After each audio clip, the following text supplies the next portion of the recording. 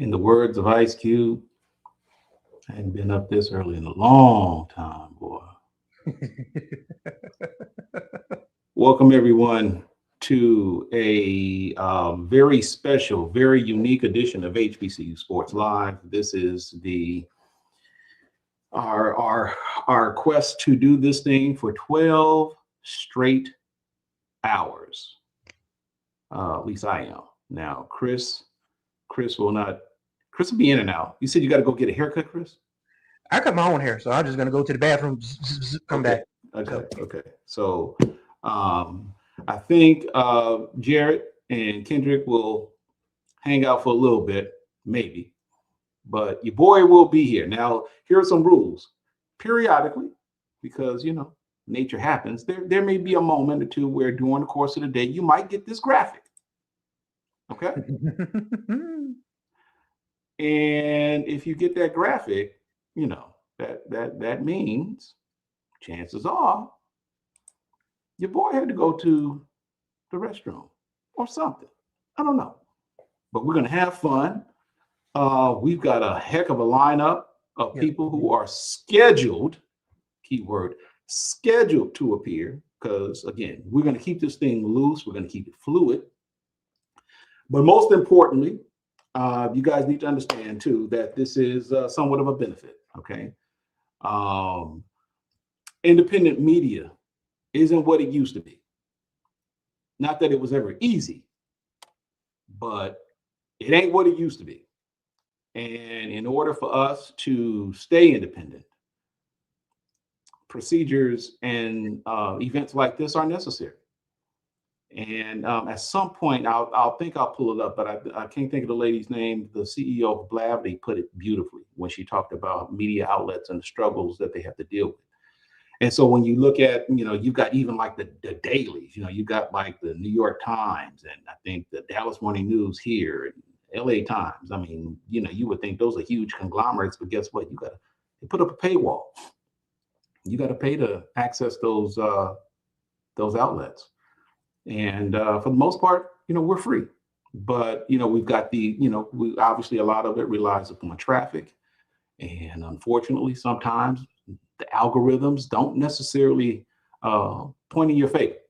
So as a result, and you guys will see, there are links in the description in which you can give. So you can donate by going to the website at hbcusports.com/donate.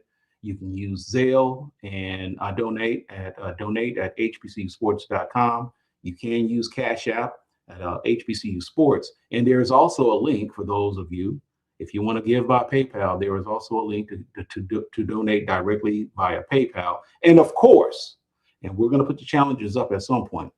As a matter of fact, I'll do it probably soon. I'll let Chris kind of take over and do some things. Our first guest is scheduled to come on at 8:30. And I think you're going to like this one. But like I said, I don't want to make any promises because, it is New Year's Eve and they're doing us a favor by coming on. And it was kind of last minute, but we think we've got a pretty impressive lineup of guests during the course of the day. All right. So with that said, real quick, Chris, if you don't mind, it's New Year's Eve. And I'll probably ask this question frequently during the course of the day. What are your reflections of 2025? Are we talking about just in this space? Whatever. Okay. Whatever. So, well, for this space, I think we learned, and if I can, I want to talk about I want to expand on your independent media point. So, here's my thing. I can only speak to this from a local perspective because I'm here in Delaware. I went to Delaware State University, and what Ken is trying to say is we cover the stuff that some major dailies don't want to cover as far as HBCUs go. Because if I can name the number of times on one hand prior to Deshaun Jackson's hire that the Delaware News Journal, which is of course Delaware's largest newspaper, and the only daily, not the only daily, the largest daily at this point, covered Delaware State football before Deshaun Jackson got hired. I can count those times on one hand. Now, I mean, and this isn't a knock on the people that work at the News Journal. I mean, we're all part of Delaware Sports Writers and Broadcast Association. I have good relationships with those people. So this isn't me knocking the writers. This is me knocking the conglomerate that owns Delaware, the Delaware News Journal, which is of course Gannett. So you're talking about, folks like us, folks like Game Day, folks like, what Dr. Cavil is doing with inside the HBCU Sports Lab and all of that. Like we're the ones that are here, not because we're obligated to be, because we love to be here. Like we're all of us here are HBCU Sports grads. Ken went to Grambling. Our Jared Hoffman went to Bowie State, as he'll quickly tell you. Kendrick Marshall went to Jackson State. I'm a proud Delaware State alum. So we're not just in this because we saw an outlet to make a come up. We are HBCU proud. We are HBCU strong. But we got bills too. So, for you, so that's why this fundraiser is important. We would, our goal is, I think it's a fair goal. And if you guys can help us reach that at some point during the day, it will keep us going because, we gotta be able to, pay our bills in order to do this. So your help is greatly appreciated. Your support is always appreciated. And, again, we're going to have fun today. I mean, we're scheduled to have a great lineup of guests. We'll be checking in and out throughout the day. We'll be talking about, reflections and different things of that nature. So as far as my reflections on this space goes, I just want people to understand that we're the outlets that were covering this stuff when no one else was. And I'm not trying to shame anybody. I'm not trying to, guilt trip anybody. But at the same time, if stuff like, if independent media goes away, you cannot count on corporate media to cover the stories that matter to you. I'm telling you that right now. You're seeing that with different disciplines, like Rolling Stone just bought out Vibe magazine and laid off the entire staff. And I don't trust anybody at Rolling Stone to cover black music the way Vibe did. So this is a serious matter. This is a serious matter. I mean, we're going to have fun today, but your help is going to be greatly appreciated. And I'll probably come back with my personal reflections a little later on. But I just wanted to make it abundantly clear that we're grateful for your support. We're grateful for the engagement, but we need the dollars to match the engagement at some point so we can keep this thing rolling, give you guys the HBCU sports coverage that you love and deserve. So with that said, there are a few of you on here now. We know we're early and we're gonna alert people, but you know what?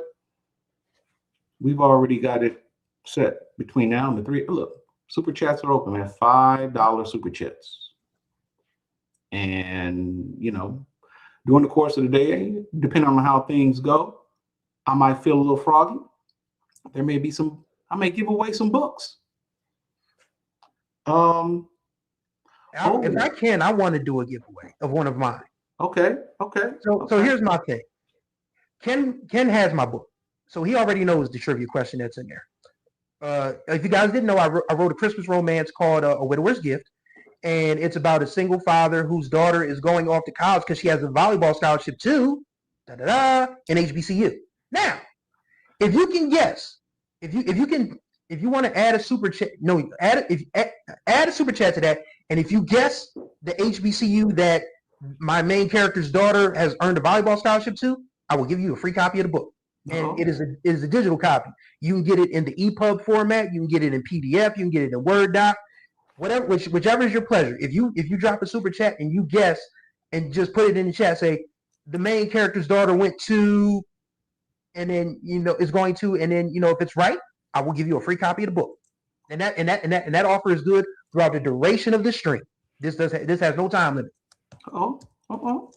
Chris. Okay. Here's another thing.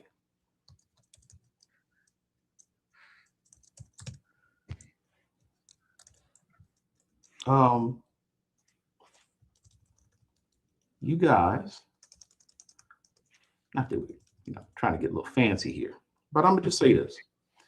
We are going to allow you the opportunity from time to time.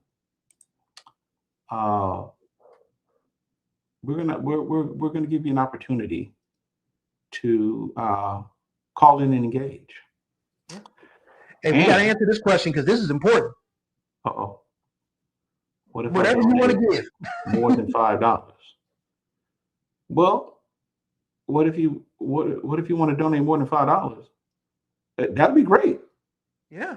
I mean, I mean, I don't know what to tell you, Ford. I mean, bruh, look, we ain't asking for too little. Well, I mean, it can be $2. You know, I mean, if you're saying that there's an incentive, there's no necessarily incentive, but I'm saying that during the course of the day, um, we're gonna make this hopefully a little have some engagement and make it worth its while, if you Right. will. But I will say this. If we've got a hotline, the HBCU Sports hotline, and we don't necessarily have to take it now, but if you like, if you want to call in, just go to HBCUHotline.com. That is the HBCU Sports hotline. Mm. And hey, if you want to chop it up a little bit, we can. And it is the HBCU Sports hotline located at HBCUHotline.com. You can go to HBCUSportsHotline.com too, but I figured, but we'll save them the keystrokes. We'll go ahead and keep the domain. But HBCUHotline.com will bring you in. If you want to come on, chop it up for a little bit, you can certainly do that. All right. So 2025 for me, needless to say, was one, it was a challenge. It was a challenge from the standpoint of trying to conduct business. It was a challenge from a health perspective, as many of you already know. And I would just simply say that no matter what, man, no matter what the outcome of this Pod-a-Thon would eventually be, I am blessed to be able to say that I am breathing right now on December 31st, 2025. And hopefully I'll be able to see January 1st, 2026. All right. So look, man, but we've covered stories. There have been some good times, mostly good times. There have been some down times, but like I said, man, we're true to this. And we're not new to this. We think what we do is important, and to be quite honest with you, as Chris alluded to, we think what everyone else in this space is doing is important, which is why many of them I've invited. And you're right. And for Flood has to come through. Flood will be through at some point.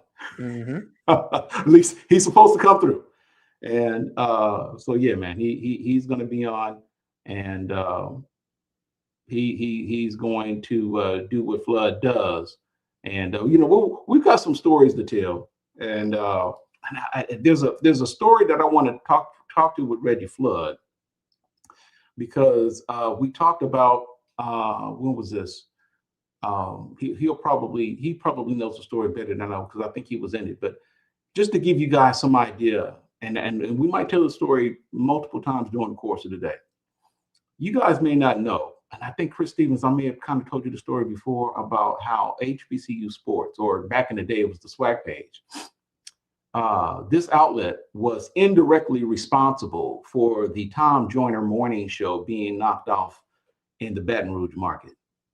Did I tell you that story? No. You never heard of that story? No. Okay.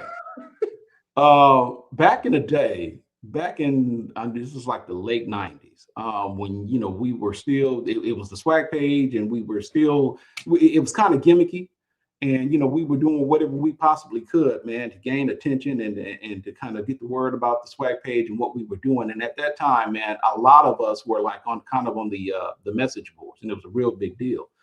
But as a kind of a promotional thing, I came up with this idea to come up with the Band of the Year award. And look,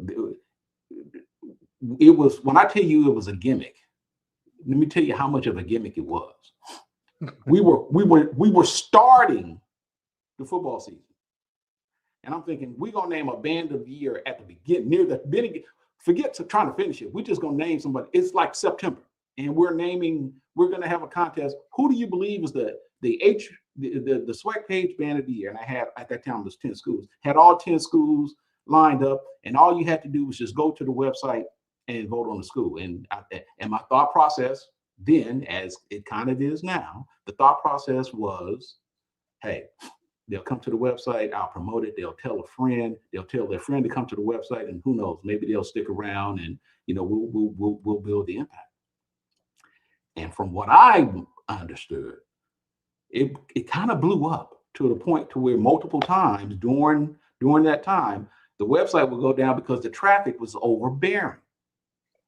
And shout out to the folks at Prairie View, because let me tell you what happened. It got so big that they wanted the Marching Storm to be named Band of the Year. Dude, they had students on KPVU, the radio station at the time, saying, go to the SWAC page, go to swagpage.com and vote for the band to be Band of the Year. Meanwhile, you got the folks in Baton Rouge, they voting too. Down in Southern, they're voting for Southern. Ultimately, and I look, this was just, I had a date. There was a cutoff date. I'm not exactly sure what the date was, but all I know is that the poll ended like on a Tuesday or a Wednesday. And it just so happens that Prairie View finished first and Southern finished second. Ooh.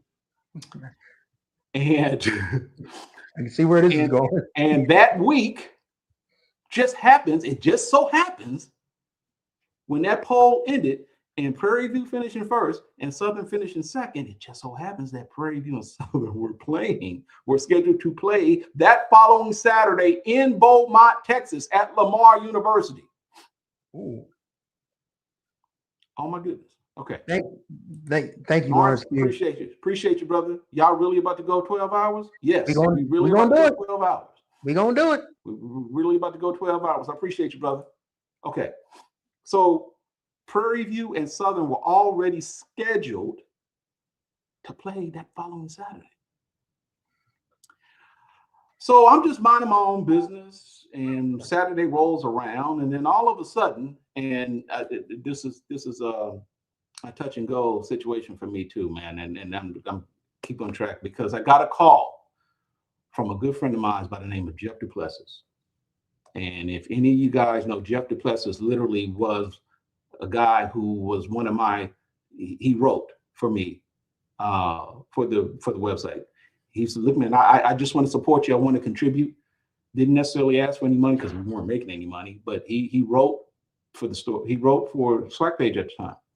And unfortunately, man, he transitioned on Christmas morning. Oh, wow. And so I just realized that. But he died on Christmas morning. But anyway, Jeff called me. He said, "Ken, turn the CNN." I said, "For what?" He goes, "Prairie View and Southern, the bands got into a fight." I'm like, "What?" I turn to CNN, man, and they are literally showing highlights or just clips. And I'm like, "Oh my God. I swear to you, I'm not making this up." Adrian Crook. Hey, Adrian, let me tell you, brother. That's okay. This is right on point because let me tell you what happened. Right on point. The next, like that night, and like the next morning, like for the next few days, I'm literally getting email, most of them from Southern folks. You started this fight, right? It's a damn shame. You know what? This poll is stupid. You started the fight. I was like, I'm stupid. This poll is stupid. Do you know how stupid you sound trying to blame an internet ban poll for starting a fight? Do you know how stupid that sounds? And they voted in it. They were coming after me, bro. I'm telling you. That trumpet blow was something. Crook a fool, man. Yeah. So they literally, and from what I understand, man, some people were hospitalized and so forth. So we fast forward maybe, I don't know, a week later, if that.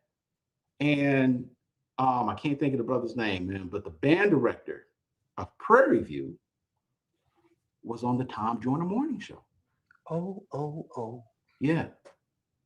And so I'm listening. I'm like, let me hear this. And so he's saying, to the band director, he said, so sir, tell me what exactly happened that started this fight. He goes, well, Tom, first it needs to be understand that one of the reasons, the primary reason was due to the fact that the band was named the Swag Page Band of the Year by swagpage.com. And I was like, oh. Needless to say, the damn website went down again. Crash. Blew up. Okay. So while this is going on, he's talking to Tom Joyner and so forth. And then there were folks, as I understand it, people were saying, okay, you got his side of the story. Why didn't you bring on Prof. Isaac Greggs, the band director of Southern? Now, if I understand correctly, according to Tom Joyner, he says, if I understand correctly, he said, we reached out to them. We invited him on the show, and either they didn't get a reply or he decided not to come on, something along those lines. But according to Tom Joyner, they did try to get Isaac Greggs on the show, band director of Southern University. Well, I'm gonna tell you something now. The folks in Southern weren't hearing that. They was like, you on some BS, bro. You on some BS. This is the way you're gonna act. You're gonna make this a one-sided thing. Then okay, we'll show you, bro. Let me tell you what happened. There, apparently, this was in the Baton Rouge Advocate. This like went big time, dude. The folks in Southern said, take Tom Joyner's ass out of Baton Rouge. Get him off. And crazy. It became a community thing. It wasn't just the Southern folks. I guess anybody and everybody who supported him, they's like, yep, get his ass off. Guess what? They kicked him off the radio station. Whoever was hosting him in Baton Rouge, whatever radio station that was, they kicked him out of the Baton Rouge market. And from what I understand, it took some time for him to eventually get back on. That's crazy though, because Tom was the only game in town at that point. Was he? From a national level, I think. Yeah, probably so. It wasn't a Steve Harvey morning show back then. Yeah, that's true. That's true. Wait, maybe was Russ Carr on then? Well, it was around that time, but I don't think they had Russ Parr with him. It was around that time though. Yeah, dude, they literally kicked him off the show. So fast forward many years afterwards. Keep in mind that Tom Joyner was broadcasting from here in Dallas, at a building in Dallas. Yeah. And it just so happens, I swear to you, I'm not making this up. I had applied for a job at Reach Media, which is where he was located. Didn't think nothing of it, or I kind of did. And it was for a sales position. And I applied and we were talking and so forth. And I don't know who the lady was. And she kept saying, Kim Rashad. That name sounds awfully familiar.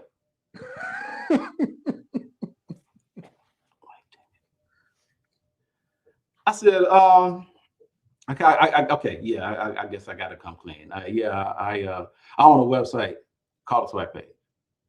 And yeah, I just left it at that. You're that website that ran that band pole, huh? Yeah.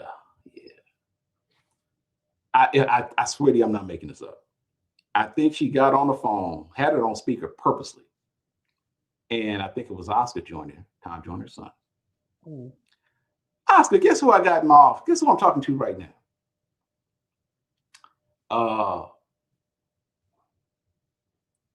She said, I got the guy on the Swag Page. Man, that's the website that got us kicked out of Baton Rouge. I swear to you, I'm not making this up. And we went through the process. I didn't necessarily meet him, but needless to say, I didn't get the job. So needless to say, all right. So with that said, the timing couldn't be perfect. And I think because this person is so special, we're gonna do this really, really right, okay? Because I'm here to tell you, this is our first guest, and we'll finish the story later, but we gotta put some proper stuff on this one. Because if you guys know anything about this show, there is one person on this show who can do no wrong. I don't care how famous anyone else is. There is one person, whether it be me, whether it be Chris Stevens, whether it be Jared Hoffman, and I'm guessing even to some degree, Kendrick Marshall. I'm here to tell you, this person could be accused of the most heinous thing out there. And as far as we're concerned, she can do no wrong. She can do it. She can do it. She could be accused. Give me an example, Chris. Give me something that's just heinous. That's look. Huh? Not putting the grocery cart back. Let's start there. I hate people that do look. She can be accused of shoplifting. There you go. Yeah, she can be accused. She can be accused of shoplifting. She can be accused of just. And as far as we're concerned, you know what? It don't matter, because you know why? Because we are hashtag Team Tiffany for life. And it is my pleasure and an absolute extreme honor. It's the reason why Chris Stevens got up as early as he did. Because she was like, look, it's because of who I am and because of what I do. I want you to put me on first because I am worthy of coming on first. And I was like, hold on, whoa, okay. Welcome to the stage, Virginia State AD Tiffany Sykes. Good morning. Happy holidays. Thanks for having me this morning.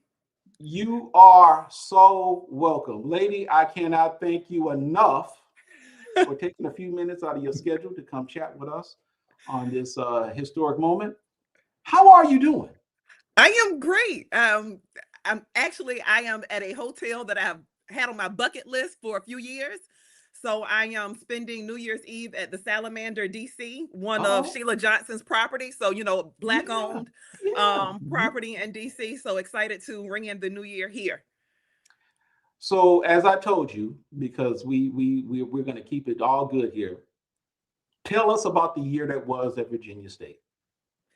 Oh my gosh. So the best thing about this was that I was named the athletics director at my alma mater on my 45th birthday.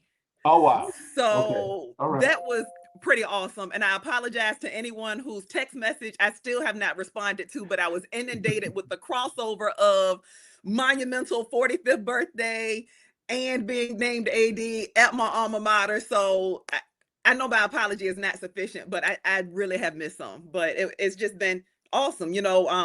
The women's basketball team competed in the championship game, advanced to the NCAA tournament that same week. My men's team won the CIAA basketball tournament. CIAA is a basketball conference. Yep. We are lucky to have Lonnie Blow as our head coach, who I've known for many, many years. He lives actually in my hometown of Portsmouth, Virginia. We've been playing basketball for over 100 years, and Virginia State's only won 5 CIAA tournaments, and he's won 3 of them in the last 10 years at Virginia State. So I walked into a really good situation as a basketball fan at my alma mater. I could talk forever. I mean, we joined the Gulf South in lacrosse. We joined the Peach Belt in men's lacrosse. We joined the USCAA in soccer. Our soccer team won the national championship in that association. So I'm having a great time. Chris? Just, this whole year has just, been like, star-crossed for you, getting your dream job on your 45th birthday. I mean, I can't think of too many birthday gifts better than that, but just, what do you see in the future for Virginia State athletics as far as, possibly adding sports, or as a MEAC guy, I have to ask, adding sports. So we currently sponsor 21 NCAA sports at the Division II level, and of course the beautiful infamous Woo-Woos also fall under my leadership. So the Woo-Woos fall under your leadership. The Woo-Woos fall under my leadership as well. Adrian was a Woo-Woo while I was there. She's now their head coach, founded by Dr. Paulette Walker Johnson, who's a CIAA Hall of Famer. So Yes. So essentially we have 22 sports within our portfolio. It would be really hard for me to add another sport right now. Of course, there is some desire to add women's flag football. The CIAA has added that as a sport. But the thing I think some people do not consider when you are adding these sports is you need more athletics trainers. You need more sports information directors. You need more creative content professionals. You need, wraparound services. And we're already kind of understaffed for the number of athletic trainers I'd like to have and support staff I'd like to have. If I can expand that, I'd love to add more sports. I'd like to add women's golf. But as far as the MEAC, Chris, not today. Not today. And, people talk to me all throughout my interview. I had a full day interview. I met with boosters. I met with students. I met with university leadership. And the question continued to come up about us moving to the MEAC. And, I can't even say we don't have MEAC money, right? Because we actually do have MEAC money. We don't have MEAC money for the 21 sports. Now, if I were to have 14 sports or 15 sports, and I was supporting that number of sports with my budget, we could certainly move tomorrow, right? But my goal is to maintain all of the sports we have for my student athletes to have a great experience, to allow them to compete for championships. That was the reason we joined all of these conferences so fast, right? I hate to say it's no fun because playing a sport is always fun. As hard as administrators and people like to make it, it's always fun to play a sport, but I think it makes it a little more fun when you're not independent and get to compete for actual championships. So that's why we're joining the Peach Belt. We're joining the Gulf South. We're joining the USCAA, and I'm just lucky to have a president who's as bold and progressive and as innovative and as fearless as I am, and he just, has turned me loose. So Tiffany, well, good, Chris, go ahead. I was just going to say, well, hopefully the CIAA leaves room for Delaware State, but yeah. Really, Chris? Delaware State is doing just fine. That's my alma mater. I love my alma mater, but I'm just a little nervous right now about the MEAC. That's why I asked. So Tiffany, let me ask you, because as you mentioned, and we hear this all the time, how people on the outside don't necessarily appreciate all of the business, I guess, on the inside that ADs have to face with respect to fielding sports or fielding, new programs and so forth. And then, of course, the behind the works or the infrastructure required in terms of trainers, in terms of coaches and coaching staffs and so forth.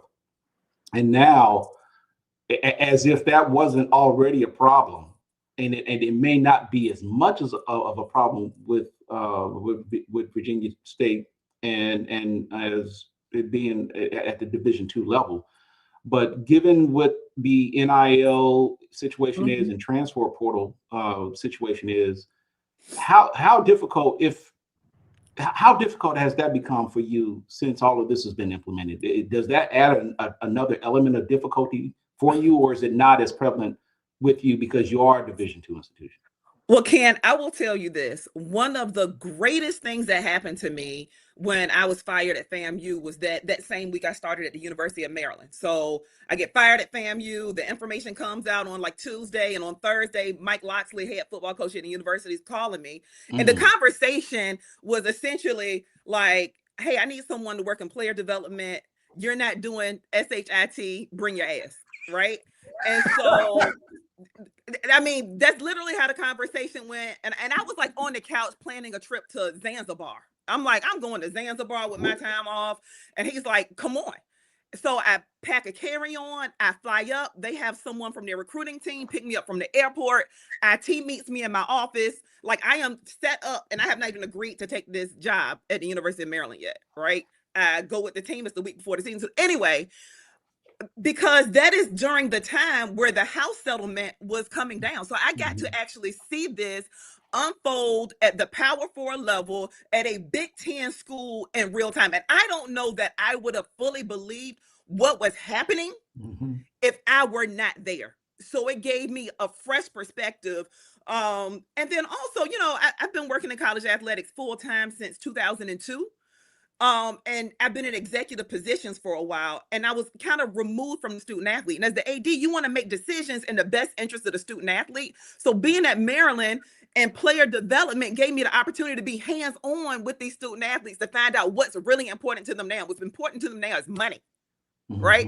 They don't care as much about facilities, right? So we at Maryland, we started, official visits were 2 days. You bring someone in, well, 3 days, 2 nights. We're flying them in. You're looking at what you're being offered. You're flying them out. So it kind of adjusted the way I looked at things at Virginia State. I thought that I would not have to deal with this as much at the Division II level. In fact, when search firms started reaching out to me when I was let go from FAMU, I'm like, D1 is kind of chaotic. Things aren't really settled. I've spent half of my career in D2. That's kind of my place, right? We signed a top 100 basketball player. When you sign top 100 basketball players at Virginia State University, people are interested in investing. Investing in a way that I had not seen before at an HBCU, right? I'm talking boosters walking in and us having to open up the safe and secure funds until we can find a way to facilitate payment to student athletes, right? So we will be, I guess I'm announcing now, but we will formally send out a release that we've partnered with Open Doors. We'll be the first CIAA institution to partner with Open Doors and with that NIL platform. So I'm grateful for our foundation who absorbed the cost of us. The former foundation board president, Brenda Stith-Finch, saw it necessary for us to make that investment. But I mean, if you haven't been to Virginia State University and seen this beautiful facility that we have in this awesome campus, I mean, we are primed to, we want to win a Division II national championship, right? We know it's happened in the CIAA, right? Virginia Union's won national championships in basketball. Hampton's won national championships in women's basketball. As a matter of fact, our commissioner was on the team. Shaw University's women's team. Winston-Salem's football team competed in a national championship, right? So we know that it can happen from the CIAA. So I think the combination of our facilities and our investment and our leadership, that's what we're ready to do. So Chris, I hear you on the MEAC. I want to win a Division II national championship. Yeah, that's fair. And just, seeing the rise of women's sports, I'm a WNBA head myself, so I've just really been excited to, see what's going on with Angel and Caitlin and everybody else. Just from a administrative perspective, just how seriously do you take your role as a leader and a role model to these young ladies coming up? Because I can think of people like you, Commissioner McWilliams, Siobhan Mansfield at Howard, who I've known a long time.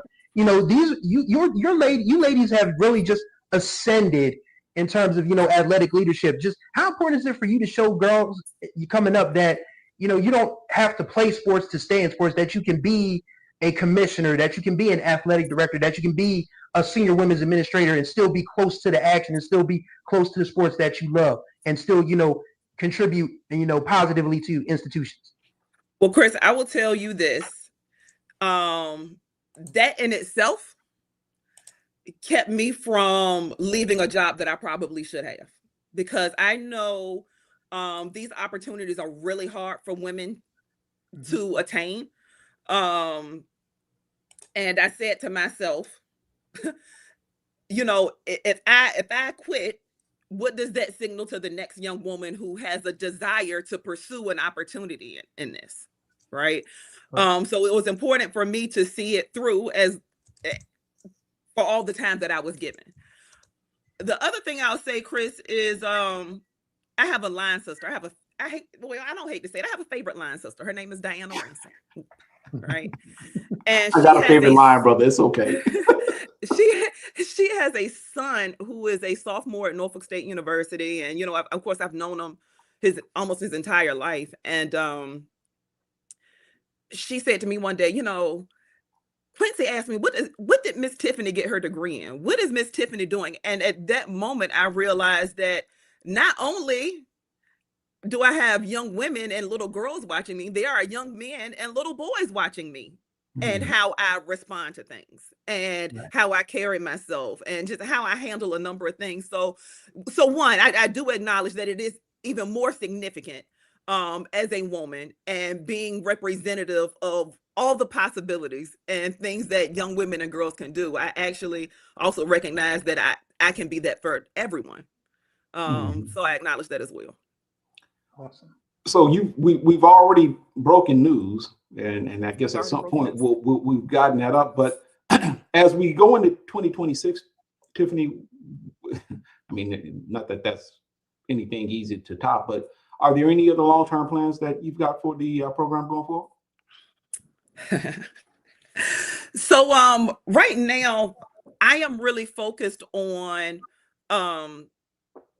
one of our university strategic priorities is defining the brand. And I kind of love to tell this story. If you have followed Virginia State historically, you have seen our athletics teams compete in navy blue, right? They wear navy blue and orange.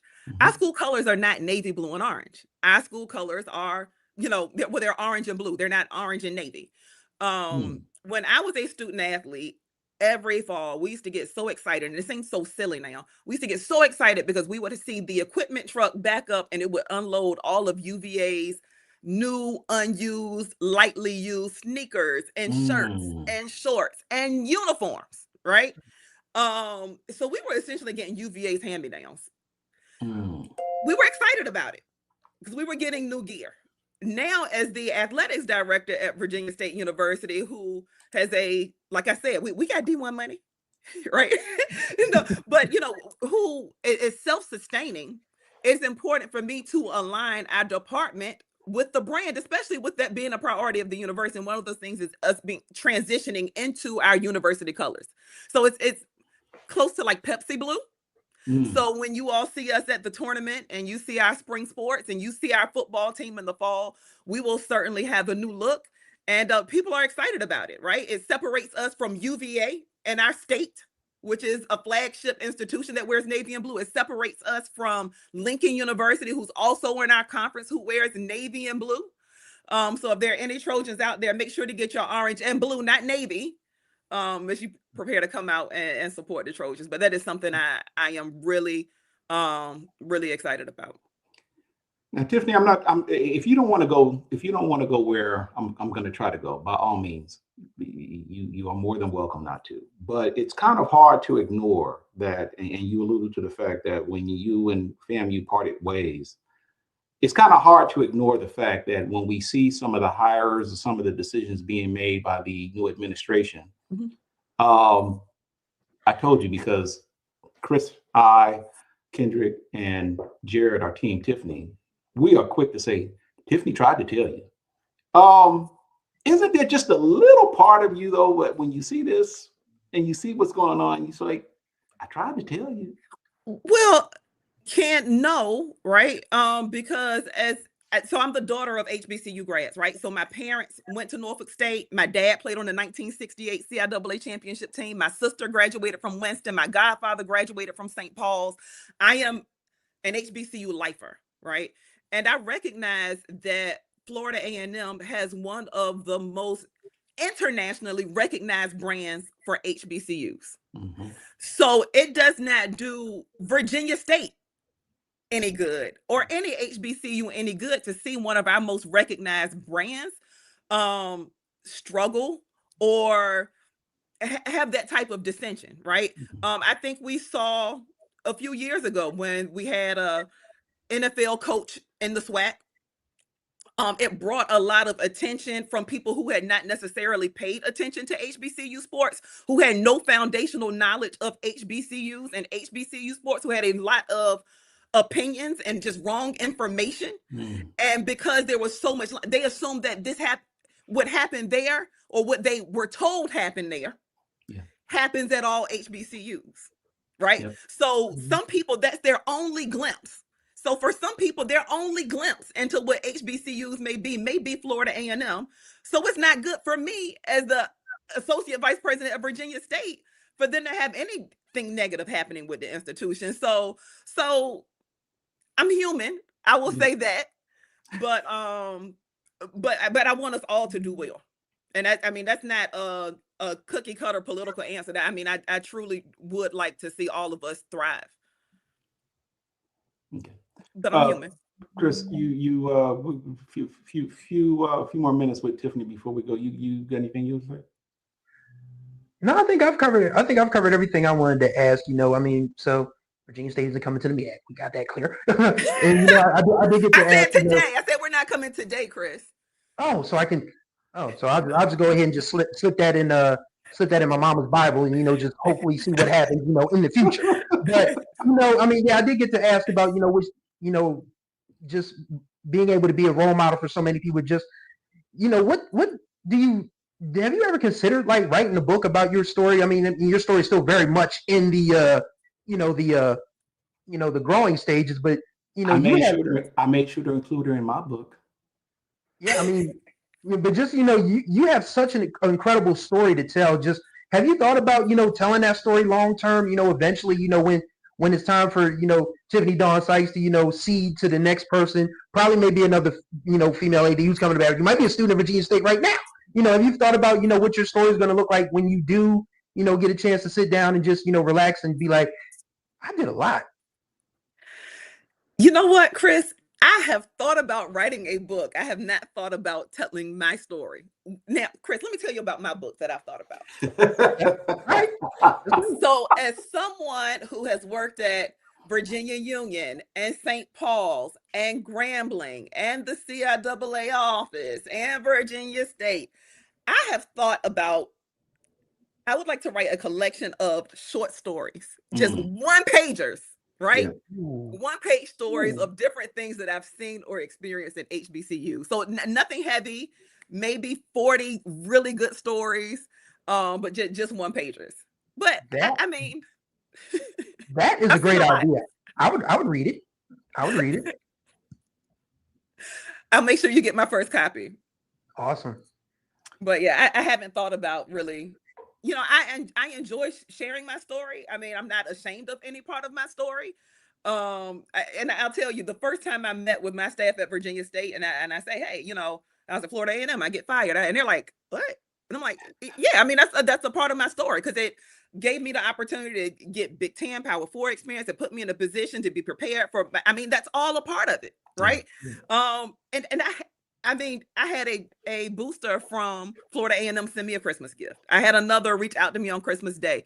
So it was tough for a little bit while I was in it, but I met some awesome people. I did have support from a lot of people. A lot of people invested in the program while I was there. I had the opportunity we recorded the most highest perfect APR scores in school history, right? We generated the most revenue on football season ticket sales after we restructured the ticket package in school history, right? So being able to, if I had not taken that job, I would not have been able to put on my resume, right? Highest growth in revenue, highest APR scores, right? Like those are things that people work years and never get to put on their resume, but I was given an opportunity. And I'm grateful for Dr. Larry Robinson for having faith. And I get to say, hey, a year ago, I will say we had a fully eligible football team, right? That departed. Well, I mean, no, Ken, and I'm really not trying to say this to be funny, right? I get it. No, part of my conversation was I knew we had a talented team. I knew we had an outstanding coach. And we wanted to win a Celebration Bowl, which is what we did. But so much goes into that, right? Including having every single player certified to be eligible from the first snap of the season and having all of your personnel available for the entirety of the season. You're not folding in wide receiver 1 in game 2. You're not folding in tight end 1 at game 3. You're giving your coach and the team the best opportunity to compete by having everyone available. And I mean, it took everyone. It took admissions. It took academic services. It took a full-on effort to do it. But again, I did not get to create that if it were not for that opportunity. So super excited that's a part of my story too. Man. I think that's incredible that you're so transparent about it because I've been let go from a job or two at a time in my day, and I can be honest with you, I really don't have no good words for any of those folks. So you're a lot better person than I am. That's all I got to say. Well, Chris, I know people say I'm an AD, but I also say that I'm a coach, right? As an AD, I coach the coaches, and there are two types of coaches that have been fired and coaches that will be, right? I mean, that's the nature of the business. Fair. So it happens. Yeah, it happens. Look, Tiffany, I can't thank you enough. She is Virginia State Athletic Director Tiffany Dawn Sykes. Lady, thank you so much for kicking this Pod-a-Thon off the right way. I mean, she was like, I'm like, I got 8 o'clock. Well, we started at 8. Put me on at 8. I'm like, hold up. Look at kind of building. I was like, ooh, wait. I'm like, well, Ken, I told you I'm at this hotel that's been on my bucket list. We got a pool, we got a spa, we got a restaurant, we got all the things. So I want the rest of my day to enjoy myself. Look, I know that's right. And you know what? And because of that, that's the reason why I'm gonna go ahead and let you go, because you have done more than enough. You are on your own personal time, and you have blessed me with this opportunity. So I'm telling you, look, you couldn't do anything wrong before, but I'm gonna tell you now, I'm not saying that it's gonna happen, but if you ever get, for whatever reason, accused of murder charges, I'm telling you, we are still Team Tiffany for life. But look, Chris, I will tell you, I always take back my grocery card. Okay. Yeah, thank you. See, that's so I will not be found guilty of that. That is awesome. See, Tiffany, thank you so much. Okay. Yes, ma'am. Thank you both. Happy New Year. All right. Happy New Year. Yeah. All right. Bye-bye. Man, look here. That's how we doing it around here. See, this is why you guys need to support us, and we want to thank who just dropped the super chat while we were talking to AD Sykes. Oh yeah, M40 said, my brothers who have kept me alive in 2025. Keep up the good work. Keep grinding. It's small, but it's helpful. Man, so thanks, M40. And we're glad we could be that conduit for you to keep you rolling. And this is what we do here, man. We have a good time. You know, we talk about HBCU sports, but we have fun too. So, you know, if you guys want to keep this party train rolling, I mean, and she's just the first guest. I mean, everybody else is coming on. You got some big shoes to fill, because that was a wonderful interview we just had with AD. That was great. And we broke news. Lawrence, thank you for your donation of $50. Someone asked, and someone wanted to know if there is a CashApp, and yes, there is CashApp. Mm-hmm. Where was that comment at? It was DLOB 2010. Here it is. Yep. Does HBCU Sports have a CashApp? Yes. That way YouTube doesn't have cut. That is correct. So look, it's right there in everything. All of the details are there in the ticker. There are also links in the description below of where you can give. You can even give via PayPal. As a matter of fact, we've got my man Odell donated $50. Thank you, Odell. And my man John Grant just gave $100. John Grant, look, brother, look. You know what? John Grant. So I'm gonna tell you now, John. Full disclosure, I was gonna bring you on. I wanted to ask you to come on, but when I realized how many, so here was the strategy. I figured I'll put a lot of people out there, and maybe a lot wouldn't necessarily accept the invite. But then it realized things started filling up like really fast, and I didn't want to. I wanted to kind of keep the format loose, because we kind of wanted to kind of talk off topics, and I didn't want the whole thing to just be interviews, because that can get kind of draining, man. I got to do this thing for 12 hours. So John Grant, thank you, brother. We gonna hook up at some point, and when I come out to Atlanta. ODB checking in said that was him, Aggie 76. I know who it was. I know who Odell is. Thank you, brother. I appreciate you. But hey, John, when I come out to Atlanta, because we ain't got no money, when I come out to Atlanta, dinner is on you. Okay? But I appreciate your donation, brother. I really do. All right. Speaking of Atlanta, straight out of Morehouse is my man AD Drew. What's up, brother? What's going on, fellas?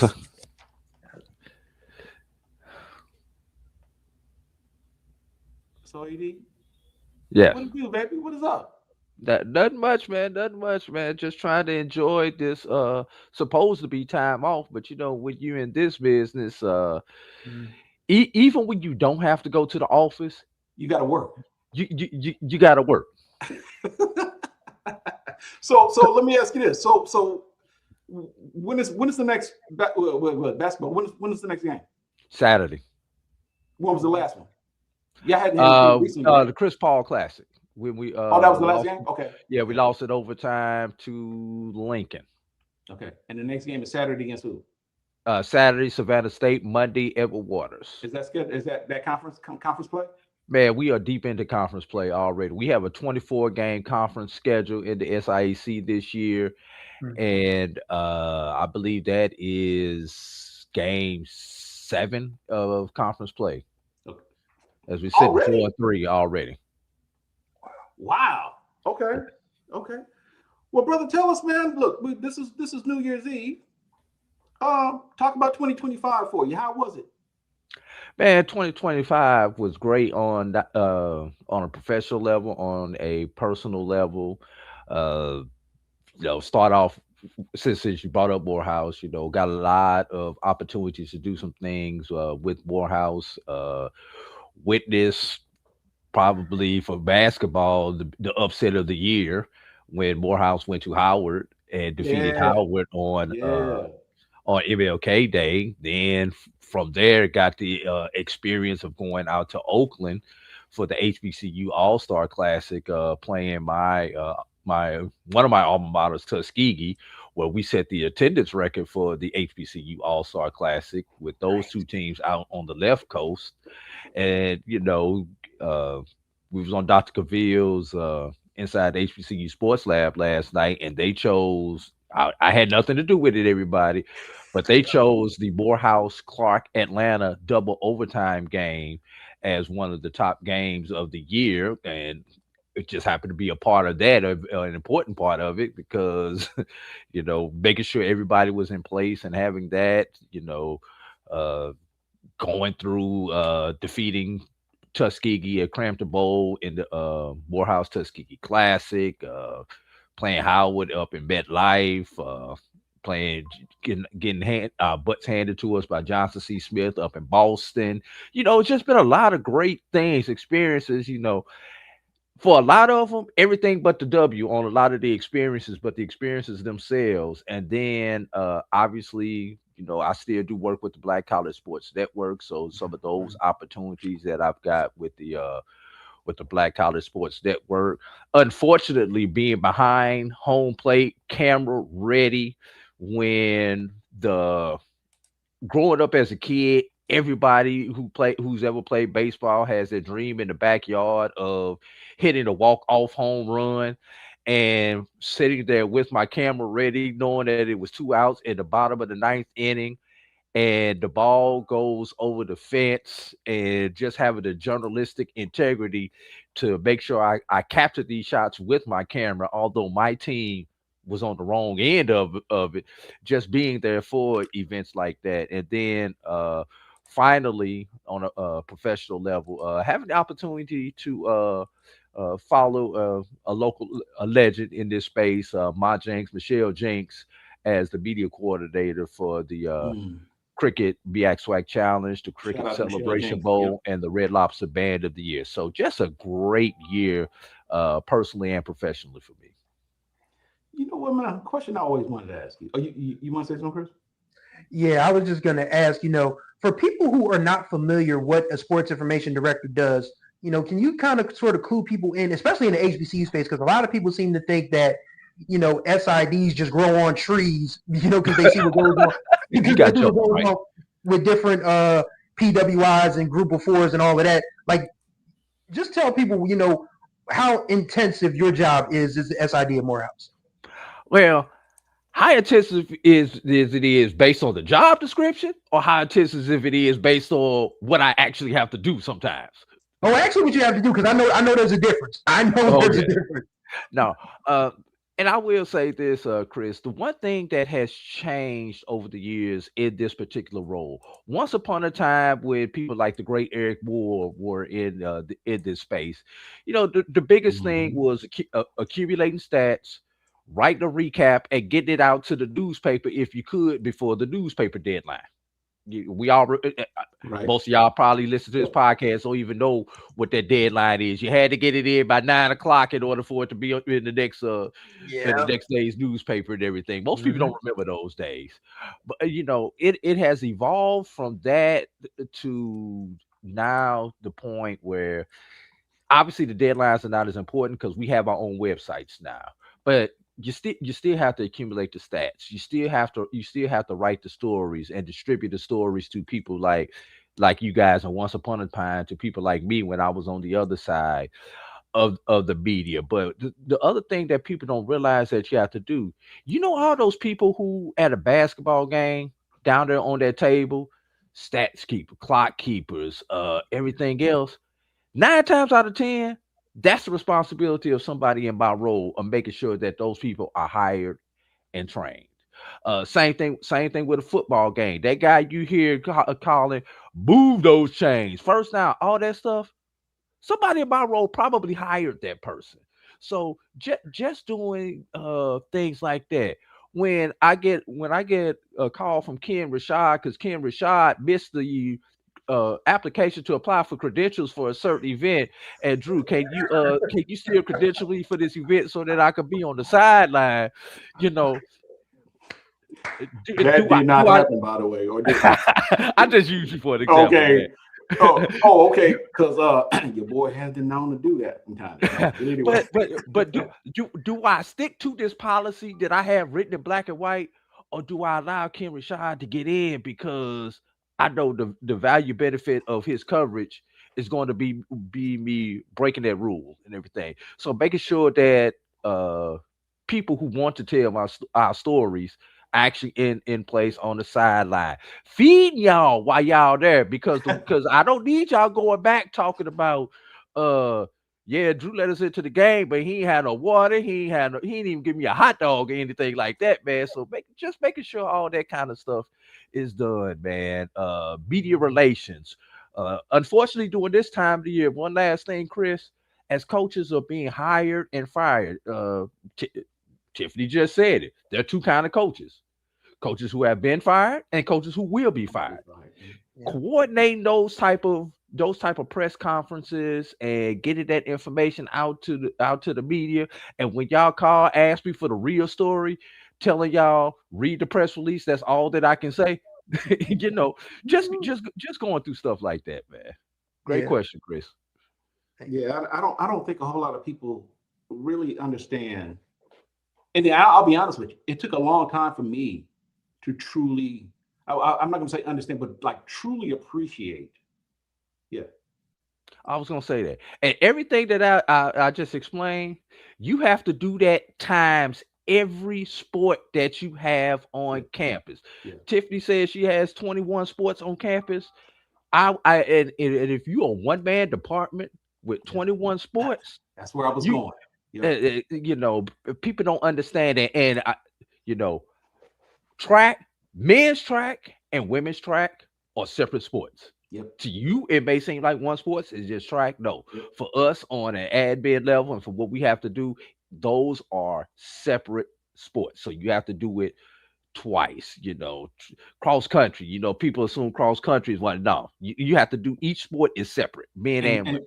And something else to consider too, and I want to be careful not to necessarily compare what you do to some of the majors, but just to put some things in proper perspective. Mm-hmm. When you look at some of these programs at the FBS level, either whether they be Power 4 or G5, in many cases, or in a lot of cases, they have a staff of anywhere from 10 to 20 people on staff, in which, like, I'm guessing, I'm just going to put out there, like Michigan probably has an AD/associate ADs specifically for those sports. For each sports. Right. Sport. Yeah, you may have on that level, you may have 2 to 3 sports that you're responsible for. You know, one fall sport, one winter sport. Exactly right. One spring sport. Yep. Usually the person responsible for football, that's all they do. Is football, because football is 24/7, 365, possibly with basketball. But when you get into the Olympic sports, you may pick up a one sport per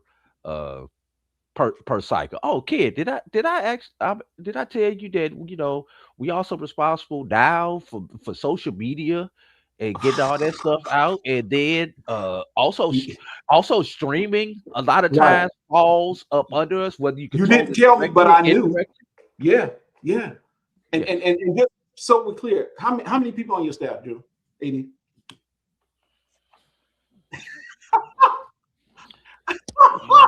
Right. Look. when you see that person, when you see that other person, let me know. I do have a great team of students. Don't get me wrong. Right, I have a right, I great get that, team right. of But I'm talking students about people, that right? work with me, but full-time professionals with Yep. benefits. Yes. I'm solo. Yep. Yep. I knew it.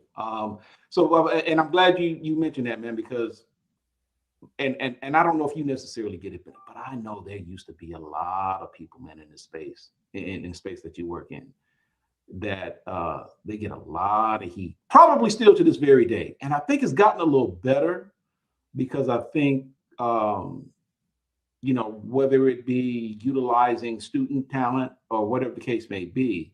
And like you said, now that people don't realize that, and correct me if typically, doesn't the NCAA give you like a deadline to report stats to them as well?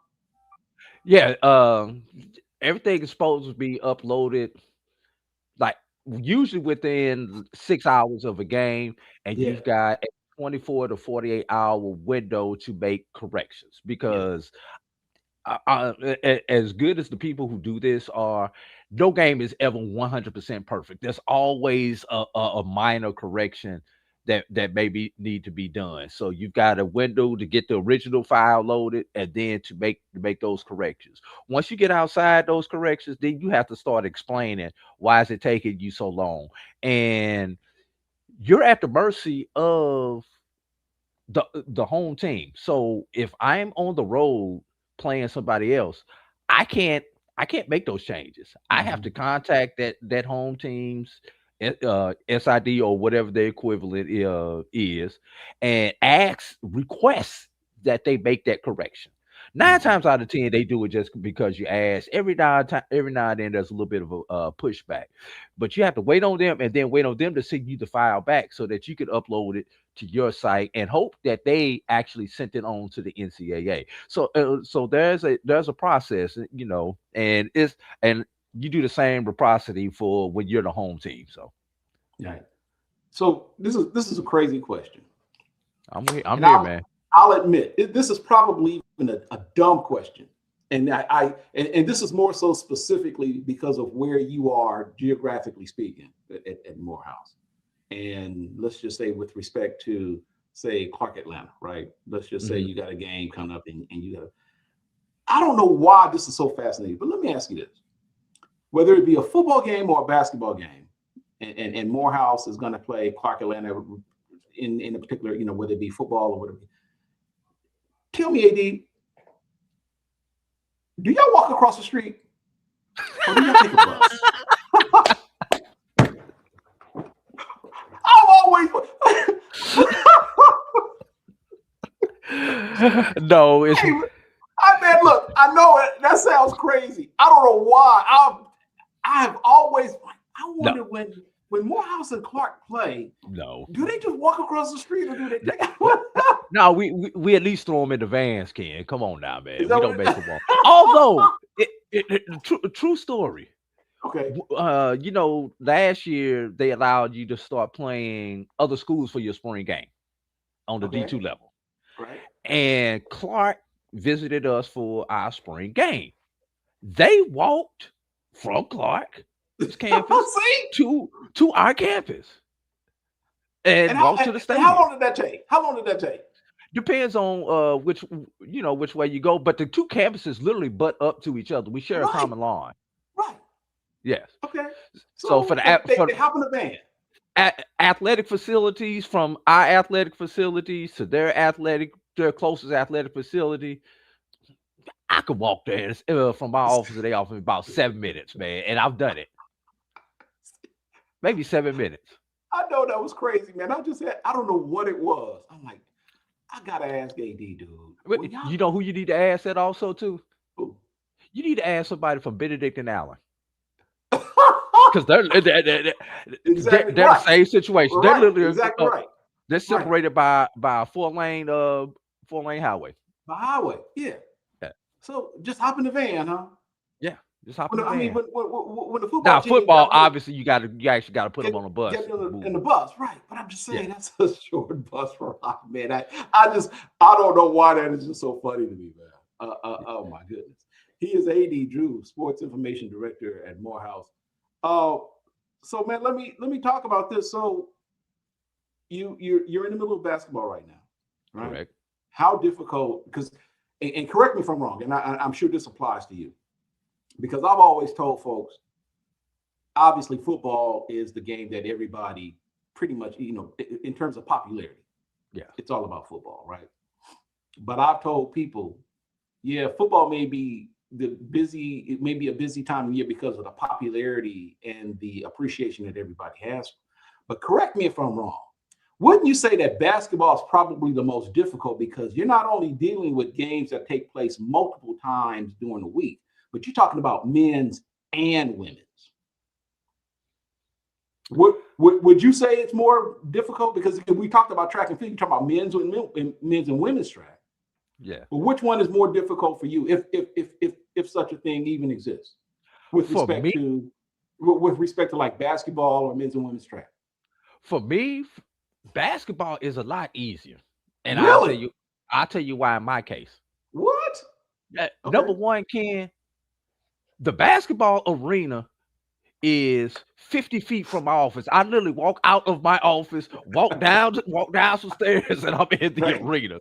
So for me, just operationally, because it's in the same building where my office is at, it's a lot easier for me to do something versus, in my case, when we have a football game and something goes on in the stadium. If I forgotten a piece of equipment, a piece of paper or something like that, I have to go back from the stadium back over to my office in the arena and come back. So just for me, logistically, it's easier because everything's right there for me.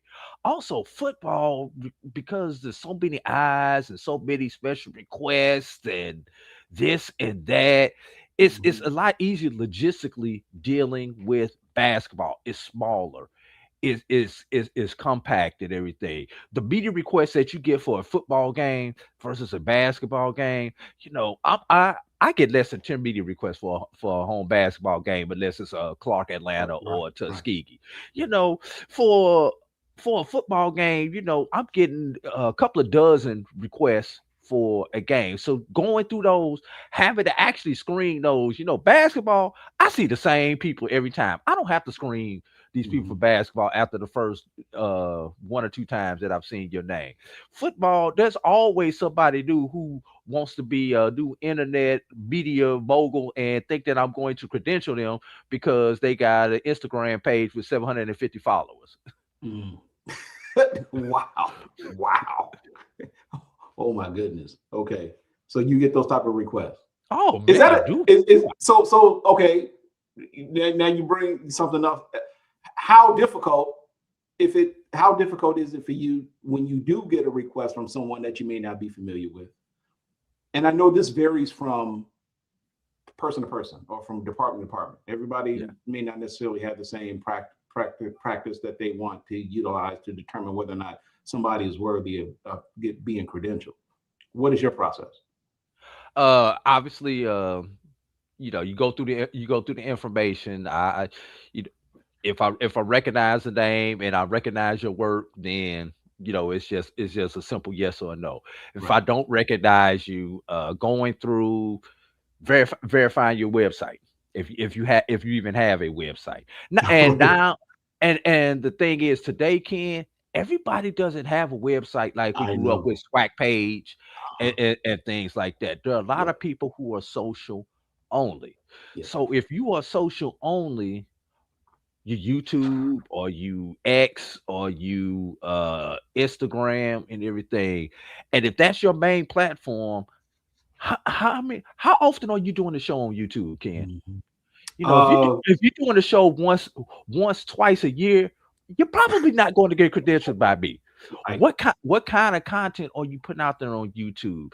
If all your content is about LSU and UGA and Alabama, and you don't have a story on your YouTube page about any of the HBCUs, then you're probably not going to get credentialed, you know. And it's the same thing when I look at your IG content and different things like that, because I'm probably a lot more lenient if you're a social only, recognizing the space of the media that we are in today.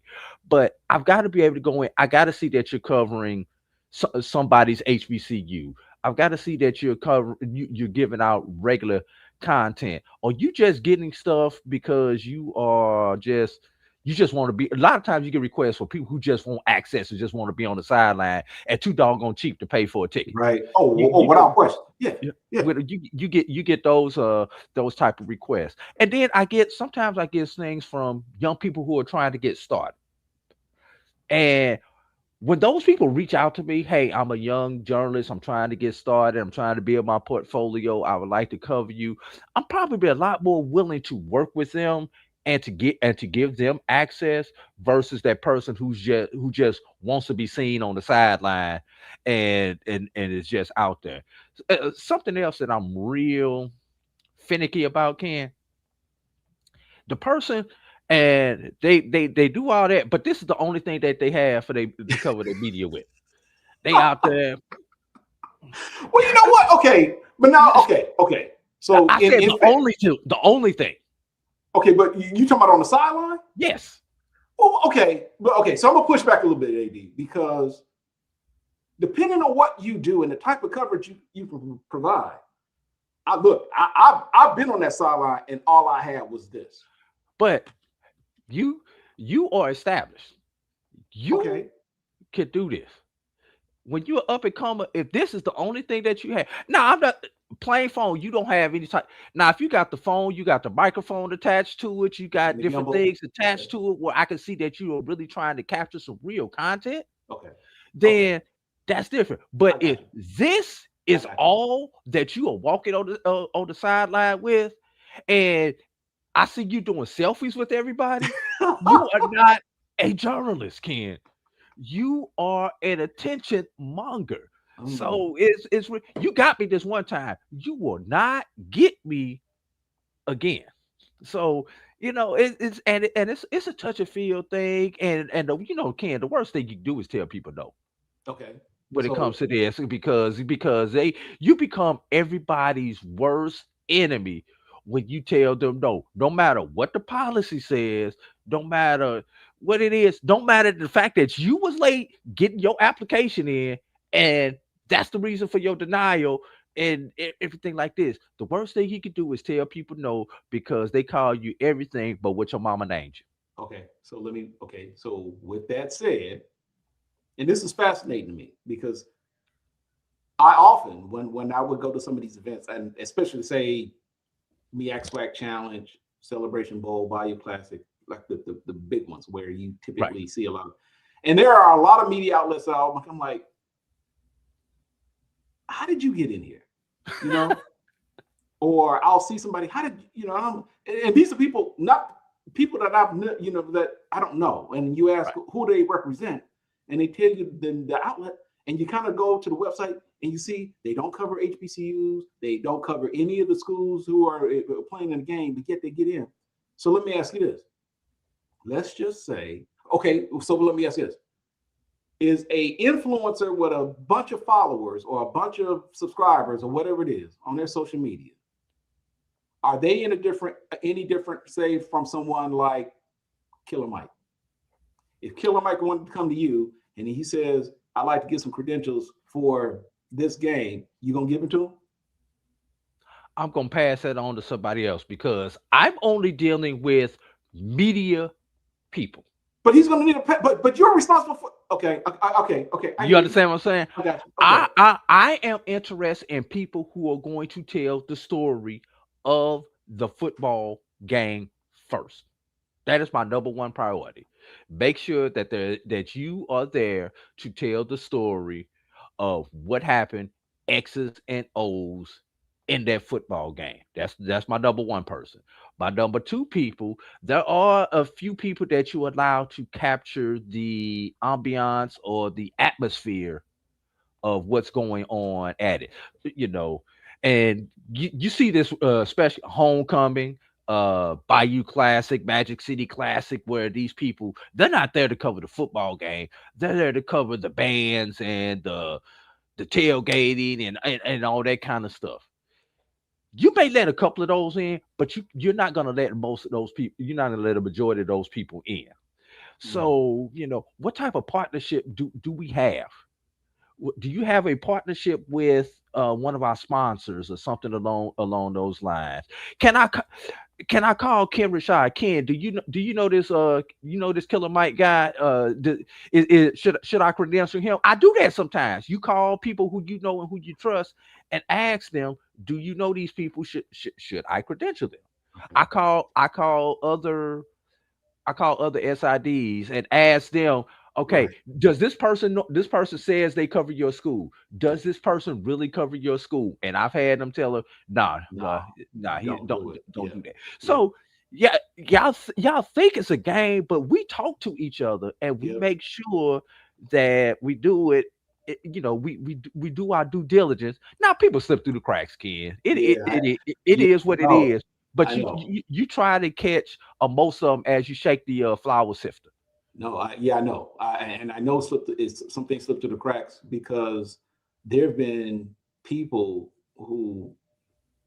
sports information departments, who called me asking, hey, this person, such and such, is saying that they're doing work for HBCU Sports. Oh my God. Do I need to approve? I'm like, who?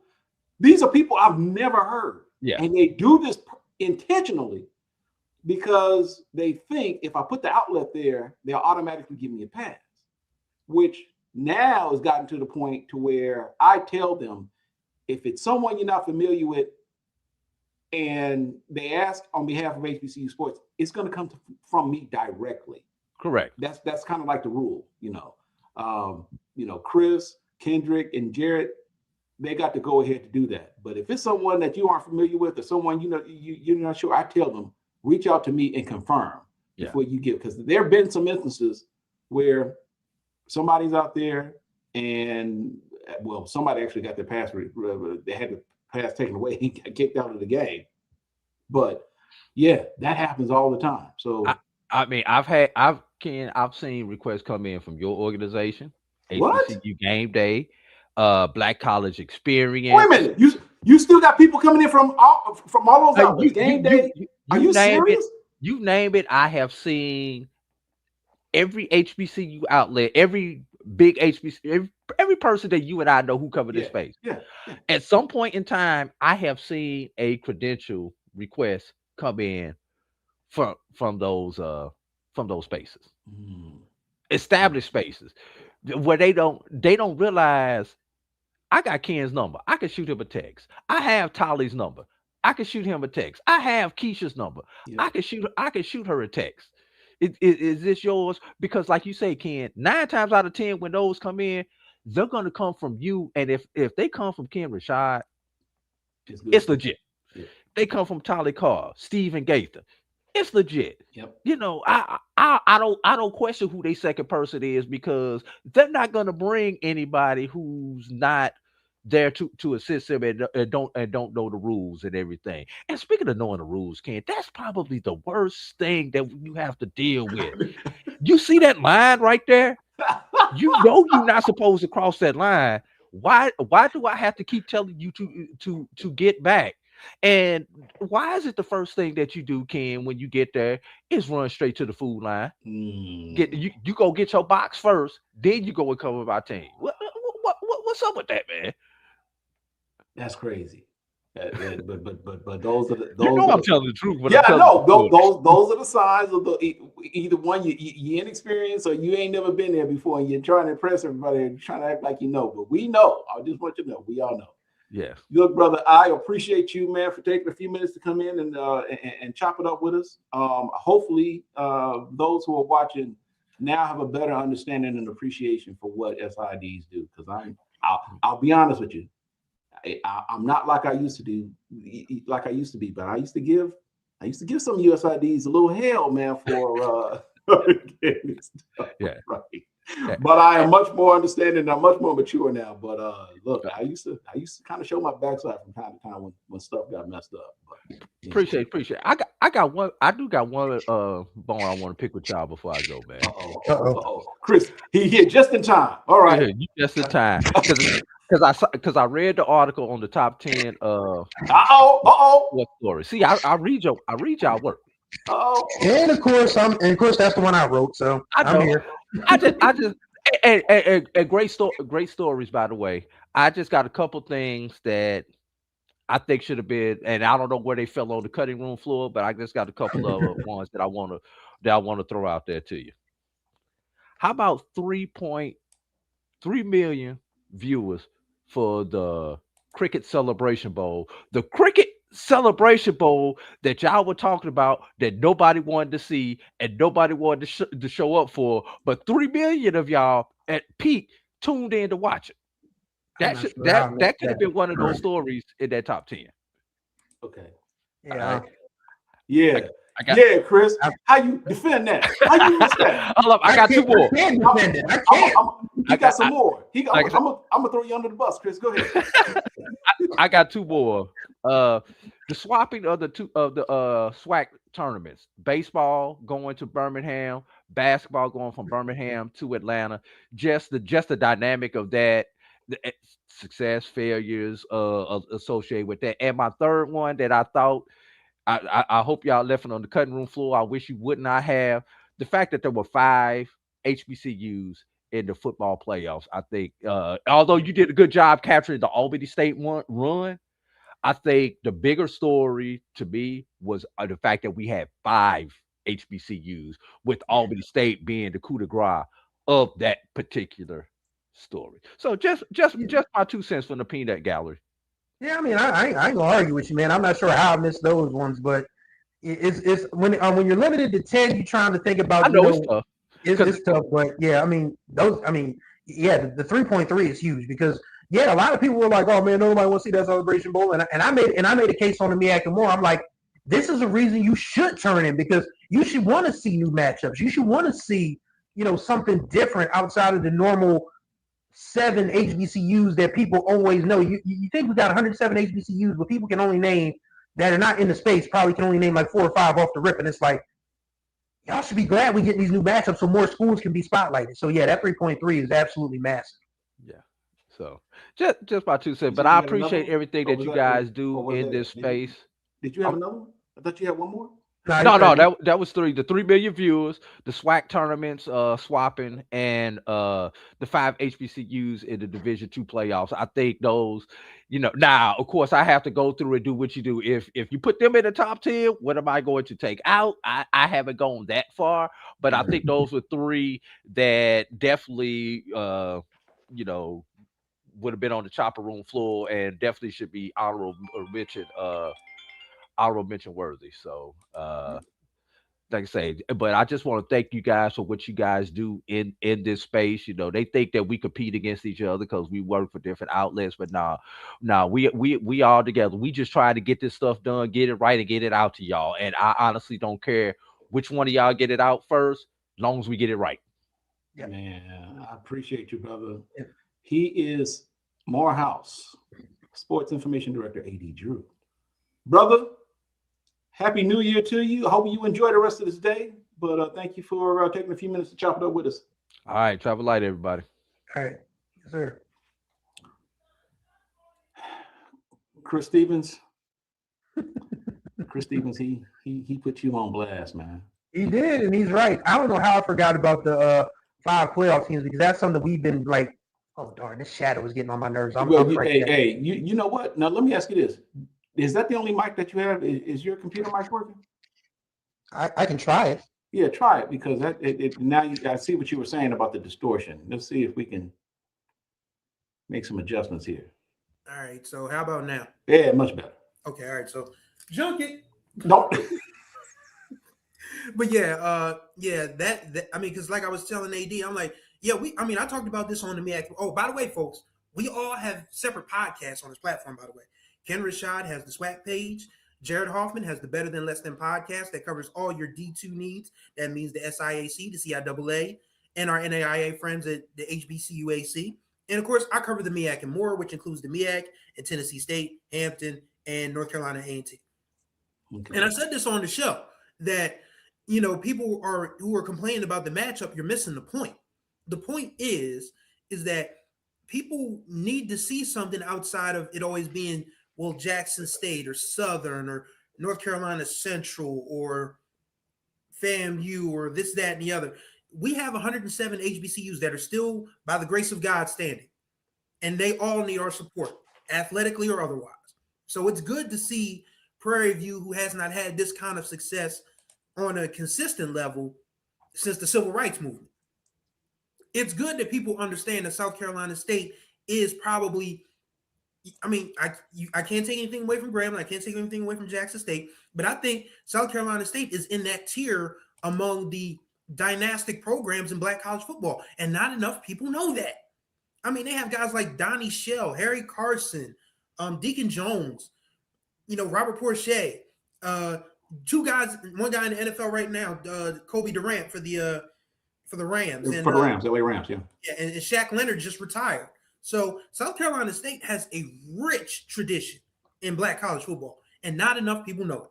So people that were so upset that they didn't get North Carolina Central Jackson State this year, so what? There will be more opportunities for those type of games in the future. But you needed a brash coach like a Tremaine Jackson who popped his stuff all year long and backed it up because his team got to the Celebration Bowl. Yep. And you have Chennis Berry, who once again, if he decides to step away from football and start a church, he will have a massive, congregation.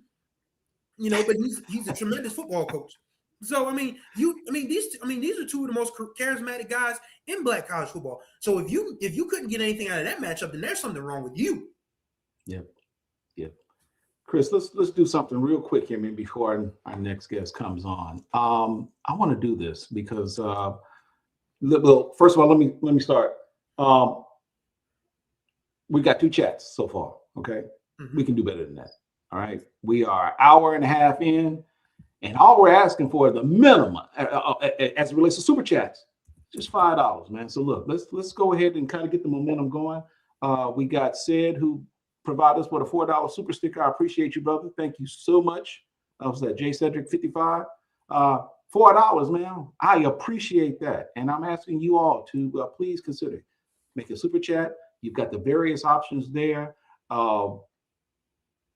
Hey, we $10,000 between now and 8 o'clock. All right. That's 8 o'clock Central Time, by the way. So 8 o'clock Central Time. So for you East Coast folks like me, that's 9. Yeah. But yeah, we're gonna be here all day. Ken's gonna be here. I'm gonna be popping in and out. I just went to eat breakfast while he was chatting up with AD after my question. Speaking of breakfast, I need to call let me text the missus. She sent me a little note. She said, "Honey, text me if you need anything." And she's so sweet.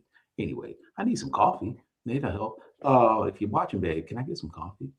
Anyway. But no, seriously.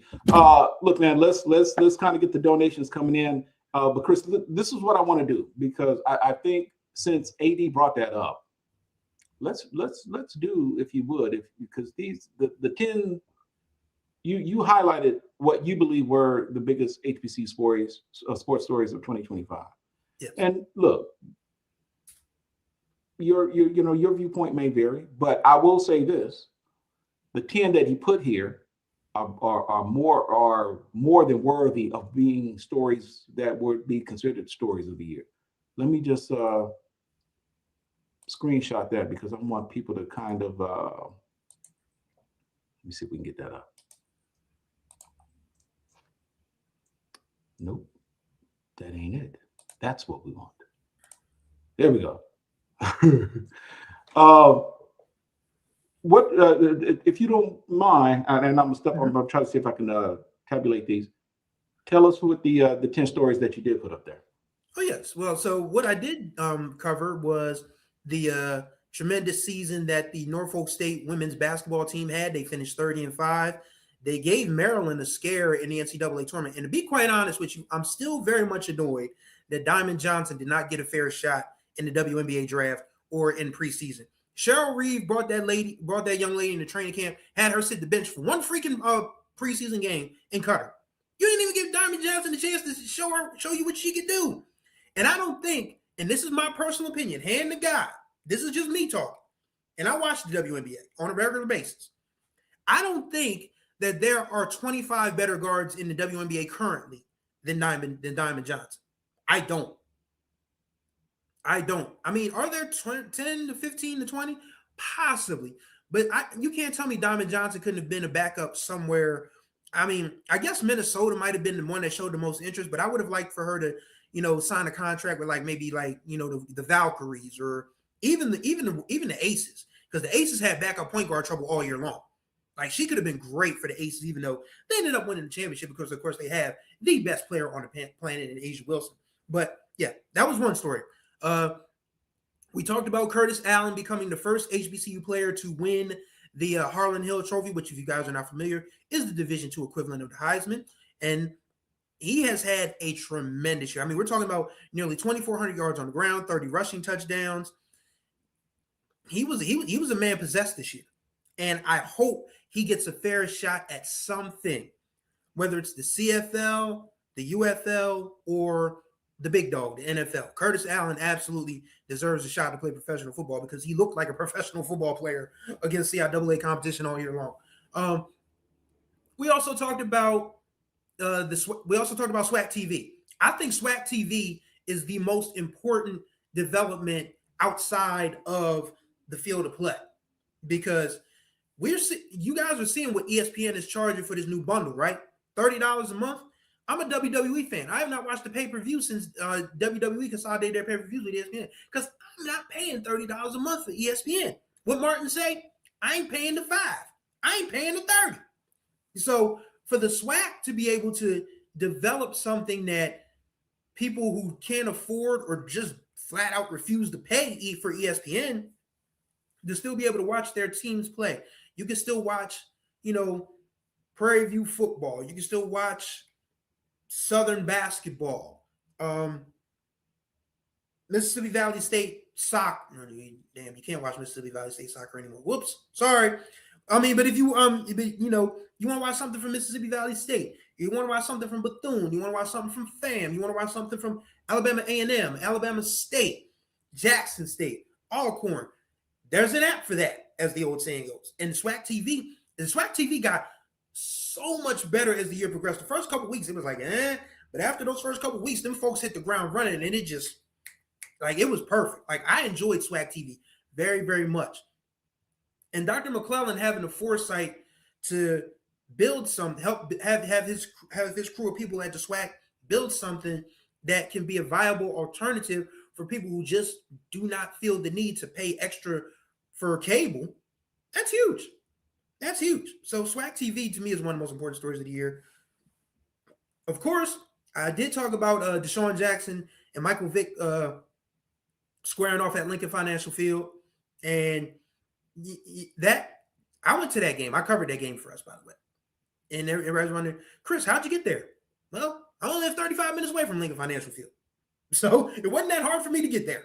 But, just being able to cover that game.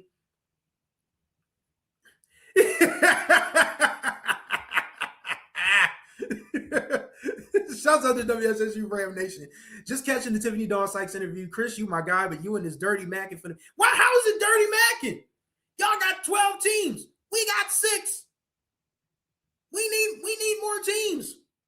And Virginia State would be a natural fit. So it's not dirty macking. I was just asking a question. That's all. Just asking a question.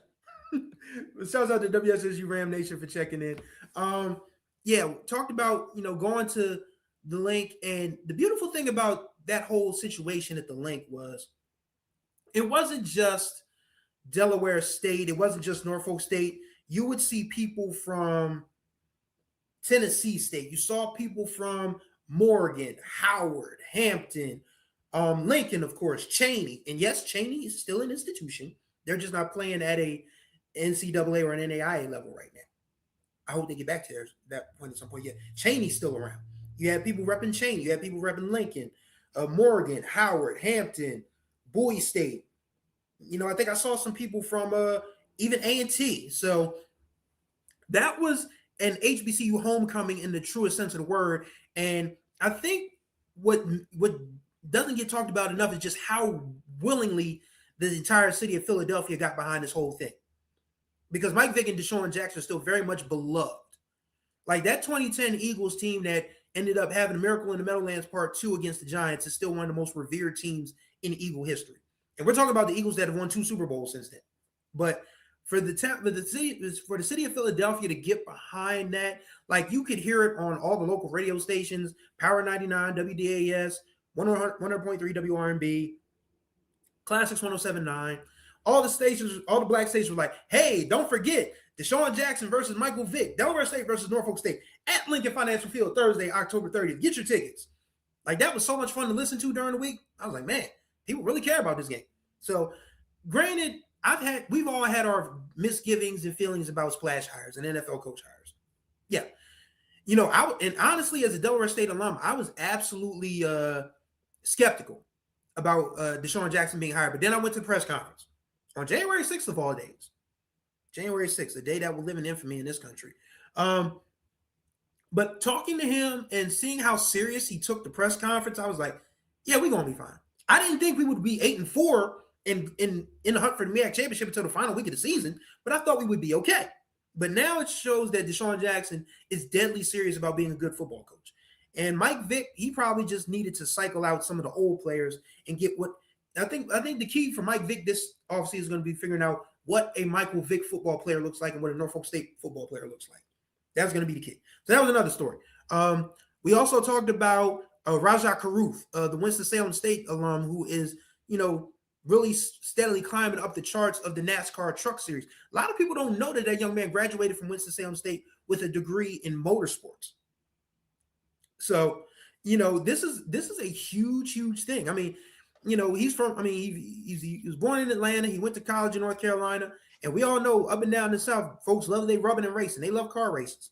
So for a young man from an HBCU to be making noise on, a national racing series, that's huge. That's huge. We also talked about the CIAA letting Charlotte know, I'm all cried out over you. Yeah. Charlotte really wanted that old thing back. But Baltimore said, nah, this is ours now. This is ours now. And we had our Jared Hoffman go, cover the tournament last year. He'll probably do it again this year. And it was a wonderful time. So I think the CIAA and Baltimore are perfect fit. And Charlotte, you fumbled the bag. You could have had a V8, but you didn't. I also covered what else did I cover? Yeah, like AD said, I talked about Albany State's run to the Division II quarterfinals, which ended up getting Quinn Gray back home to Tallahassee. So there's we covered a lot of ground. We also talked about the Celebration Bowl and the 2-pointer. No WSSU Ram Nation, we do not. No. Can you imagine if Sacred Heart won the MEAC and Sacred Heart versus Jackson State in the Celebration Bowl? Nobody's watching that game, even if it is Jackson State, because it's all about HBCUs. That's probably why the MEAC is the Celebration Bowl, and as Ken points out, that NCAA basketball tournament money. That's what's keeping the MEAC alive at this point. And that's why I so gently and curiously asked the esteemed athletic director of Virginia Union, Miss Tiffany, oh God, shoot me now, Virginia State. So when I asked Miss Tiffany Sykes about that possibility, she was like, Chris, not today. I said, sorry. She gets that question probably, I don't know how many times during the course of the month, man.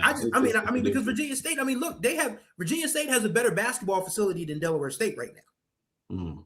So, when I look at Virginia State's Convocation Center, I get jealous because Delaware State has played MEAC basketball for the last 43 going on 44 years in a converted barn. People don't know that. Memorial Hall, the gym was a barn add-on. The old Memorial Hall gym, it's still standing, but nobody had any seats there. So when they moved up to Division I, they figured, well, we got to have something that people can sit down in. So there was an old barn attached to Memorial Hall. They said, clear it out. Put a basketball court down, put some seats down, put some baskets in it, put a scoreboard on each side. And that's been Memorial Hall since 1982. Mm-hmm. So Delaware State, like I told AD Sykes, I love my alma mater, but I'm a little nervous right now because the MEAC is really looking like, loose ends. Free Jane Eugene, by the way. If you guys don't know, Jane Eugene is the lady who sings on loose ends, hanging on a string and all of that. She is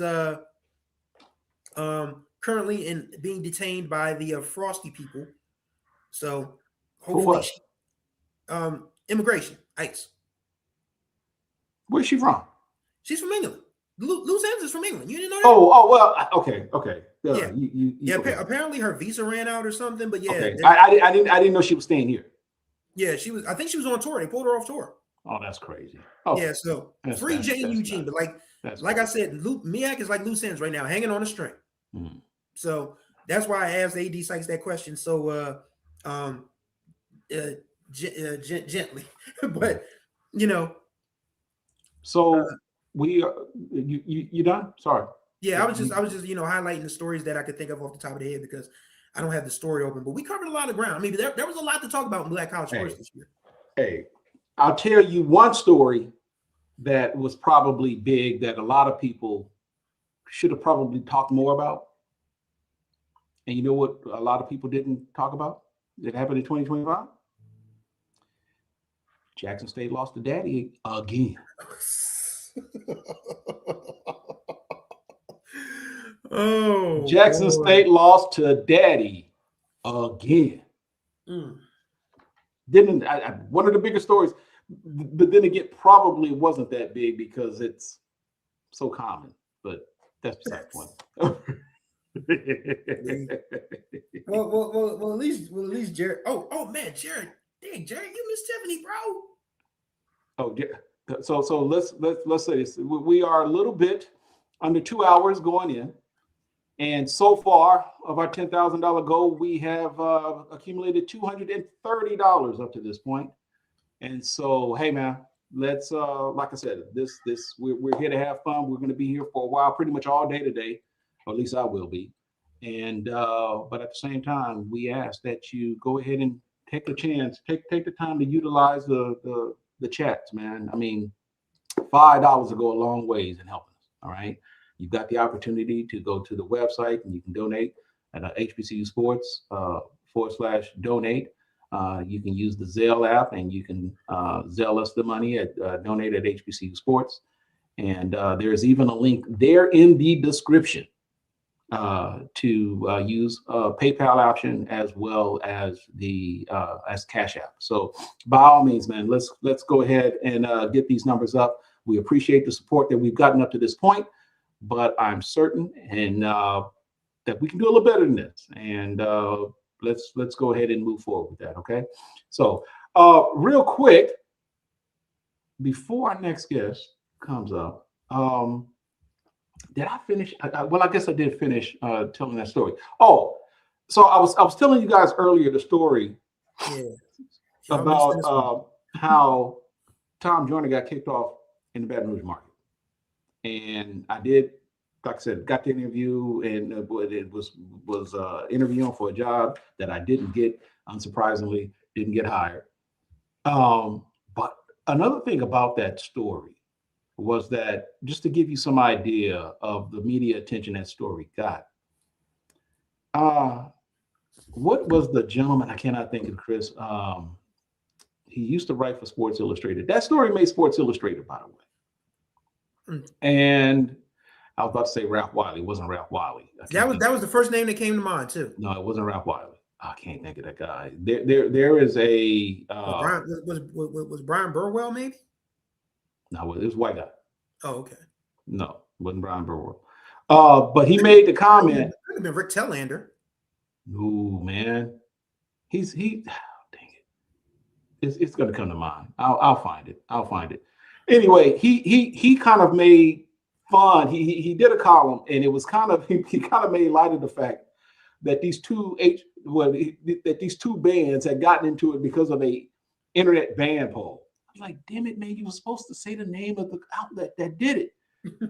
But that's beside the point, man. So that's just to give you guys some perspective on just how impactful this platform has been over the years. And dare I say, or do I dare tell the story about the time Pete Richardson, when he was the coach at Southern, when they were preparing for a much anticipated game against Florida A&M, at a time when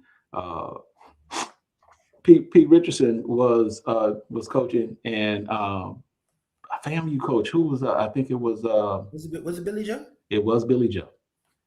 And brother, when I tell you, it got heated. Oh, what year was that? I need to think of what year that was. All I know is Pete Richardson held up a sign, held up a printout from the SWAC page message board where fans were literally going back and forth. This was Southern and FAMU fans literally going back and forth, talking smack, mad smack too. Which is why I'm kind of glad they renewed that rivalry between Southern and FAMU, because at that time, I don't think people really understood that there was a certain level of hatred there. And what made it so unique is because typically, you've got that rivalry. It's like Southern and Jackson State, are local, neighboring states. What made this one so unique is because you had one school in Louisiana, another school in Florida.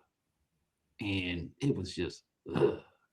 And Pete Richardson, after everybody was talking on smack, and dude, everybody's looking forward to this game because these were literally like two of the best teams in HBCU football at the time. And Pete Richardson holds up a sign and he says, somebody's going to get embarrassed. Needless to say, it wasn't FAMU. Oh. I forgot what the final score. Adrian, you probably know what the final score. You remember what the final score of that game was? It was like really lopsided. I think Brian Fulford is a FAMU alum. He probably knows it. Yeah, you know what, Brian? That's right. That's right. Yeah, Brian, you in the chat. You probably remember that game. And my man Avis, he coined the phrase FAMU scores again because they kept scoring and scoring and scoring. That's just how impactful, man, these outlets are. And this was done at a time where, again, mainstream media outlets weren't really providing any coverage for us. So I say all that to kind of put things in a little.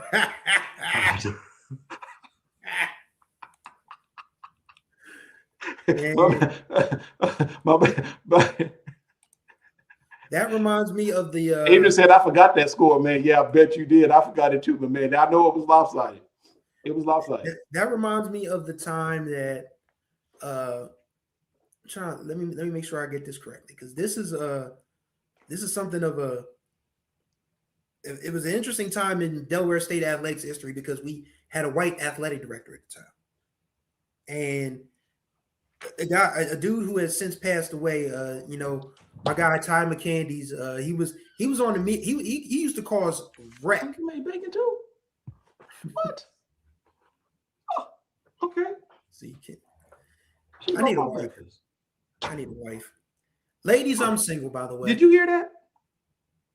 Wait a minute. You know what? Yeah. Your mic was on. Oh my goodness. But anyway, let me. All right, man. Yeah, I need a wife, man, to bring me food. Ladies, I'm single, by the way. Just want to put that out there. But anyway, back to the point. So this was 2006. I was finishing up my undergrad studies. I was interning in a couple different places, and I was still going to Delaware State football games. So DSU had beaten South Carolina State a few weeks earlier. So it was Delaware State and the Hampton Tide going to the last day of the season for the MEAC championship. And the only thing they had to do was go to Howard and beat Howard. Now, mind you, this was Howard's last year under Ray Petty. And everybody knew Ray Petty was getting fired at the conclusion of that game, win or lose. So all Delaware State had to do was to, and apparently we had enough playoff points to make the playoffs at that point in time, even if we hadn't, if we finished in the dead heat with Hampton for the MEAC championship. So I drive down to DC to meet my guy. This is a dude named Tyrone McCandy. He has since passed from colon cancer. God rest your soul, Ty. And brothers, go get that checkup, please. Let me make that clear. Yeah. Ty, he still worked at Howard at the time, so he was showing me around campus and different things. And then we get settled in for the football game. Now, mind you, Howard had an awful team in 2006. I think they won 2 games going into that last game of the regular season. DSU was 9-2. No. Yeah, 9-2. Only thing we had to do was beat Howard. No, we're 8-2. Only thing we had to do was beat Howard, tie Hampton for the MEAC championship. We make our first playoff appearance. Apparently, Howard did not care anything about Delaware State making their first ever playoff appearance because they pulled out all the stops. I'm talking, double passes, onside kicks, 7-man rushes. Like, they literally just beat our behinds up and down that field that day. And I'm standing at the top of Green Stadium. And you guys know Green Stadium, where Howard is, they have like this little river behind the stadium. It's probably not there now. Back then, there's like a little creek that you look out. I don't know if that's the Anacostia or not. But I just remember looking at these 2 ducks. Thank you, Erica. Thank you. So I remember looking at these 2 ducks. And these ducks start going at it. And I don't mean in a fighting sense. I mean in another sense that starts with the F word. So Ty, ever so gently, taps me on my shoulder and says, "Sorry you had to be on the business end of what's going on with them ducks." All I could do was laugh. All I could do was laugh. I was like, "Man, we blew it." And most people don't know that Ty was Big Brother Bison on the MEAC Sports Board. Oh my God, this dude had people from Florida A&M wanting to fight him. Big Brother Bison, I remember that name. Man, that was my guy. That was my guy. He had the Florida A&M folks in a tizzy on the MEAC Sports message board. Like, people literally wanted to fight him. But he was just one of the most down-to-earth people I ever met. And I think about him often. And but that was the end of my undergrad career at Delaware State, losing the MEAC championship to Howard, and then having Ty make a joke about 2 ducks. So that's just some of the stuff that can only happen in Black college sports. And I really wish that people would understand that we have something special here. We have something unique, and that's why a lot of people are sensitive about it and gatekeep, because there are a lot of people who just don't like to be realistic about what they bring to the space. There are some people who only serve to bring drama. Rest of us, we just trying to report the good stuff and talk about the culture as as a positive. Yeah. So we got a guest. Yeah, we got a guest. Let me first of all take a moment and give her proper acknowledgement. Erica Alexander. Okay. Erica Alexander II, Erica Alexander II. I'm guessing not to be confused with Erica Alexander. Maxine Shaw, attorney. Maxine Shaw, right? Yeah. So, Erica, thank you so much. I appreciate it, and spread the word, please. Spread the word. Okay. So, my next guest, I'm gonna give him a proper introduction as well, because Chris, I don't know if you really understand how far back me and this guy goes. Okay. We go back so far. Let me see. 40 years? Wow. Not maybe is it? Let me do the math here. Maybe 40 years. We went to school together at Grambling, and we have been friends ever since. And he graduated at Grambling night, but he's gonna probably die in Alcorn night. He is the voice of Alcorn State University. He is my man, Charles Edmond. Charles Edmond. What's up, brother? Hey, Ken. Hey, Chris. Happy New Year. It's Yes, good sir. to Happy see New Year. Thanks for coming on. I am in a state of shock. Yeah, man. I heard about this deal here, and when you sent me the text, I'm like, wow, I can't believe it. So it's a pleasure and it's an honor to be a part of it. And yes, Ken, I graduated in 1991. I started at Grambling in 1986. So as we turn the calendar to 2026, it will be 40 years. Oh my goodness. Oh my goodness.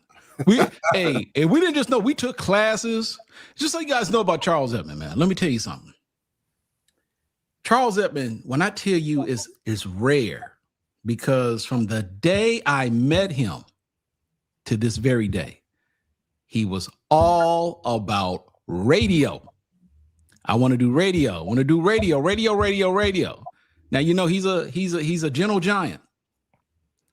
And, you know, I'm not going into too much details, but the coach of song was like, hey, can you hoop?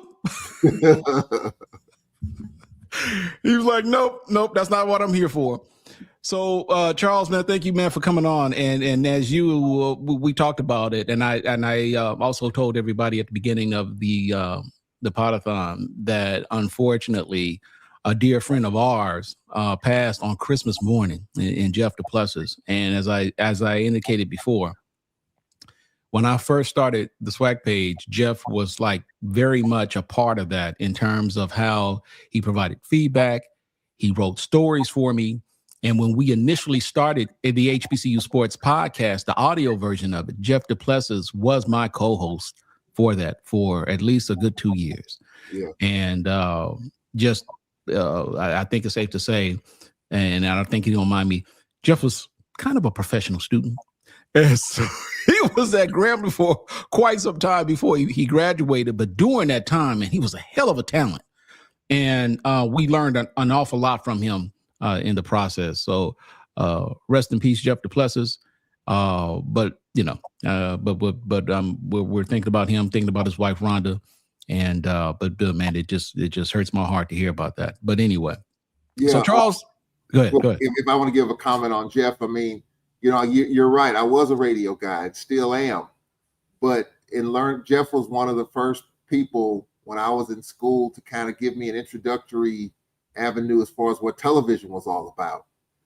Because, you know, I learned that you just can't be about radio. You got to learn the whole gamut, the print, the radio, TV part.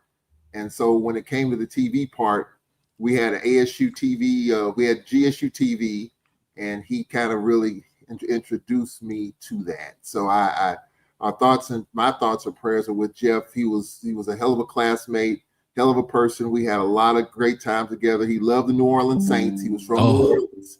So yes. he loved the Saints. So, you know, my thoughts and prayers are with him and his wife and his family. So Charles, we'll pivot a little bit. You've been at Alcorn how long now? 1991 to today. So it's 30, however many years is it? 34 and a half years. Man.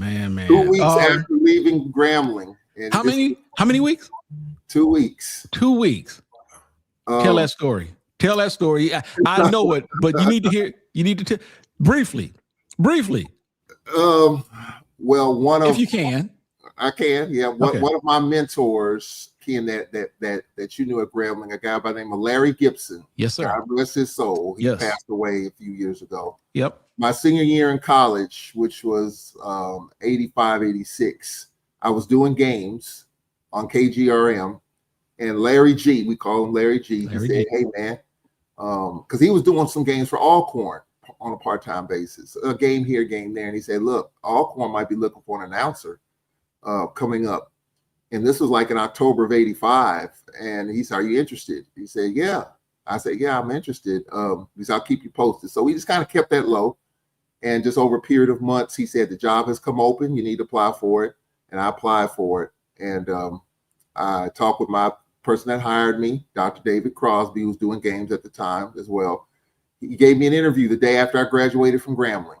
The day after graduation, I had to be at Alcorn State University for an interview. And a week and a half later, I started June 4th, 1991. I've been there ever since. That is crazy. So Charles, tell us about Alcorn, man. Well, first of all, let's talk about the year in review, 2025. And what are your personal, whether it be personal, whether it be reflections of Alcorn State athletics, What are your overall reflections of 2025? Well, 2025, I think, is a year of transition. You know, we're in a new landscape in college athletics now with NIL, and you know, players want to get paid. So we're kind of navigating that space at this point in time. And so we have a first-year coach in Jake Morton, who's had his struggles, but he's trying to build his roster. And he has mentioned NIL as a way of getting players. So that's the one thing that's for us as far as men's basketball is concerned, trying to deal with that. And I'm trying to help them with that as well and talk with them. This year was kind of an up and down year. I mean, to start the year, our Lady Braves basketball team made it to the second straight SWAC championship game. We came up short. So you feel like the future's bright there. Of course, Landon Bussey, who was our former men's coach, left to go to Chicago State. So that was a transition there. And then our football program coming off what we felt like was a good end of the season, but a 5-7 record. We won 5 out of our last 6 games. We have a fairly new athletic director, Dwayne Robinson, who's trying to navigate everything. So I just think as far as Alcorn State athletics, I mean, I think we're in a good place. We're in a good space. And we just have to continue to improve our facilities, just improve overall to try to get the best student athletes, to have the best student athlete experience and win a bunch of games. So I just think we're just kind of in that cut, in that mix, and still trying to navigate this very challenging landscape with players hitting the portal and money being distributed. I think it's just a very interesting dynamic time that we're in right now. Do you think has the with NIL being what it is, Charles, has it been, and I don't necessarily want you to get into too much detail, but has it been somewhat challenging for Alcorn with respect to NIL? Is that a challenge for you guys right now? It is, but it isn't. I mean, we have some things in place to try to give student athletes something to make it attractive. But, you know, I mean, when you're talking about the big boys and what they can offer, hundreds of thousands, if not millions of dollars, we're not on that page. But we're trying to help. We're trying to do what we can in our 1871 collective to try to make it as attractive as we possibly can. You know, our collective is at the moment is a private thing. It's a private deal, whereas a lot of collectives are tied to the university where you can get the tax benefit for being a part of that collective tied to the university or tied to the foundation. You can get tax deductions from that. But with the collective as it stands for us right now, it's not set up that way. And you know, there's this discussion about making it all in one to where it is tied more to the university, where you give to the foundation through that collective and you can get a tax break. So we're still trying to navigate the space. So what I just want to make sure I understand. It's currently tied. Your collective is currently tied to the foundation. It's not. It's not. Okay. It's not. And so that's something that I don't know if that's going to happen at this current time. But I think in terms of, you know, if you donate to the Alcorn Foundation, it's tax deductible. Okay. But this collective that we're in that we have it set up right now, it's not set up that way. Now, in a perfect world, you tie it into the foundation, and then it would be. But we're not quite there yet. Whether it gets to that, I don't know. But as far as the NIL space, I can just say we're doing the best that we can to try to attract the best student athletes that we can in this new landscape, because it is new and it is competitive. And so there's a lot of, I read something just this morning where there could be 10,000 players in the portal from all levels when this thing opens up in a few days, and some are going to land, some are not. And so it's going to get crazier and crazier as we go forward. Man, that is just absolutely crazy. I not trying to get off topic, but I guess this probably won't come as any surprise to any of you, but for those top universities out there, the Michigans, the Texas, the Indianas of the world, Ohio States, I've taken the time to kind of do some research on some of these players and just kind of get an idea of what their NIL monies are like. And I just find it jaw-dropping to see that some of these people are making like 1.2, 1.5, even $2 million in NIL money. Mm-hmm. And I know that's not the norm, but and Charles, and if you don't know this, but do you have any idea of what would be considered normal? Are you aware of any figures? What's average for a student athlete for NIL? Any idea what that looks like? Because I don't know. I have no idea. I have no idea what that looks like. I know it's probably not the same as it is for Michigan and for Alabama. It's not even close. You know, what is the going rate for a SWAC quarterback these days? I mean, I don't know. 6 figures.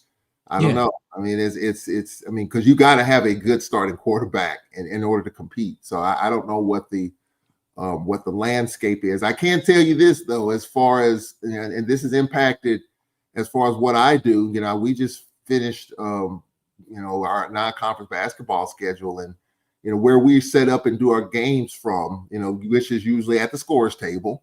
Mm-hmm. And I've been told, and we've been to a lot of SEC schools, Alabama and others, where we're sitting up in the nosebleed section, and I'm like, well, why is that? Why are we sitting a mile up?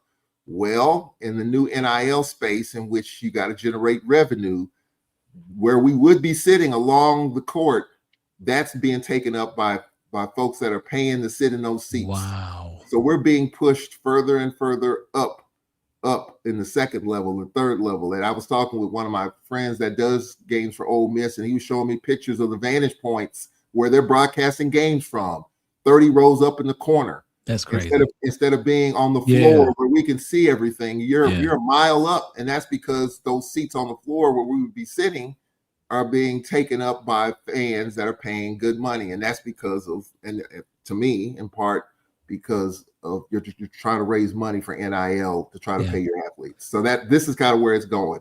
You mentioned, what's the going rate for a SWAC quarterback, for NIL. And you probably are aware, as we all are, just recently, Andrew Body announced that he was entering the transfer portal, which I believe he has one more year left. I didn't know that. I didn't know that. I thought he was done. No, I think, he's got one more year left. And one could only assume, and I am not begrudging him at all for doing this. One could only assume that this move is with the intent of maybe playing at the next level, being, FBS level, and with the opportunity to put some money in his pocket and possibly even get some consideration, from the pros at some point. Is this kind of like where we are right now? Yes, we're here, and it's not just limited to quarterbacks, right? Right. Yes, it is here. And look, for Andrew Body to leave Alabama State, and I know the AD, Dr. Jason Cavil, very well. He played here at Alcorn, a great administrator, worked in the SWAC office, worked in our compliance office. For Andrew Body to leave Alabama State, and Dr. Cavil told me he's got several different options as far as what Alabama State's doing in this NIL space, different funds, the Beehive Fund and the Swarm Fund. I mean, so they've got it organized. And for Andrew Body to just leave a situation where they were one step away from winning the Eastern Division, and they would probably be, and I'll say this right now, I mean, with considering what's happening at Jackson State, if Andrew Body returned, I think Alabama State might have been, and I got to do a little more research, a little more thought, but initially it would be my pick to win the East this upcoming season. What's happening at Jackson State with the players that they've lost. Yeah, exactly. I was just about to say they've lost some players too. Absolutely. So, I mean, but for him to leave Alabama State and knowing kind of how that is set up, I don't know if there's a hell of an offer out there, offers for him that may be beyond what Alabama State can do, or maybe he's just testing the waters. I mean, some of the stuff, when players hit the portal, and I learned from our previous basketball coaches, one or two things. The player wants to leave, but then, as our former coach said, and I read this the other day from another coach on social media, sometimes the coaches want them to go. They're just kind of pushing them out. Oh, absolutely. Yeah, I mean, it's quiet as it's kept. Coaches are ready to move on from that player. So you don't know the whole story. You just know that they're in the portal. You just don't know why. And so it works both ways. But with Andrew Body, I'm really surprised that he hit the portal, because I thought, based on what I know what Dr. Cavil and that administration can do, I thought maybe Alabama State would put, some stuff in his hands to where he would want to stay and play for a championship, because I think they would be one of the top teams in the conference. But obviously, people may be in his ear. Maybe, obviously it's a lot going on. And so I don't know what he's looking at, but we'll see how that plays out. Yeah, it's a dog eat dog world out there. And with respect to NIL, I guess I'm surprised at some of the stories that I've heard, because you mentioned Alabama State, and I'll agree. Jason Cable, and knowing what he's done for that program up to this point, you would think, and given what Andrew Body has done for Alabama State up to this point, you would thought that everything was done. But like you said, he's probably got people in his ear. And again, I'm not begrudging him, because nobody knows what reasons are for him making his move. But I am reminded of a story, and many of you may have heard about this, was the quarterback that left Tennessee and went to UCLA. I think his name is Nico Alimaliaba. Yeah. I think that was a unique story, because I think it was something along the lines where he was like promised something, if I'm not mistaken, $2 million. And I could get this wrong. You guys may know this. I think he was like guaranteed, promised like $2 million in NIL. And if I'm not mistaken, at some point he said he wanted more. And I think it was something along the ballpark of like $4 million. Mm-hmm. And Tennessee said, bruh, you ain't worth $4 million. And I think like the day of or the day before spring camp, he left, transferred, went to UCLA. UCLA was like, you know damn well we ain't paying you no $2 million, but we might be able to pay you $1 million or something like that. The reason why I say that is because is that where we are now? Yes. Because I've even seen headlines to where, and I'm dead serious, I've seen headlines recently to where now they're saying how this school or this coach decided to hire, and I understand these are employees now, decided to hire a particular recruit or somebody that they wanted because of what they're going to pay him. And I just found that absolutely fascinating. And just another story. I've got I got a nephew who recently earned a Division II scholarship, and he is getting NIL money. And I didn't know this was a thing, in which they said, look, if you come play for us, we'll give you 90% of your NIL money, but do know it comes with expectations. I was just floored by that. Yeah. I was just floored by that now coaches or administrations are now putting, we're going to pay you, but we are expecting. I mean, it's like a typical employment hire. Somebody hires you, they've got expectations. Chris, I know I'm taking all the time. Anything you want to add or chime in? Yeah, I did want to ask, just, off the, not completely off topic, but, as being, in the communication space, as long as you've been, in radio, do you ever worry about, the way things are going with respect to, media sort of like, kind of eating itself alive with respect to, different organizations being bought out and everything? I know you work for Alcorn State, but, just if you could say anything to a mass comm student right now, like, a kid that's far younger than any of us, but still has, designs on getting in this business, like, what would your advice be to them? Learn everything.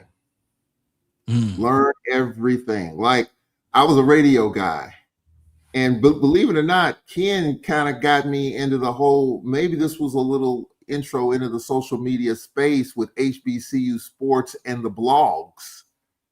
I didn't know what the blogs were, the blog section of HBCU Sports. I didn't know about it until I knew about it. And I chimed in on some of the blogs too, giving scores and updates. And there are people at a higher level than us that really looked at the blogs at that time. It's obviously exploded with social media now, but I would say my advice would be just learn everything.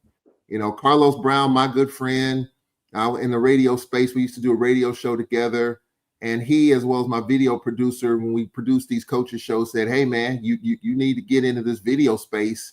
this, learning that aspect of it, because that's where it's going. And this was several years ago. And I'm like, nah, I'm just going to stay in radio. I said, okay, you're going to get left behind. And so now I think you have to learn everything. You got to learn the radio stuff, of course, because I'm just a radio guy, but I had to learn the other things, the video space, this space right here, logging on and, learning the computer stuff. And so I would just say to anyone, be flexible, learn as much as you possibly can, and just continue to partner and just talk to different people, because there are people in the SWAC office that know some of this stuff that can help you get in on the ground floor. Was talking with a student the other day that's working with our basketball team. She wants to get involved more in the media space, but it's a dog eat dog world, because it is contracting more than it's expanding, and people are being left on the side of the road. And I'm just fortunate to be able to do this for as long as Alcorn will have me do it. Just expanding just some of the things that I'm trying to do for the university, whether it's coaches shows, broadcasts. I mean, we were one of the first ones to broadcast softball, and even SWAC football media day. When we had Radio Row, the Radio Row, me and maybe Carlos Brown was the only people on Radio Row for several years. He had 10 tables and 2 people. Now, I'm just saying, I'll never forget, they had a line of 10 tables, and me and maybe Carlos Brown and maybe one other. That was it. But now you see, Ken, how it works.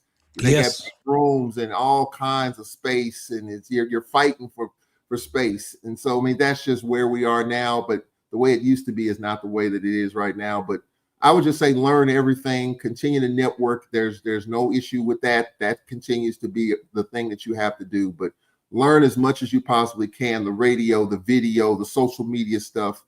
Take pictures. I mean, I don't know much about taking pictures, but just learn as much as you possibly can. That would be my advice, because you just never know when that opportunity comes. Charles, I'm not going to hold you too much longer, man, and I appreciate you taking some time to come talk with us. But let me ask you this, man. You've been at Alcorn for a long time now. How much longer are you going to be there? You plan on giving it up anytime soon? Or you? No.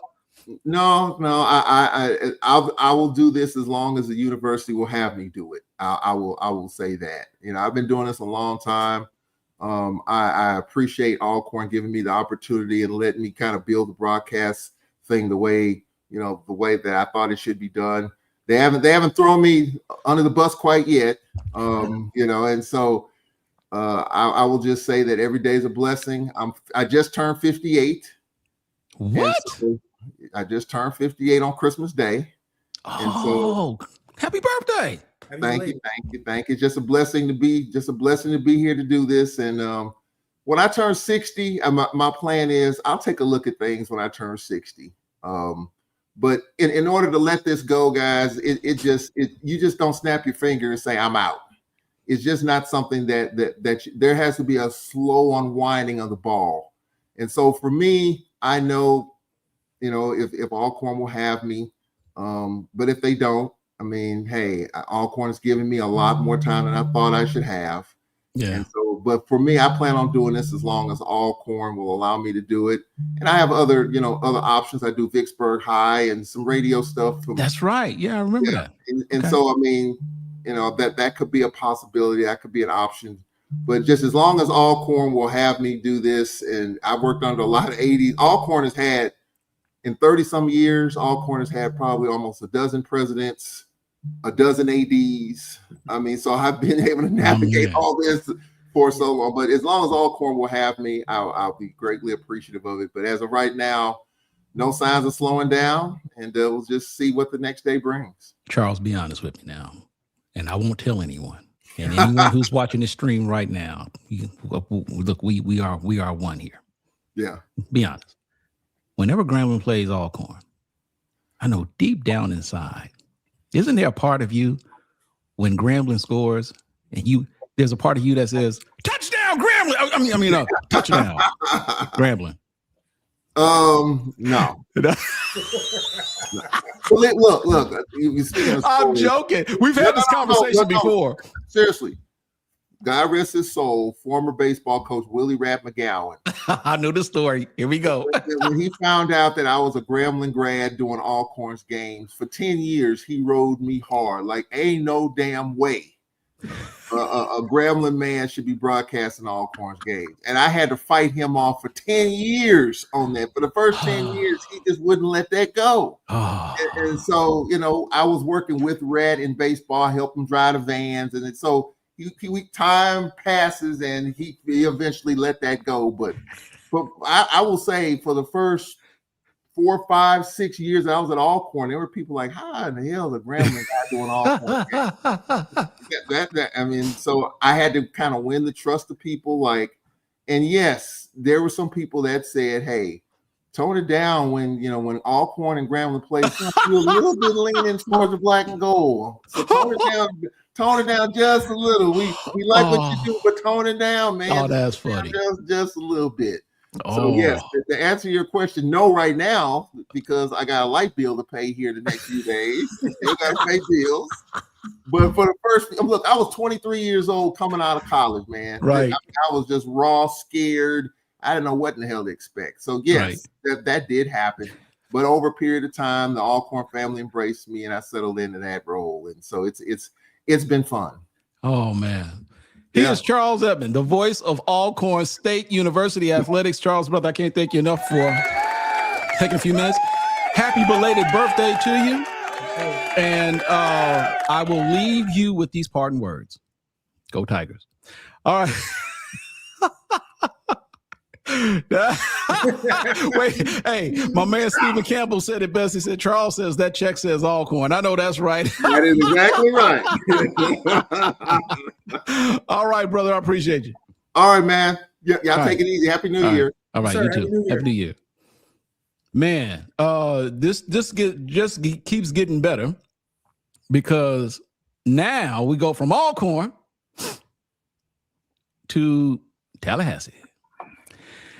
He is my man from the O&G Strike Zone, Brian Fulford. He's one half of it. What? Are you a half or a third? A third. You're a third. There we go. One third of the O&G Strike Zone, Brian Fulford. Okay.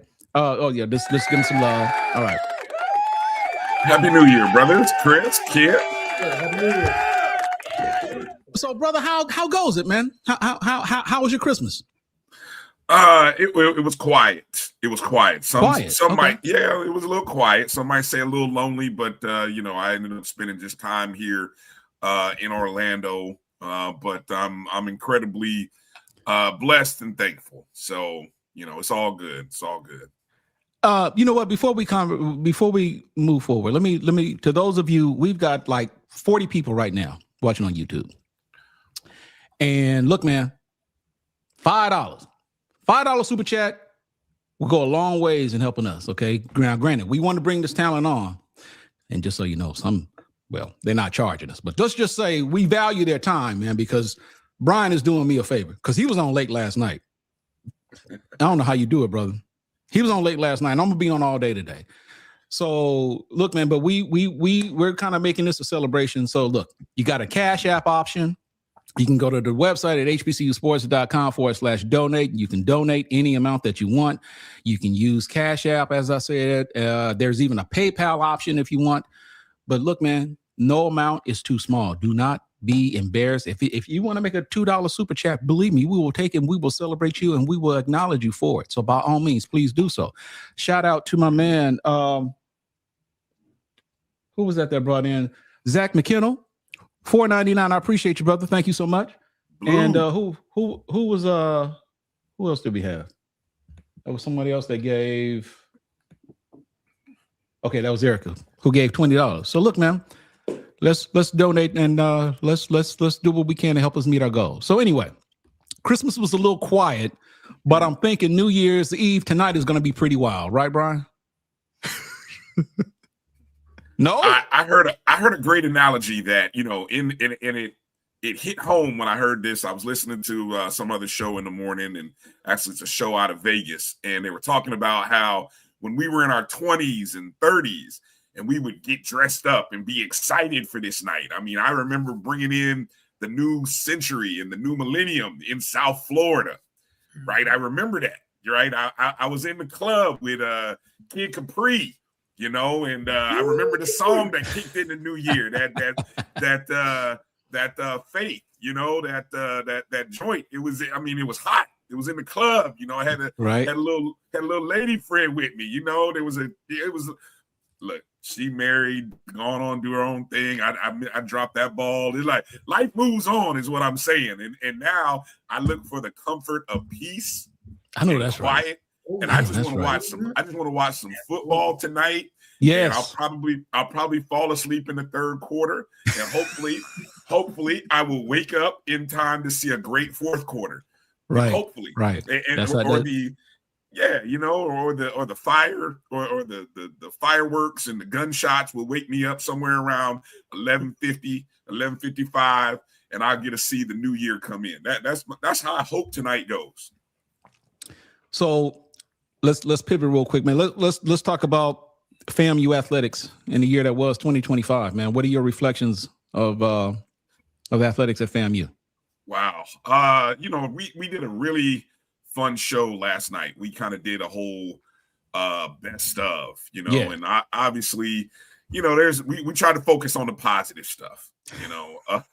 I mean, because sure enough, there was some negative stuff in there as well. So, right. I mean, look, we wouldn't be FAMU if there wasn't a little good with a little bit of bad. That's why we love you. That's why we love you. You know, we keep everybody in business. We keep everybody talking.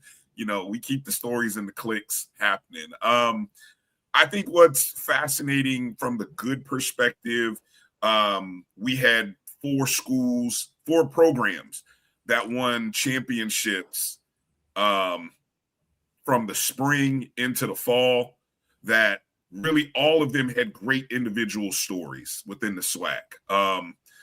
I mentioned that I thought there are 2 teams, and maybe the best story of all was our softball team that didn't win a championship, but played 7 games in the SWAC tournament, took Jackson State to the 11th day. I mean, they actually had to add a day because I think they were expecting to be done with the softball tournament on Saturday, but because of weather and just everything, it got pushed to Sunday. So we played for a winner take all against the defending champs, our bitter SWAC rivals.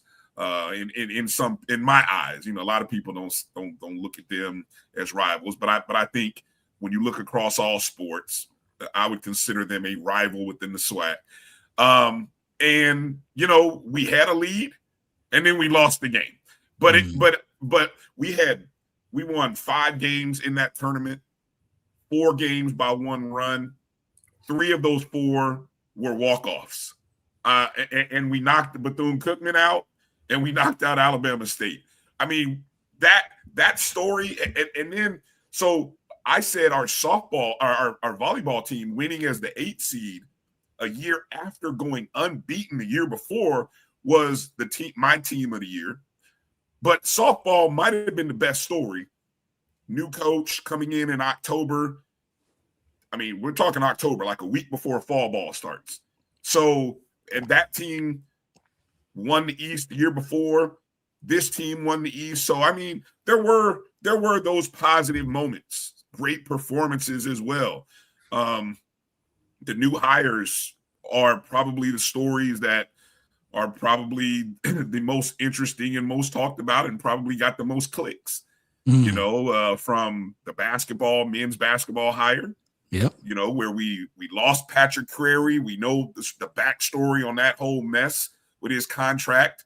The folks at Grambling appreciate your efforts or your lack thereof. I just want you to know. But anyway, you enjoy Coach Pat, because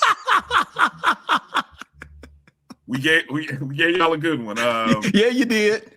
Hey, we compared it to that song. What was that Joe song? The Things Your Man Won't Do. That's where Grambling came in. Grambling came in like, oh, the things FAMU won't do. Oh, we'll do that for you, Coach. Come on in. And Coach like, okay, hell, you know. so you know, but hey, that loss led us into Charlie Ward. I mean, how great is that? Yep. You know, we went through, I don't know, I mean, we had at least 4 different people with the title of athletic director or interim athletic director this year. which if you know FAMU history, that is not new. This century. Yeah. This century, it is not. We spoke to that history this morning. Part of that history this morning, by the way. Yes. I caught some of that with my good friend. And I say that here's the funny thing about AD Sykes. It's so funny that her father and my father attended Norfolk State at the same time, and we're both in the same engineering program. Wow. Okay. Yes. Small world. But the crazy part, even though I've got a chance to kind of, you probably know her a lot better than I got a chance to. And I always wanted to try to build a closer connection with her just because of that shared, your dad, my dad, we kind of went, they were in the same, just to know more. And I live in Orlando. She was I never got that chance. And I mean, sometimes it was always awkward, but I always call her my Spartan sister, but whatever. But anyway, she won't claim that, but I will. But I sometimes wish that would have worked out better, but we know the history, right? And so we got a new AD starting Monday, new athletic director starting Monday. We'll wait to see how all that works out. But then we got a football coach, you got a football coach. Got a new football coach. The last coach, had too many bad losses. And that's how I can put it. Too many bad losses, Chris. Too many bad losses. We I do have a question though. I know Charlie Ward's parents were Rattlers, but were you surprised that he was very interested in the job and ended up taking it? Wait, say that. I lost you for a second. Say that again, Chris. Okay, I'm sorry. I said I know that Charlie Ward's parents were Rattlers, but were you surprised that he was willing to take that job? As excitedly as he has so far. He just seems like he genuinely wants to, have Florida A&M basketball at the top. Were you surprised he took the job? And what are your early impressions of him and the team so far? So I say this because I'm one of those few people who will claim to be first or right about a story. We know in this space there are a lot of people who do, but I'm gonna claim this one. When the news went down on our show, on my friend Keith Hadley, Fangs Up podcast, on his show, I was one of the first people because it had just happened that Tuesday or Monday. He did a show. And I came on his show and I said our first call should be to Charlie Ward. I said that. Now, what I didn't know the relationship that Coach Ward had with Angela Suggs, and more importantly, Coach Ward's wife. And so those are the things that I didn't know in the background. So when it all came out and you hear and why I said it made sense was because Charlie Ward was cemented into the community of Tallahassee. He's building a multi-sport complex facility in Tallahassee. So he's not a stepping stone coach. I always knew Pat Crary. If we had kept Pat Crary, we would have only had him for 3 years. I'm going to tell you that now. Grambling, if he makes it through the end of your 4-year contract, good luck, because he's moving up. He is that good of a coach that he will be at the power, whatever level it is, soon. He's that good of a coach. He's that good of a coach. Yep. So I knew that the FAMU basketball job was either a stepping stone job, as most mid-majors are, or it's a last place, I hate to say your last stop on the circuit. And we've had a few of those coaches at FAMU, right? Yep.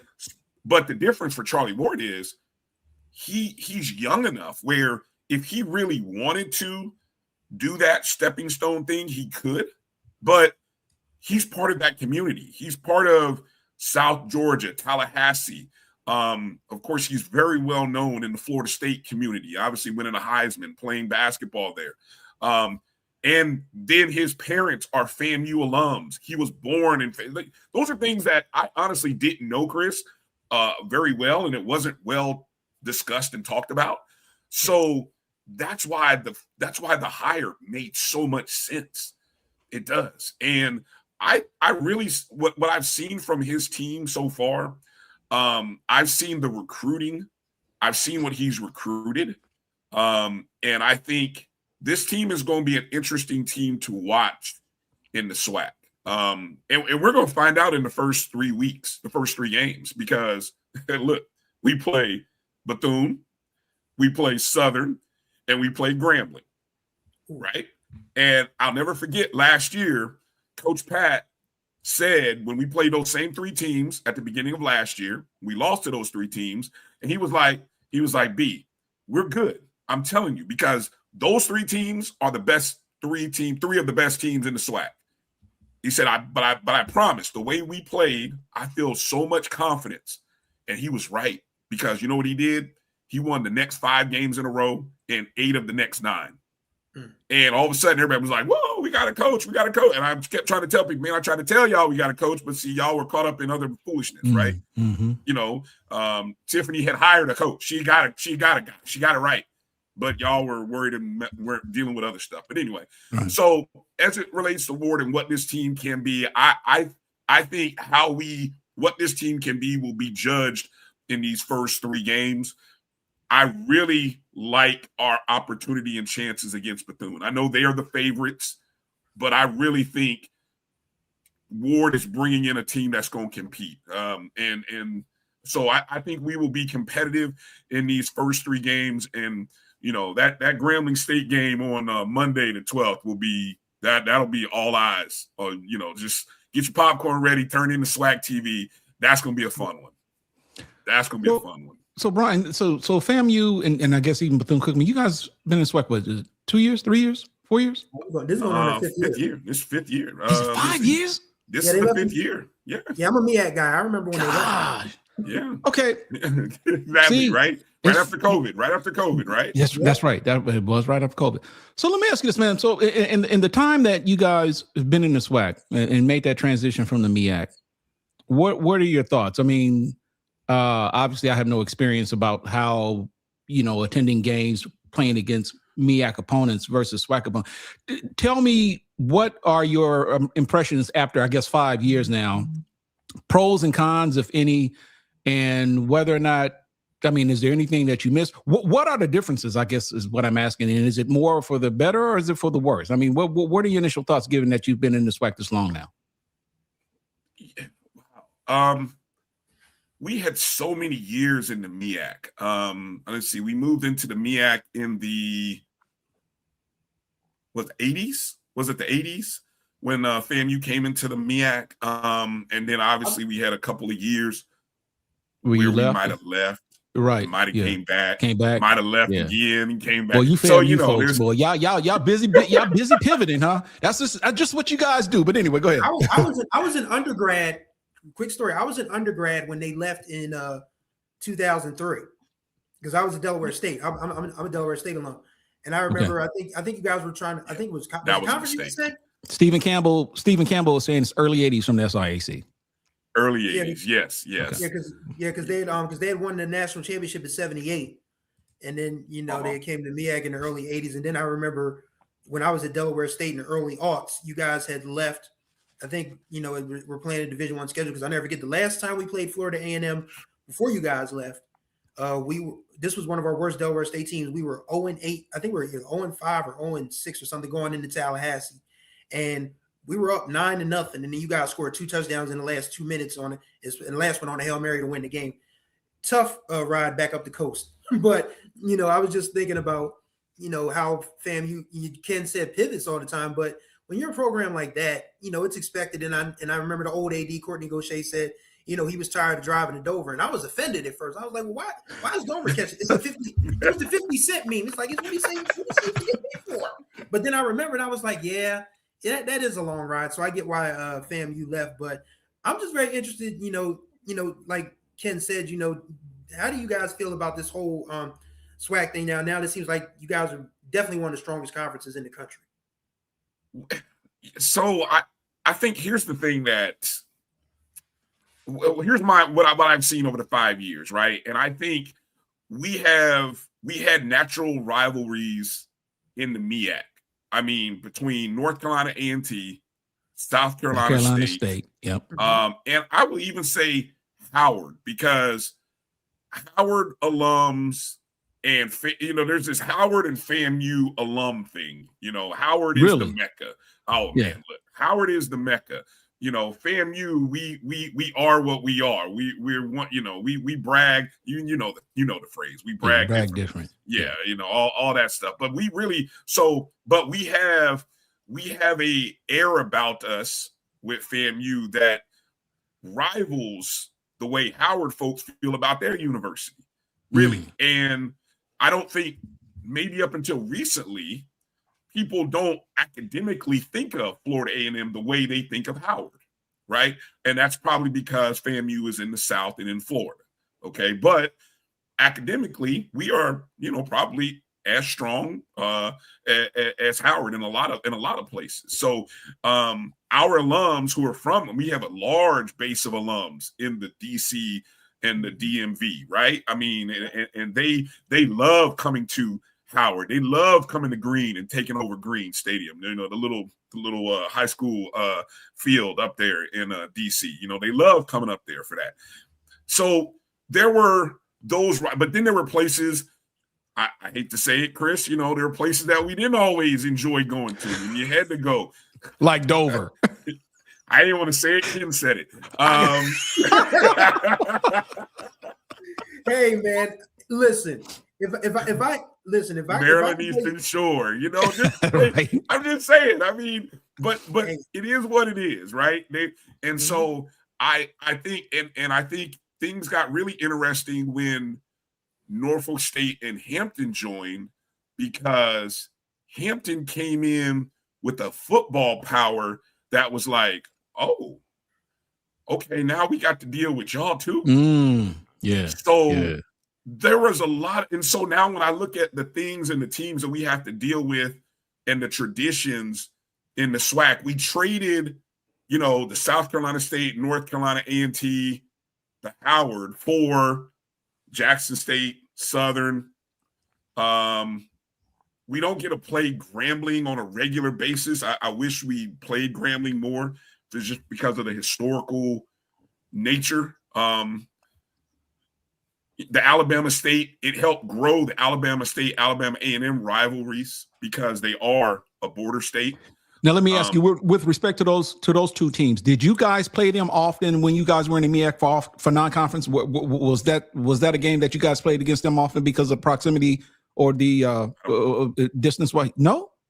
I don't think so. No, I don't think because the MEAC schedule was so full. We were too busy. Okay. We were too busy going into North Carolina and Virginia and up the coast. Who had time to play the schools right there in Alabama, which was near us. And I think that's why a lot of people felt like the SWAC was it made better sense because of its southern regional ties. I mean, we are in Florida. Let's not forget where we are geographically. We are at the furthest most bottom of the country. And it makes sense for us to play schools in the South. It really did. Yeah. And, so financially it made sense. And so I think that was the big trade-off of losing those games against the A&T and the South Carolina States, is we picked up the games with Alabama and Jackson State and those teams in the East and Southern. So we picked up those games. And then also what's also important is the bands. The bands in the SWAC are more in alignment with our Marching 100. I mean, we feel like the Marching 100 is one of the best bands in the country. Well, hey, guess what? Southern folks feel the same. Jackson State feel the same. You and your Grambling alums, y'all feel the same about, you know what I'm saying? So there's that band alignment, which also brings, I don't know if schools in the MEAC kind of felt that way about their bands. Just being honest, I didn't really feel that way back in the 90s, and maybe they do now, right? But back in the 90s, I don't think they really did. So you ran those band pages. You know where all the drama, all the heat would come from. It would never come from those MEAC schools. Well, okay. Your words, Maybe, but I hear I don't you. know. Okay, my words. I'm not a band head, so I get in trouble when I start talking about band. They're like, Brian, you don't know nothing about band. Stick to your lane. I'm like, you're right. I don't. You know, but I mean, like the A&Ts and Norfolk States of the world, I kind of like those bands, but I hear you. But so look, man, before you go though, we're gonna talk about football just a little bit, because like you said, that you got a coach that was on the way out and was losing too many games, and someone made a little jab at you guys because they made note that losing 2 years in a row to Valley don't help matters either. And I got to ask you, Brian, and I'm not trying to make light of this. That's all right. It's all right. I know a loss is a loss, regardless of who loses.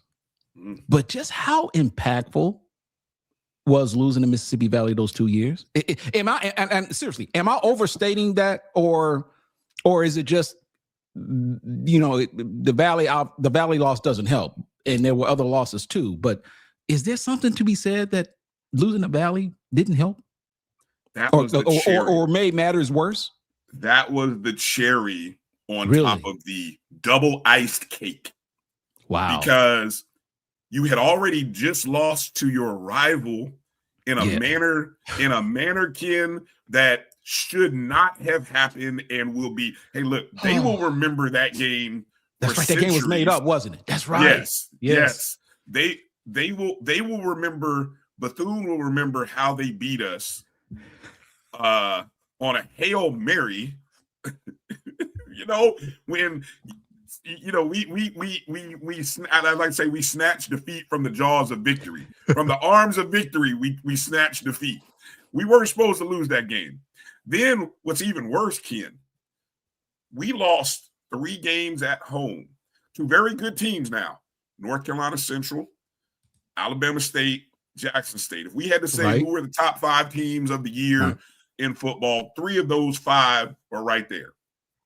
But never, never, ever have I seen in the history of FAMU, and I went back at least 25 years and I stopped there. I'd have to go deeper into the books. Never before had a FAMU football team given up 40 points in a loss. Not once, but twice, but 3 times. Those 3 teams scored 40 points or more. Wow. Never, wow. I mean, and FAMU had some bad seasons, Ken. We had a 1-10 season one time. We didn't lose to any. We didn't give up 40 points. I went back and looked. We didn't give up 40 points 3 times. That's how bad it. And those were home games. Home games, kid. So imagine, not only do you lose your OBC to open the season, then you lose 3 home games to very good teams, 2 of them rivals, but you gave up 40 points in a loss. Then you lose to Bethune on a Hail Mary. And then you just put the icing on the cherry on top of all that, and you end up losing to Valley for the 2nd year in a row.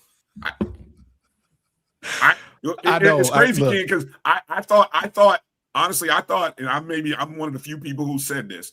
I thought going into the Bethune-Cookman game, I know a lot of people were saying, "Oh, we got to make a change at coach," but I kept saying, if we beat Bethune, guys, be ready. There's the momentum and he's going to get a 3rd year. Oh, you actually thought that? I actually thought that because we had won 4 or 5 games going into that. We'd won 4 or 5 games going into Bethune. Yeah. And had we beat Bethune, that would have been 3 in a row, 5 of 6, and then the next game is Valley, and people are already chalking that up as a win. So we would have probably finished the season 7-5, but you would have finished it on a winning streak. Mindset, and even though Coach Gray was doing what he was doing, there would have been less alignment. Like that board of trustees meeting, I've never seen anything move so fast and so efficiently. Wow. I don't think it moves that fast and is that efficient. And we beat Bethune and beat Valley. I could be wrong, but that's just I don't think it would have. So a lot of people say, well, hey, we'll never know. And you're right. We'll never know. Things happen for a reason. We lost those games and we got a new coach. Wow. That's just crazy. He is Brian Fulford. 1/3 of the ONG Strike Zone, affiliated with the Black College Sports Network. Brother, I can't thank you enough for taking a few minutes to come and chat it up with us on this special day.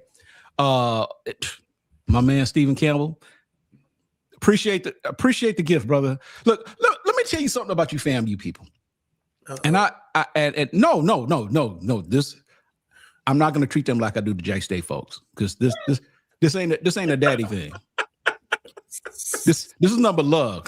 No, the FAMU folks, man. Let me tell y'all something here. Yeah, I've told you guys, y'all special, and I told you I went there. What was that? The year you guys hosted Spectre, was that 2 years ago? Went there for the first time, man. You FAMU folks are phenomenal. I love you guys. I really do. One of my favorite HBCUs, more so because of the fact that not only did I go there, but because of how y'all treated a brother. And then you guys, Brian and Kelvin invited me or allowed me to come on the show to talk about my book, man, my book launch. And man, look, we put it out there. And I'm gonna tell you something, man. You FAMU folks, man, y'all bought some books. I appreciate y'all, man. So I just want y'all to know, brother, I appreciate you. He is Brian Fulford from the ONG Strike Zone, FAMU alum. And like, hey, man, shout out to the Rattlers, man. I call you guys. One of you guys actually got offended. I was like, hey, I love you snakes. We ain't snakes. Well, I was just like, okay, all right. But anyway, shout out to the snakes, man. But anyway, man, Happy New Year's to you, Brian. Yes, sir. Happy New Year, Ken. Happy New Year, Chris, man. You guys continue to be blessed and prosperous in 2026. Appreciate all the work and the grinding that you guys put in, man. It's appreciative. Much appreciated. You know what this grind, you are part of this grind too, man. Yeah. And we appreciate what you do, which is why we brought you on, man. So much love to you, man, and best wishes to you going into 2026. Yes, indeed. Be well. Happy New Year to guys, to you and your families. All right, guys. Yes, sir. Same to you. All right. All right. Oh man, that was fun. Okay, so hey, Stephen Campbell, thank you, brother, again for the gift. Hey, look, we got a lot of time to go, and waiting for our next guest. Wait a minute, do we have? Let me see. Let me look at our lineup here. We know what, we got about an hour to kill. Okay, yeah. Next guest ain't doing until 12 noon. Which is 1 p.m. Eastern time for y'all. Eastern Conference. I mean Eastern time zone. Yeah. NBA already. So look, I did want to say this. I mean, because I said this. I said this because when we talked about this again, I was like, one thing James Colsey cannot do. I said it. You guys can go back as Willie. Yeah, as the now departed Larry Scott used to say on the MEAC conference calls, turn on the tape. You can turn on the tape from old HBCU shows, previous HBCU Sports live shows, where I said one thing James Colsey cannot do is he can't lose the Bethune-Cookman and he can't lose the Valley. He can do one or the other, but he can't do both. And what happened? You did say that. He did say that. You did say that. He knew he was cooked. I mean, if he beats Valley, then people are like, okay, 6-6. You lose the Bethune. I mean, it's the Florida Classic. Anything goes. But you lost the Valley 2 years in a row. It's like, yeah, we gotta get him out of here. It's a cold game, but I do think that Quentin Gray is going to get more time than Colsey did because, I mean, come on, this is Quentin Gray. Yeah. I mean, this is the dude who led them to the FCS semifinals in 1999 and ended up playing heavily for the Jacksonville Jaguars for, 7 years, 8 years? He was their backup QB for a long time. And there's an important note to this. When the Jacksonville Jaguars, did I say Jackson State? No, you said Jacksonville. Okay, all right, I'm sorry. Because I didn't want to mess that up. One important note about when the Jacksonville Jaguars had HBCU players hand over fist, because Quentin Gray was the backup quarterback, Rasheem Mathis was their starting safety for eons. There's one person in common that made this all possible. And Ken, I think you know where I'm going with this. I think. Because who was their director of player personnel then? Who? One Mr. James Shaq Harris. Okay. That's right. He was an executive at Jacksonville. Okay.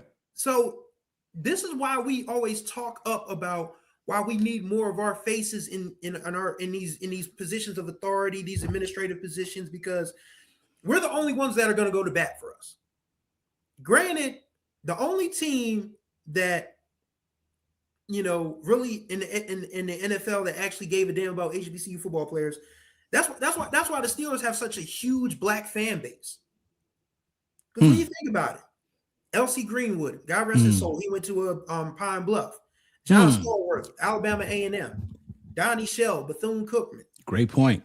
So, you know, but the Rooneys just, you know, they wanted to do right because they wanted to do right and they wanted to win. So that's why the Steelers, everybody's like, how are there so many black Pittsburgh Steelers fans? There's your answer. They went to HBCUs and got the very best, and that's why they won 4 Super Bowls in the 70s. So I mean, great point. Yeah, but when, it's funny you say that, and not to cut you off, but I covered this in the book too. I literally talked about those teams earlier, like in the early back in the 60s and 70s, who focused on drafting players out of HBCUs, such as you mentioned the Steelers. I can also add the Kansas City Chiefs, the Oakland Raiders, and Kansas City Chiefs, Oakland Raiders. But those were teams that literally focused on drafting players from HBCUs because they realized the talent that was coming from them, and as a result, as you talked about, the so-called black fan bases that currently exist. A lot of that is due to those decisions that they made early on. Great point. I always think about Ernie Ladd and Buck Buchanan on the same defensive line, and that one offensive lineman said it was like you looked up and you couldn't even see the sun. That's crazy. You got a guy 6'9", 300 on one side and dude 6'7", 280 on the other. What do you do with that? From a 60s perspective.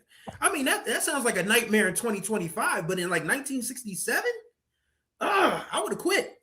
I'd have said, I don't need this NFL money. Yeah. They weren't making that much money anyway. But Stephen Campbell said Bill Nunn was a legendary scout and personnel executive for the Pittsburgh Steelers, instrumental in building the 1970s dynasty. Wait, so Steve, you can answer this for me. Is that Bill Nunn Jr.'s father? You know, Radio Raheem from whatchamacallit, from Do the Right Thing? Is there a relation? I think, because there ain't too many Bill Nunns out there that's black. I would think they have to be related. Yeah, but that's a great point you made, Chris. That's a great point. Yeah, about it's important that we have people in these spaces. That's why you don't see too many HBCU NBA players anymore. I'm looking at some of these comments. We go back to Steve Campbell. He said, "Bro, we are so glad that Cozy is gone. We have already raised $50K for Gray in less than a week." He said, "We pay for the U-Haul for Cozy." That reminds me of when we talked about Cozy getting fired on his birthday, and Zach McKinnon said his birthday gift was a U-Haul. That is still one of the funniest things from 2025. Oh, okay. Oh, that's funny. Soldier Rag said, "I was surprised they let Cozy back." Me too. Man. Me too. I said, man, they're gonna make his ass walk back to Tallahassee. Can you imagine that feeling of losing one, not only the Bethune-Cookman, but then you turn around and you lose the Valley for the second year in a row? You lost the Christmas, and just yeah, man, that's crazy. That's crazy. Yeah, I said it. He can lose one or the other, but he can't do both. He cannot do both. And then what happened? He did both. So now he's free to umpire all the softball games he can handle. But yeah, I do think FAMU is going to be in better shape under Quinn Gray. I really do. So I'm interested. I'm very interested to see what the 2026 HBCU football season looks like, because we have so many great stories this year. When you think about it, you had what Tremaine Jackson was able to do with Prairie. You had what Deshaun Jackson was able to accomplish in 1 year at Delaware State. Remind you, Delaware State hadn't won 8 games since 2007. That's a long time. And that was their first winning season since 2012, when Obama beat Mitt Romney in the general election. I always think if Romney had won, would we still be dealing with the fallout from Obama being president? I do. Oh boy. And granted, I love Barack Obama like a fat kid loves cake. But white people lost their ever-loving minds because the black man was telling them what to do for 8 years. Now, mind you, white people have been telling everybody what to do in this country for 400 years. A black man was president for 8 years, and these folks lost their minds. But yeah, that was the last time Delaware State had a winning season, 2012. Let me take the time to thank AD Drew for the donation via CashApp. I appreciate you, brother. $10 is what he donated. Yes, sir. And thank you, brother, for the support. Hey, man, we are just passing the 3-hour mark, and I'm still ready to go. And hopefully you're still ready to give, because this is all about raising money to support this platform going forward. And look, we need some super chats, man. Like I said, we're not asking for a whole lot. And let me tell you guys, $4.99. What's that? I'm gonna, if I may, I'm gonna upload something for you wonderful people who enjoy reading. Oh, while you do that, let me do this. While you do that. Okay. Hey guys, if possible, go to the comment section or go to the description. There is also a link in the description. I need you guys to click on that link. It says it's the Take Our Audience Survey. That is the HBCU Sports audience survey that I'm asking you to take. I think it may take 2 minutes, three minutes tops to fill out.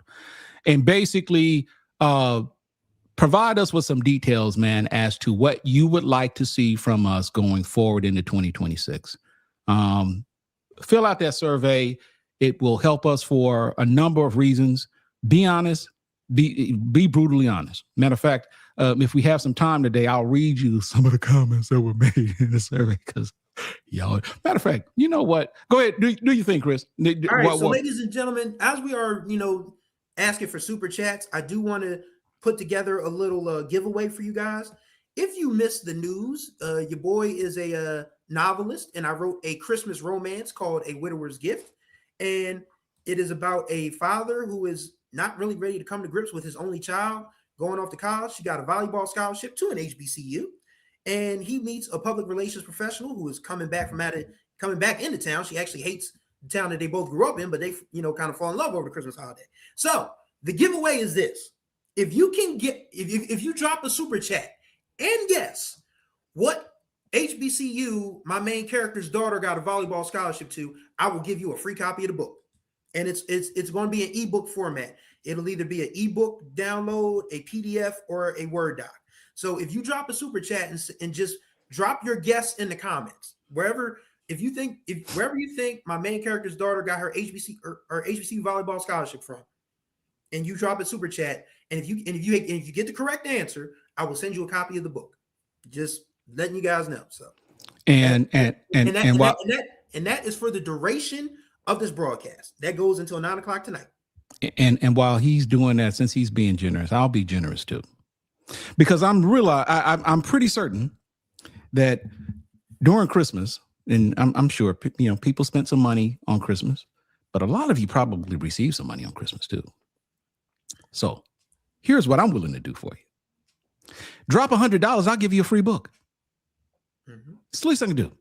Drop $100 or more, and I will send you a free. Well, you'd be paying for it, of course, but $100. But $100 will get $100 or more, and I'll send you a signed autographed copy of HBCU Sports 101, a Black College Guide to Understanding, a Guide to Understanding Black College Athletics.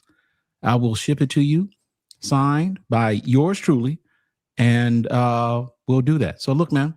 And that too goes throughout the duration of this broadcast, $100 or more. So look, continue to support the platform. But in the meantime, hit the super chats and let's continue to make those donations. So, yep. I was looking at. Thanks, KD. I'm not taking this thing down until next Saturday anyway, so it's going to be up for the foreseeable future. So it took me some time to put that tree up. So that tree is staying up for a while. So some of the responses when we asked, what is the one thing you wish HBCU sports would do more of? Here's one comment: cover more non-revenue sports, especially track and field and baseball, especially SWAC baseball and Black College baseball, and provide detailed breakdowns of SWAC teams, including personnel and injury lists. Okay, fair request. report more on CIAA, SIAC, and HBCU AC sports events with more coverage of D2 conferences, and consider having an HBCU Sports Center-like show for recaps. Okay. Okay. Other suggestions: do documentaries or unique team or on unique teams, address inappropriate comments on their pages, discuss the business behind classic games, and create feasible sponsorship packages for small businesses owned by HBCU grads. Hey, listen, look, I got a HBCU grad that's sponsoring the MEAC and more. I mean, shout out to my guy Norman Oliver and Rock Solid Contracting. You know, he sponsored one of our podcasts, my podcast. So yeah, we're open to what was that? Sponsorship. So if you guys want to sponsor HBCU Sports Live, if you want to sponsor the SWAC page, if you want to sponsor Better Than Less Than, if you want to sponsor MEAC and more, we are open. So I mean, just if you know somebody that has a small business that is an HBCU grad, that is very important, by the way. If they want to spend some coin with us, we are more than open for that as well. We ain't hard to find. Nope. We ain't hard to find. So yeah, matter of fact, let me drop that link again if you guys haven't seen it. Let me see. Here's the link. This is live. Any bowl games today? I think Rose Bowl's tomorrow. I'm sorry. I can't. It's got to be one of those holiday bowls like Liberty Bowl or something like that. I know the Alamo Bowl was last night. Yeah, I can't. I mean, with the way this playoff system is now, who's really paying? I mean, yeah. I think TCU and USC played last night. Paul Taylor, my man. Thanks, Paul. You got a guess? That is my man. That is my man, Paul Taylor. Brother, I appreciate you. Thank you so much. So, you ready for another story? Yeah. Just to give you some guys. So, Zach, you know what? Zach would come in. He said, yeah, there are a bunch of good bowl games. There's a CFP. Yeah, Ohio State. Whoa, Miami. Is that tonight? Yeah, Ohio State, Miami's tonight. I don't know why I thought that was okay. So are the other games on Saturday? I think so. Why? I don't know why I knew that game was first, but I don't know why I thought that game was Friday. Okay. Oh, Iowa's playing Vandy right now? Okay. All right. Wow. Okay. I don't know why I thought that game was on Friday and then the rest of the games would be on Saturday for whatever reason. Because okay. In the chat, is Kirk Ferentz still coaching Iowa? Yeah, I think he is. Jeez Louise. It's only been him and Hayden Fry my entire life. Yeah. Ferentz is still there, I believe. Yeah. WSSU Ram Nation. He said, good thing Grambling got Ohio State prepared. Okay, that's funny. The ReliaQuest Bowl. This is what kind of bothers me about, people saying, I mean, and I get what Tony Clayton is saying before we get into your story, because you guys missed it. Tony Clayton said that Southern needs to think about renaming the corporate sponsorship for their. Yeah. Here's the thing about that. A lot of these businesses have names that stink. I do not want. I mean, I don't think anybody cares about the name that stinks if it's going to pay for it, Chris. I know, but here's the thing: Delaware State has entered a really interesting sponsorship, partnership with Bay Health. Bay Health is the local hospital chain here in Delaware, in Central Delaware, and I'm starting to think that Bay Health is interested in sponsoring or putting their name on a DSU building for athletics. Now, mind you, I just told you guys that Memorial Hall is a converted 40-year-old barn. If Bay Health wants to sponsor the brand new Convocation Center, we could call it the Pap Smear Center. I don't care. If we get a brand new gym that seats at least 6,000 people, we could call it the colonoscopy gym. I don't care.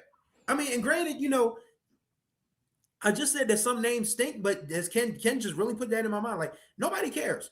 Nobody cares. Nobody cares about the names as long as the name's back. So yeah, if there's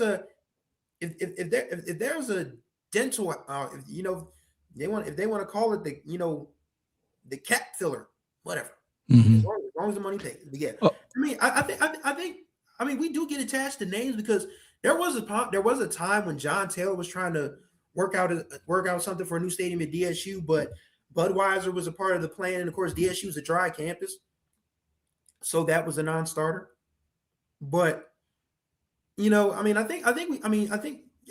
get why people are conscious about things like alcohol and drugs and all that, and cigarettes and tobacco and things. But we probably do need to start thinking about this if we're gonna if we're gonna survive whatever is going to happen with the NCAA, because the NCAA as we knew it is dead.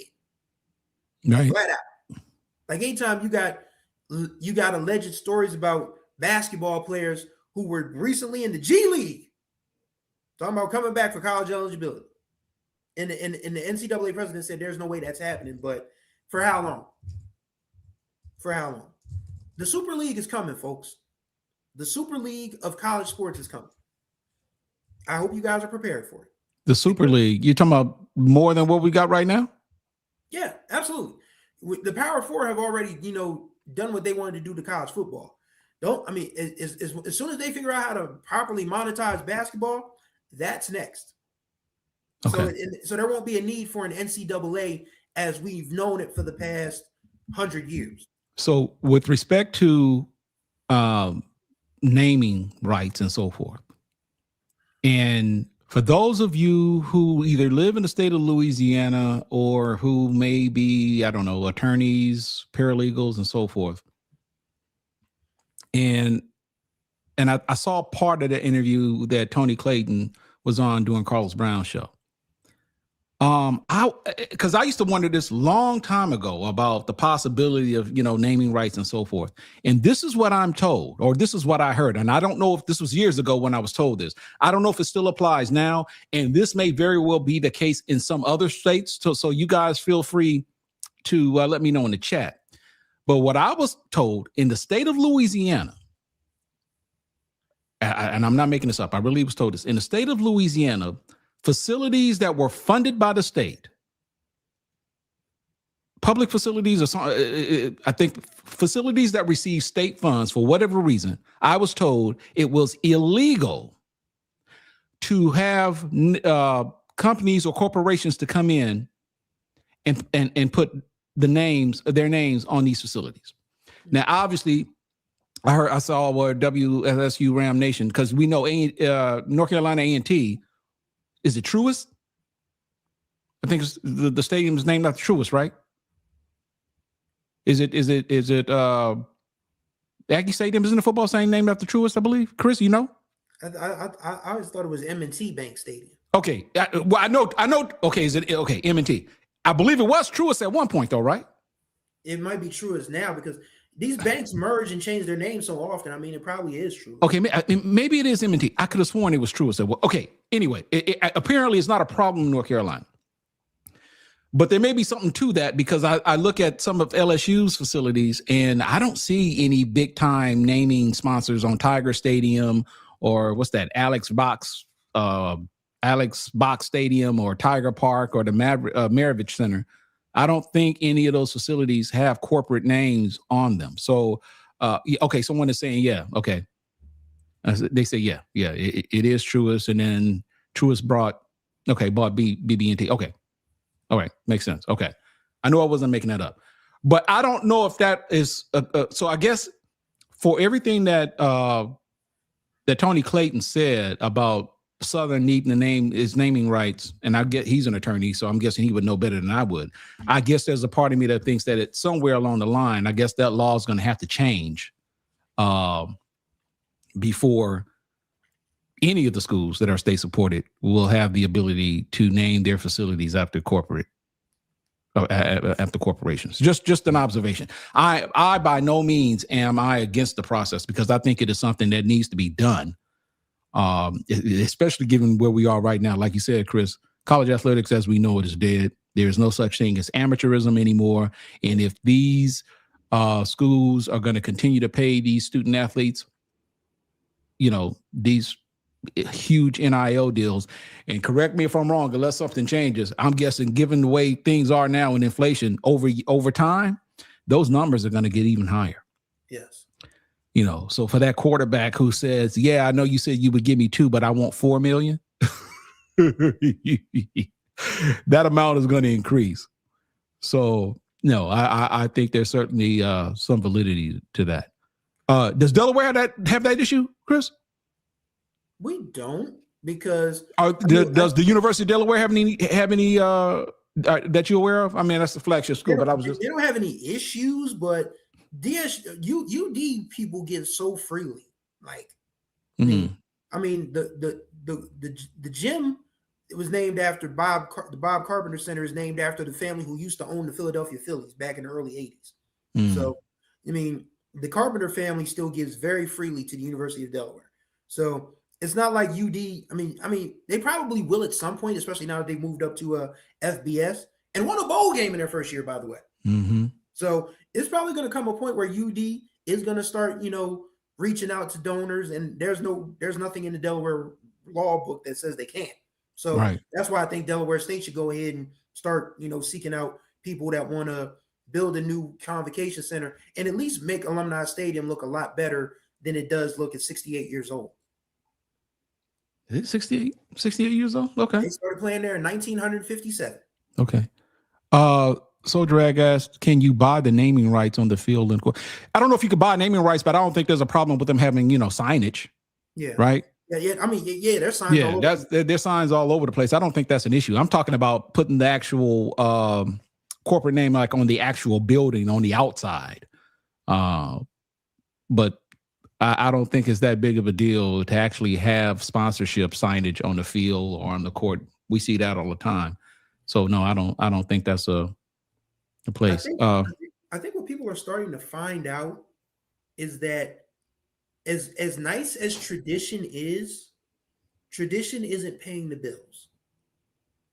Because when you look at, there are only a few arenas left in this country and stadiums for that matter that still retain their original names. When you think about Fenway Park in Boston, Wrigley Field in Chicago, Fog Allen Fieldhouse in Kansas. There are not that many stadiums left that, just still, you go there, you think of, or the Palestra in Philly, for crying out loud, one of my favorite places to ever watch a basketball game. People, if you don't go to Philadelphia for any other reason, you need to watch a Big 5 game in the Palestra. You can feel the history just wafting off the walls of the Palestra. That's my Philadelphia pitch for y'all. Other than the cheesesteaks, because the cheesesteaks are wonderful. But yeah, you're not going to see many places that just have tradition, just traditional names anymore. Because, and I agree with G Boom on this. Everything shouldn't be for sale. I agree, but at the same time, we live in a country now where everything is for sale. I mean, look, the president of the United States let it slip that a musty bastard from South Africa pretty much stole the election for him. Everything's for sale. Everything is for sale. Unfortunately, I mean that's the capitalistic society that we live in. So it sucks that people that Oliver C. Dawson Stadium could eventually become Quick Trip Stadium, or Mumford Stadium and Pete Richardson Field could become Piggly Wiggly Center or something like that. That was kind of one of the things that's been discussed, because a lot of these facilities are named after legends or key figures who, kind of set the foundation for the institutions and so forth. And I can certainly agree with that, or I certainly understand that. I want to play this, show this comment that Aggie 76, he said, hopefully Southern negotiates a good deal. A&T's deal is too long for the amount of money received. What was that deal, 76? What was that deal? Because I'd like to know that. And I have no idea what the going rate is for some of these. Because here's what I do know. I know that when you have some of these corporations that are willing to put brands like, naming rights is one thing as opposed to signage on a field or on the court. One of the things that they put in consideration is obviously how many people are going to see it. That's going to be one thing. So it's all going to be relative to, I guess, attendance. This is where attendance actually does matter, as opposed to TV. And I guess to some degree, you can even roll that into how frequently will your games be televised, right? And then you combine that with, and you know, you I guess your package would include how many times are your games likely to be televised, and what's the potential audience, versus how many games are you going to be having, whether it be football or basketball, how many games are going to air, what's going to be average attendance. All of those things matter. So if you are a program, whether it be football or basketball, and you only get like a certain number, well, you're going to have to, the market rate is going to be based upon that number, as opposed to another school that obviously gets a lot more people in the stands, to where that signage is going to be visible to a lot more people. So those are the type of things that they put in consideration. So Gene Boob is saying that, okay, 76 says, he said it's $1 million for 10 years, $100,000 a year. Yeah, that's way too low. A Soldier Rag said it was one. Soldier Rag says he thinks it's 1.5 for 10 years, but still, I think that's too low. Like, if you really want to put your name on the stadium, put your name on the stadium. So, but okay, so they're roughly, yeah. I have no idea what's considered good, because there's a part of me that says, okay, if it's $100,000 a year, a little bit over $100,000 a year, again, we're putting in consideration how, but you know, A&T does okay with attendance rise, especially like homecoming. Yeah. You know, I know that's a big deal, and that signage is on the outside of the stadium, right? Okay, I guess I can see that's a good point that's made. Zach McKinnell just broke some news in the chat that's very interesting. Football Scoop is reporting that Matt Leone, who of course was North Carolina Central's offensive coordinator, is leaving for Tennessee State. And Tennessee State just got Dalen Lee. Okay, leaving for State. Ooh, okay. I told people Reggie Barlow wasn't going to be down for long. So those are two good gets. Those are two good gets. Okay. Okay, so Drag is saying the University of Maryland Stadium is called Capital One. That is true. At SECU Stadium. Okay, so do you have so you got A.W. Mumford in Baton Rouge, right? Yeah. Isn't the field named after Coach Richardson, or am I wrong with that? Pete Richardson Field, I think, is what it's called. And so what would and look, I know there's no way they're going to remove A.W. Mumford's name from that stadium. So, you know, I'm just Delta Airlines at Delta Airlines Field at Delta Airlines at Mumford Richardson Stadium. Well, it's Pete Richardson Field at A.W. Mumford Stadium.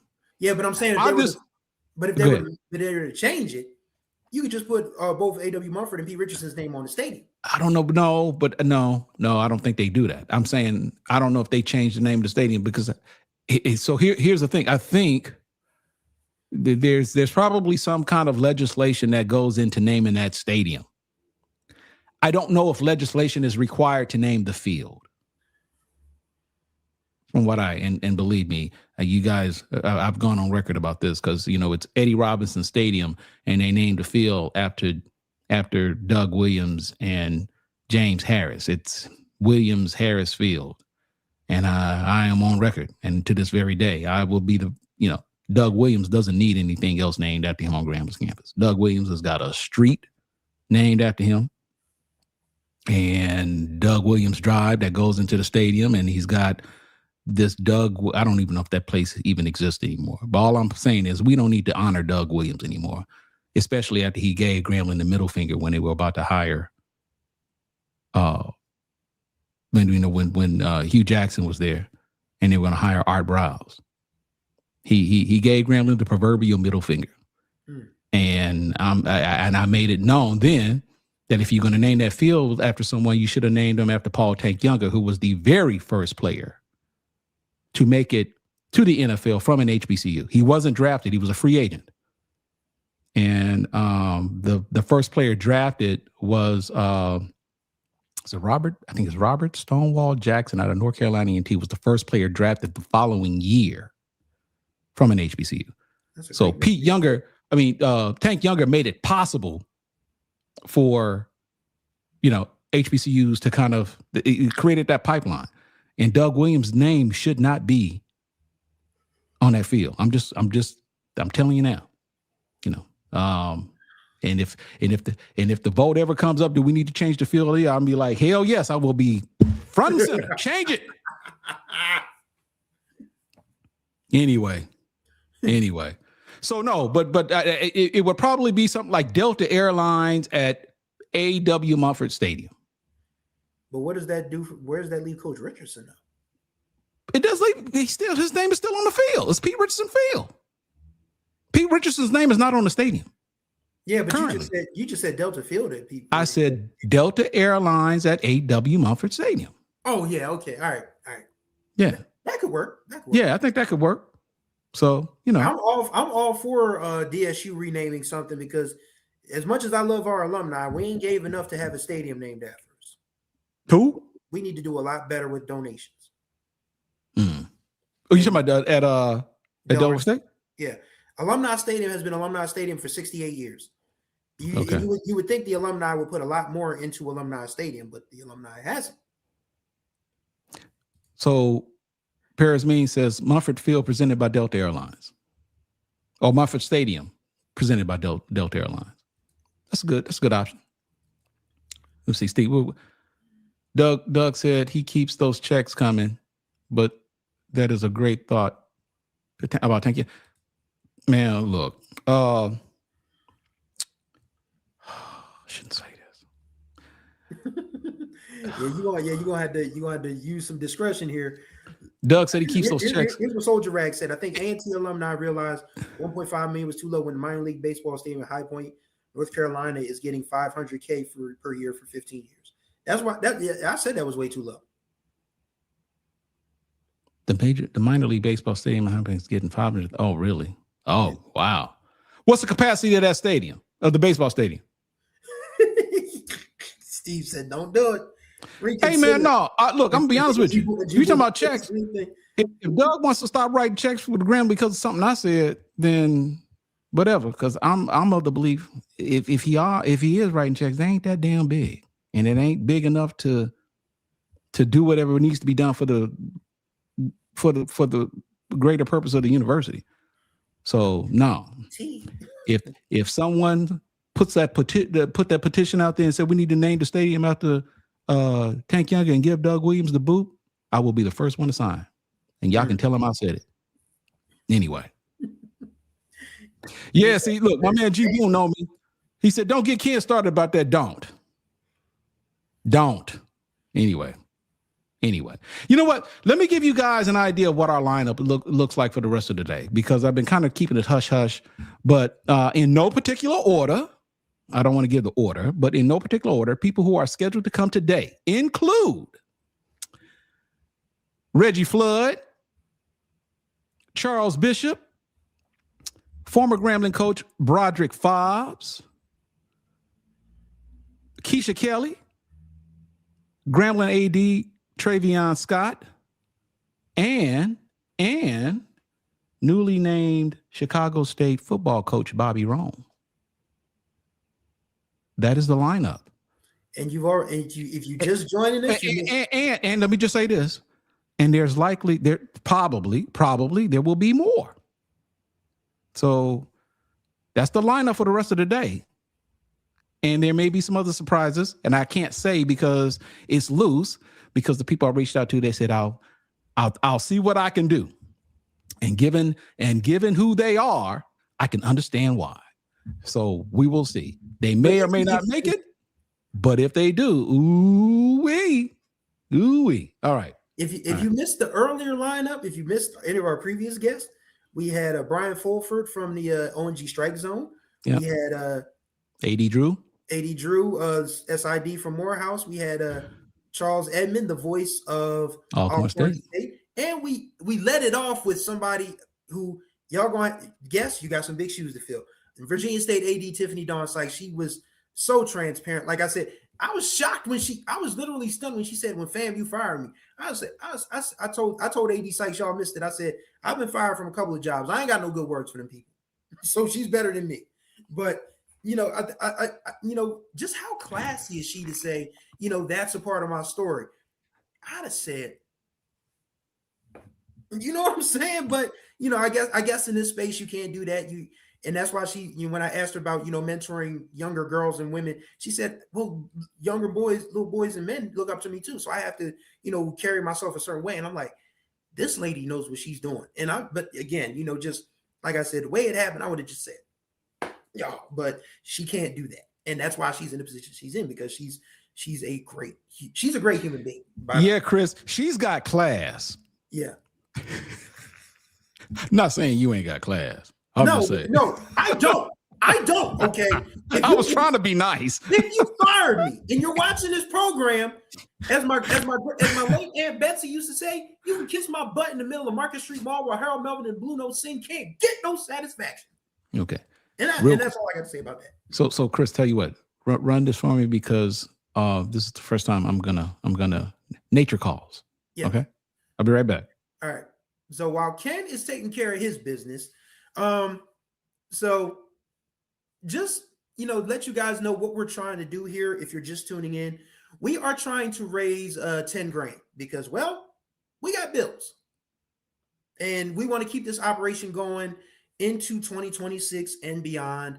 And, the independent media space, it's a nightmare because you might have missed it when Charles Edmond was on earlier. He said the media business is eating itself, and he's absolutely correct in that regard. So, that's why we're, really stressing the point of trying to raise money, because there are 4 of us in this organization. Ken is the boss. He's the publisher and the editor. Kendrick Marshall is our senior editor. Jared Hoffman and myself are your contributing writers. So that's 4 people. And Ken and Kendrick got families. They both have wives and children. Jared Hoffman and I are single gentlemen, but we still want to go out and, live life. And in order to do that, while we're doing here, we need a little bit of help. So if you guys want to donate, there's the CashApp link. There's the CashApp below. You can go to CashApp, type in the $ HBCU Sports. You can, go to the Zelle app, type in donate@hbcusports.com, get there. You can also drop a super chat here, $5, $10, or if Mackenzie Scott happens to see this, we'll take a quick 20 million and, just keep this operation going. G Boom reminded me of when Cory Booker stood up there in the gondola. It's not called the gondola, is it? In a rotunda or whatever it is in the Capitol. And Cory Booker was sitting there for 25 hours. God bless him. Because I'm going to tell you right now, as much as I get why Cory Booker did that, there's no way I'm missing bathroom breaks to try to convince Marjorie Taylor Greene of anything. I refuse. If you want to be stupid, be stupid. And Marjorie Taylor Greene is finding out the hard way that Donald Trump don't like anybody but himself. This is the same dude who was talking about grabbing women by the cootie cat. Just want to, put that up there. Okay, if you guys need the Cash App, I'm going to drop it in the chat. And I'm going to put it up on screen ski. That is our Cash App. You can type in the $ HBCU Sports. You can give there. And for PayPal not for PayPal purposes, but for Zelle app purposes, here's how you give there. This is for the Zelle app. If you guys are familiar with Zelle, you can go there. And also, we have a website that you can go to and drop your coins there.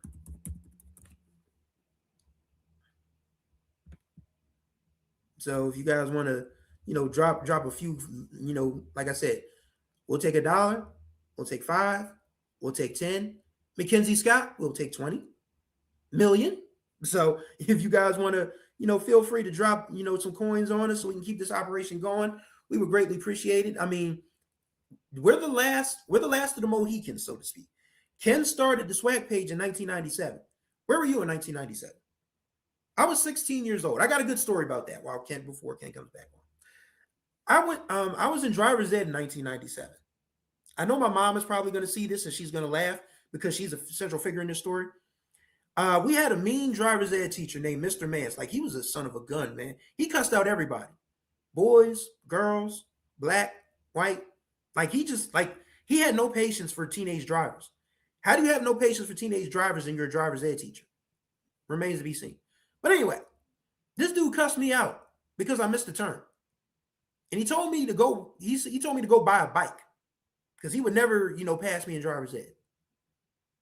I went home and I was destroyed. I was devastated. My mom asked me what's wrong. I started boo-hooing. And she said, I'll be right back. Because her office was literally right down the street from my high school. And she walked away. She walked down the street from her office to the principal's office at my high school. And the principal and my mom were on friendly terms. So the principal at the time, Dr. Henry Stenner, God rest his soul, he was like, Paula, what can I do for you? She's like, well, Henry, your driver's ed teacher, said some really nasty things to my son. And I'm going to tell you, this is my mom now. She said, I'm going to tell you, I'm going to punch that MF in his throat and crush his MF voice box so he'll never utter another MF word, let alone curse at my son. And he literally freaked out. The principal freaked out. He said, oh, no, we got to fix this. So apparently the driver's ed teacher got a reprimand. And, I had another chance to go get my driver's license, which I eventually did. So thank you, Mom. Appreciate you. All right. So that's one quick, you see, this is the stuff we fill the air with, during a 12-hour stream. We talk about a little bit of everything, but, I just felt like sharing that story with y'all because I know my mom is probably going to see this later on and she's going to get a kick out of it because she literally was going to try to, cave in the throat of a grown man. And you know what? She probably would have done it too. So anyway, all right. I think Ken is ready to come back. All right, Ken, you back? Did you bring me back? I did. Oh, well, I wasn't quite ready, but okay. Sorry. No, we good. We good. I don't know if you heard that story I was telling. I heard part of it. Oh yeah, I was telling good people about my mom threatening to crush the driver's ed teacher's voice box because he cussed at me. Because he cussed at you? Yes. For doing what?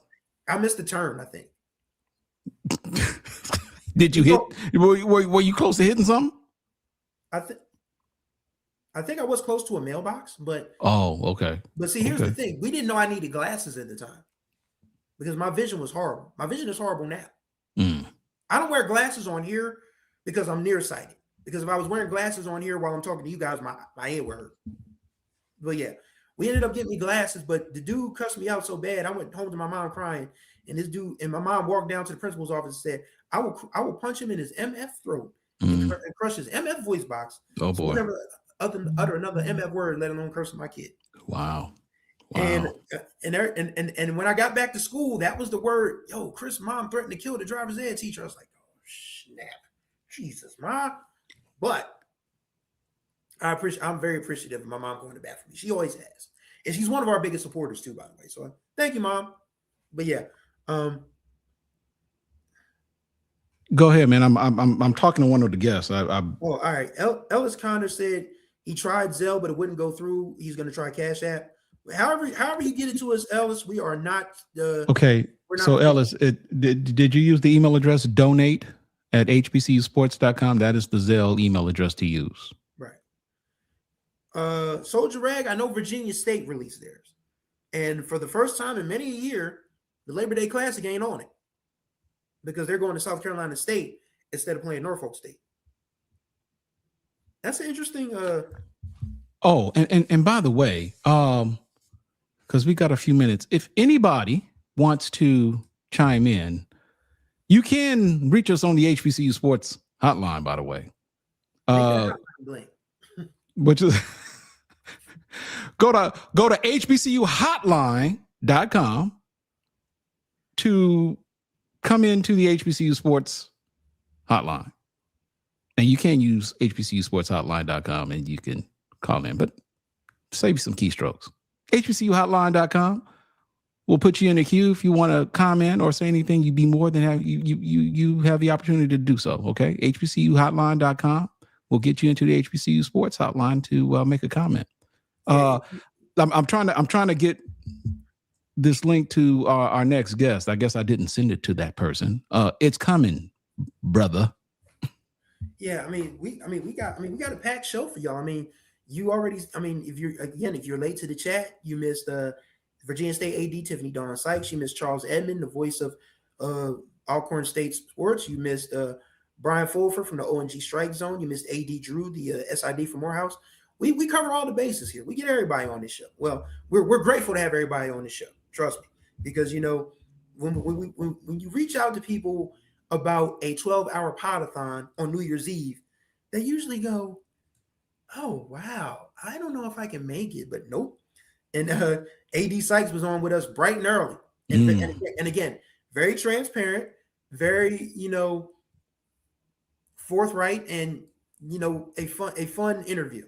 And so was AD Drew. I heard, I had to go eat breakfast while AD and Ken were chopping it up about some of the foolishness that journalists do at different, institutions, like going straight to the food table instead of covering the game first. I was actually eating when AD said that, and I almost choked on my food. I was like, oh crap. Which reminds me, he mentioned that he is now serving in the role that Michelle Jinks used to serve in. I want to shout out Michelle Jinks. I always do on this show, because she was the director of comms for the MEAC when I was a student reporter at Delaware State. And when we had the MEAC basketball tournament in Richmond, Virginia, everything was taken care of. We never went hungry. We always had stats. The press conferences started in a timely manner because Michelle Jinks didn't give a what about a cool-off. You ain't lying. She did not play. She was not down with the cool-off period. She would get these coaches and these players into the press room. Because if you guys are not familiar, God rest the soul of the Richmond Coliseum. It's an area towards the back of the building that is sort of like a warehouse, but the MEAC had it set up very nicely with a portable stage and different things for the media folks, for the players and coaches to sit on, and tables and chairs for the media to work from. Michelle Jinks is like a comms pro. Absolutely. So shouts out to Michelle Jinks, who I always, end up chopping it up with about the WNBA and all of that stuff. So, I first met her when she was director of comms for the MEAC, and she spoiled young reporters like myself, because I covered the Division III NCAA tournament in the early stages of this century, and the MEAC basketball tournament, it surpassed Division III national tournament by a country mile in terms of accommodations. Would you believe I have not been to the Norfolk tournament yet? I'm trying to get there. But I'll tell you, Richmond was special for me because this was the first tournament that I covered on my own as a young reporter at 22, 23 years old. And it was the first time in my career at that point that I had felt like I was a professional reporter. I was still a student, but I took care of my own hotel room. I had a car at the time, so it wasn't a problem for me driving to Richmond.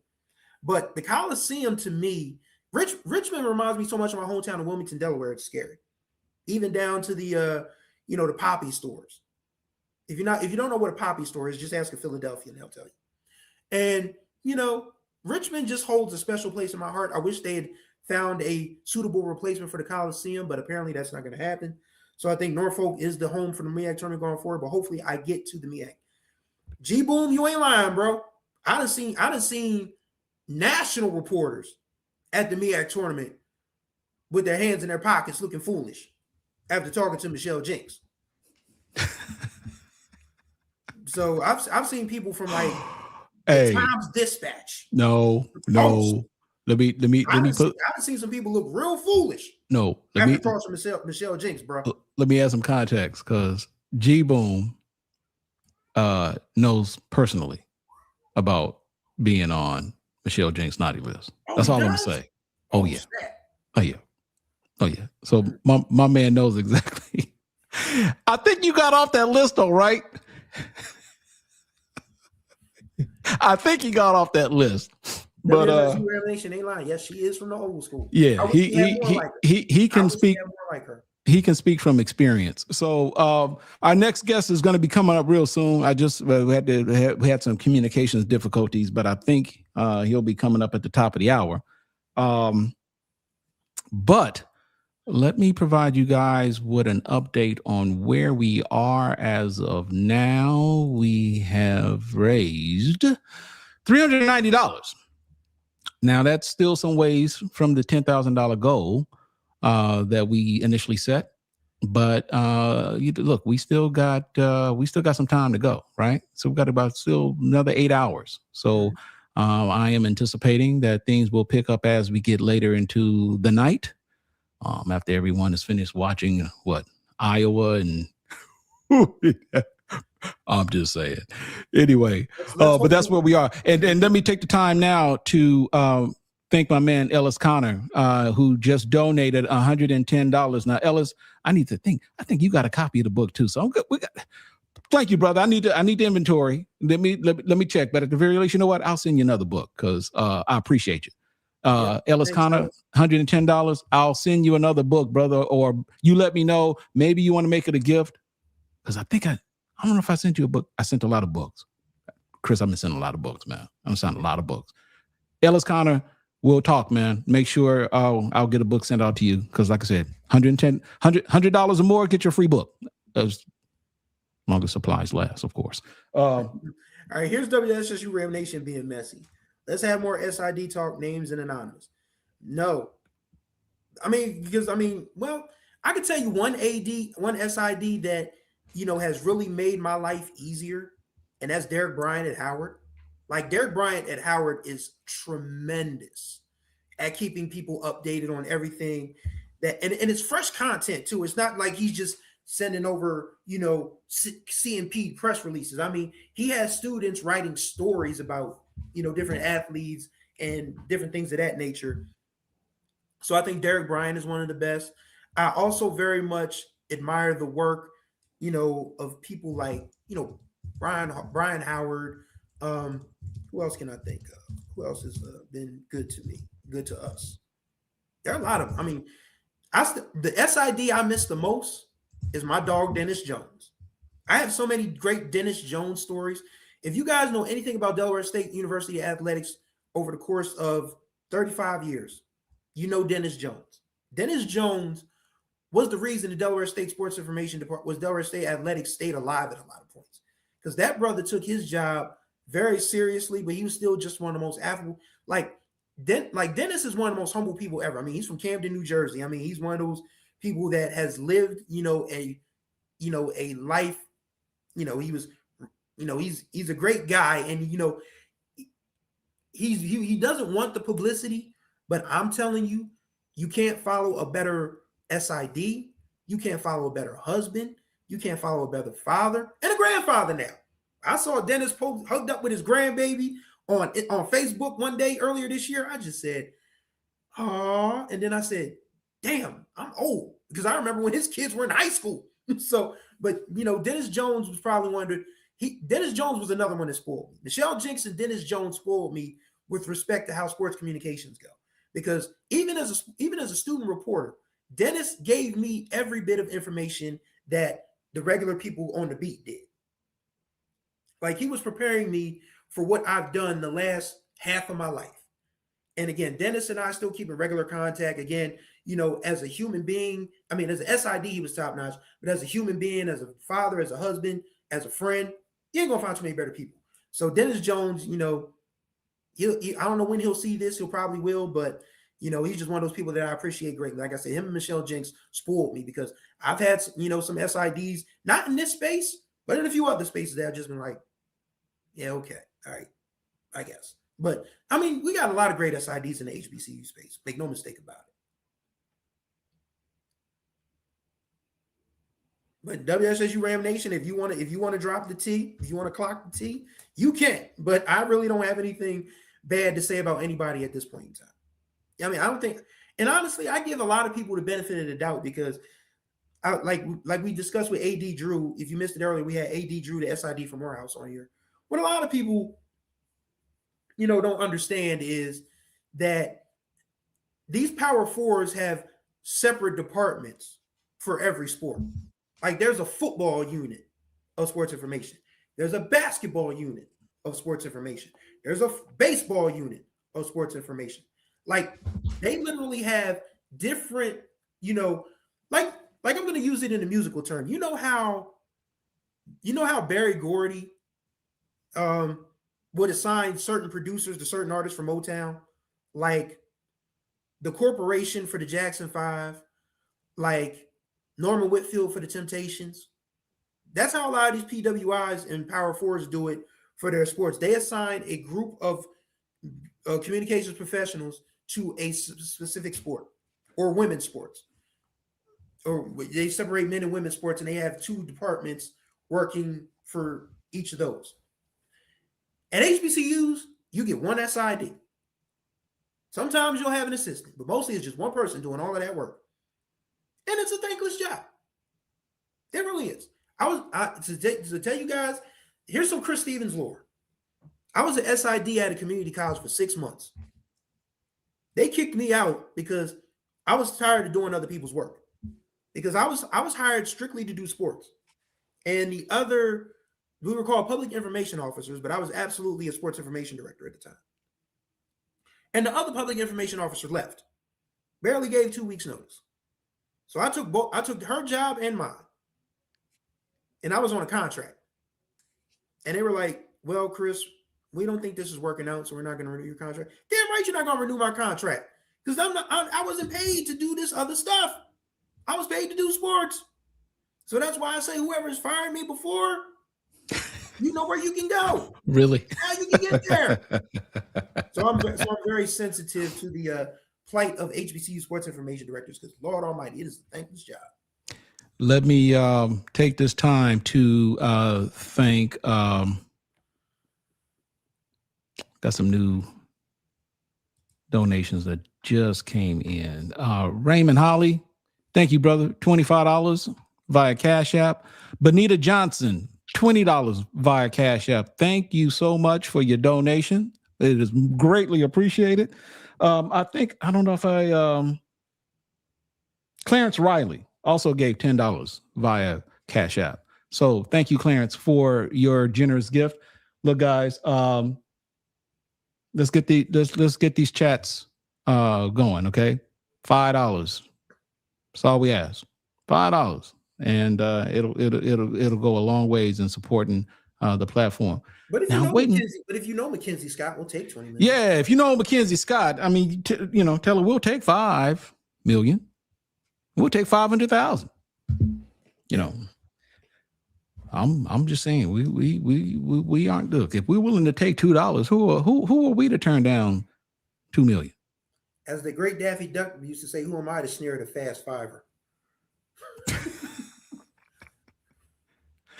Oh, we are waiting for our next guest to pop up in here. But let me ask you this, Chris. What are your expectations? I don't know if you make these New Year's resolutions. I never do.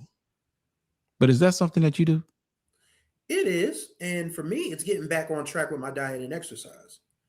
Okay. A lot of you people may not know this, but there was a point in time between 2018 and 2020, I went from 350 pounds to 215. Like I just literally got so focused on losing weight that it was the best that I'd ever looked in my life. And I'm starting to see that scale creep up slowly but surely each of the last 5 years, and it's not really sitting right with me. I actually ran 2.83 miles this morning on the treadmill, so I'm getting close. That's why you see my subhead is called me 5K CJ, because I'm almost close to a full 5K again. So I'm going to try to be mindful of my exercise. The problem is when you work from home and your kitchen is literally right down the hall, it's not that hard to just go for a snack. The snack becomes 2. Then the 2 become 3. So I got to find a way to, stop going into my kitchen, even if that means I need to start, working, from a library or something, but, just to keep myself from eating all the doggone time. But I'm going to be focused on my diet and exercise. I published a book this year for the first time in 2 years. I'm going to shoot for 2 next year. Shooting for 2. And of course, I'm going to continue to develop the music podcast that Ken Rashad pushed me to create, which is doing very well right now, called On the Groove Line. And I'm going to be reaching out to more guests as soon as Monday hits, because I believe in giving, everybody a break for the holidays. And yes, that includes R&B artists. So I'm going to start reaching out to different folks on Monday. But yeah, basically it's going to be a year of getting back right from me physically and continuing, all of my passion pursuits while I continue to do what I do best here at HBCU Sports. Speaking of podcasts, I got another podcast too. As a matter of fact, I've got a new channel. Well, I've got another channel. It's called the Ken Rashad Channel. And it is a channel that is all about entrepreneurship, the entrepreneurial journey, and takes the time to focus and spotlight those entrepreneurs of color in the Ken Rashad Show. And then, of course, what I like to consider more of a flagship podcast is HBCU Titans, in which we take the time to profile and we take the time to profile HBCU graduates who are doing tremendous things in the community and so forth. So, thanks, Stan. Yeah, Stan. Hey, 1999, brother. Thank you so much for that. We've got a guest, and speaking of Titans, I guess this brother would be considered somewhat of an HBCU Titan as well, because back in my days in '97 when I first started the swag page, this brother was kind of like down with me from day one, and since that time has grown to not only solidify his own brand, but done it in a way to where, if I understand the story correctly, and I guess he'll be able to clarify, kind of came out of the private sector to do some things, man. And when I tell you that HBCUs are all the more better because of what he does and his work, I mean it. So let me go ahead and bring him to the stage. The doctor. Look, man, it's been a long time since I've been in school.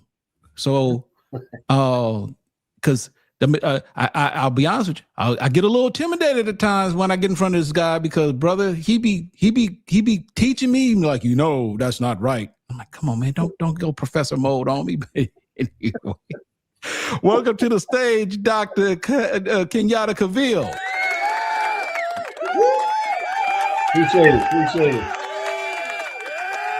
Hey, Doc, man, happy holidays to you. And hey, brother, look, man, seriously, I cannot tell you guys enough just how impactful Doc is, man, with respect to the work that he does. I mean, well, I don't know. I really don't know how to say this. Doc, welcome to the show. How are you?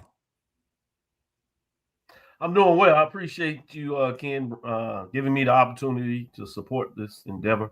I think it's significant. We need to keep hold of some of our original platforms that have grown over the years that you have started. So anything I can do to support that, and I will provide a financial support after this. I'll do it CashApp. I like to do it directly.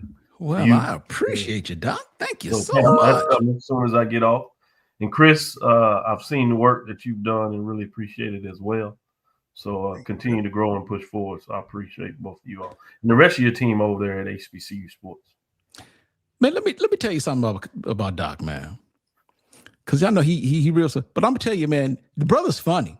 We crack some jokes because so Doc, let me tell you, you graduated from PV, right? And he a professor at Texas Southern. That's right. So, do you ever find yourself getting conflicted, brother? Because you get a paycheck from Texas Southern, but tell me, how do you see? Look, I talked with Charles Edmond. You know about Charles, and Charles and I went to school, took classes together at Grambling, and now I told you he graduated as a Grambling he'll die as an Alcorn Knight. Do you ever find yourself being somewhat conflicted, man, between PV and Texas Southern? Not really currently, but really? I will be honest, at the beginning I did. Really? I think, the natural connection I had undergrad with Prairie View A&M University did have some conflicts. But as you kind of grow in this journalistic framework that we do now, as like people like to call it, new media, things of that nature, you get to the point where it's just coverage. You're just providing information. And really what you find out is you have relationships with individuals. So there's times when I have a really solid relationship with a coach, either at Prairie View or Texas Southern. And so oftentimes I find myself rooting for a coach or an AD that may need to win a little more than the other one, because where they going into a contract extension, or where they may be in terms of fans disengagement or enchantment with a particular coach. And even though I know that there's some variables that we all know in the background that may not allow them to be as successful as they could be, but once fans have their feelings, we call them, fanatics for a reason, right? Right. I use that all the time. You're not going to change that. And I've always quietly, some of my best work is done behind the scenes. Whether it's feeding you all information that I necessarily can't get out there because of the role I play, which is a little less of a journalist than it's more of a consulting perspective. And which creates a unique platform for me, and I love it. So, Doc, like I said, I could be wrong, but I think there's still a lot of people out there that may not really know your story now, because, like I said, when you and I first met, I think you were in the private sector, right? That's correct. Yeah, and I think you're engineering, right? Engineering, that's engineering, which is obviously what PV is known for. And look, my man was all about that PV business, which I appreciate. He still is, as a matter of fact. But if you will, man, talk about what led you to go from where you were in the private sector to currently to what you're doing now. I took an opportunity in Decatur, Alabama, which is Huntsville, Alabama, greater area. Many of the HBCU fans are familiar with that area because it's right there in Huntsville, where Alabama A&M is, obviously. And as life would have it, long story short, from the backside is Huntsville is wonderful for me. I love a lot about Alabama A&M. Met a lot of good friends. We're part of fraternities, national. So I got to bring in some lines there. So there's some folks that I'm really close with at that time, including eventually finding my wife. Okay. So she went to Huntsville, Alabama A&M. So we're all about HBCUs. But while I was there working with the corporation, Monsanto, and then they split and came into Solutia, I was doing project engineering, plant engineering work. And I found this page that people may not realize was called the SWAC Page Network. And it was operated by this gentleman right here, Ken Rashad. There were a couple of other ones out there, but this one was dedicated, as you could tell by the original name, SWAC Page Network, that has went through other iterations as a brilliant person does, and growing and trying to figure out how do you create the platform. But it gave us a space with fans that had some association, some identity, not only with our personal schools, but to interact with other schools that were within the conference, Southwestern Athletic Conference. And to some degree, the opposing conference, if you want to look at it that way, the MEAC. And part of that were these different chats. This is when blog was really at its heyday, I would say, zenith in a lot of ways, where there are a lot of interactions. So we got to touch, talk. We created events off of that. We had families, people got married, kids, all that associated, good friends over the years that we still see 20 years later. Some of them have now become ancestors. Some of them have grown up and become HBCU alumni themselves with their children. So it's fascinating when you see that, seeing the people that are gone, commissioners, ADs, coaches, the best, some of the worst. We've seen all that interaction. We've discussed it, had our opinion on it, provided information, provided cutting edge news, all types of things. And at that time, I was a bit of a historian, if you want to call it that, self-made. This is before I decided to go back to school to get a doctorate and kind of travel that educational space. But I noticed people would fuss. I mean, they would get in a lather, Ken. You remember this. Mm. This is at the time Tuskegee was really playing some good football. Yeah. And they would do really well. They would go 10-1, 11-1. They would beat a SWAC school or two. Alabama State obviously was notorious getting their head bashed in at that time. And they would maybe sneak and play another one here and there, and they'd beat them.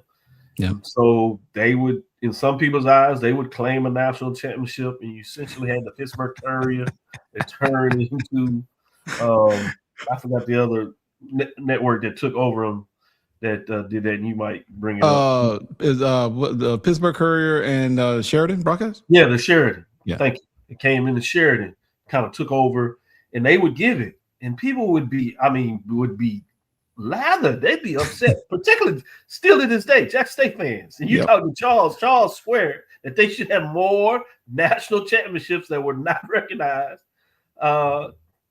in that era. And so I had this marketing idea. This was really before the NBA, but I studied a lot of that, and I decided to do 2 polls. And I came up with this term called mid-major poll and major poll. Yep. And Ken allowed me to showcase it on the blog. Yep. Showcase it on that blog. And that's probably where I first got my introduction of folks looking forward to it. And I'll end it on this part. I was doing my work. I was a project engineer. I was serious about my craft, and I was doing projects, going outside and checking hard hat and all that kind of stuff, right? Right. Living the life. And this is where we really didn't have I had a text. I got a text. This is when we still had the pages or whatever. So I got a text. And I'm calling back in the text. And a friend of mine is like, hey, man, they're looking for your poll. What you talking about? The poll that you put up on the blog. They looking for the poll. Give them the poll. That's the first time I realized that people were interested in this damn poll. So I had to come back and get the poll. And the rest is history. Yeah.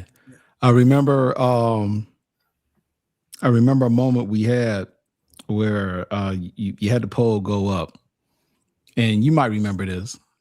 People took issue with the poll in terms of who was ranked what and so forth. And I don't know if it was a little unnerving for you, but I remember you reached out to me and you said, hey man, do you have a problem with the poll? I said, no. I said, why? He said, because some people would take issue with the poll. I said, brother, consider that a win. Because and given where we are right now in social media and the way things are now, I am here to tell you, man. I said, look, if anybody took the time to comment on your poll, brother, that means you've done something.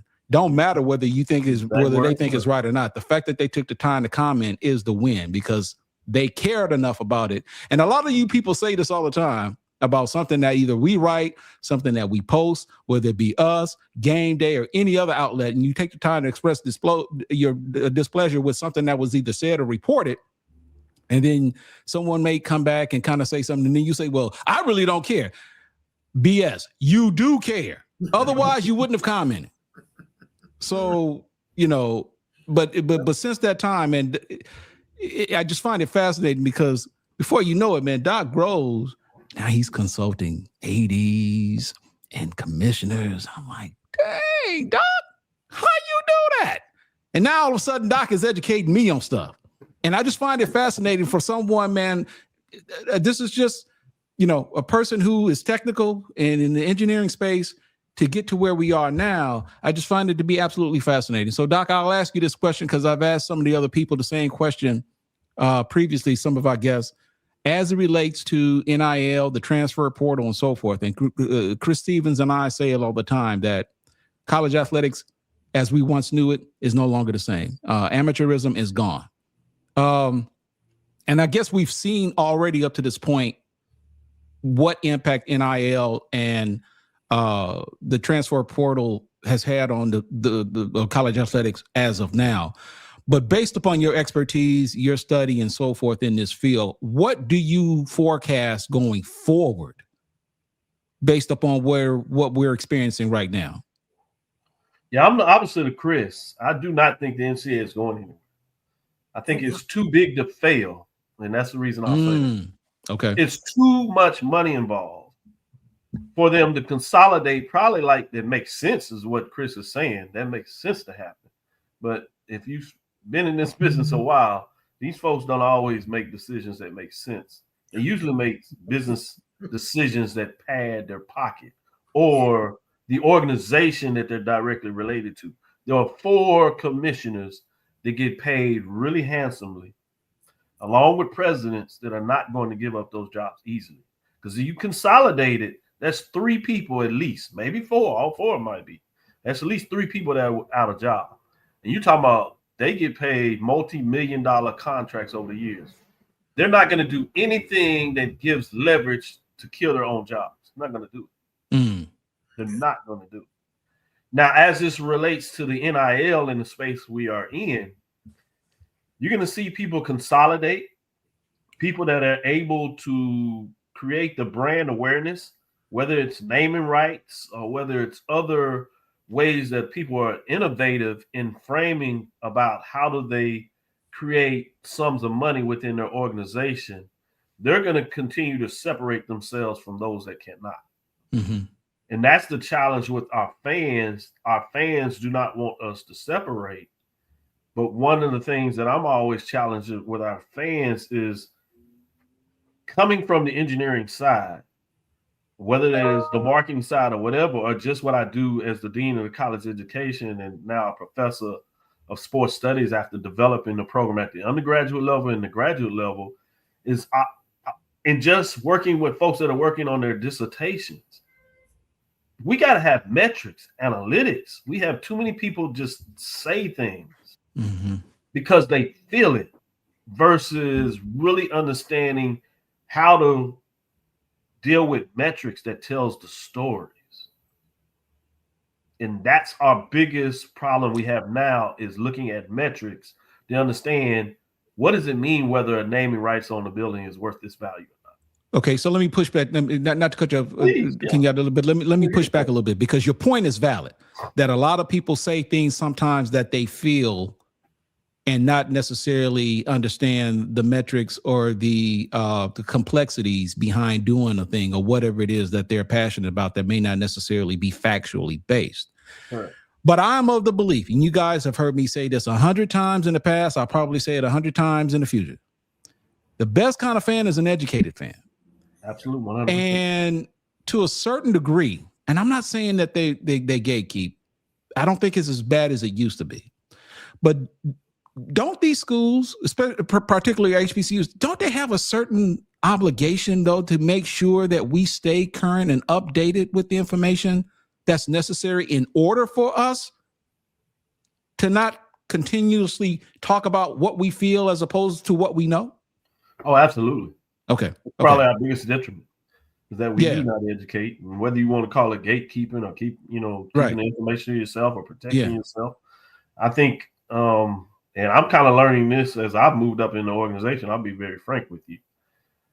Your ability to navigate corporate industry or higher education or politics oftentimes is about your ability to navigate just at the politics within the organization. I think everybody can relate to that. Yeah. Right. Yeah. One of the beautiful things that you have within your organization is you're independent, right? Yep. So, you decide what you want to put out there and you'll live with the consequences, good or bad.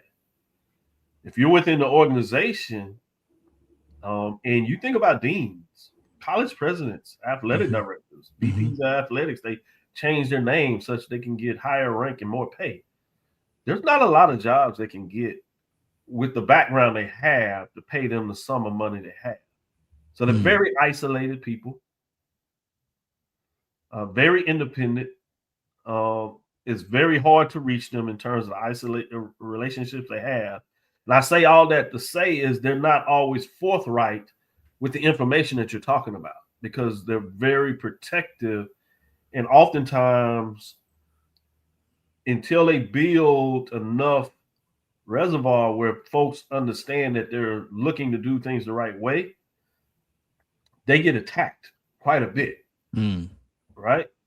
Yeah. And I don't care what type of person, what you do with the animal. You take an animal, they're going to, and you corner them, they're going to come after you, right? or they're going to do the opposite. They're going to really go into a shell. That's natural human inclination. And so if there's no open dialogue between what that looks like, yes, they're going to kind of cover up their information, their spot. So you're absolutely right. One of our faults, and that's just not HBCUs, that's really outside of this, but we focus on HBCUs, obviously, because it's important to us, is you're correct. The best fans are educated fans, and our fans are not educated oftentimes because the people that have the information do not share it. Okay, so it's a detriment. But let me ask you this, and because in fairness, is there any sort of a justified reason why they share it and don't necessarily release it? I don't know. Justified would be the term I would use, but most times it's to protect themselves. Okay. It's to protect themselves in a position that is challenging at best to move into. And there's only limited positions. There's only so many presidents you can be. We talk about coaches really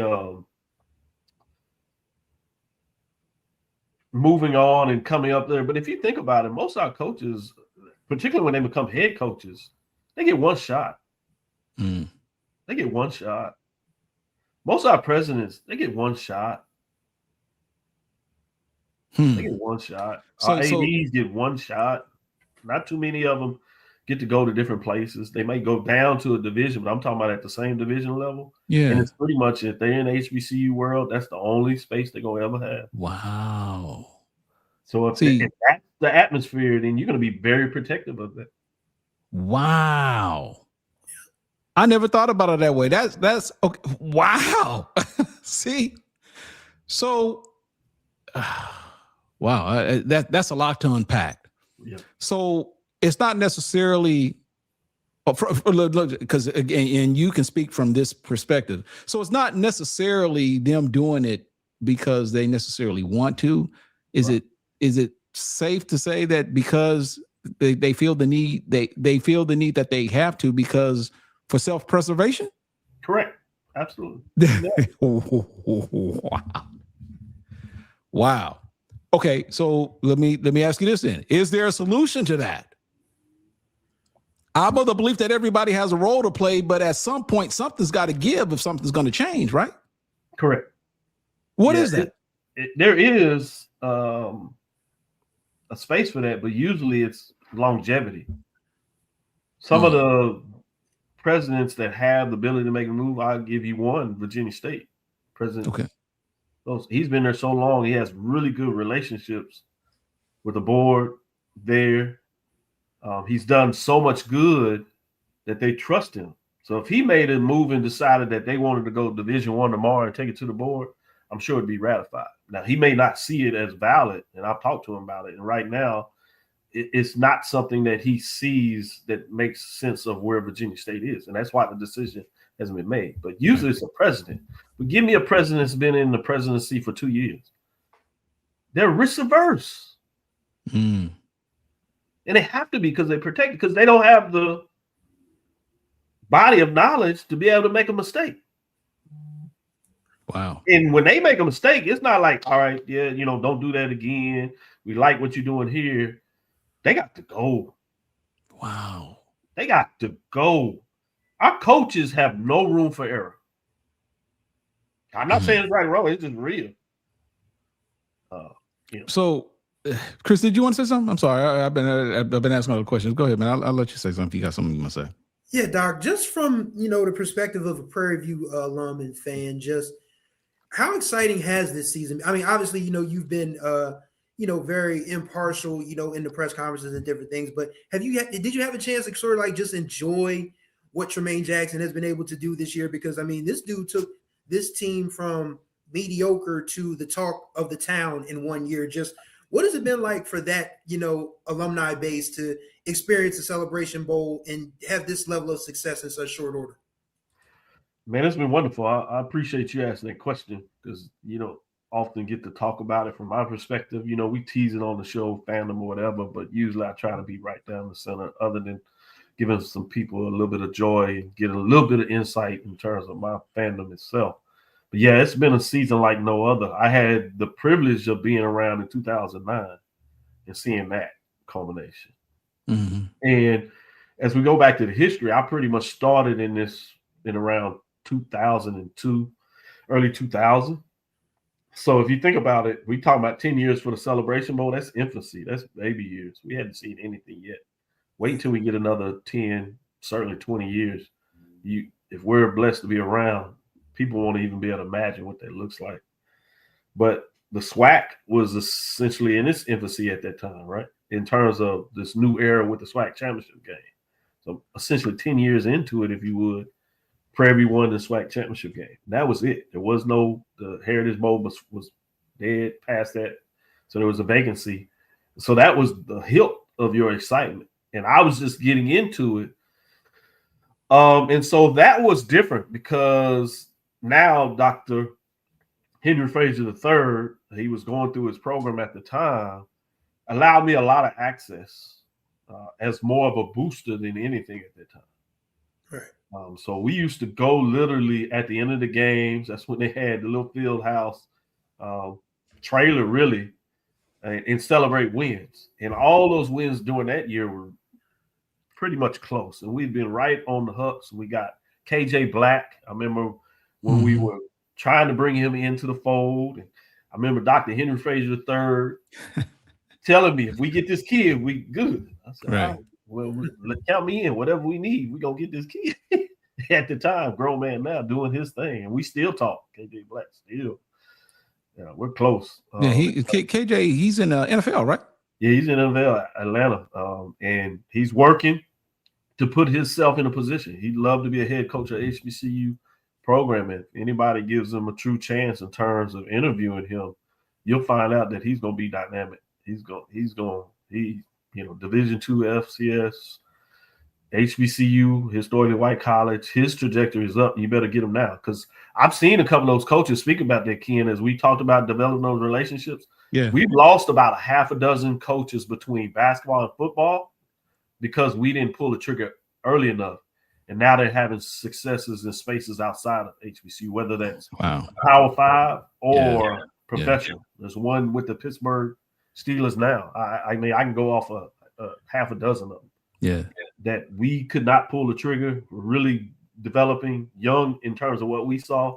We didn't see the vision. We let them go, and now we can't afford to literally bring it back. Boy, look, this was a fat win. This time flew by. But see, this is Dr. Cavil, man, because I wasn't planning on going this deep, and he took me there. Yeah, and dude, I got a lot of stuff to unravel now, because to be honest with you, I'm trying to stay on schedule. There's so many other questions, man, this thing came up with. Yeah. But if you give me a little more time, I'm here now. But I know you got other folks you brought in.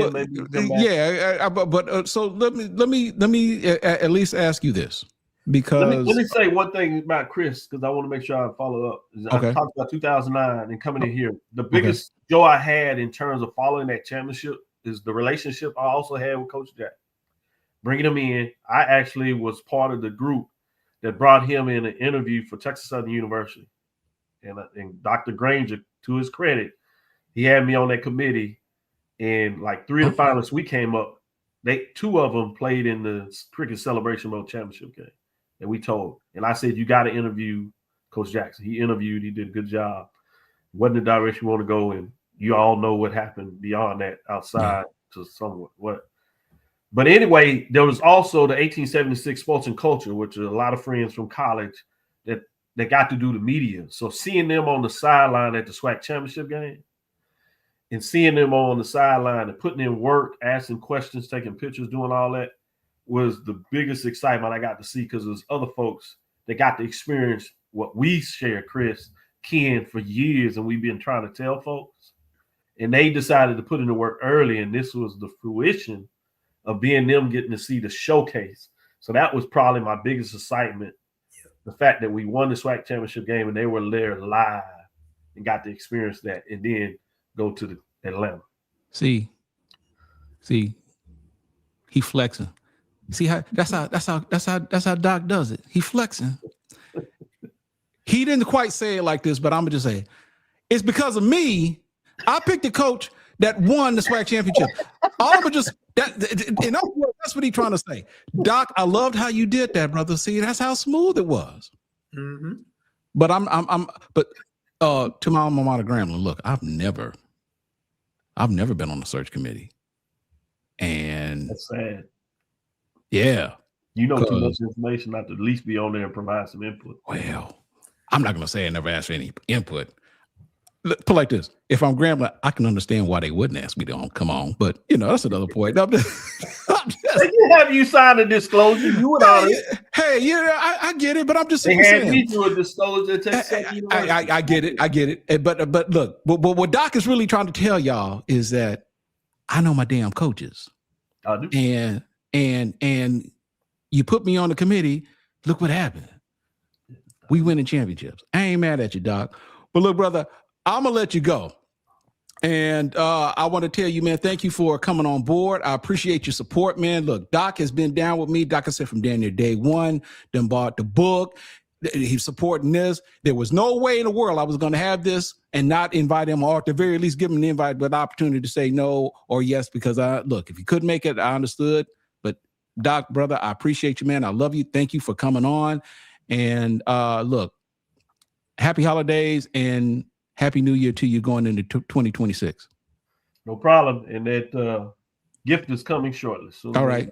Hey, and like I always do, man, I will greet you appropriately as you're on your way out. To you, I say, yo. Oh, see, I didn't know Doc was alpha. Yeah, but that's what that's the thing between me, Doc, and Charles. When they leave, that's right. I tell them, yo. Anyway, so all right, man. That's Dr. Kenyatta Cavil, man. Inside the HBCU Sports. I'm a GDI. See, I'm not privy to any of this. I'm just a regular. It's all good. Hey, Doc, I appreciate you, man. Appreciate you as well. Y'all take care. All right, brother. I'll be listening. All right now. Man, look, that's how deep Doc be going, man. I look. He be making the coaches think during the MEAC coaches call. He be making it think. Yeah, look, I know. We some of us we ask these mundane everyday questions. Doc, he really be having them folks. He be put. I don't want to say he put them on trial, but he definitely make them think, because there'll be times when Larry Scott, he'll be, because Larry Scott, he's of course now the tight ends coach at Auburn. Yeah. But Coach will answer some of our questions with these long answers, and then when when Doc, gets a hold of him, he got to really start thinking about, how long do I want to go with this? Because Doc just ain't gonna let you off the hook with no regular, how'd y'all win, how'd y'all lose? He's like, how do you have your kids navigating this and navigating that?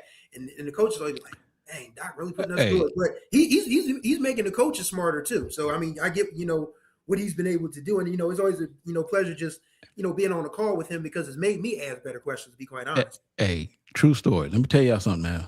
Doc and I go way back, but and I say this is out of respect. Doc and I go way back, and Doc and I ain't always see eye to eye on some stuff. Doc one time, man, had a problem with something I did, and it was a minor riff. It was on a respect thing. I'm like, yeah, I get it. That's fine. But not that long ago, I'm here to tell you guys now. There was a piece that we did, and Doc called me. Man, I swear to you, I'll never forget this. Doc called me. And I know the piece. There was a piece I did, and either I wrote it or Kendrick wrote it or something. But anyway, he said, hey, man, I called you about that piece. I just want you to know you're wrong for that. And I'm like, what? And I had no comeback, because he wasn't completely wrong. And I'm like, who the hell does Doc think he is, calling me, trying to get in my ass about something I put up? And I was mad, dude. But then I thought about it. I said, we need to set this right. Doc know what I'm talking about. Zach is stupid. So Zach said Doc should get 3 or 4 questions so we can skip those other questions. Like, Coach, tell me how you feeling about the weather. Hey, yo, if I may, Doc, like I said, Doc is one of the ones who gets on the MEAC call and doesn't play around. Like I said this before the season started. I said on my personal podcast, we gonna get some folks who are gonna be starstruck. Doc ain't starstruck. No. There, who else? Ty Miller isn't starstruck. Who else? I ain't starstruck. But there are a few people who get on these calls and they just be like, "Holy crap, man!" We know Deshaun and Vic is here as a boost for all of us. Yes. Get to the football, please. We can always count on Doc to be able to, rein those folks in, not directly, but once Doc asks a question, you got to ask something serious, or else you just gonna be everybody else on the chat gonna be looking at you like you got problems. Yeah, so Doc really makes the MEAC coaches call run smoother. Yeah, he'll do the same thing for the SWAC because he'll be up in the queue and I'm like, okay, let me see what Doc gonna ask. Doc be all professional. So, Coach, just want to congratulate you on the game. It was this. I was like, he's setting his ass up. He about to drop the hammer. I just want you so here it come, Doc. 3, 2, 1. Okay, dude, how do you explain this such and such? I was like, oh my God. And I'm like, he be so smooth with it. Coaches be like, damn, I got to answer this, huh? So, nah, man, exactly. I got to answer this now. He'll butter him up. I'm like, here he comes. He about to butter him up. Here it comes. Bam, he done dropped the hammer. So, nah, man, but to see where he has come, man, from the time that I met him, and like I said, well respected because, from a professional standpoint, in being in this space, he's somebody who studied the craft, who studied the genre in a way to where just through his own research, it ain't a whole lot of people that know the space better than Doc. And I'm not going to sit up here and tell you that I know it better than Doc because I don't. And, Doc was saying that there have been times when, and I probably shouldn't say this, but I will just simply say Doc mentioned that there have been times when, he shared some information. I'll just simply say Doc has been one of those sources for me. So I appreciate you, brother, and best of wishes going forward. So Stephen Campbell said Chennis tried to tell y'all. He did, man. What about Chennis? He was like, I ain't get no coach. I ain't get no questions. Oh yeah, right. Yeah, I remember that. But Coach knows that don't apply to me. Coach knows that myself and Dr. Cavil asked him a question every week, so I know he was talking to me. He's talking to other folks. Right. He recognized me from the MEAC coaches call when I called him on the field after the DSU game.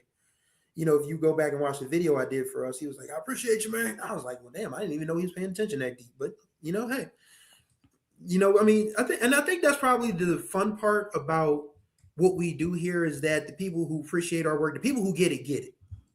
Mm-hmm. When you talk to people like Dr. Cavil, when you talk to people like Steve Gaither, Kyle Mosley with HBCU Legends,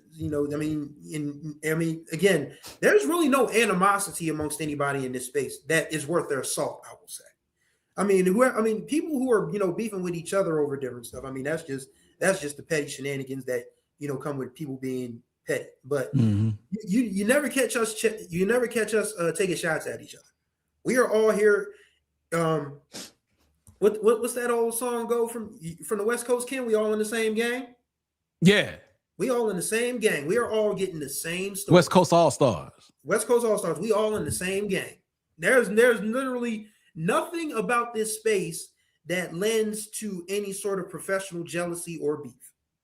So, you see what Doc is doing with inside the HBCU Sports Lab. You see what, Steve Gaither is doing with Game Day, what we're doing here at HBCU Sports.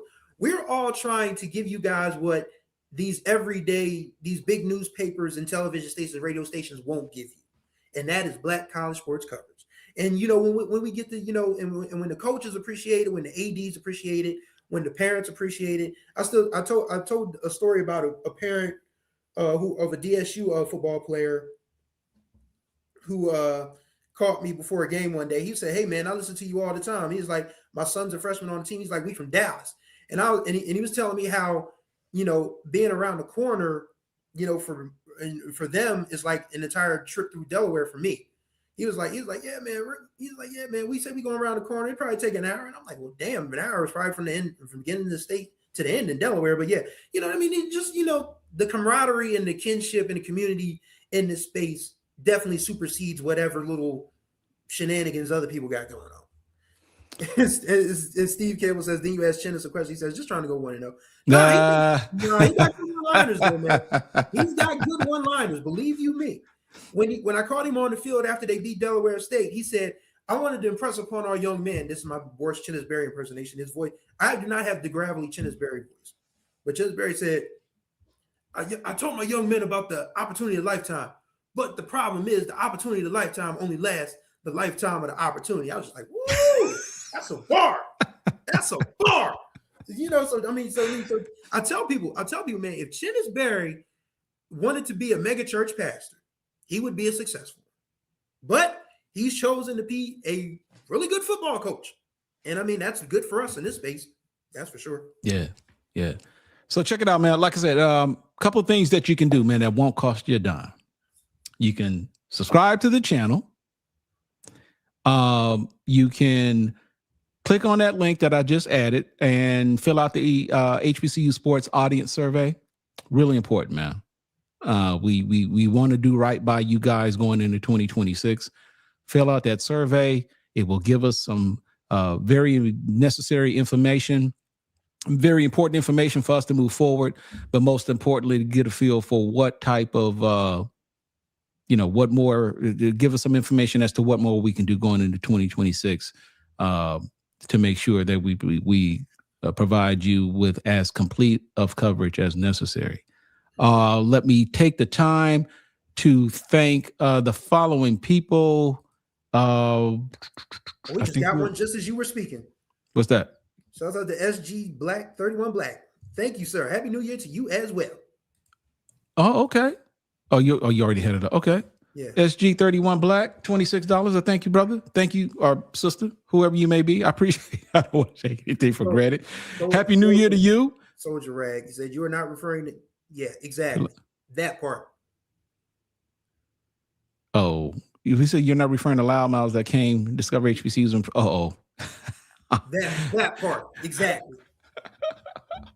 Y'all already know how I feel, and I ain't back. And again, I ain't a hard man to find. But anyway, and Zach with a great point. He says, "I wish more people understood the reach this media thing truly has. I don't think anyone knows how much it matters to the players, the parents, coaches, and the fans." I can tell you from covering high school basketball here in Delaware, when people come up to me and say, "You really do a wonderful job spotlighting kids that normally wouldn't get the press that some of the bigger schools in the state get." And I'm like, well, I mean, there's more than, one high school team in the state for boys and girls. I mean, there's 50 of them on each side. I mean, it wouldn't make sense to just ignore everybody. So, I mean, in the HBCU space, like I said, there are 107 HBCUs, God with us, that are still with us. And some of them have really good sports programs. And that is our job as HBCU athletic media organizations to spotlight those. So that's why, and I'm glad that one person said we kind of sort of need to, hop on the Olympic sports a little more, because we missed a really good MEAC volleyball tournament. Though I will say, I was able to get the MEAC champion Calvin State on here. Shout out to Coach Tim Walsh, TK Stafford, and Ozzie Coleman. Thank you, ladies, and thank you, Coach, for joining me for the MEAC and more before your tournament appearance. Greatly appreciate it. Even though Ozzie had some shade towards my alma mater, that was a funny moment. I don't know if you guys saw that clip yet, but I was talking about how the DSU was hosting the volleyball tournament. And Ozzie just kind of like rolled her eyes, and I was like, "Damn, she just shot me in the head with that one. Bam! No love for DSU. Okay, we'll move on." But yeah, wow. Those are some. Lawrence, I've been trying to get the coach on this podcast forever and a day. Who's that? The women's wrestling coach at the DSU, Kenya Sloan. I'm still trying to get in contact with her. They have a home meet on February 1st. So if Lord willing and the creek don't rise, I'm gonna go down there with my camera and get some video for us, as well as some interviews as well. So hopefully we can make that little feature pop. That's my goal. I'm still trying, work hard to get a lot of people on the MEAC and more. And Coach Sloan is one of those people. So yes, the wrestling team has done really well. A lot of their girls have ranked in like the top 3 or 4 of their meets every year. And a lot of people don't know that DSU has a Division I women's program. I know Allen has one at the Division II level on the women's side. So those are some things we definitely need to explore moving forward. Okay. We've got a guest who is coming up at the top of the hour. Let me go ahead and take a moment to thank SG Black again for his donation, $26. We've got, let me also thank Angela. We just got her donation for $15. Thank you, Angela, for your support. And my man, Dr. Cavil, thank you, brother, for the Cash App donation of $100. Brother, I need to send you another book. I guess I need to send Doc another book. I appreciate you, Doc, man. $100 from Dr. Cavil for supporting the channel. So where are we now? 12:47. Oh, it's going on 5 hours, Chris. We're almost at the midway point, and I've been here the whole way. Okay. All right. So to my coworkers, if you guys want to give me a break, I'm playing, but yeah, I mean, actually, this 5 hours is going by pretty fast because we've had some fascinating guests. I mean, again, if y'all missed it, we just talked to Dr. J. Kenyatta Cavil, who is the sports professor at Texas Southern, a Prairie View alum. Before him, we had who do we? Was it? It was Brian Fulford from O&G Strike Zone. We also had AD Drew, the SID at Morehouse. We had Charles Edmond, the voice of Alcorn State Athletics, and we started off the day very strongly with Virginia State Athletic Director Tiffany Sykes, who again is one of the classiest people I have ever had the chance to talk to. Because again, you fire me, I got nothing but bad words for you. But apparently she is so well evolved. I mean, most Delta women are. I mean, if you don't know, AD Sykes is a Delta, and I, as an undergrad at Delaware State, I love the Deltas, man. I love the AKAs too. I love the SG Rose, and I love the Zetas too. So yeah, I mean, I may not have pledged any frat, but all 4 of the Divine 9 sororities have my heart. Yes, they do. So was someone requesting info from Delaware State? No. When I was making my point about the person who said that, we need to cover more like, Olympic and non-revenue sports, Lawrence was just mentioning that Delaware State has a good women's wrestling team. They do. And like I said, I've reached out to Coach Sloan, and I will continue to do so in hopes of getting her on this show, or at least getting some of her athletes on this show. But like I said, they host a dual meet on February 1st, which is on a Sunday. I don't think I'll be doing anything Sunday, February 1st. I'm going to drive down there with my camera. And since I have a DSU press pass, I can just go on in and take care of that. Oh, okay. So Angela said, Bonita, who donated, is my sister. I passed y'all information along to friends and family. Thank you, Angela. Angela, appreciate you, sister. Thank you so much. She also brought my book too. She brought your book? Mm-hmm. Angela, thank you. Thank you so much for the support. I don't know what, let me make sure this is that. Okay. I had another Angela. Okay. I had 2 Angelas. Maybe one gave 15, another one gave 10. I don't know if it's the same, but thank you so much. We'll take it. We're not beggars can't be choosers, as the old saying goes. But yeah, we're grateful for all the support that you guys are giving. We're inching up to our goal of 10 grand because, well, we all have bills. And in order for us to keep this organization running, that's why we're doing this Pod-a-Thon. And again, we got to thank our guests. We've had 5 wonderful guests so far, and there are more still in the tub. We got someone else coming up at the top of the hour. So we're grateful for all the support. And this is, we don't have Lou Rawls. We don't have Jerry Lee Lewis, but we got ourselves, We're having a good time with this. I mean, we've shared stories. We've heard from different people in the HBCU sports space, and there's more to come. We're here until 8 o'clock Central and 9 p.m. Eastern. So hopefully, we'll have we're going to have some more guests, and, hopefully the other members. You'll never find. Boom, boom, boom, boom. What you know about Lou Rawls, boy? Man, he came to Philly, man. He came to Philly to cut that record. You never find. Dun, dun, dun, dun, dun. Kenny Gamble and Leon Huff wrote that. Kenny Gamble and Leon Huff. They wrote that especially for him. Oh, really? Yeah, because I knew Chris would know a story. Chris would know the backstory. Just in case you guys don't know, Chris is as a journalist, you might as well call him a music journalist too. Because when I tell you this brother be knowing the backstories to all of these artists, especially the R&B artists, these old school R&B artists, you know, everybody don't know about Lou Rawls. And yet Chris knows the backstory behind Lou Rawls, which is why you need to go check out his YouTube channel and his podcast. What's it called, Chris? It's called On the Groove Line, and I will gladly put that in the chat for you wonderful people.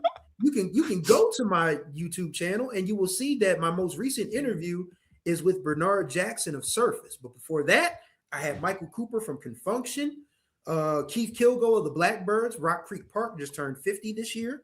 And my first guest, Keith was actually my first guest. But I also had the old school Philly funk band Breakwater on there. So yeah, you know, and then I have like 5-10 minute essays talking about different songs and albums. And before Ken says it, I'll say it for you. Please go check out the Smokey Robinson episode, if for no other reason than the first 30 to 45 seconds. Because I know Ken was going to say it. I'll say it for him. Go check out the Smokey Robinson episode, if for no other reason than the first 35 to 40 seconds. Because and I'm gonna say it again, because when my wife, I was with her when it popped up, and she said, "Did Chris just say that?" I said, "Yeah, Chris just said that." He did say that, and I'm not gonna say you look. And while you're there, subscribe to the channel too. As I indicated too, I also have a YouTube channel. It is the Ken Rashad channel, in which we talk about entrepreneurship, personal branding, and everything that goes along with that. And there are 2 podcasts on that channel, which is the Ken Rashad Show, which highlights and profiles Black entrepreneurs. Didn't necessarily graduate from HBCUs, but they are people of color, and we profile their journey wherever they may be in the world of entrepreneurism.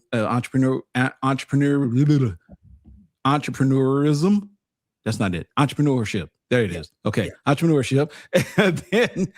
And then there's HBCU Titans with Ken Rashad, where we profile HBCU graduates, whether they be entrepreneurs, whether they be C-level executives and so forth, who are doing tremendous things in the space.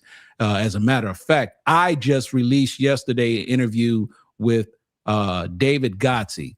Now, those of you who are living in the Texas area, especially in DFW and in the Houston area, you may have heard that familiar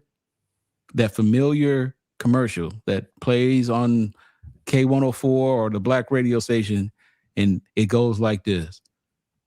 I just got hit. You better call IJustGotHit.com. Okay. These are kids having adult conversations. Oh, I need to go find this on YouTube. And I'm trying to tell you, this is an personal injury attorney. That commercial was like 20 years ago when it first came out. And the brother blew up.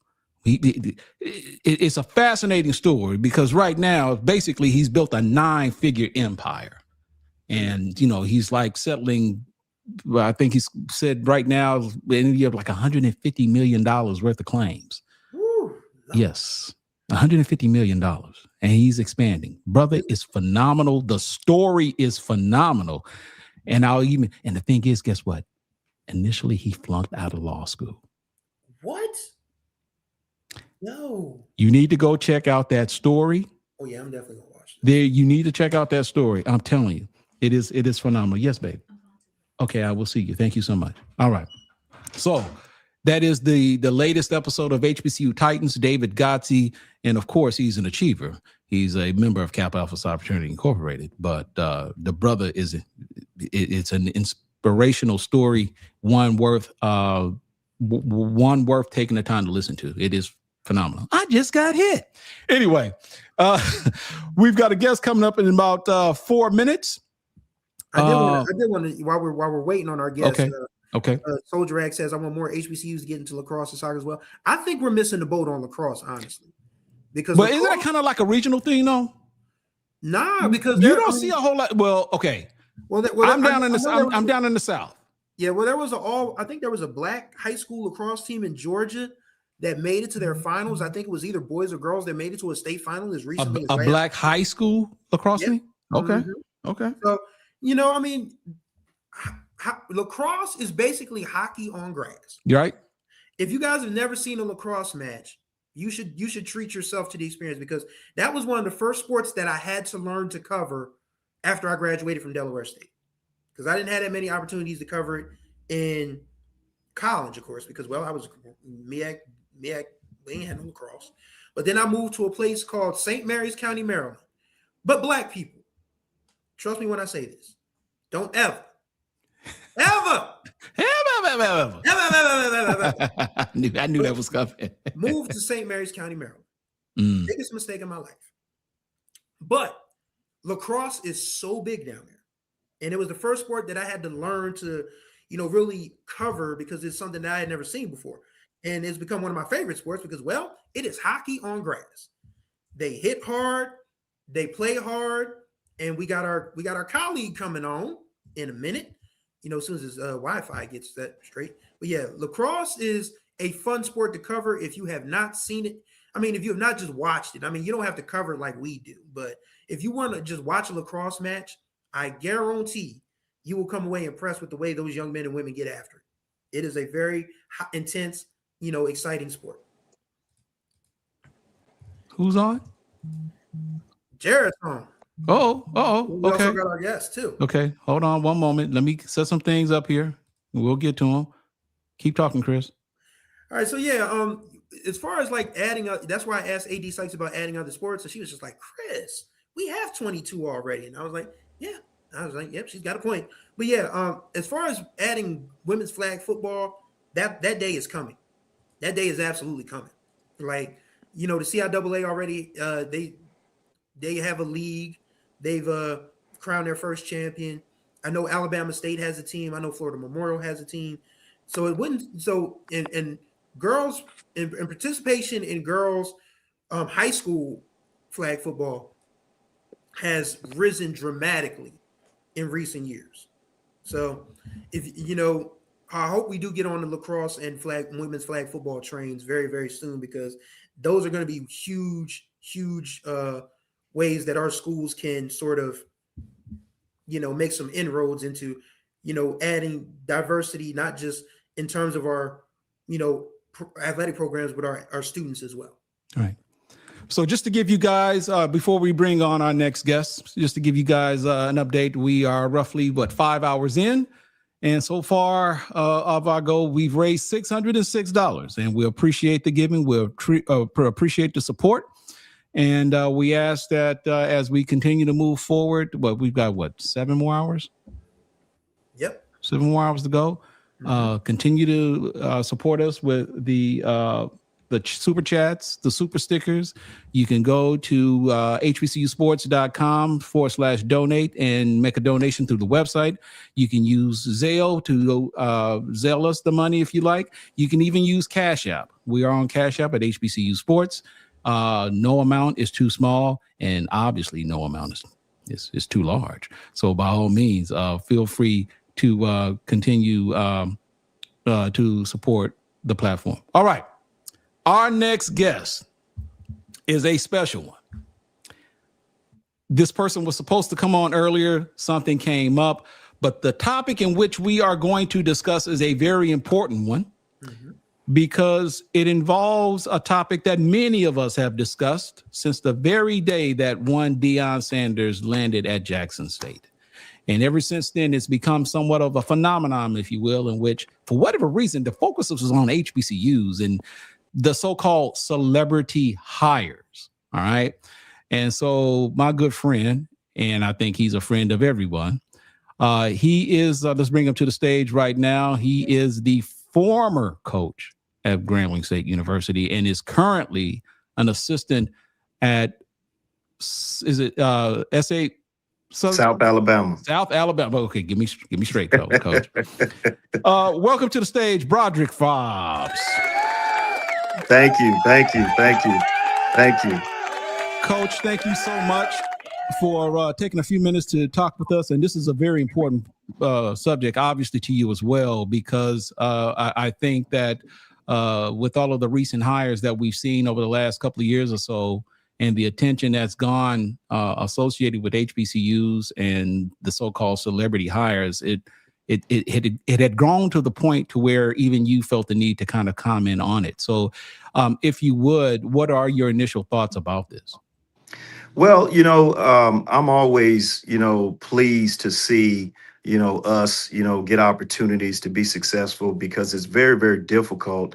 And let's face it, there are times where, the goalpost is moved at times, for us.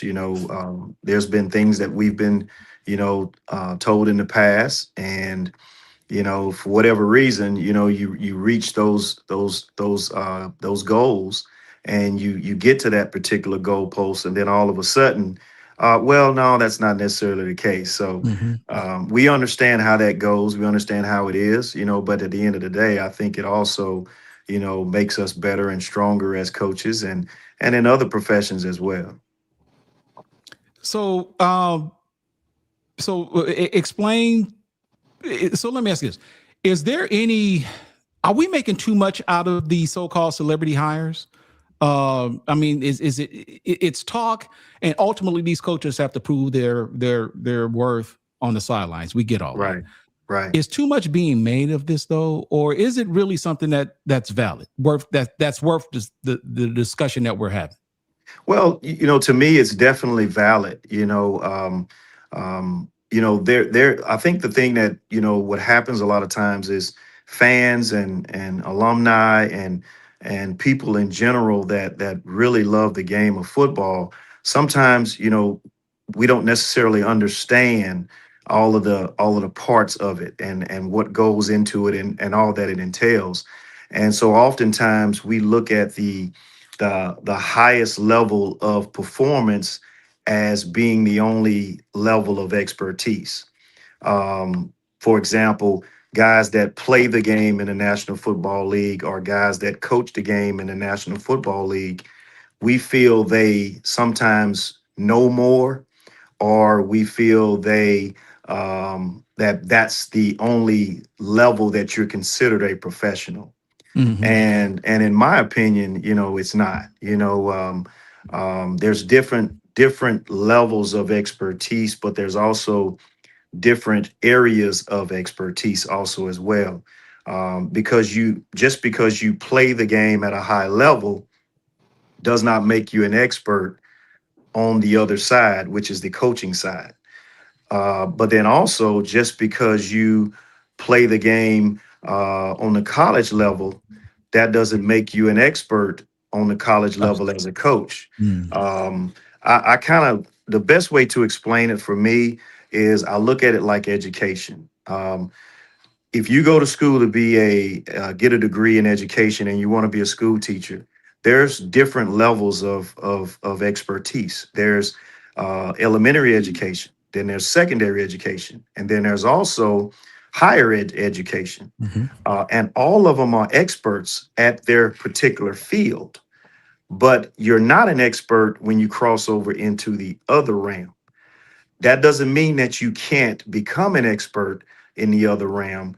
It just takes time, and it takes you actually going through the process of learning what you need to know in order to be able to teach that particular group. I know people that my mom is a higher ed instructor. If you told her to go teach elementary education, she has no clue what to do. So there's a learning curve that's tied to each level. But what we also have to understand is just because you play in the National Football League, that doesn't make you an NFL coach, but it also doesn't make you a college head coach as well, because there's a learning curve. What people don't realize is the high school game is different from the college game. The college game is different from the professional game. A lot of people don't realize this, but the hashes in high school are wider. The hashes in college are a little bit tighter, but the hashes in the NFL is basically in the middle of the football field. So it's three totally different ways of playing a game, and then the rules are different. But then not only are some of the rules different, the people that you're coaching and teaching are different because they're at different levels in their lives. So I have to know how to teach a high school kid what to do, as opposed to knowing how to teach a college kid what to do, but then also an NFL player.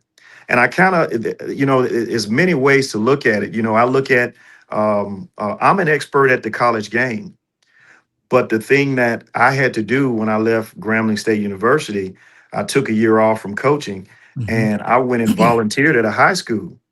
Well, I had to sit under that head coach and say, okay, tell me about this. How do y'all do that? Because it's a different game. The game is basically played on the sidelines.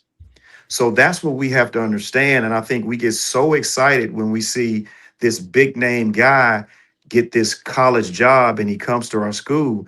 That doesn't mean he can't be successful, but there is a learning curve. And sometimes because the game moves so fast and coaching is almost like technology, the rules change every year. Different things, different pass concepts and run plays are implemented. Different ways of playing defense are implemented. All of these things are constantly changing. And with all of this change, if you're not in it, then you're going to be behind. And if you're learning while you're in the middle of it, you're already behind. You look at the Indy car circuit. There are people that are experts at driving the Indy car, but then there's also the guy that's an expert on talking to him while he's driving the car. Then you have the NASCAR. That's a total different race. Yeah, right. Then you have NHRA. All of these are different expertise. So that's the thing that we have to start to understand, and we have to educate ourselves on this, is the name is great. I love it. The name is great, but there is a learning curve. And if you don't take the time to learn what to do, then you'll be behind. Now, in the case of some of the situations in the past, like what's happened at some of our HBCUs, a lot of times resources can make you look a lot different as a coach, because in some cases, some of our coaches have had celebrity hires have had more resources because of their name and who they are and their ability to market themselves and market their program. They're able to get resources for their program. Well, it gives you a huge advantage, huge disparity when you look at the other HBCUs that you're dealing with. And you should be able to win because of the huge space and gap in revenue and disparity. But when the playing field is equal, now it becomes, what do I know? How do I teach? How do I develop? How do I recruit? And how do I coach? And those things, when the playing field is equal, that's when those levels of expertise really show themselves and reveal themselves. Chris or Jared, did you guys, either one of you, before I keep, because I got questions all day, but did you guys any questions you might want to ask? Yeah, I just wanted to ask Coach, because I know the coaching fraternity is like really close knit and tight, and you guys probably talk a lot, but is there any sort of concern as far as like, guys like Deshaun Jackson, Delaware State, Mike Vick at Norfolk State, and of course, Prime at Jackson State. Is there any sort of like, I guess fear or concern that jobs might be drying up because a lot of these, not just HBCUs, but other coaches, other institutions, might be, trying to make that quote unquote splash higher? Is that a concern with you guys in that coaching community at all? I don't think it's necessarily a concern, because I support all of our coaches, all of our guys that look like me. I support them, but I do feel sometimes that that guys do feel like they're overlooked, or there have been guys that have skipped the lines at times, because there are guys who do a great job of coaching and they're still waiting for opportunities to get those chances because they've spent time in those institutions and understand the ins and outs of all of the rules. But I also understand that, we need finances, and we need shots in the arm in order to help us to become what we want to become, because it is what it is. But I think the most important thing for me, that part is not the thing that bothers me. The part that I think is the more interesting thing for me is the development of our young people. You know, I think we get so focused on the NFL, which the NFL is great, and I want to be able to recruit and coach as many NFL players as I possibly can. That is the goal, to get the best players and win. That is the goal. But there is also a larger percentage of your athletes that you're going to coach that are not going to set foot on an NFL roster or field. And those are the guys, in my opinion, that are being lost in the shuffle behind the transfer portal, but then also behind the mindset of everything's about the National Football League. Because at the end of the day, some of our young people are there to develop and grow so that they can become great fathers. They can become great leaders. Playing sports can help you on your job. Some of them are going to end up in coaching, like several of my student athletes have. So it's a situation where you have to make sure that the foundation of your program is the most important thing, which is development of young people first. And then if you have the ability and you have that talent, then that becomes the icing on the cake in order to get an opportunity to play on Sundays and reach your dreams, which is, you should believe that you can go there, but you should also believe that you have to have that foundational stuff as well. I'm a person that don't believe in a plan B. I hear people all the time talk about, well, I'm doing this academic thing just in case, I don't get a chance to play on Sundays. Well, why can't you do them both? I'm a firm believer in, hey, do that as well as do that.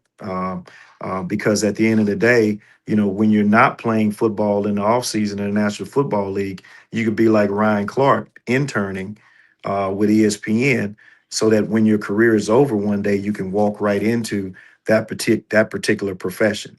So the thing is, the moral of the story is, we're all professionals. We're all professionals.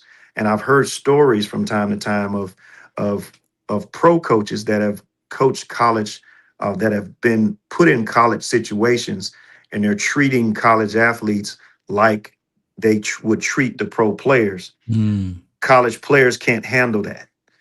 They can't handle that kind of freedom. And that's the thing where the lines get crossed. You got to understand the age group. You got to understand how to treat the age group. And you got to understand how to teach the age group as well. I mean, I started in middle school football. So my first doctrine into coaching was teaching a kid how to put a thigh pad on. Because you had those thigh pads with the points on the end of it. Right. And if you put them in wrong, then you're gonna hit something that you don't want to hit. Right. So if I guarantee you, a guy that's at a higher level, he's not even thinking about that. He'll probably say, hey, just go put your pads on. And they're looking at the coach, I don't know how to put this stuff on. So you have to understand there's a level of expertise in every level. Whether you're in college, that's a level of expertise. If you're in pro, that's another level of expertise. If you're in high school, that's another level of expertise. And the thing about it is, it's so important that you understand that you have to separate those two. And when you start crossing into the other one's area, you got to understand it's like technology. Things are moving. It's moving. And I'm stepping into a world that I have not been in. The helmets look the same. The football is a little different. It's got stripes on it, but it's a totally different game, and we have to understand that. So, Coach, let's talk about you talked about the learning. You mentioned about the learning curve that these coaches have to deal with once they come in, especially those who haven't coached. And if you don't want to address it, that's fine. But because I found what you said pretty interesting. You've got coaches like Delaware State, and you got Mike Vick at Norfolk State, who, for it appears, are going in two totally different directions. are we to, based upon what you said, is it safe to conclude that Deshaun Jackson maybe found that learning curve a little faster than Mike Vick, or are there some other conditions or elements that we may not be aware of that may have put them in a position to where Deshaun Jackson was able to actually define success and put Delaware State in a position to where they almost won a MEAC title versus Mike Vick, who appears to still, trying to get his bearings about him. Is there any element to that with respect to that learning curve, or is there something else? I think some of it is a part of that, but there are so many factors that go with the success of a program. Yeah. It's not the only thing, and it's not the end all be all. There are some programs that you take over where it's a plant that already has leaves on it, and it's just not planted in the ground. Gotcha. And maybe the leaves aren't dead just yet, but if you just hurry up and go plant it in the ground and water it, the leaves will blossom back up. Then there's those other programs where you're given a seed and you got to go put it in the ground and you got to till the land and do all the work. Gotcha. And then it takes time for it to come out of the ground and do that.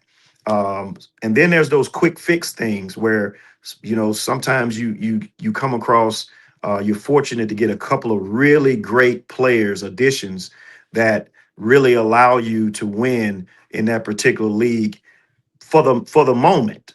It's not the development of a program. Sometimes you can hit on a couple players, right, and all of a sudden, boom, you're winning and you're doing some things that you would not do in the first year that you normally would do. Jared, did you want to chime in? I can chime in real quick. Coach, you talked about, player and personal development, with NIL and the transfer portal being what it is. How has that hurt the development of these players? Because everything is about getting that quick money, getting those NIL deals. And, so players are going from systems that they're familiar with and having that guaranteed playing time. And they're going into systems where, like, for example, if a running back goes into an RPO system and then he goes into an air raid offense, he gets phased out. And now he's not getting those consistent reps. And now, and there may be a situation where he doesn't start where he goes next, and he doesn't know when his next carries are going to come to. And then he might go to a college where before he was majoring in business administration, and he's going to a college that doesn't have that major. So, what do you think about NIL and transfer portal and how that has hurt the player and personal development of these players? Well, I think the first thing you have to, so oftentimes we pinpoint, the fruit on the tree as the problem and the issue. And the truth of the matter is it goes much deeper than that. It goes all the way down root wise. And I think we miss that because I think so many of our kids are being affected, and a lot of our judgments player wise are being cloudy by making some of these moves. It is true that is happening. But if you think about, over the century that football has been a part of, and all of the bowl games and all of the money that have changed hands over the years, there was only one side getting paid. So what we're seeing now is a volcano that was erupting, that was always there, but was under the ground. And now it's coming to the surface. So now, you all of a sudden, I wasn't getting paid as a player. Now we finna get paid. So now it's a volcano that's kind of blowing up in everyone's face. And it is affecting our kids, but it's also affecting the game as well. So it's tough. It really is tough. And I'm all for kids getting their revenue, but I'm all for rules as well. I'm all for equal rules across the board in order to make sure that our kids are protected, but they're also getting some of the things that they need and what they want and what they desire and actually what they deserve. Yeah, right. So to say, well, that's complicated because given where we are right now, what does a kid deserve? Because do you know what I mean? I mean, because yeah. I find it, what's considered too much versus not enough. Right. You know what I'm saying? Yeah, absolutely. How do you address that? How do you overcome that? Because that's quite the conundrum. I mean, how do you address that? Well, I've always believed there should have been a lot more thought put into this before they rolled out what they were planning to do, because basically we're in a situation now where we've squeezed a lot of the toothpaste out of the tube and we're trying to put it back in. And what the truth of the matter is, what needs to happen is they need to go ahead and separate it into 3 different levels. There needs to be, I mean, you have in high school football, you have Class A, 2A, 3A, 4A, 5A. And then now in Louisiana, you even have non-select and select, so it's like 10 different state champions. Why can't we have 3? Why can't we have 3? You're talking about like what, FCS, G5, and I mean, and exactly Power 4? Exactly. And then basically what you do is you have a 12-team playoff for each one. I mean, 1AA FCS already has theirs. The big boys have theirs. And then we could have ours. And then basically what you do is you cap the money where, hey, you can spend this much on your players. Now it becomes an NFL model. And if you're on the big level, Power 4 level, you can spend up to this amount. If you're in the group of the group of 5, then you can spend this amount. And then if you're FCS, you spend this amount. So now you have your own 12-team playoff and everybody can be national champions. Now you don't have JMU and Tulane interrupting what they have going on. And then we're all in our realm as well. And then if all of a sudden your alumni and boosters want to step your game up, you can always move up a class. Is that something that looks likely right now, Broderick? Is that something? Is that a real thing that's currently being discussed among the other institutions? Do we really see something like that really happening? I think we're moving in that direction, and I think we're also moving in a direction where it's a situation where if you're paying players the kind of money that these guys are being paid, you're going to get to the point now where spring practice is going to be an issue. Because if I'm paying you this amount of money to play for me in a season, how can I put you out there in March and April to particularly probably get hurt? And then now you're not any good for me in September. Wow. So it basically it's basically becoming, in my opinion, I think it's working towards becoming an NFL model where now we're going to probably be governed in between August and December, and then have a national champion at the end of that particular time period, early January, and then have recruiting and stuff go on in January, February, March, and then you maybe have OTAs April, Mayish, go recruiting. Then June, July, and August is June and July is OTAs, and then you go right into the season. Like the NFL. The NFL doesn't have spring practice; they do OTAs. And I think that's, you can't pay guys that kind of money that they're being paid, and then in my opinion, you're gonna be in a situation. You're gonna have some people upset with you if all of a sudden this guy stand on the sideline because he took a shot on day 8 of spring practice. Wow. Chris, you had anything to add to that, or anything you want to get in before we let Coach Hobbs go? No, that was a bombshell in itself, but I see exactly where it's going, and we're definitely grateful for him for coming through and giving us the game, because this one's heading in a different direction for sure. So, Coach, let me ask you this before you go. You obviously, you guys have just ended the season. So where exactly is your program at right now with respect to, say, recruiting, NIL? What currently is the program doing right now with respect to where you are right now that the season's over with? Where are you currently in terms of operations? We're basically our focus right now is getting prepared for the portal, for recruiting and things getting ready to take place, getting ready to happen on the 2nd when guys decide to get in the portal and all of that, and making sure that our guys are good and taking care of our players, but then also making sure that we fill those holes that we need to fill. Wow, that is just fascinating to me.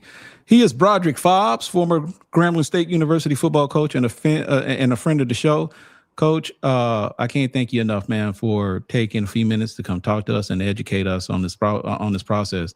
And it's likely going to create additional conversations, considering we can all speculate, but I don't think any of us really know how this is all going to end, if it's going to end at all. Right. There are a lot of valid thoughts, a lot of valid viewpoints as to maybe what should be done, but ultimately, so like Chris has made the argument that the NCAA is dead, and that we had someone to come in and say they don't necessarily think that's the case. Let me ask you this before we let you go. Do you think the NCAA as we know it now, is it dead? Will it present any value? Does it have any value currently? How do you possibly see this all ending with respect to the NCAA and the current structure that all schools are currently operating within?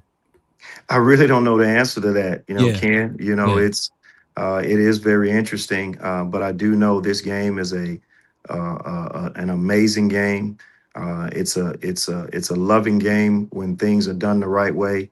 It pays you back. I'm still being paid back for what this game has done for me with, as far as being able to get up off the ground, dust yourself off and get back to work. You literally do that every day when you're playing the game. So you have to do it in life. So it's a great game. But I do think the focus needs to be back on the game and the love of the game. And I think that in itself, I think it's going to show itself once things are organized and put in place the right way. Yeah. Final question, Coach. Who you got in the playoff? Oh man, I tell you, it's going to be fun watching it. I'm going to start tonight watching it, but I really do think Ohio State has a chip on their shoulder. I think losing the Big Ten Conference Championship game is going to give them an extra surge to really get back and do what happened. Just like last year, they lost last year to Michigan. Yeah. And it kind of springboarded them into something else. So I think this is gonna, go well for them. They are super, super talented. I mean, unbelievable. But so is all the other teams as well. But I'm excited to get a chance to look at it and watch, to see how it goes. He is Broderick Fobbs, assistant coach at South Alabama. Coach, thank you so much, man. Happy holidays. Happy New Year's to you going in, and I wish you nothing, man, but the best of luck and success going forward into 2026. Thank you so much, Ken, man. I really appreciate you, and congratulations on everything you got going. Thank you, brother. I appreciate you. He is Broderick Fobbs. Thank you, sir. So, gentlemen,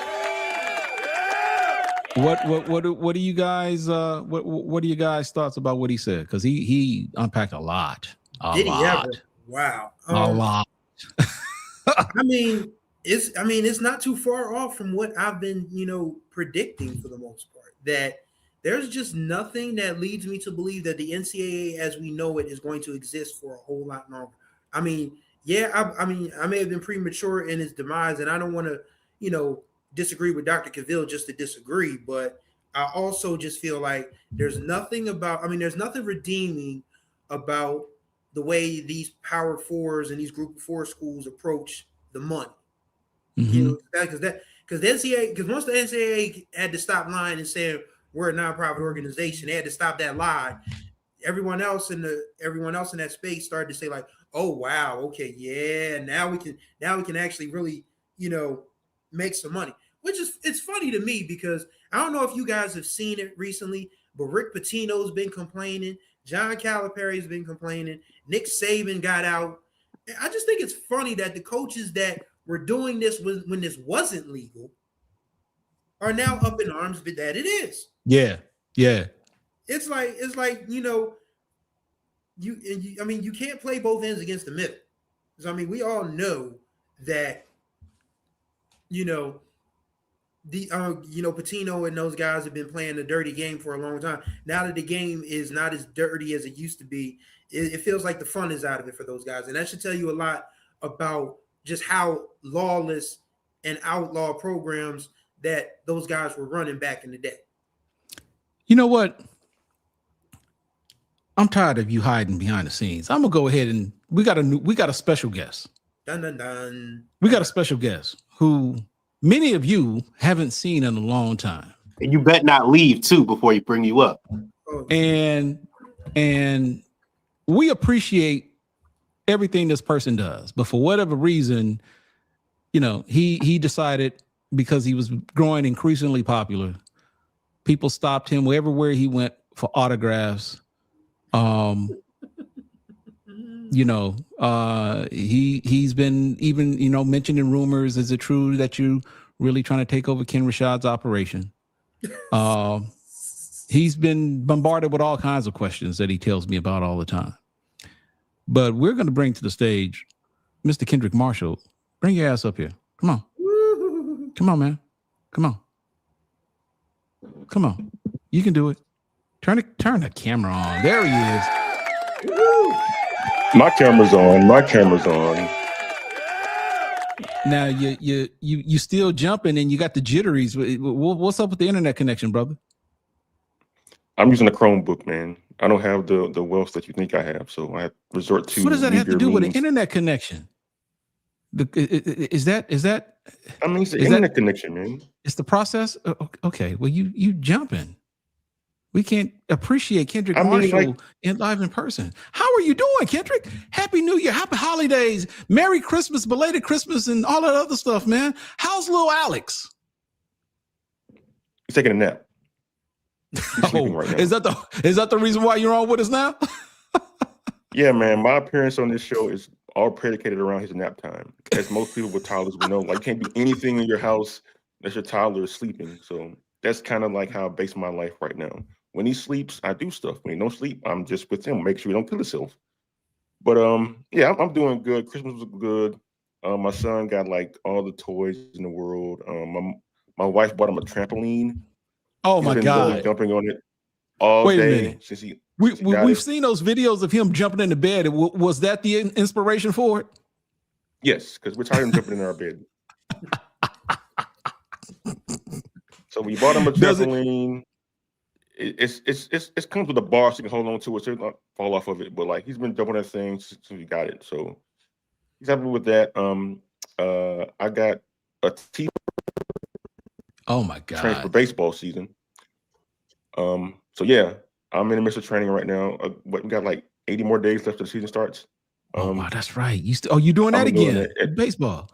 Yes. Okay. I love it. I'm 70. So even though I'm gonna call BS on it, but Kendrick Marshall and his internet connection is proof why you need to give to HBCU Sports. Look, man, anything I can do to help people give to our operation is fine. Get me better internet. Get Chris a box Chevy. Get Jared Hoffman. What do you need, Jared? Again? Everything. Exactly. He needs everything. So, hey, for you guys out there, look, I think I put the graphic up. We're at $606, and we're 5.5 hours in. Obviously, that's nowhere near towards $10,000, but we are still confident that we can get there as close as we're. So look, hit the super chats. We out of the challenge of 50 super chats, we've only got 4. $2.99, $3.99. It don't cost a whole lot. You want to send us something on Cash App? Any amount will do. We're going to acknowledge it. But Kendrick needs internet service. He's operating from a Chromebook, and we can't have that. And so great for writing, not so much for streaming. Yeah. So yeah, I found it out pretty much. It's not good for many things. It does beg for me to ask the question, Kendrick. Is it? Yes. It's a Chromebook, but is it just that you just being cheap and you just won't buy a computer that? I mean, surely what's a couple $100 for a better processor? I mean, you're absolutely right. This is my wife's Chromebook. I got it for Christmas, 5 years ago? 5 years ago. Because she requested a laptop, and I was like, I get her this nice Chromebook. She don't like do the stuff we do online. Like, she just normally just use it to like surf the web and do a little bookkeeping. That's about it. Nothing high power we do. So I got her this Chromebook, and then my normal laptop, it's not functioning. So I had to endorse this. See, you know, we got HBCU Overdrive talking about don't hate on Chromebooks. See, something about you J State folks. Doc Holiday Look, checking in. look, man. Just because you had your Grambling, Candace had 2 Grambling people on here, Tiffany Sykes, and now I'm only claiming half. No. Tiffany is 1 part Virginia State Trojan and 1 part Grambling Tiger. I'm claiming the Grambling part of it. I'm just saying. Tiffany, you can't play that Grambling card. No, she's CIAA. She's ours.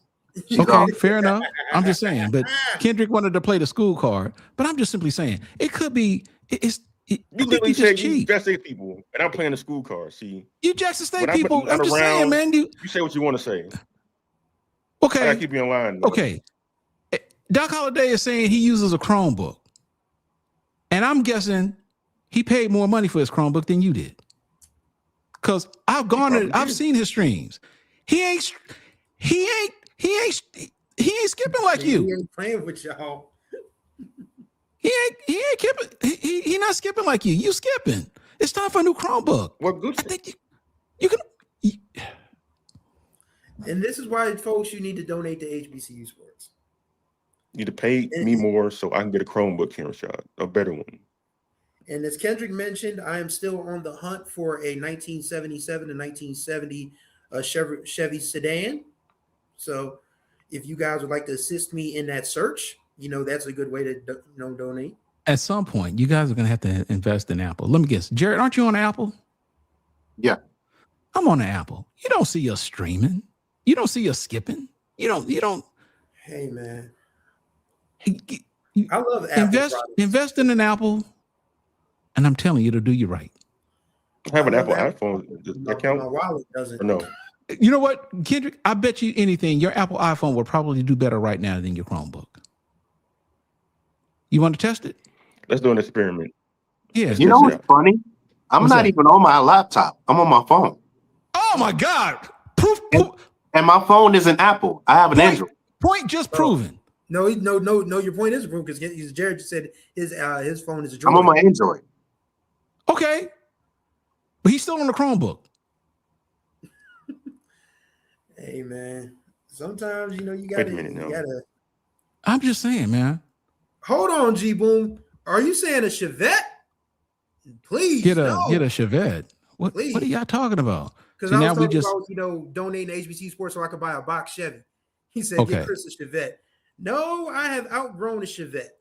Okay. No, so I'm gonna tell you now, unless there's a surprise guest, we don't have another guest coming up until 4:00 Central, which is 5 p.m. Eastern. So we got 2.5 hours to shoot. So, we can have us some shenanigans, but telling you folks, donate. You know what? Matter of fact, let me see. Have we? Okay, Sean Jones, $10 on Cash App. Thank you so much. I appreciate the donation. We've got a Cash App donation from John Richardson for $20. Thank you both for your support of HBCU Sports and taking us one step closer to getting Kendrick a new laptop. Okay, so this is you coming again. Okay, let's see what you do. All right, this is gonna be Kendrick from a different angle. Okay, you turn. You're gonna have to get out of the other one because you got echoes going. Okay, now what are we looking at right now? Is this your cell phone? Yes, my iPhone. Yep. Yeah. Oh my God. Oh my God. Now, can you do this? Can you turn it so we can get instead of get a portrait instead of is that portrait? What do you call it? Landscape. Landscape. Turn to the side instead of upright. No, okay, man. Turn your phone to the side, man. Come on, Kendrick. What are you talking about, man? Turn your phone sideways in landscape. You did that on purpose. That is so much better. Oh man. Oh my goodness. Get something to prop it up. Yeah, man. This is fun, man. See, folks, this is the level of foolishness that we on a regular basis. I mean, we talk HBCU sports, but every once in a while, Kendrick kind of hurt my feelings last night. He made a fool out of me because I thought he was touting that he had like a really big special guest. I know. And I really thought he was serious. And I know I'm not the only one who thought that. Me Did too. you, Chris? You didn't even know who she was. You didn't even know who she was. You were Chris. Didn't even know. But I looked her up. I did the research. What we do, and I'm thinking, okay, that's pretty big. I was like, wow. And then you lied to us. That was a bad joke. I was already under a lot of stress. You lie all the time. Okay, now what happened to your audio? You were doing fine, man. What's up? Look, man. Can you hear me or not? Yeah, we can. But you stay just like that. Oh, come closer. Are you talking? Are you using the mic from the headphones? Yes, I am. Okay, we're gonna make it work. Yeah, we're gonna make it work. But enough about me. This is about our show and our goals for this year and beyond. Okay. Well, Kendrick, since we got you, and I don't know how long we're gonna have you, because but if you would reflect on 2025 for us, man. How was 2025 for you? It was a lot. If you're talking about sports in this space, a lot of stuff happened. We had the great tournament run by Alabama State that ended up on Good Morning America. You ended up on Good Morning America? No, they did. Oh, their coach did. Ended up on that's right. That's right. Okay. They beat a team so bad they moved to Division III. It was crazy. St. Francis. Where's St. Francis located? In a place called Loretto, Pennsylvania. Okay. All right. Yeah, and then we fast forward to football season, and then like some other team other than Jackson State won the SWAC. And then after that, I don't remember much. So I bet you don't. Shout out to Dr. Cavil and them Panthers. And Tremaine, and Tremaine Big Money Talk Jack. I mean, Tremaine Jackson, man, he's like the best personality, I think, right now, coaching Black college football. The things he said on social media, the things he says to us, your press conferences to the media. He doesn't like have like the big time name that some other coaches that we mentioned on this podcast have, but like his just presence, his like oozing confidence, his charisma, I think it's been really, really good for the space. And I hope he joins the show at some point again. Yeah, because y'all had him on early before the season started. Yeah, and I think when you compare how he was then, not that he's changed since, but I don't think a whole lot of people took him as seriously as I did when I first heard him. And I'll admit, maybe a lot of it was due to the fact that I actually respected what he had did prior to coming to Prairie View. And I'll say it again, Valdosta State, Division II powerhouse, Division II blue blood, if you will, known to make deep runs in the Division II playoff year in and year out. And then, of course, he does damage at Colorado Mesa, wherever that is. And if you can win at Colorado Mesa, you can win anywhere. And he won during that real freaky time where people were playing in the spring and then playing again in the fall. Yeah, he went 10-2 during that time period. Yeah. So I'm just saying, man. So when he came on and spoke the way he did, I didn't think it was just him just spouting out. I really thought, one, he meant what he was saying. Not saying that other coaches wouldn't, but there was just something about how he operated, man, that just told me this is a team being PV. This is a team that we need to look out for. And man, went down to the wire, but bravo PV. I ain't gonna lie. Like, we interviewed him before the season started. He was talking about like how he had this great plan to make Prairie View contenders right away. I thought bull junkie, man. I'm like, you actually thought that? No, yeah, seriously. I was wow. Like, no way. Man, sounded like a used car salesman. I was like, no way, Prairie View, man. And lo and behold, Okay. last month he kicked Jack State's ass championship game. It's crazy. Hey man, sometimes you need somebody with some swagger to take over your program. And for I'm a living witness in that in my own alma mater. Because if you had told me that Delaware State football would be the one of the hot topics of conversation in the country, I would have asked that you be drug tested. Let me take it a step further, Chris. If you had told anyone that Delaware State would have been the slightest bit of relevant this year, yes, you would have either been drug tested.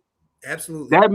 That man was talking about them making them regret being picked last in the MEAC predicted order of finish, and we were all like, "Sir, do you not know Delaware State's record the past couple of years? Do you not know what Delaware State has looked like?" And he went up in there, and from the first game, we saw a difference. And then they beat, who was it, Albany? Yeah. After that, 4.5 hour rain delay. I was there for every second. And again, I'll say at least you weren't there for 2 days, like me and Ken were at the MEAC SWAC Challenge. But anyway, but like I gotta give credit where credit is due. Deshaun did his big one at Delaware State. Of course, there's gonna need to be consistency. We're gonna have to show some consistency. He's gonna have to do it again because you got close to the finish line. Now you got to pass it, But I gotta give credit where credit is due. Deshaun did an incredible job in his first year there, and I'm excited to see what he does going forward. But 2025 has been an incredible year for Division IIs. We had the CIAA tournament, continuing to be the best tournament in college basketball, period, if you ask me. We had, going into football season, we had 5 teams make it into the playoffs. We had 2 teams make it past the first round, which means, and that guaranteed that we had a team making it to the regional final. We had our first ever Harlan Hill Trophy winner in Curtis Allen. So I could not be more excited about, Division II. And we had the most important news of the year, that everybody was talking about, me meeting Cheryl Swoops at the CIAA tournament. That was a big one, though. That because who no one else in this space had Cheryl Swoops on their platform but us. So kudos to you for getting that one, man. That was huge. And I thank her. I will thank her every single day for that, because there was no reason why she should have given me an interview, with how nervous I was and how unprofessional I was in asking her for that interview. So, you were nervous to interview her? Just Houston Comets, Cheryl Swoops. I always, how you always tell yourself something, but you never realize it until you're in that situation. I always told myself, if I were to ever meet a celebrity, I wouldn't get starstruck. I'm not going to get nervous meeting them. They're just a person at the end of the day. But it's different when you have to actually ask them for something. Yeah. Like, it's different when you have to actually be in a professional mode. So I see Cheryl Swoops. I say, all right, I'm going to ask her to answer a quick question for me. I'm just gonna ask her a quick question for me, because there's already people asking her for pictures. There's already people that's asking her to step on their platform real quick. I'm gonna just ask her this quick question, and I'm gonna get out of there. That quick question took 3 minutes. But you got it though. I got it though. I thank her every day, because she calmed me down. She spoke to me. She said, "What is your name again?" Because I forgot to say my name. I said I work for HBCU Sports before I said my name.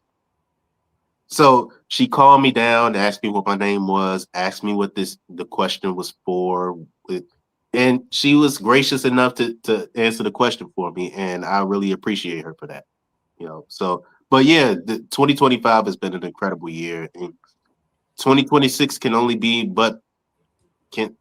better from there. We still got some head coaching hires that need to be. that need to be announced. For some reason, Morehouse and Clark Atlanta are looking for head coaches.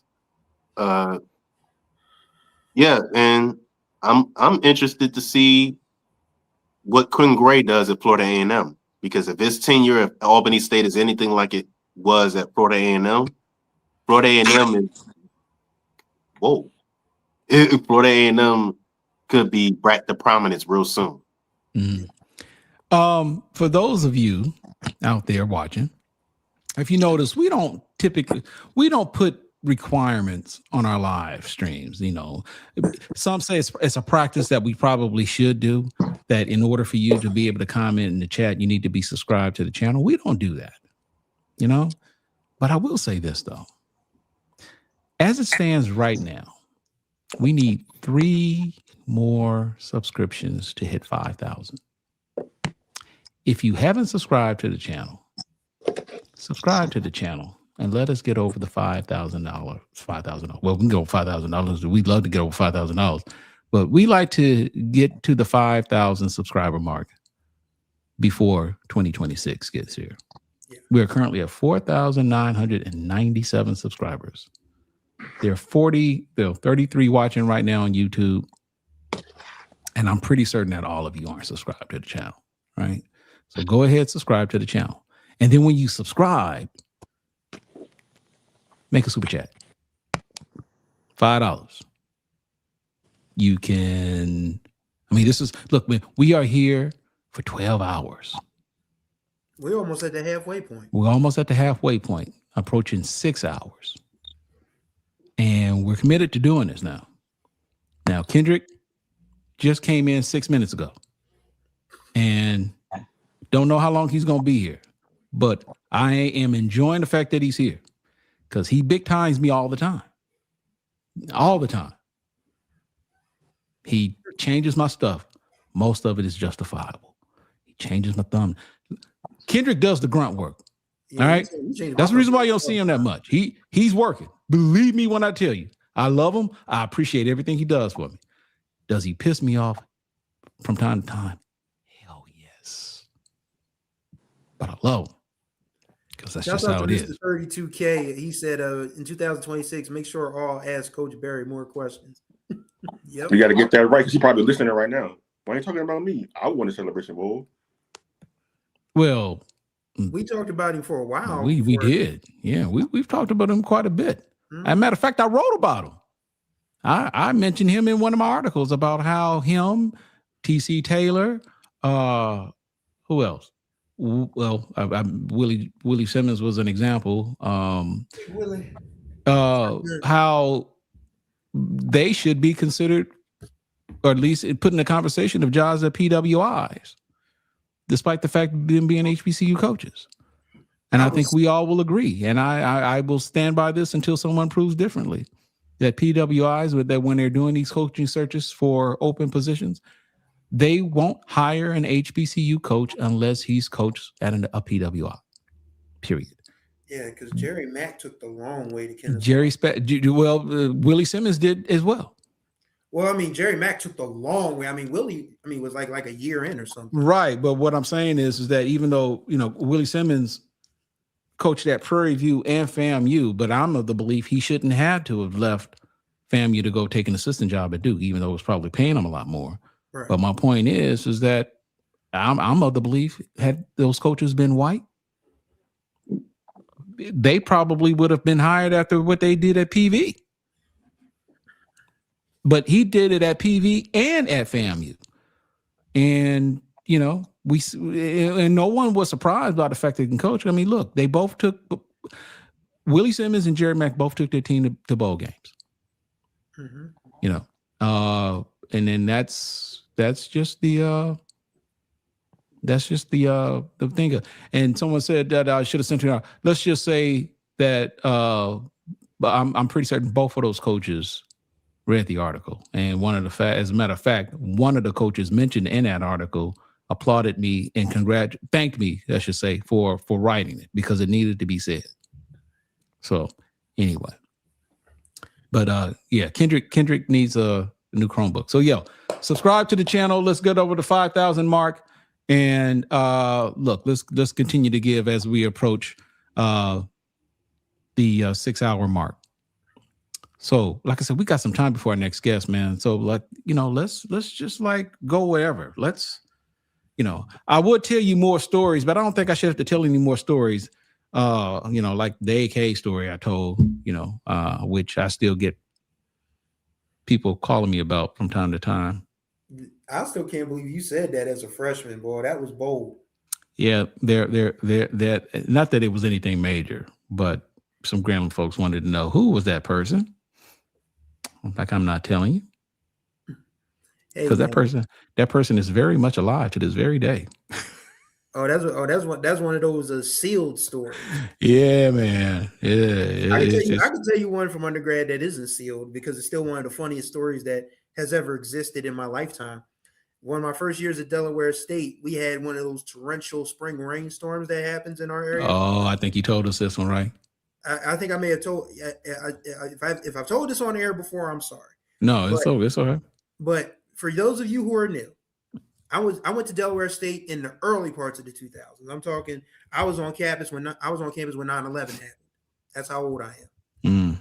So that spring, we had a torrential downpour. Like, it just rained cats, dogs. What Wale say? Cats, dogs, frogs, mothers, chickens, and all of that. It rained every bit. And so in the bookstore, for some strange reason, there are umbrellas, for the Divine Nine. Mm-hmm. And a young lady who was not a member of the Divine Nine bought a Delta umbrella. Mm-hmm. Go ahead. And she's going out of the Martin Luther King Student Center. And of course, the Deltas just happen to be walking up. And wow. They tell her to put the umbrella down. Mind you, it's raining. Pretty doggone hard. And I guess the girl just didn't figure nothing was going to happen. She's like, I'm not putting my umbrella down. So they warned her again. She said no. And apparently, things started flying. What the late Bushwick Bill say on Mind Playing Tricks song? Dropping them Fifth Ward bees on them, yeah. Like there was some hammers being thrown, and the Deltas were like, it's close from being like banned on campus because of that. And apparently one of the Deltas had a connection that I'm not at liberty to say what that connection was, but apparently that kept them from being suspended on campus, even though there was 4 Bs being dropped. Wow. So yeah, that was one of the most. That was my welcome to Delaware State story, and there's just been some. Those years in college, I'll probably remember fondly more than any other because I saw a little bit of everything. I was the first to know that the late Ben Blacknall was being fired as football coach. So many other different stories that have nothing to do with sports that are just like part of the college experience. That's why the HBCU space is so special to me because we've been there. And shouts out to SG31 Black. So y'all know it's a true Delaware State story. My wife told me that story. She is a Delta from Del State. See? How is it? See, this is what we got to do with Kendrick. Kendrick didn't give us no notice. Didn't say bye, guys. I guess little Alex woke up from his nap. Oh no, he's back. That reminds me of the Kim Wayans when she was doing the Tracy Chapman skit on In Living Color. He's up again. I thought he was gone, but not yet. He's back. Come on, Kendrick. KD, that's a really good question. Maybe she was a freshman, but maybe she was new to the HBCU culture. But they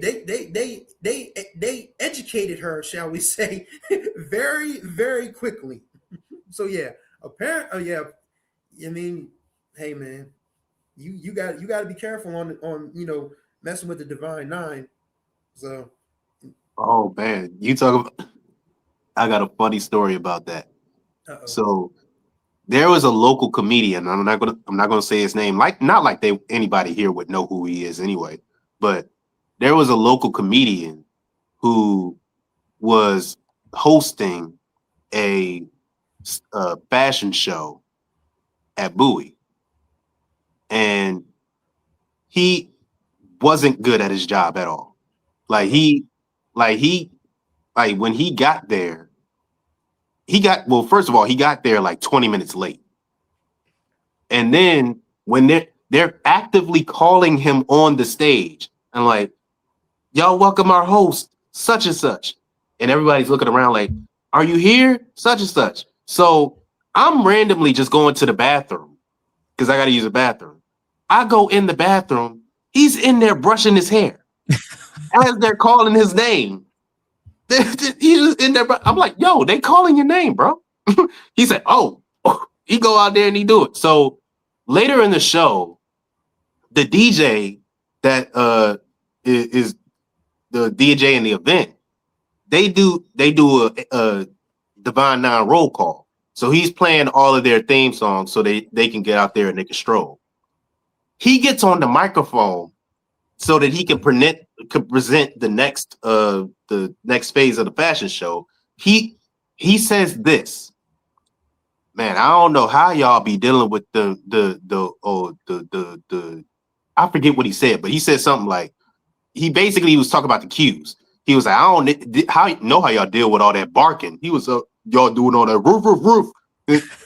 That's what he said. He said, I don't know how y'all deal with all that barking, all that roof. Now, I beat him. And there's but I need y'all to understand there were so many cues in this step show. And he said, please tell me they didn't come after him. No, they chilled because they knew he ain't know better. And because he had a lot of people with him. He from Baltimore. Oh. So it was by the way, people, not Baltimore. Baltimore. So had the amount of cues that were in there tried anything, they would have had to clear the room. They would have had to clear the room. But yeah, it was just a thing of, this is a guy that is a comedian, a local comedian that didn't go to college. I doubt he even graduated high school, respectfully to him. But and then he said something that really almost got him in trouble. Was he called the Zetas the SG roles? He confused the AKAs with the SG roles. Mm. He was like, I don't know him. He was like, them AKAs was gonna be on him like white on rice. Because he was like, I don't. And he was like, I don't. What are they called? The SG roles? They were doing all that skiing. Like, I was like, what? Oh my god! I'm like, how do you get how? It was like he wasn't even listening when they were doing the roll call. He just heard something. It was just like, I'm gonna just say this. Right. Ski confused with EM. That is nuts. Oh, that's crazy. Yeah, he. But respectfully, nobody was going to touch him because they saw who he was with.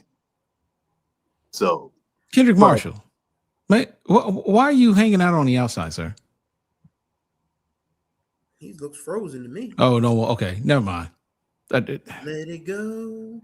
You can't. You know what? You can talk audio if you don't want to show your skipping face. You can take the audio off and you can interact. Yeah.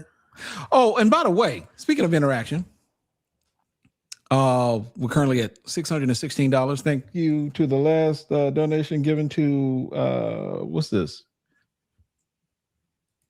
What is that? Sean Jones. Appreciate that donation.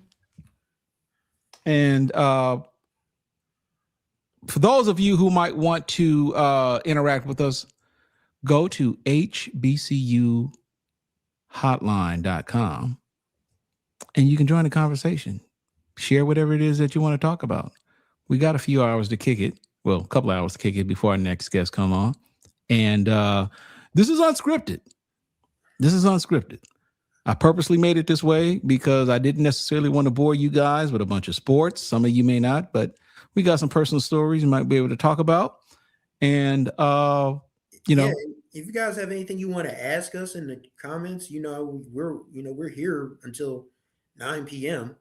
I mean, if you guys, want to ask us about something HBCU sports related, something about our college years, just don't ask us to win in Powerball numbers, because if we knew, we'd have that already. But anything else? Is that over $1 billion still? Nah, somebody won it from northeastern Pennsylvania. Yes. Oh. It's always somebody in the hinterlands too. Oh. Hey, it's always somebody from West Newbury, Massachusetts or something. Shout out to John Cena. It's always somebody from like some random behind town that nobody knows. It's just like, hey, I'm a billionaire now. Wow. Use that money. I don't know how people broadcast that. Like, if I ever won the lottery. Yeah. Oops. Sorry.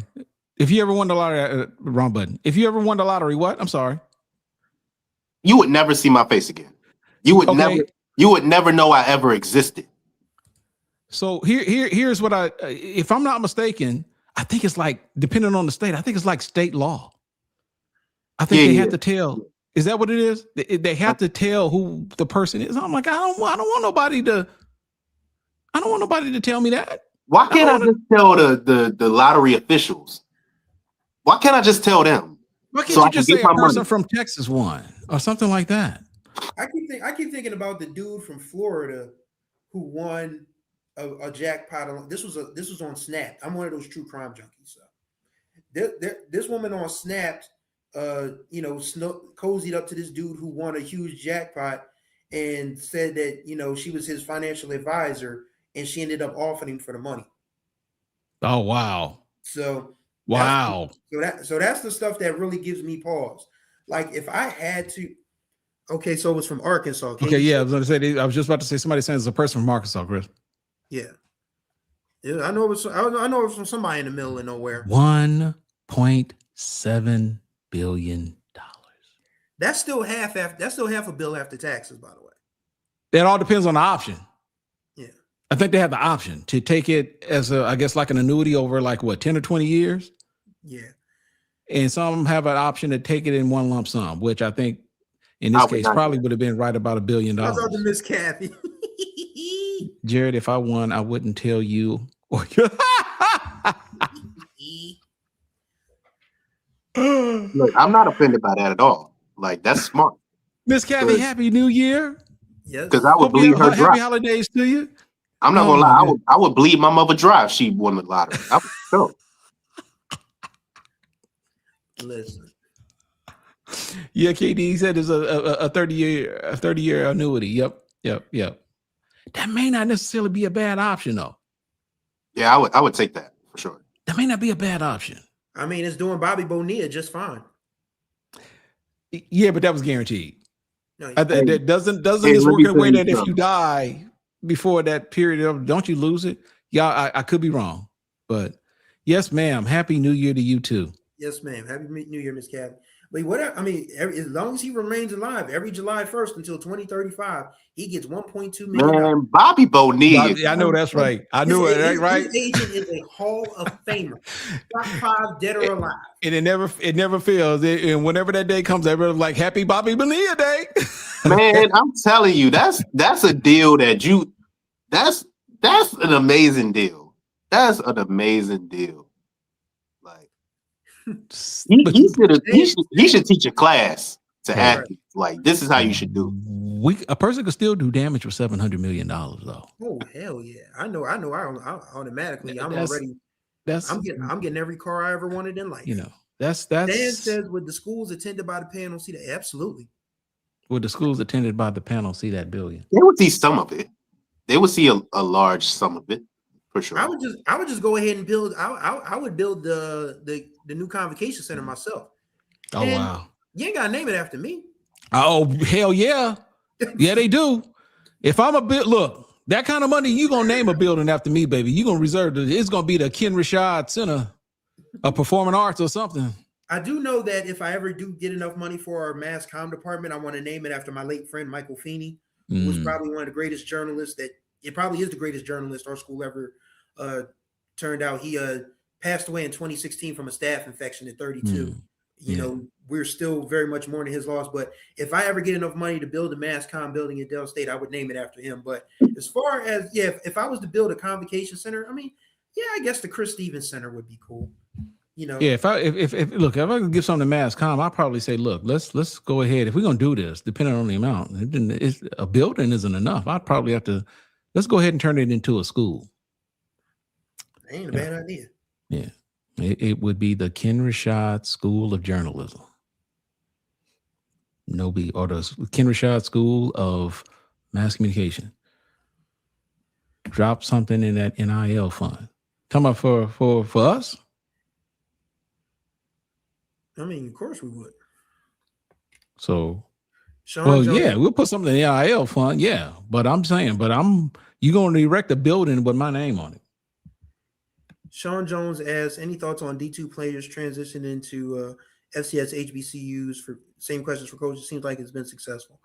It has. I mean, especially from the coach's standpoint. I mean, we just saw 2 D2 guys in the Celebration Bowl. And a lot of the players that Chin. Oh, you talking about? Well, he said players. Yeah, he said same for coaches. Okay, I got you. All right. Yeah, because I mean, a lot of the players that Chinnis Berry has won with the last 2 years came with him from Benedict. Mm-hmm. So it's clear that, you know, football. I mean, I think football, believe it or not, the gap is kind of closing. It's still very wide. I mean, you can still tell an NFL player from a D2 player a mile away. But the difference between a D2 and a D1 player, a fringe D1 player, which is most D1 HBCUs get anyway, that gap is closing. So you can really start to see why, you know, Chinnis Berry won 2 MEAC championships and hasn't lost a conference game in the regular season in almost 5 years. You can see why Tremaine Jackson was able to come in and make an impact at Prairie View immediately. You can see why Quinn Gray just got, you know, brought back home to Florida A&M. So, yeah, I mean, Division II, I mean, as Jared will tell you, they play some good ball down there in all sports. So, it's just a designation probably because the D2 schools are the ones that, you know, are comfortable in paying in what they are paying what they weigh in terms of Division II. Because as AD Sykes said earlier, they got MEAC money. Virginia State has MEAC money, but they don't want to, you know. But she said it just wouldn't be fun to take away from the other programs, you know, like the ones that she mentioned. You know, she said if we had 14, 15 programs, they'd be able to do it, but she's got 22. So I was like, yeah, that makes sense. She Jared, I don't know if you saw that or not when I asked her, but she said, Chris, not today. So I had to ask, though, about the MEAC. Yeah. Okay. Go ahead. No, I was just going to chime in on the players aspect of it. Like, as Chris mentioned, like, the gap between D1 and D2 is not far. Like, you've seen in the past couple of years where the D2 HBCUs go up against D1 HBCUs, and it's not blowouts like it used to be in years past. Like, Kentucky State was a freak play away from beating Grambling this year. Like, Albany State, if a special teams turn up doesn't go against them, they probably beat Florida A&M this year. Like, and in years past, we seen Bowie when it wasn't at his best. Sorry, Chris, beat Delaware State. Like, so that like, so we've seen like, and we saw a couple of years ago, Miles when it wasn't at his best beat Alabama State. So like when you think about the players now, like they have the size comparable to guys at FCS level. That's why guys like, I forget the running back that was at Virginia State, who went to Elon, and he was one of the leading rushers in the CAA. Like we saw the Benedict guys that went to South Carolina State, like Caden High, like Jaden Brogdon, like what's the Lord have mercy, I'm forgetting that man's name. Gerard Washington? Not him, but also the other defensive lineman, the Ja'Cory. Is it Ja'Cory or is it? I don't know. But all the South Carolina State, the guys that went to South Carolina State had success, and then Caden High, turn that into a Stanford offer. And he was just at Stanford this past season. So, like, we've seen these guys have the size, the skill, and the IQ to be able to turn it into success at the next level. So, as much as people want to talk down on D2s as if it's inferior competition, a lot of the guys who played at D2 and had success at D2, they're turning it into success at the Division I FCS level, and in some cases the FBS level. We had a guy, Jonathan Ross, who went straight from Bowie State to South Florida and had success at South Florida. So it can happen. It's just about giving people a shot. Right. Yeah, I think that's the part that a lot of people tend to miss, is that, you know, our kids, especially at the next level. I mean, just look at what Florida. I mean, what, you know, the Rams are doing with with MEAC. I mean, not MEAC, with HBCU players. Xavier Smith was their leading receiver when from Florida A&M was the Rams leading receiver when they lost to the Falcons on Monday. And then of course you had Kobe Durant, who has already, you know, forced a ton of turnovers for the Rams this year. So I mean, our guys can play. It's just the fact that they aren't getting a fair enough shot, you know, at the next level. And that's probably why the portal is what it is, because, you know, these kids are like, all right, I've done all I can do at a HBCU. Let me see what I can do at a PWI at the next level. And there's some, you know, there are some success stories in that. I mean, Jamari Taylor was he was either the ACC's leading rusher or near the top. He was nearly at the top. If he wasn't at the top, he was very close. He had a great season this year for sure. Yeah, I mean, he went to Virginia, balled out, but then again, you do have some not so successful stories. I mean, unfortunately, I mean, we hate to keep bringing this young man's name up, but the facts are the facts. Terrell Allen, who was the Bud Buchanan Award winner at Tennessee State, went to Tulane, didn't really get enough time to play. So I mean, and in the portal, I think they said there's like 4,000 kids in the portal this year already. So a lot of kids, unfortunately, are going to find themselves at DCU if they can't find a place to fit, or they're not welcome back at their old schools. DCU, what's that? The Crib University. Or it's going to be a lot of guys that are going to be like, so you're sitting at home, life's passing you by, you're procrastinating over and over. For those who don't remember that commercial.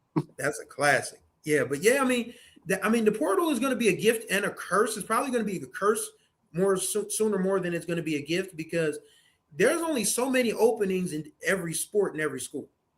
Like, you can't just hop in the portal and say, all right, let me check my offers, and then your inbox is about as dry as Floyd Mayweather's library.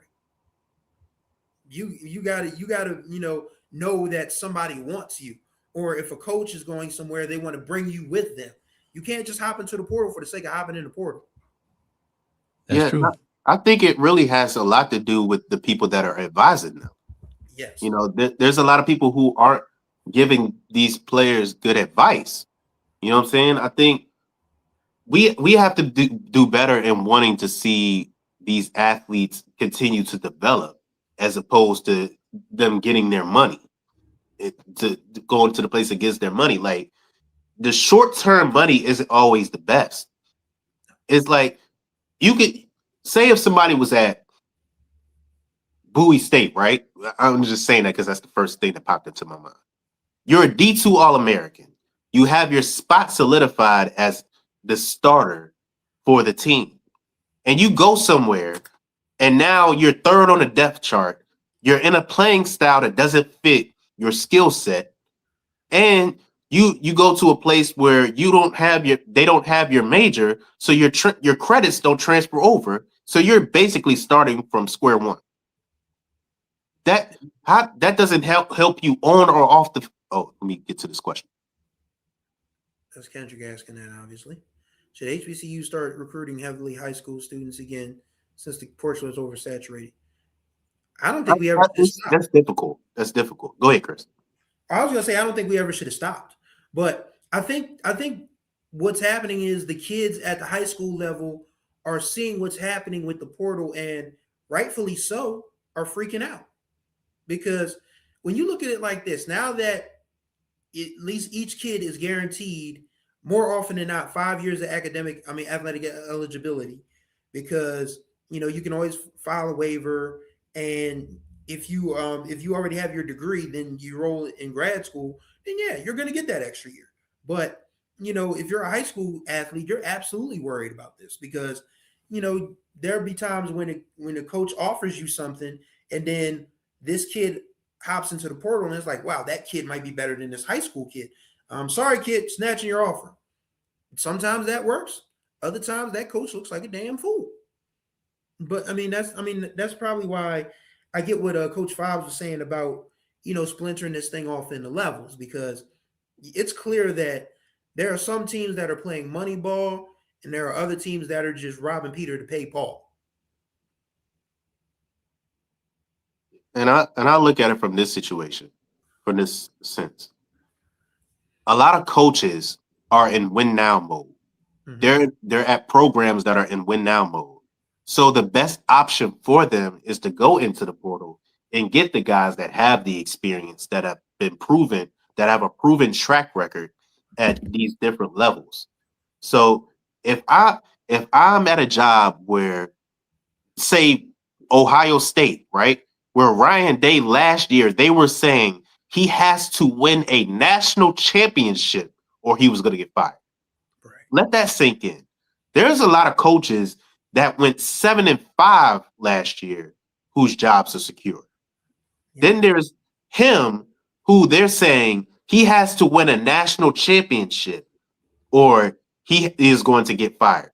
In his case, would it be smarter for him to recruit out of high school or the transfer portal? If he has to win a national championship to secure his job. Like, if I'm faced with that kind of pressure, I'm going with guys that I know are going to produce.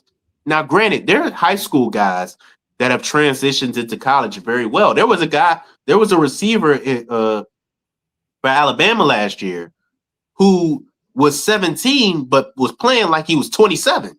I forget that young man's name, but Ryan Williams. Hmm. So there's a possibility that you could get a freshman that makes that transition smoothly better than a transfer portal guy could. Because a transfer portal guy, don't get me wrong, isn't guaranteed either.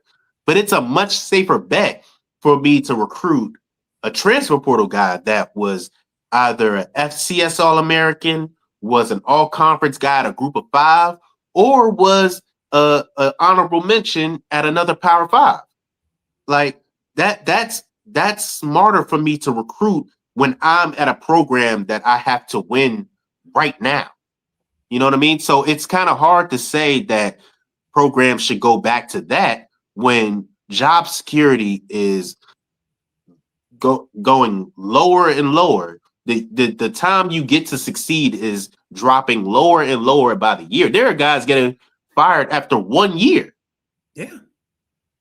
So it's hard to say, let me recruit out of high school when I'm faced with that kind of lack of job security. You know what I mean? So it's kind of hard to say that schools should go back to doing that, especially with how NIL and the transfer portal is, that these players are having one good year and they feel like they deserve to move up. You know? So yeah, but to answer your question, I wish that we could say that they should go back to recruiting out of high school, because that's great for the high school guys to get that experience. But it's that model is going to be hard with the way that the college football landscape is today. Yeah, it's just one of those things where, this is still that newness of the landscape with the portal and NIL. It's like saying, unprecedented times. Like, this is absolutely unprecedented times for college athletics, because we've never seen anything like this before. Like, I remember, I'm old enough to remember when you transferred, you had to sit out a year as an athlete. Like, there would be times when, there would be kids who would come in for Delaware State basketball, and you'd be like, wow, why is this kid not, playing in the games? And you found out, well, there's a 1 year, a 1 year, I guess, red shirt for transfers. Now that red shirt is history, kids can, freely come and go as they please. And I think it's something that everybody's going to have to adjust to, because like I said earlier, I just find it very funny that people like Rick Pitino and John Calipari and Nick Saban are just absolutely aghast that these kids have, autonomy now.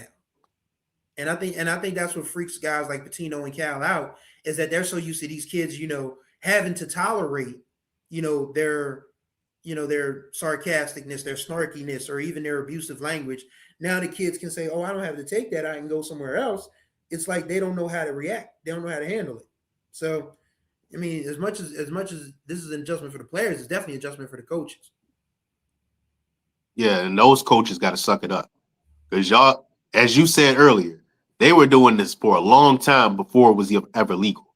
Hello. So don't act all befuddled when the shoe is on the other foot.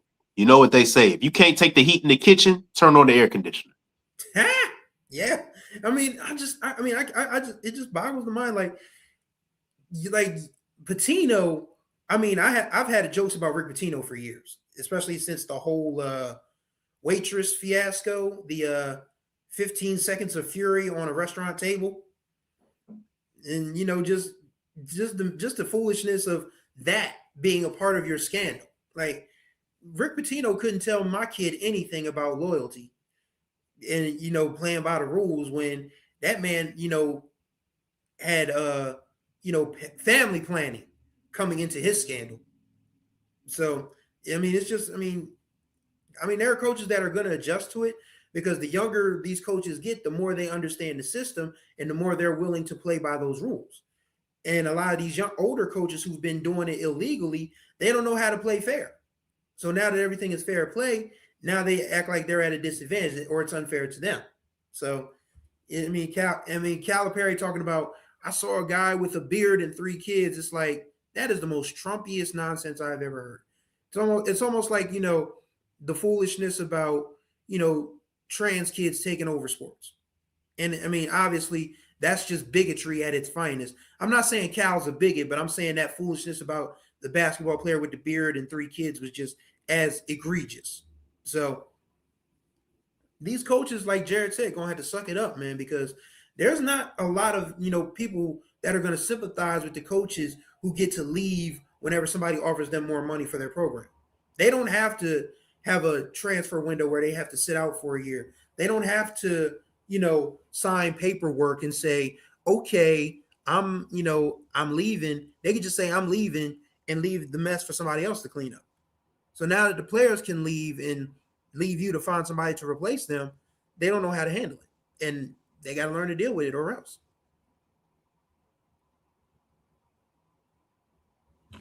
What are you guys talking about? We're still on the portal and NIL stuff. We were just talking about, how, guys like Calipari and Pitino were so used to playing outside of the law. Now that what they used to do is legal, they feel like, it's unfair to them because everybody can play by the game that they have been playing separately for so long. Okay, because I saw a soundbite on SportsCenter last night. Was that the one where he's talking about you got to play by the rules or something like that, or to keep moving or are we talking about something totally different? No, I think that I may have missed it, but you're probably right. I was talking about the time Calipari said in the press conference he saw a kid that had a beard and 3 kids and a wife playing college basketball, and I'm like, that didn't happen. Okay. And by the way, it is possible for a college basketball player to have a beard and 3 kids and a wife. Like these kids are having kids young, so that's possible. Like there are people that are marrying young. That is possible. Like that's their prerogative. If they feel like that's where their life should be headed, who are you to say that they shouldn't be in this position in college? Like, and some people just grow facial hair. I mean, exactly. I grew a mustache when I was in middle school, so I've had facial hair for a long time. Like, I looked older than I should have when I was in middle school. Like that happened. Like I grew a beard before I finished high school. Like that's possible. people grow facial hair. It happens. Yeah, and I mean that's how you know Cal ain't never recruited in Philly. Everybody got a beard in Philly. Even with let me stop. Because I love Philly girls, man. They got Philly girls may not have beards, but you know what they do have? They got some deep voices, boy. That black and mild and cheesesteak combination, boy. They got some bass. I don't know. I don't know if I think Jared might know about Mona. I don't think Ken knows about Mona though. You thinking about who? Mona, the Who's podcast, Mona? the podcast woman from Philly. She has a podcast called "Don't Call Me White Girl," but she has some bass in her voice. She got some. Kendrick's stupid. Don't talk about those Jones. John. I love Philly girls, man, but they got deeper voices than me, or maybe that's just my problem. But yeah, but all kidding aside, this college landscape is unlike anything we've ever seen, and I think we're blessed to be a part of it because we get to tell the story to the people who may not understand it because we're learning about it in real time too. So I mean, as we learn about, like we had Coach Hobbs on here telling us about, the possibility of spring football going away because of the whole league format and all of that. That was something that I had not thought about myself. But when he started saying it, I was like, oh yeah, that definitely sounds like, that's what's going to be happening. So you got to really, and I said, we're blessed to be able to tell this story because, we learn about it at the same time. And then we can tell people, okay, so if you're wondering why this kid is transferring, if you're wondering what NIL is, if you're wondering what the portal entails, this is how it breaks down. So, I mean, that's part of our job as journalists to be able to inform and educate people on things. And, we're lucky to be, as crazy as it is, as cutthroat as it is, we're still lucky to be able to tell the story of college sports as it relates to HBCUs. Just right now. So as it stands right now, we have 4,999 subscribers. One more. Oh, One yeah. more. One. Also, let me thank Brother Rocky Miller for his donation of $50 via CashApp. Thank you, brother. It is very much appreciated. Much success to you going into 2026. We smell what the Rock is cooking. Thank you. And don't forget. Appreciate you, brother. I really do. Thank you. And don't forget, I have a deal going on. I have a giveaway going on for my book. If you guys are not familiar, I write romance novels in my spare time. Yes, I do. And A Widower's Gift is my latest. It's an ebook. And if you drop and to tell you guys the quick little story, the story is about a widowed father. His daughter is going to college on a scholarship for volleyball at an HBCU. And this is during Christmas time. He's trying to come to grips with that. This is the last Christmas he's going to have his baby girl in the house for the foreseeable future. And a woman who lived in town the same time as him when they were kids, but they never met each other. She comes back in town. She doesn't want to come back in town because she hates the town. But they meet each other. They fall in love. It's a good time. Now, what does this have to do with HBCU Sports and our donation? If you drop a super chat and you guess what college my main character's daughter got a volleyball scholarship to, it's an HBCU. If you guess which HBCU my main character's daughter has a volleyball scholarship to, and it's the correct answer, I will give you a free copy of the book. So, I'm gonna guess, but don't tell me if I'm right or wrong, because I don't want to get away from the person who is right. But my guess is, I'm gonna guess that it's a Division I institution, and I'm gonna guess that it is. I'll say it's a MEAC school, and I'm gonna say it's Howard. I can't say. So we'll see.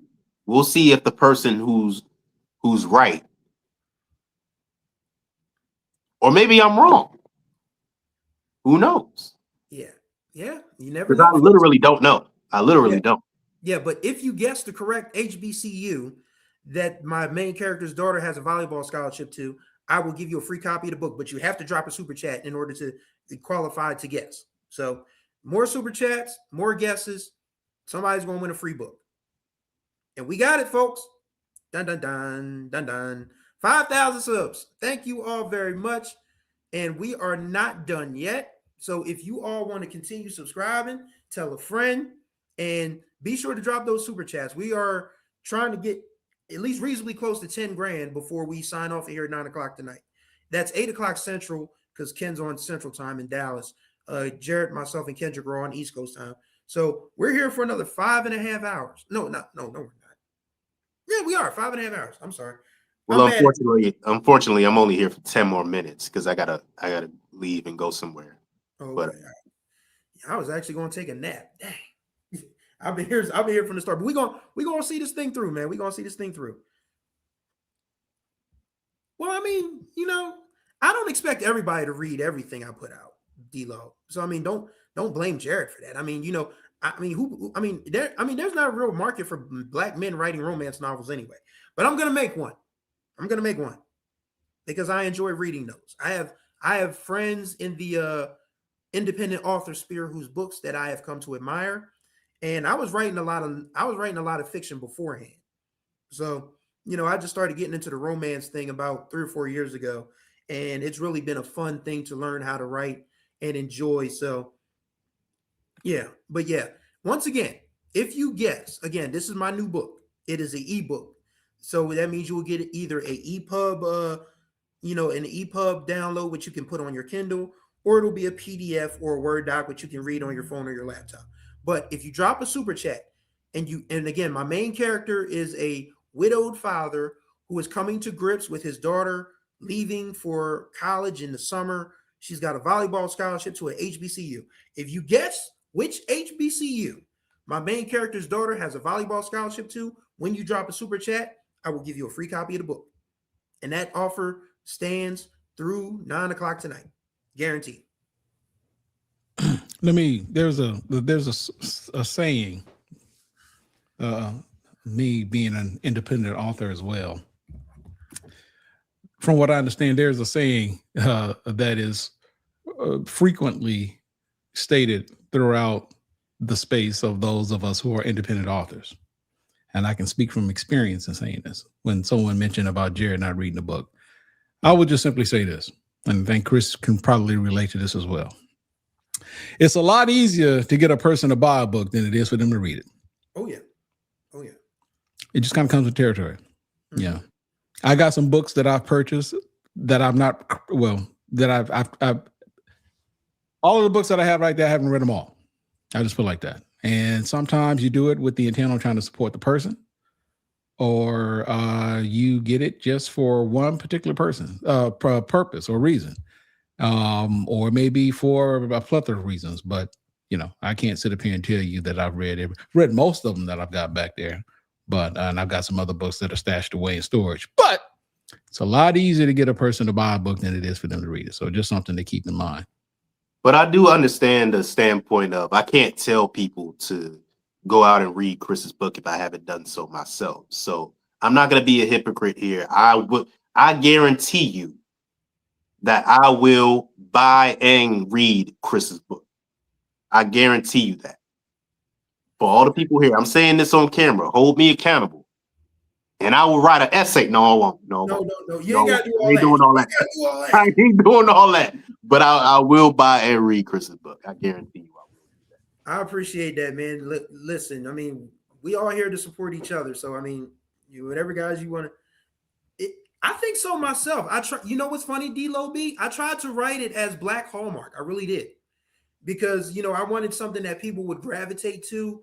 I wanted a story that people could relate to. And, I think I did that. The only thing I will say is if you are adverse to love scenes, this book may not be for you. Because repeat that again. If you are adverse to love scenes, this book is not for you. What that means is my main character and his love interest, they get it cracking in this book. So if you are, and I don't judge, because I judge myself sometimes because I looked at what I wrote. I was like, "Ooh, Lord, this is hot for even me."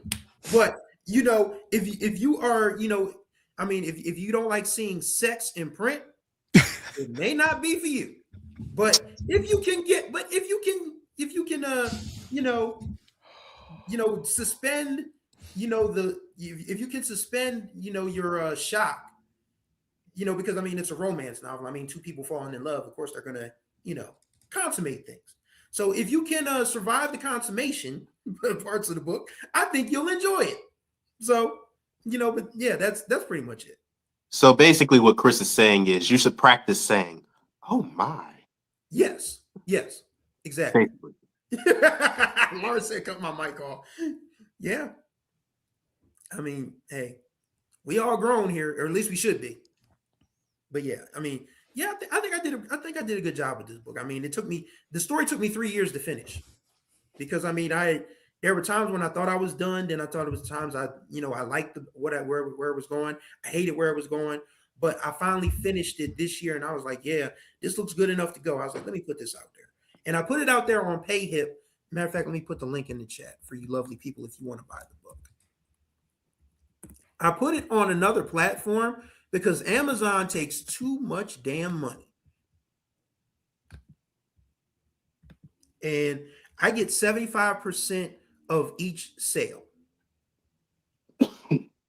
So if you lovely people want to, buy the book, there is the link. Stan, the love interest is actually not Jada Pinkett inspired.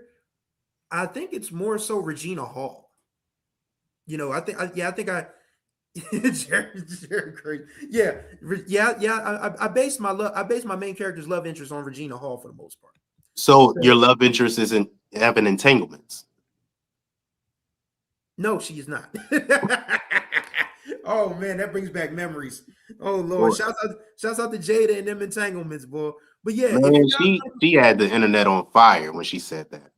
But yeah, if you folks want to buy the book, it is $2.99 on this link. And once again, it is a digital download. That means you will get an EPUB file, which you can put on your tablet, or you can download the PDF version or the Word doc version, and you can read it, on your phone or your laptop or whatever at your leisure. And Soldier Rag, no, it's not that bad.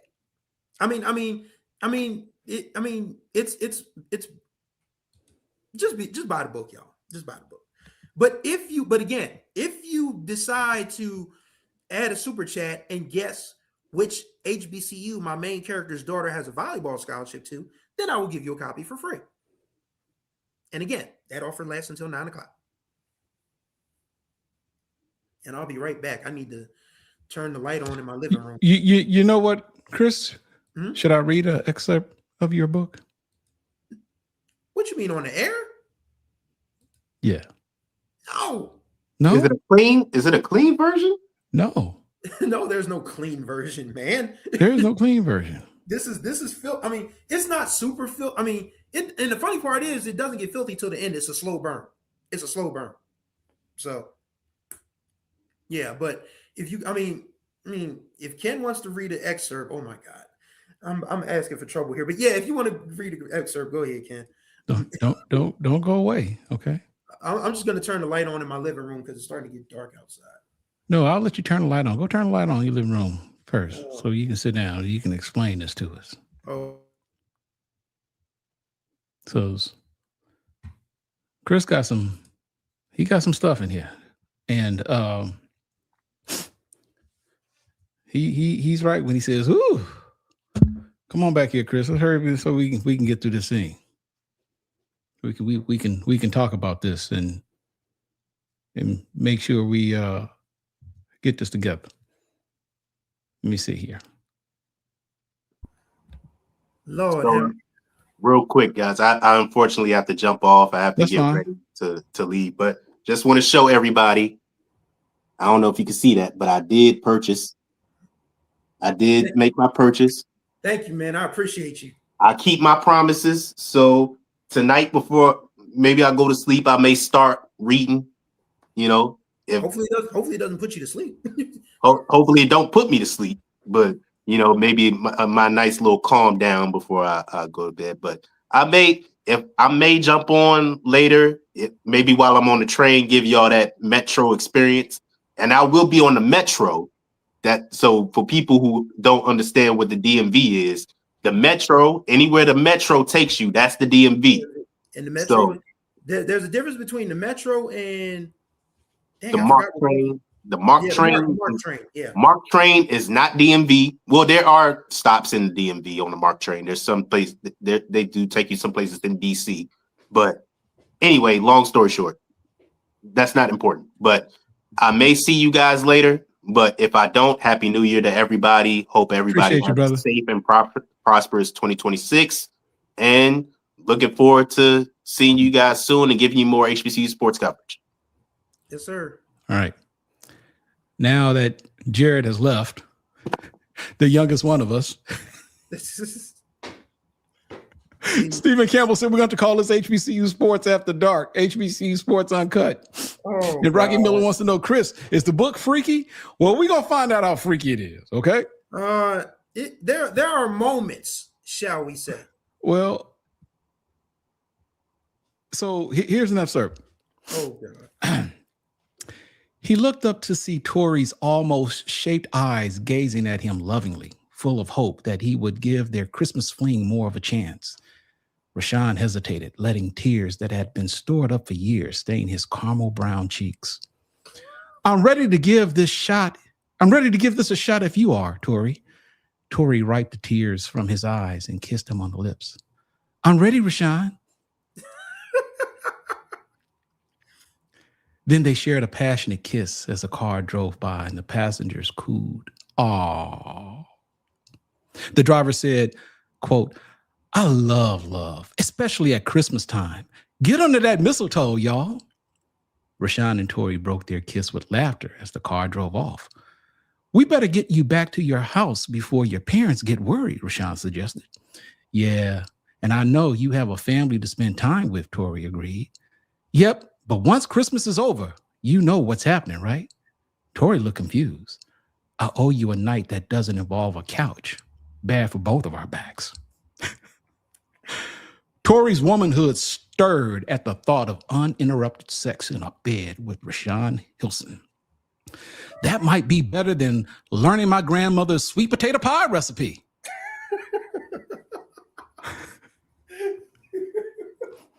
Nothing better than that. Well, okay, I lied. Tori giggled as she wrapped her arms around Rashawn's and smuggled into his body as they walked back to Wallace and Noreen's house. Rashawn woke up Christmas Eve in the best mood he'd been in a while. Not even Nyla's super loud music could ruin his mood. He flipped the covers back, spun to his right, and hopped out of bed with a smile on his face, ready to decorate the house with his daughter. That's about as clean as it got. I thought I'd leave it there, but please, thank you. Very nice, Chris. Thank you. See, that's the first time I've ever heard somebody read my stuff, believe it or not, out loud. And I'm just like, I honestly thought he was going to read, No. I think that's good. Thank you. Yeah, that's good enough. So now you folks have an idea of what is going on in this book. So again, if you are interested, if you drop a super chat and you guess which HBCU my main character's daughter has a volleyball scholarship to, I will give you a free copy of the book. And again, this offer is good until through the duration of this live stream. In this cat, he called it Harlequin Romance Sports. See? Oh my God. But yeah, I honestly, I had fun writing this book though, because it took 3 years. It took a lot. Like I said, there were times where I loved the story. There were times I hated it. There were times I thought I could have added more. There were times I thought I could have taken some stuff out. But by the time I got finished with this recent draft in October, so I said, oh yeah, this is good to go. So I finished it up, No. What's that? Really? Is that Kendrick? Is that you? What are you doing? If that's Kendrick, we're going to fight because I know exactly what he's doing. Well, you know what? If that's the case, let me read another part. Oh, here we go. Here we go. Tori braced herself with her manicured nails on his chest and began mixing it up. Grinding. Oh, bouncing, God, no. grinding, bouncing, twerking for good measure, all while her love low squeezed Rashawn's manhood for all they both were worth. Oh, God. Can't believe this is happening, Rashawn murmured between licks and kisses of Tori's nipples. Me neither. Come on, but it feels so right, Tori whispered. Rashawn clasped his hands around Tori's waist to hold her in place. He began to thrust into her with force. Tori's silk press began to sway and flop around in ways she hadn't foreseen happening this entire trip home. She dropped her head into the nook of his neck to keep from screaming, while Rashawn powered both of them into a satisfying explosion. Rashawn's grunts and groans matched his last thrust while Tori rubbed his shoulders and moaned softly. They continued to kiss and pawn at each other when, Dad, is everything okay? I thought I heard something. Nayla stood at the top of the steps again. Rashawn and Tori fell off the couch, scrambling for their clothes while Nayla turned and ran back to the stairs. They looked at each other as if to say, we fucked up. All right. Oh my God. I'm done out here. Okay. I'm done. Jared said. Oh my God. Oh, okay. Oh boy. Okay. Can we get some donations, please? Yeah. I mean, if I had to sit through that, and I wrote the book. And I wrote the book, for crying out loud. You can, man. You didn't have to read that book. Oh my God. Hey man, I'm trying to sell you some books. Yeah, so again. This is a Tubi movie. Oh boy. Oh man. Oh, hey man, look. This is insane. If you want to donate, go to HBCUSports.com, donate/donate. You can Zelle us. You can Zelle your donation. I hate you, Kendrick. I just want to say I hate your guts right now, bro. Because you started this with the music. Kendrick, I appreciate it, brother. I think it was more than appropriate. This hope we don't. This with the music. I hope it's royalty free. I hope we don't get any content strike. I hope any commercial. Okay, all right. I appreciate that, Kendrick. That was really good. So yeah, man, go to HBCUsports.com/donate. He said that was the most realistic scene. Kids coming out of nowhere. Oh boy. Oh, okay. Hey yo. We just had pause. Oh my gosh. Why? Oh my gosh. Man, this is so. Don't be embarrassed. You wrote that. I did. I mean, I can't front. I did. Just the fact that somebody read it out loud, huh? You wouldn't expect this. By the way, this was not planned. I just want you guys to know this. It clearly wasn't, because right now I am just absolutely mortified. I am. I was like, I thought Ken was going to at least, read the tamer parts or the funnier parts, but nah. I thought I did. Look, there are much worse parts than that. Look, that part, those were tame moments. So I'm telling you, there are parts within the book. Anyway, it is not for kids. Yes. No, it's not. No, it's not. So yeah, like I said, if that kind of stuff makes you clutch your pearls, then you may not want to spend the $2.99. But if you're okay with stuff like that, you're okay with spending the $2.99. But again, like I said, if you guys can guess which HBCU my main character's daughter has a volleyball scholarship to, with a super chat attached. You have to have a super chat to be able to be eligible. If you guess which HBCU that is, I will give you guys a copy of the book. Please, Rocky, don't. No, please don't. I feel like please don't mention that name, for the love. Lord have mercy. Okay. Right. Boy. All right. So now that Ken has thoroughly embarrassed me. Oh man. WSSU Ram. No, it's not. No, this is not for kids. Kendrick, you going to hell for that music, man. Because you started this. You started this. Kendrick, I think it was more than appropriate. I think the people who were watching liked it. Clearly they did, because just oh boy. it was Soldier Rag who suggested it. With friends like y'all, I don't need any enemies. Good Lord. Man. Oh. But yes, that's what you can expect from my book. Hopefully I can write something a little tamer so I can be less embarrassed the next time we come on here. But yeah, again, this is the type of shenanigans that happen sometimes on HBCU Sports, or our Sports Live. But yeah, we're still an hour away from our next guest, if I'm not mistaken. So, yeah, we're going into 7 hours. Yeah, so we're working on hour number 7. I've been here with y'all the whole time. So I appreciate you because I told you didn't have to, but I want to at least take a nap real quick or take a little breather, but the queen of my house walked in while I was cooking and asked, "What the hell am I listening to?" Oh boy, man! I appreciate you, Soldier Rag. Thank you so much, brother. I really do. We that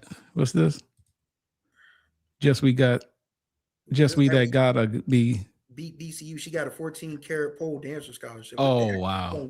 What the heck are you talking about, EA? Oh man, I don't know. Man. But what else, man? What else? We still got a little bit before our scheduled guest comes in. We still got another hour at least, huh? Yeah. So my question. So I do have a question for folks in the chat. I feel weird asking questions now that you guys know what I write. But what is your one wish for your if you could snap your fingers in this sports program at your HBCU could be better, could be champions, or your program could get this or your program could get that, what would it be? Like if you had like a wish, if you had a genie that could grant you an HBCU sports wish, what would you want for your institution? I would love to know what y'all think. Does that thing have to be sports related? I mean, it doesn't have to be. I mean, if it's something that your HBCU needs, if you come along a genie in a bottle, and that genie says, I can give you one wish for your HBCU, what would it be? I would love to know what you guys, what y'all would want in the chat. Would love to know. For me, it would probably be, like I said, a mass comm building, because the ETV building in Delaware State, God bless it, is just another place that needs to be refurbished and knocked down and rebuilt and something over it or something. But yeah, the ETV building, I mean, some great memories in that building, don't get me wrong, but we need a real mass comm building in Delaware State, especially since we have so many great. You need a real mass comm building. You don't have a mass comm building? We do. It's just old and decrepit as all get out. So I mean, I would like an updated one with a TV and radio studio, and a print. Well, I mean, it won't be print anymore, obviously, but I mean, like a newsroom, like a real newsroom. That's what I would like for if I can't make it sports. You know what I would like for Grambling, and it. Somebody said infrastructure, which I guess this is all a part of it. But I think you would be surprised, at least for me, throughout the entire, and this is because of how the campus is built. You've got streets that run through Grambling that are, they don't have counties in Louisiana; they have parishes. Yep. So you either have streets that are maintained by the state, by the county, or the parish, and I guess even to some degree the university, depending on what it is. And there are various streets that run through the campus. I would just simply say, and I think you'd be surprised, man, with a new repaved street can do for the appearance of a thing. If we had new repaved streets or roads on campus, boy, it would be like, wow, little thing, because their building is being built everywhere. But my thing is, man, if they would just repave some of these streets, it would make the campus pop that much more. Yeah, I mean that type of stuff matters. Dr. Israel Carey says, "My wish: a president chosen by the people of Jackson State and not IHL." Ooh, now that's. To see now, I don't know how the IHL operates. typically when they have, if there's a selection committee, don't they typically have someone like a representative from Jackson State to be a part of that search so that you guys have a voice? Isn't that typically the case? I would hope so. Or are you saying that it just doesn't, it doesn't matter? And I get it. I know a lot of these things are typically political. And, you know, chances are they may very well have a person that they want to do regardless. Look, we, to some degree, I guess we kind of saw that FAMU, right? I think a lot of that may be due to it's all political, but I hear you on that. I hear you on that. Some people are saying a multi-purpose arena. Winston-Salem State doesn't have well, I guess I don't know. The basketball is at the gym or I mean, I know they want to replace the gym. Mm-hmm. Because they still got to share Lawrence Joel Coliseum with Wake Forest. Someone says Convocation Center. The Herndon Stadium rebuilt into a dome. Herndon Stadium is Morris Brown's old stadium, which of course has been built into a dome. I would just like to see it, you know, cleaned up. Yeah. Because I know people have been graffitiing that thing. Yeah, they have been. High, like, yeah. I mean, because Herndon Stadium was a nice stadium. Was that used for the Olympics or? It was. It was for. Was it built for the Olympics? Hockey, I think it was. Okay. I think it was. Okay. Start back admitting the regular / hardworking kid like I was back in the 80s and 90s that are great alumni. That are great alumni now at FAMU. These kids are different. I think everybody knows that. Start admitting hardworking kids. Like yeah, I think what he's saying is that, you know, a lot of kids, you know, don't you know, take the. I mean, I think some kids take the HBCU. What he's saying is the HBCU. They take it for granted. I don't find that to be the case at a lot of places, but I will say that I wish that, you know, HBCUs did reach out to those harder working kids. I will say that. I mean, I know in the quest for diversity, we're bringing in dreamers, and don't get me wrong, this is not an anti-immigrant stance at all. I love that, you know, Latinos and Asians and folks like that can, you know, get an education at our schools. But I do wish that more of our local kids understood that HBCUs would like them, would love to have them on campus and that type of thing. From WSSU Ram Nation says we have a 50-year-old gym that seats half the capacity of enrollment, no AC, no chairs for seats. When we are good students, have to line up hours ahead of time game time to get in. Yeah, for Winston-Salem State. I mean, granted, I guess that's the same gym. Well, it's not the same gym that the Pearl played in, but you know, I mean, Big House won some games there, but at the same time, you definitely need to upgrade for sure. You definitely need to upgrade. I mean, like I said, Delaware State is playing Division I basketball in a converted barn. Has been since 1982. So I know AD Sykes said kids aren't as hung up on facilities as they used to be, but you still need to have something that these kids will look at and say, "Wow, I can play here." Mm-hmm. So. Dr. Carey says IHL is claims they're working on a new process that should include our voice. So you're saying so are you saying that they never included your voices? Is that what you're saying, Israel? Because I find that strange. Wow, if that's the case, I mean, man, wow. You should always have some sort of say so, right? But oh well. Let me see if so, yo, check it out, man. Like I said, HBCUHotline.com, because clearly, like I said, it's going to be another hour before we get into the guest.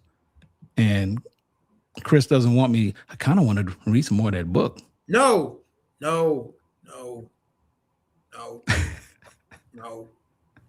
Enough. Hey, Kendrick, why don't you come back on, man? Nah, he don't need to come back on. He's banned. For that jazz music. Unbelievable. WSSU Ram Nation says we no longer share with Wake Forest. The city used to own the Joel and we shared it, but now Wake Forest owns it. Fans would like to be able to come to hometown come to town for a game and not fear that they will be turned away and have actual seats to sit in. Yeah, those are all important things. Those are absolutely all important things. Mm. I mean, DSU has seats, but they're not comfortable seats, and people are still lined up. I mean, I remember the last time I covered a basketball game down there. It was 2 years ago. I need to get back down there for that. And I had a press pass, and I still had to wait in line. So, you know, I mean, we're at the point now where, you know, we can't do. I mean, we can do less with more, but why do we have to have less? That's the question that we need to ask ourselves. And what do we have to do to get that more? That's going to be the question and the answer that determines the future of HBCU athletics, in my opinion. So here, let's pivot a little bit, man. Let's go back to a topic that I don't think we actually had enough time to discuss. And this was more so as it relates to the SWAC with respect to divisions. Given how Alabama State finished in the East, especially the game with Jackson State, and I don't know if that was necessarily the game that pretty much sparked the debate or the discussion, but wow, I just realized Michigan is playing Texas. All right, anyway, is Scott Wood in here coaching right now? He's not coaching right now, is he? No, I don't think so. Okay, I think the interim guy is still there. Okay. So Charles McClellan was asked a question about divisions versus simply going the route in which the 1 and 2 top place teams would compete in the SWAC championship game. And ultimately his answer was, if the membership wants it, then, you know, because he serves at the pleasure of the membership, he do it. But he did take the time to highlight the pros and cons associated with it. And one of them, do you remember that, Chris? I don't, but okay. So he talked about how doing that would create schedule problems, and that you stand to have schedules in which, if the 1 and 2 top finishing teams did compete, there's still something to be said for the fact that because there'd be so many teams involved with 12 schools involved, you're not going to be able to schedule all 12 schools. Everybody isn't going to be able to play everyone, which is currently the case right now, you know, even with the divisional format. But some schools stand a chance of having a lighter schedule as opposed to those who might have a so-called harder schedule because of who they place. And then, you know, they've got to play on a rotational basis. At the very least, with a divisional format, you know that the West teams are going to play each other every single year regardless. They may not play everybody in the East, and the East teams are going to play everybody within that division regardless.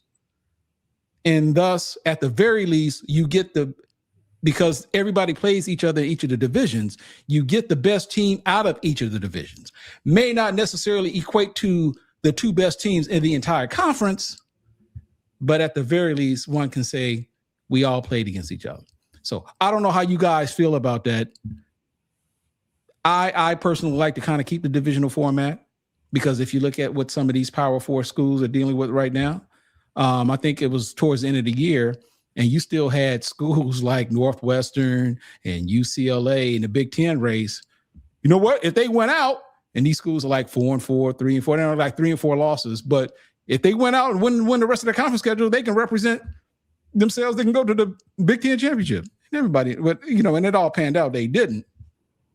But you know, that's where we ended up keeping the divisional format. So, you know, I'm personally for it. I don't know how you guys feel about it. Just a topic of conversation that I thought I'd bring up just to see what you guys thought.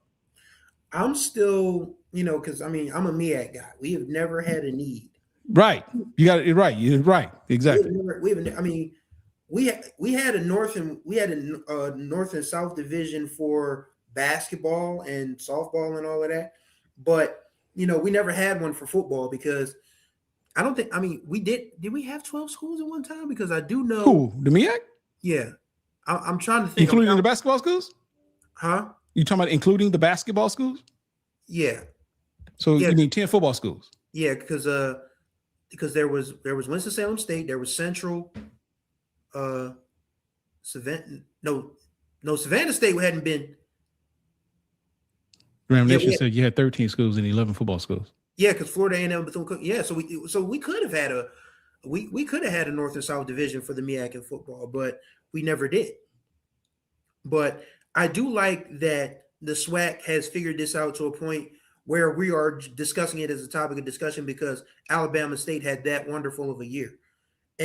But at the same time, if you're talking about the two biggest things, I mean, if you're talking about the two best teams facing off, Prairie View ain't gonna want to hear that because they did what they were supposed to do.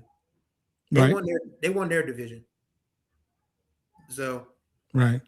Zach McKinnell says, I think the bigger need is the SWAC going to a 9-game conference schedule. That will solve even more. You know what? I get that, but I'm gonna be honest with you. Now, personally, I like to have the flexibility to schedule more non-conference games. Because I think Grambling had 4 non-conference games. What is it? 7 and 4? Yeah, I think it's 4.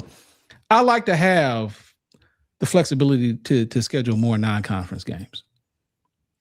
Personally, I think as an FCS school, I personally would like to see them schedule more FCS games. Now, granted, I understand you got to have those big Power 4 or those division, the FBS teams for money and i.e. money games, even though all of the games are money games. I understand the need behind that, especially in the case of Ohio State, you get $1 million. But Lord have mercy. Yeah, and I don't. Okay. We might have to talk on that. Do I need to say it? Do I need to say the line? Yeah, go ahead and say it. The Washington Generals of Black college football, Virginia University of Lynchburg. I just like the flexibility of being able to have more games, man. I do. And I'm just saying, now Grambling this year they had Kentucky State. That was Division II. They played, down. I guess that was good for Kentucky State. They played Ohio State, and then there was East Texas A&M. I forgot what the other non-conference game was. Wasn't it Langston? It was Langston. That's what it was. Now personally, I would have preferred exchanging either that Kentucky State game or Langston game to another FCS team, but I get it. But I prefer the divisional format because at the very least, that you're getting the very best school based upon the results from each division, because at the very least they've had that round robin to play against each other. So that's my thing. But I like, thanks, Silas. He agrees with me. He says he likes the flexibility to have more FCS game. Man, see, and I say that because not that we have anything to prove, but look, historically speaking, the conference, and I think the MEAC may be better off, but the SWAC just hasn't done very well against other FCS teams, historically speaking. And like I said, I get the scheduling thing is a money thing, dude, but I just like to see more of it. I really do. Yeah, so. I think these are problems unique to the SWAC because the MEAC. That's probably why, unfortunately, we had Delaware State had Southern Connecticut State for homecoming, and we're likely either going to have Towson or Stony Brook for homecoming this year. Ugh. Right. So, did you say Stony Brook? Towson or Stony Brook? Mm-hmm. Okay. So, because that's who's on the schedule because we're scheduled to go to University of Albany this year because it's a home and home because of course University of Albany came to Dover this year for the rain delay that never stopped. Has schedule been released yet? No, but there I think FCS schedules has the 2026 stuff for Delaware State. Okay. So just to give you guys an update, and we're gonna still remain optimistic. Our thanks to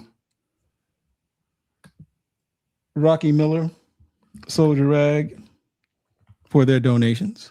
And Mr. Richardson, our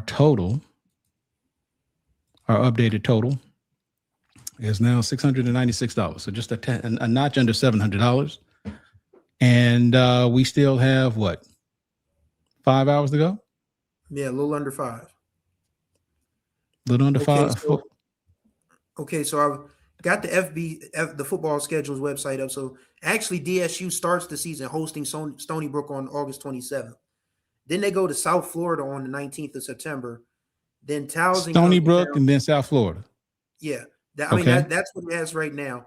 That's August 27th. September 19th, they go to South Florida. September 26th, Towson comes to. Thank you, Lawrence. Appreciate your support, brother. $2 is fine, man. Look, we can get two. Hey, you guys want to do $2, man? Continue to send $2. I'm telling you, man, $2 adds up. 5 of those, that's $10. Come with it. Yeah, all right, Chris. I'm sorry. Go ahead. And hopefully Ken doesn't have to read any more of that book. Oh my God. Which is funny. I shouldn't be embarrassed because I wrote the book. I just wasn't expecting Ken to read 2 very steamy parts of it live on stream. Jesus Christ, man. That's what we do, man. Look, there's a market for that stuff. It is. That's why I wrote it, but I just wasn't expecting to be written. I must say, Chris, you're very imaginative. It takes a very imaginative person to come up with those type of skills. I know. I mean, but anyway, freak. I'm joking. He's talented. He's very talented. He's talented. No, anyway, go ahead. Right. That being said, I think the SWAC's problem is that not only are they full up, but they're full up of good teams.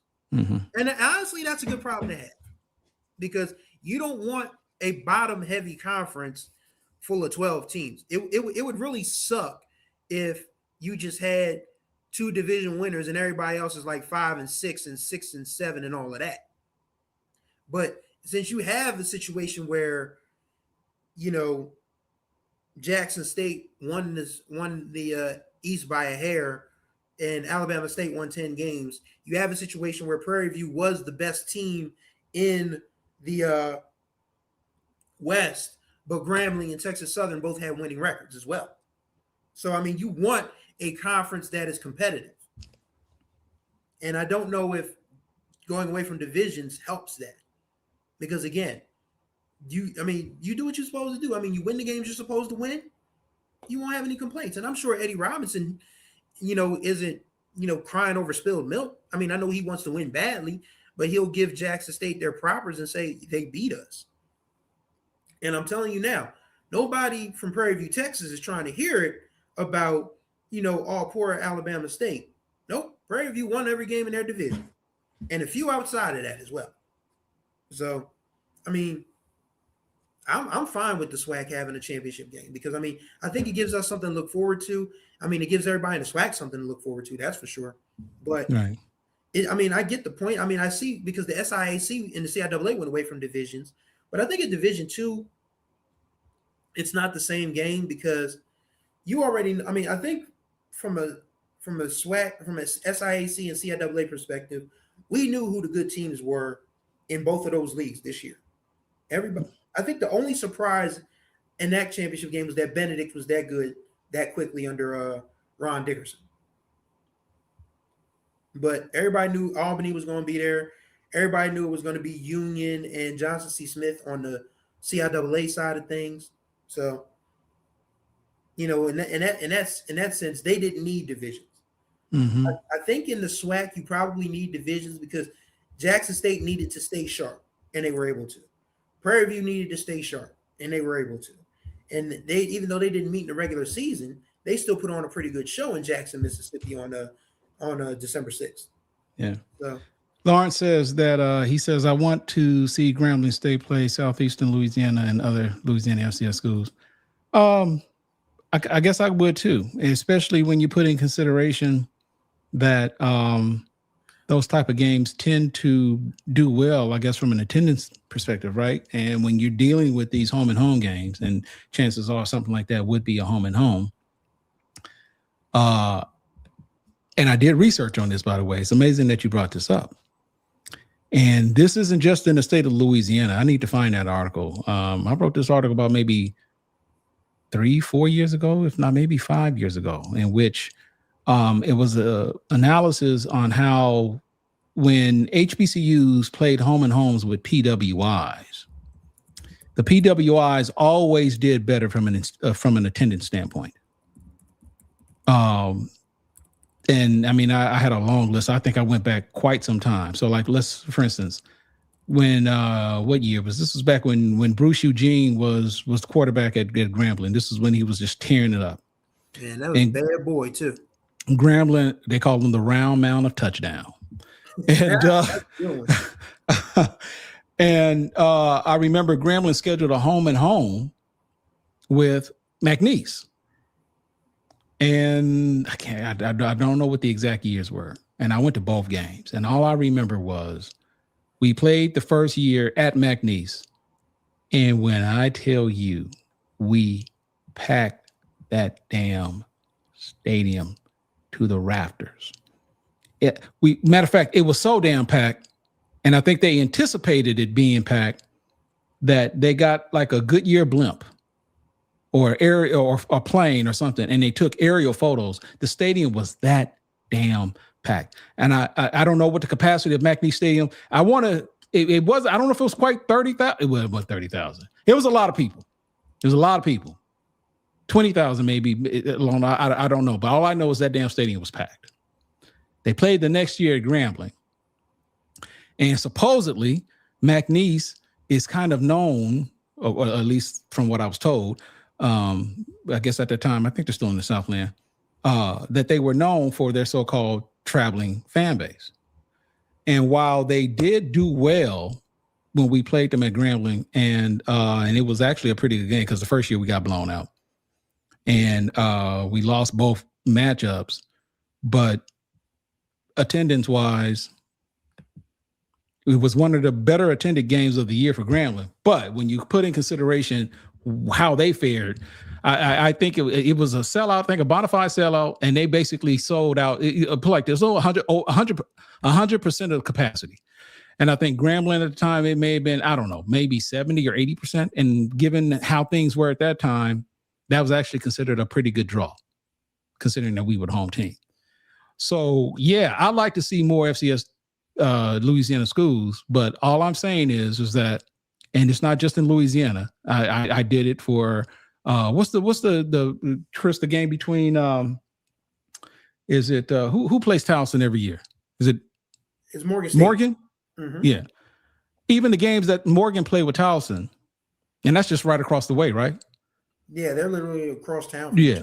Towson always is considered Baltimore County, but it's like literally, yeah, I don't know, maybe 15, 20 minutes away from Morgan. Towson always fared better attendance-wise with respect to reaching, maximum stadium capacity than Morgan did.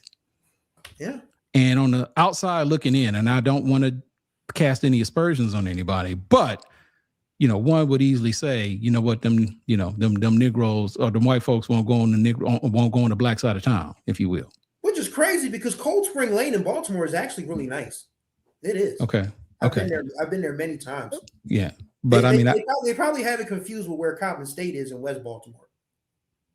Well, no disrespect. No, but I'm saying, but it was done. I need to find that. It was done on.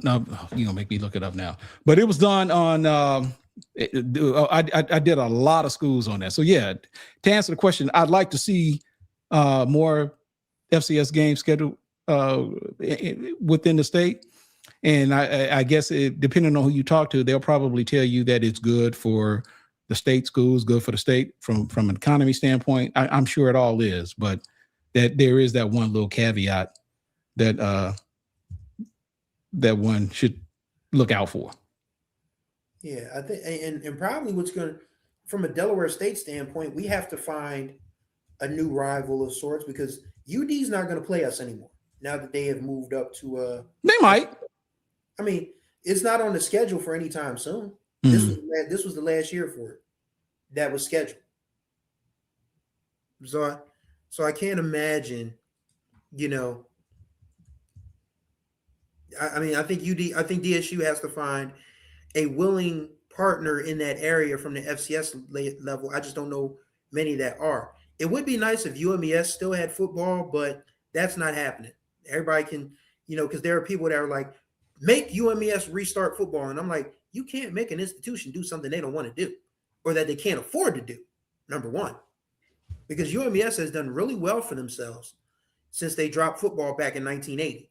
Because I'll never forget, when I was researching a story I did for us, I found a story in the Washington Post from 1979 when they were suspending the program, and the athletic director said that teammates were sharing shoes during the game. Who was that? That was VUL, right? No, that was UMES in 1979. Okay. And the athletic director was Dr. Hitch. That's who their wonderful multi-purpose facility is named after. Okay. And they canceled football after the 79 season. And this was back when they were trying to run a program for $99,000 and they couldn't do it.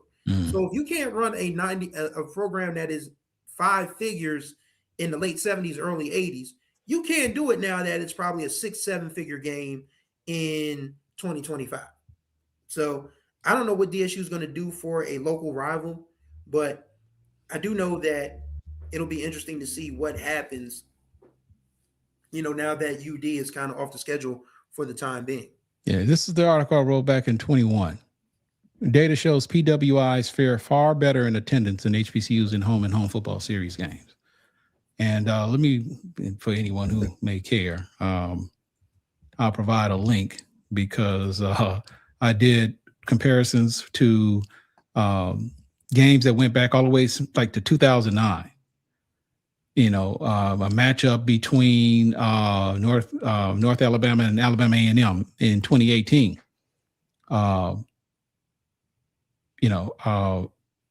North Alabama went to Alabama A&M. Alabama A&M had that was one of the rarities. Yeah. Alabama A&M actually did better. No. Okay. No. North Alabama went to Alabama A&M. And the attendance for that game was 15,100. But the stadium capacity is 21,000. And that was about percentage capacity, 72%. When Alabama A&M went to North Alabama the next year, the attendance was 12,767. But North Alabama stadium capacity is 14,000 people, in which they were at 90% of capacity. And I did one with Alabama State and Kennesaw State back when they were FCS, Alabama State and McNeese, Delaware State and Monmouth. I did that 2014, Chris. Delaware State went to Monmouth. The attendance for that game was 2,150 people, 2,150. And Monmouth stadium capacity is 3,200. Yeah. The percentage capacity is 67%. When Monmouth went to Delaware State the following year, in 2016, the attendance was 2,454. And according to this, Delaware State's capacity was 7,193. That's 34% of capacity. Yeah. So, that's the data. That's what the data shows. Right. So, let me put that link up in here because, it like I said, it was from 21, but some of you might still find it to be a pretty interesting read. So, one other thing, we've got to, hey man, let me put this link in here because I want you guys to continue to fill out these audience responses. If you haven't done so, please do so. I'm gonna put that link back in there as well. No, that's not it. That's not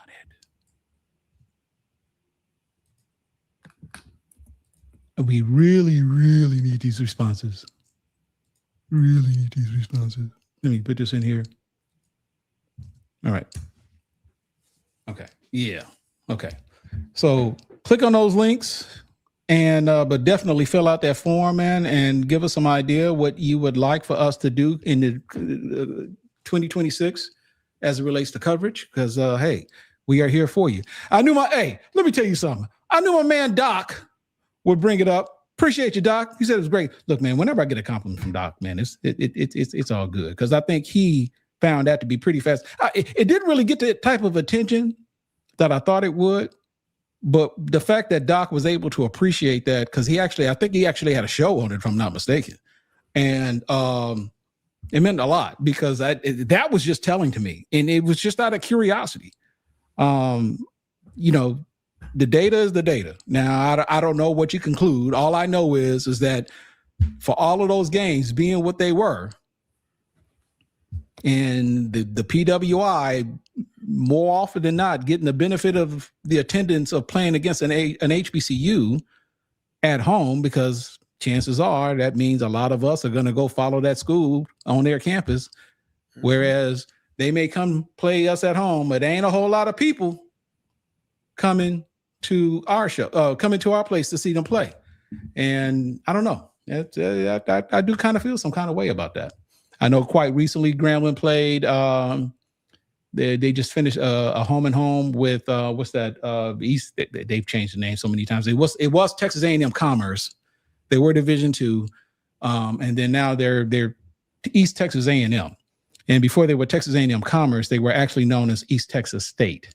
So their name has changed at least 3 times in the last 30, 40 years or something like that. But anyway. So Doc says it actually created some of the metrics Southern uses in there. Oh, really? Oh, okay. Oh, you know what? Now that you say that, I think are you referring? Okay, so I hopefully I'm not making this up. I swear I think I've heard this somewhere before, and it may have been Southern or maybe some other HBCU, or maybe it may be some schools that are doing this now. That when they do these home and homes now with some of these regional opponents, I think Southern was one of them. There may be a couple of other HBCUs that made it clear. Yeah, we'll do a home and home with you, but you still need to give us a slight bump when we make that visit to where you're going to play. It was something to do, because I think they realized that the PWI or the school that they were playing against stood more to gain than they would by playing home and home. So I think there is something to that. So anyway. All right. So it is 3:30. Now, somebody was talking about coming on early. I told you we had some surprises, but I couldn't necessarily get a commitment from that person. Okay. Chris, can you say something? I've got somebody needs a link so they can get on. Let me do this real quick. All right. All right. Okay. So, all right, ladies and gentlemen, as you guys have noticed, we're entering the final quarter, as it were, of our live stream. We are trying to raise $10,000 so we can keep this lovely operation going, because, well, it costs money to do what we do, and we're grateful for the support you have been able to give. But if you can give, continue to do so. I mean, we have CashApp. I'm going to put the CashApp link in so you guys can check that out. Do it that way. If you want to do Zelle, I'll give you guys the Zelle email address that you need to donate via the Zelle app. And we also have a website that you guys can donate to as well. All right, well, let me put there's the Cash App, $, HBCU Sports. There's the Zelle, email address you need, donate at HBCUSports.com. And we also have a website that you guys can drop your coins on us there, HBCUSports.com/donate. And hopefully we won't have any more readings from my book. I mean, and yes, folks, that was absolutely unplanned. Like, I did not know Ken was going to do that. I did not. And then, like I said, Kendrick, yeah, I mean, because Soldier Rag started it with the doggone, Soldier Rag started it with, requesting the jazz music. Then Kendrick turns on the music, and then Ken starts reading that. Oh, God, I'm sorry. But, hey, I wrote the book. I had a good time writing it. Hopefully you guys enjoyed that reading. But, yeah, that's the kind of stuff we are, we're just having fun with this stream, even though, we're entering the second half of our guest appearances, because we have plenty more guests to go. If you guys missed our earlier guests, we led off the morning with Virginia State Athletic Director Tiffany Sykes. I was able to ask her, is Virginia State interested in coming to the MEAC? She said, not right now, but she didn't say no. She just said, not right now. So I'll take that as a win. We also had AD Drew, the sports information director from Morehouse, who gave us some really good information on things. We had Brian Fulford from ONG Strike Zone. We had Charles Edmond, the voice of Alcorn State. We had former Grambling head football coach Broderick Hobbs on, and he really gave us some things to think about with respect to the future of college football, not just HBCU football, but college football. So we had we've had a really good lineup of people who came through this New Year's Eve. We really appreciate y'all. And, you know, this is intensive. Like, I really wasn't supposed to be on here 7.5 hours. I mean, I still need to cut my hair. I still need to, I went and ran 2.83 miles this morning. So I needed a nap. I am tired. I need a haircut, but I'm here for y'all. But yeah. And so Kendrick asked, did more white people really watch the Celebration Bowl than black viewers? Kyle Mosley reported that this week. Maybe they did, because as we've learned about people's viewing habits, if there's a bowl game on TV, chances are they will watch it. So ours just happened, the Celebration Bowl just happened to be the first one that was on television during bowl season. So I don't think, because if it was more white people, it's like they probably don't know South Carolina State and Prairie View from The Man in the Moon. But it's a different set of eyes, and if they hung around for at least a little bit, that's probably why AD Drew pointed out to us that the peak viewership of the Celebration Bowl was 3.3 million people. That is exceptional. And that's why I wasn't really feeling people complaining about, nobody wants to see Prairie View. No one wants to see South Carolina State. When the reality is, you actually absolutely needed to see Prairie View and South Carolina State, because we have 107 institutions. You can't just rely on the same 5 institutions to do the work or receive the pub. So that was, I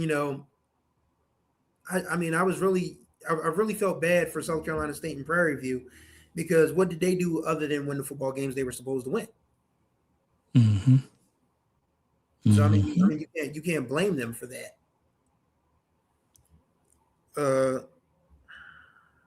They're adding those ESPN Unlimited streams. It's still a view, isn't it?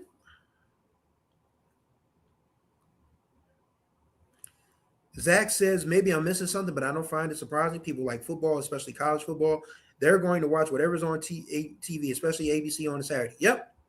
Absolutely. Yeah, he's got a point, because here, if I'm not mistaken, and a lot of this is due to the fact that, with the college football playoff being what it is, if you notice, I think, and this, we hadn't seen this in a while, at least there were some FCS playoff games that were played on ABC and on ESPN.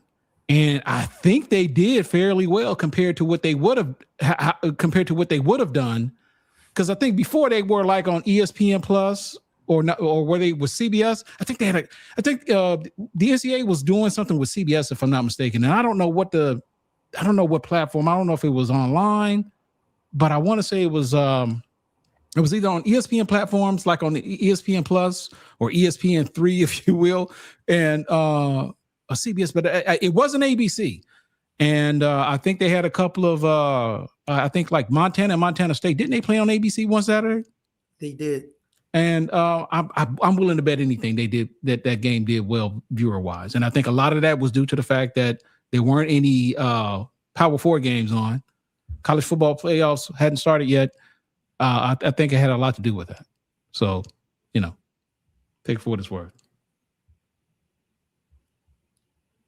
Zach says Montana State did 2.8. 2.8. Yep. 2.8. Highest view game of the year. FCS teams even over the Celebration Bowl. And that's not surprising. And I guess, and you know what? And I guess I once again, I kind of apologize once, but I'm gonna give John Grant credit once again. because I ain't gonna lie, man. I got kind of raked them over the coals, man, because I still take issue with the fact that the Celebration Bowl is played when it's played, because of the fact that the SWAC representative doesn't get 2 weeks to prepare for that game. However, for the sake of the Celebration Bowl in and of itself and its impact and how I think we all embrace it, I think there's something to be said that, you know, he looked at this and not saying I don't see the business side of it, but, you know, he's been pretty adamant that this is about how many people how many eyeballs we can get on the screen. And for them to make the decision to move that game to where it is now, I gotta say he did it. He did it. So, Yep. Okay. So Dr. Ville saying I could not find viewership demographics analysis for the FCS championship games for comparison purpose. Yeah, I get it. It would be nice to have. Someone said SWAC football championship did 268,000. Where was that played? Was that on you? Yeah. Or was that on ESPN 2? Yeah, I thought that was on ESPN 2. Okay, and that was also during the week of a lot of other conference championship games too, if I'm not mistaken. Right. The goal is to avoid college football playoff and especially NFL competition. It doesn't matter who plays. Get on ABC with little competition and you're doing numbers. Okay. Fair point. Fair point. No argument here. So, Chris, check it out, man. Do you need to take a rest, bro? Because I do not want to. Just for a little bit. I just need to lay down and, you know, catch my breath. I mean, and probably start cutting my hair. Maybe because I'm going to end up cutting my hair and shaving my head. So I'll probably come back on after I cut and then, you know, take another break to finish shaving and do all of that stuff. Yeah, man. I look, man, Chris, they saying you old. Hey, Chris. Hey, Kendrick Marshall, come. I've been on this stream for almost 7-8 hours. Yeah, you know, Kendrick up there. Kendrick, why don't you come talk to us, man? Why don't you come and do a little relief work? Because I'm on here for the whole time. You was on here for 15 minutes and all you did was serve some stuff with some jazz music. And didn't even say goodbye. Right. So come on in. I'm still salty about that damn jazz music too. But I give you a thumbs up for creativity, man. We worked. See, as long as we've been together, it was just okay. Was that really the plan, Kendrick, or you was just trying to? Because I had no intentions on reading that, nor did I have any intentions on reading it again. I was just going with the flow, man. I was like, okay, Ken's gonna do this. Let's go all in. Yeah, thanks a lot, Al. But I'll be back, folks. Thank y'all for hanging out with us. I will be back. I just need to take a little bit of a break because I ran 2.83 miles this morning and hopped right on this stream. So I just need to lay down and watch my eyelids for a little bit, and I'll be right back. Hey, Chris. Yeah. Tori braced herself with her. Okay. All right. Let's do it in another voice. Tori braced herself with her manicured nails. You know what? Goodbye. I'll be back. That sounds like Stranger Things right there, Ken. This sound like Vader. Sound like Darth Vader. But yeah, thanks for checking us out, folks. Hopefully, once again, you guys continue to donate. I will be back. If Ken reads any more of this book while I'm off the air, y'all feel free to tell me. Hey, I bought the book. I can read whatever I want. Embarrassing. I'm embarrassed. You're supposed to be encouraged by folks to read. How was this? I just don't get the part where it's embarrassing. I'm not used to anybody reading out anything I've read out loud. That's why people are like, you need to go do readings of your book in public. The hell I do. Some of the stuff I write, this is why. But yeah, I mean, I guess, you know, if people are interested in reading the book now, I mean, that's a good way to do it. But yeah, folks, I will be back in a little bit. I just need to lay down and relax for a little bit, but I will be back to close this stream out with Ken and Kendrick. And again, if you guys, you know, would be so kind, donate, drop a super chat. It can be $5, it can be $10. If you know Mackenzie Scott, it can be 20 million. You know, we have CashApp, we have PayPal, we have all of that good stuff. And thank you guys for riding with us this year and on this stream. And we got more guests coming. So Ken and Kendrick will handle that, and I will be back shortly. Okay. Oh wow. You know what? Let me send it. Okay. Kendrick. Say something, man. Because I'm the people are trying to come on, and I'm trying to send links here. So bear with me. Go ahead. Trying to come on? I'm trying to get on. So who's I trying to think get Mo on? Carter wants to come on. Okay. Southern Zone Mo Carter. Southern Zone Mo Carter. It'll be a good time to ask him about what Tony Clayton said the other day about him wanting Southern to have naming rights on Mumford Stadium and maybe ruffling some feathers in the Mumford family. That was a big statement to make, I think. Did he? Oh, okay. So now I didn't know he ruffles. Were they actually bothered by that? No, but he said he anticipated it might happen if it was suggested that Southern do that. Like maybe put like American Airlines at Mumford Stadium or something like that. Yeah, right. On the stadium. Yes, Okay. I find it very interesting, man. Like I don't know how many black colleges actually have naming rights. I know like North Carolina A&T has Truist Stadium. Yep. I'm not sure in other places. Someone said it's like M&T Stadium or something like that now. Yeah. It shouldn't be controversial at all. Like this is the way we've done business here in sports for a very long time. Professional sports have been doing it forever. People don't know like Wrigley Field, Chicago. It's a corporate sponsor.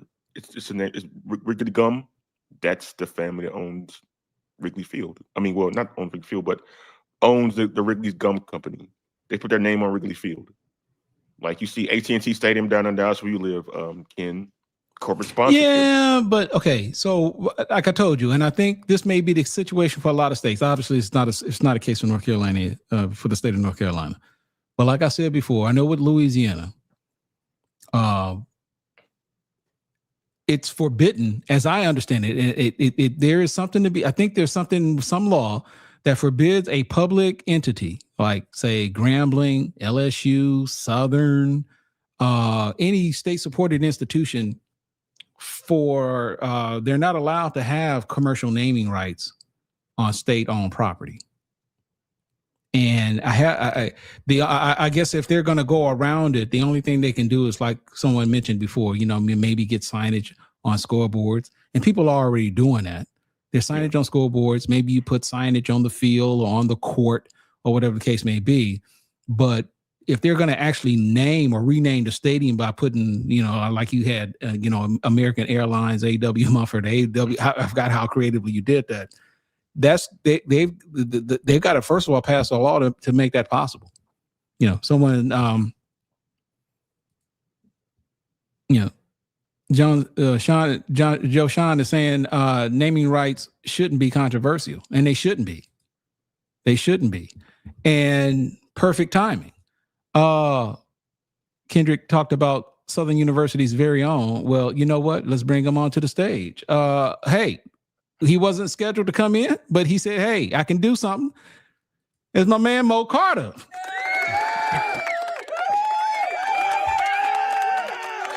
Hey, what's up, Ken and Kendrick? What's up, brother? How's it going? Hey, I'm doing well, guys. Happy holidays to y'all. Hope everything was well over these last couple of days. And as you roll into the new year, I wish you the best too. Man, I appreciate you. Now, look, man, I appreciate you coming on. I understand, man. When I made this ask for people to come on the show, it was kind of done with late notice. And I know you didn't respond right away because I just figured maybe you was on vacation, maybe on a cruise in the Caribbean or something. But but I appreciate you taking a moment to come and talk to us. But I mean, first of all, are you on the road? You traveling somewhere? You look pretty jazzy, man. I'm heading back to the TV station. Had to cover a holiday basketball tournament today for high school to get some other information into our TV show for this evening and whatnot. I mean, yes, I do have the Rose Bowl to worry about, but I already got that stuff taken care of. So you got to fill the time with other stuff too, Okay. So we'll make this brief because we know you're a working man.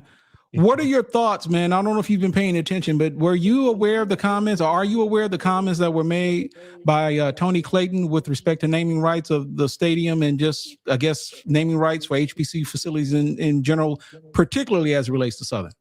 Yeah, man. Of course, it was on the Carlos Brown show. I get a chance to check out his show every week and whatnot. And for the most part, I watched it and I said to myself, I'm like, well, finally somebody's talking about it, because me personally, I've been saying that should have been a conversation that should have been happening for a very long time, not just at Southern, but also at other HBCUs as well. Of course, I'm here in Huntsville and, primary color Alabama A&M on my day-to-day stuff, and conversations I've had with Dr. Paul Bryan, the athletic director for the Bulldogs. He's told me multiple times, everything is on sale. It just has to make sense financially, because you think about it, I'm here in Huntsville, home of Redstone Arsenal and home of a Boeing facility and Amazon and also NASA. So, I've always said there should be no reason why NASA's name shouldn't be planted across, multiple places on the Alabama A&M campus. But of course, I know there are multiple conversations and battles that have to also take place in certain situations. So, I get that. As far as what, Tony Clayton said about Southern, I would not have a problem with it. I mean, between Exxon or Shell or even, Amtrak, who, is now making their way along that I-10 corridor or whatever for those straight shoots between Baton Rouge, New Orleans, and I think Biloxi and Mobile. Now, I don't see a reason why you shouldn't at least have those conversations. And don't get me wrong, I love the legacy that A.W. Mumford left. Same thing with my former coach, Pete Richardson. You understand what those guys have done for the university or whatever, and you still find ways to honor those individuals. But if money talks and the finances are correct, then you got to really look into those things, because we're in an ever-changing flow of college athletics now with NIL and everything else going on and going down. So I feel like the conversations should be had and the meetings should be had. Now, how you move forward with it, that's going to be something that people like myself and you and Kendrick, we got to sit back and just watch. Did you take issue with Kendrick said that there were some people who were kind of bothered by the fact that Tony Clayton appeared to kind of even say, if we have to remove A.W. Mumford's name from the stadium, so be it. Is that an option? I don't think it should be an option. In my opinion, you should find a way to keep it framed in some way, shape, or form. And then you just find a way to just kind of mix it from a naming rights standpoint. I mean, Ken, I can take you all the way back, bro, and you know exactly where I'm coming from for this. You being a guy at Grambling, you remember for the longest time in the world, the Superdome was the Louisiana Superdome for years. Yeah. And years and years. Why? Because they couldn't get naming rights or whatever. And the state, of course, owned a majority share of it along with the Saints. Eventually, Tom Benson made some things happen, and we got the Mercedes-Benz Superdome, and now you have Caesar Superdome. So I imagine that conversations like that can also be had on, the campuses that we were also, talking about, especially in Baton Rouge. But once again, you have to have two sides agreeing to make to make some things work and make some things go well, for one. The other thing I'll say this is that while everything can be up for sale, the dollars and cents have to make sense. Gotcha. Yeah. They have to make sense. You just can't be throwing a name out there and be like, oh, we're going to give you $100,000 or whatever for X amount of years. Like that's nothing nowadays, in a sense, especially for a school like Southern, who actually has one of the larger athletic budgets in the Southwestern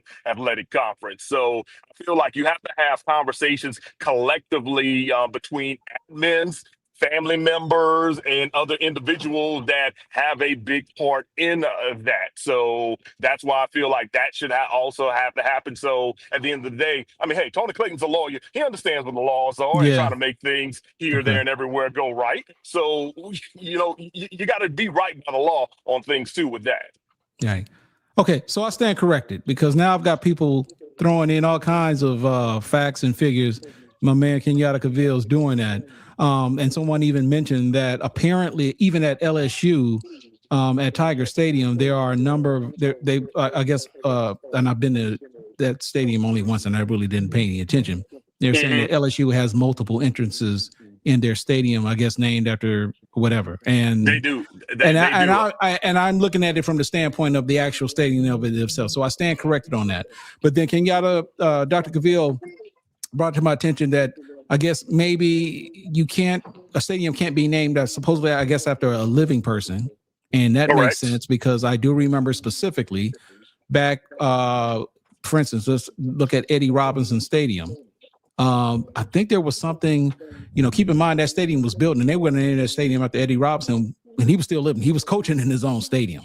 Correct. And I think temporarily that stadium was named something. They modified the name to make sure that they fit. It was Eddie Robinson Stadium. The state was like, no, you can't do that. So they actually named it Eddie Robinson Family Stadium or something like that, as an honor to the family per se.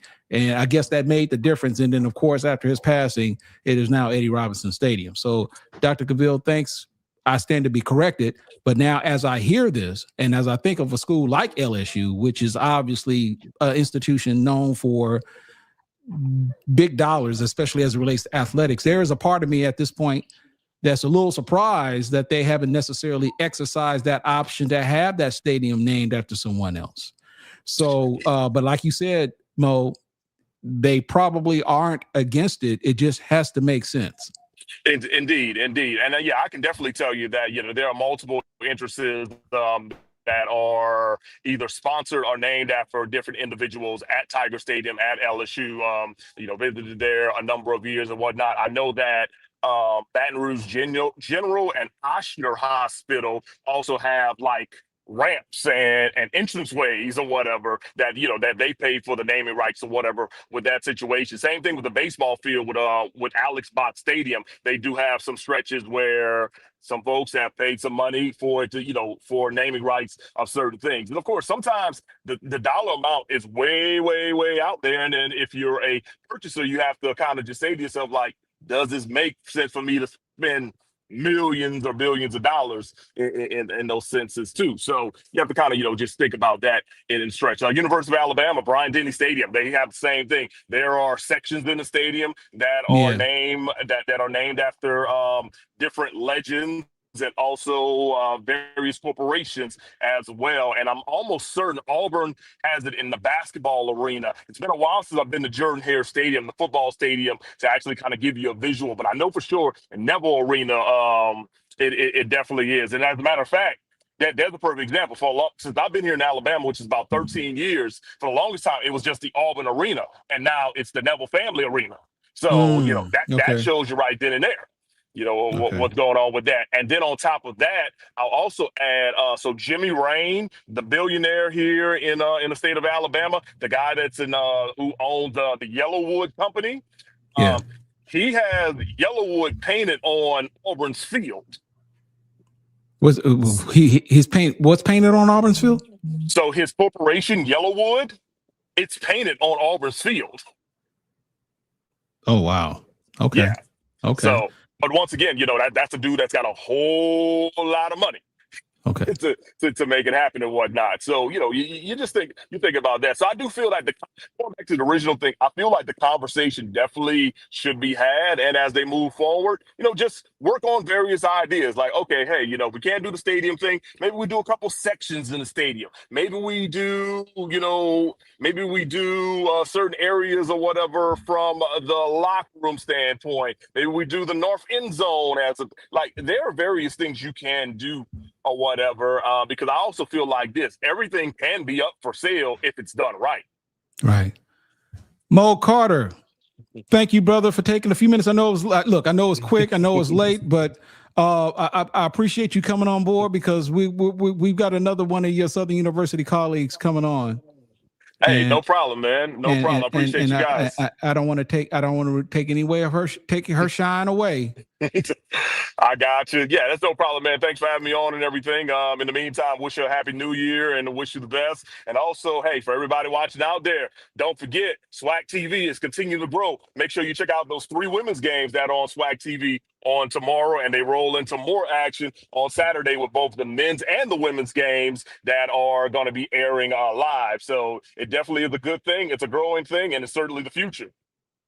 He is Mo Carter, brother. I appreciate you, man. All right, you guys take it easy now. All right, man. Be safe. Mm-hmm. Happy New Year. All right. Okay. Now things are about to get into go from one Southern night to another. All right, ladies and gentlemen, let's welcome to the stage my friend, founder of the Black College Experience, Miss Keisha J. Kelly.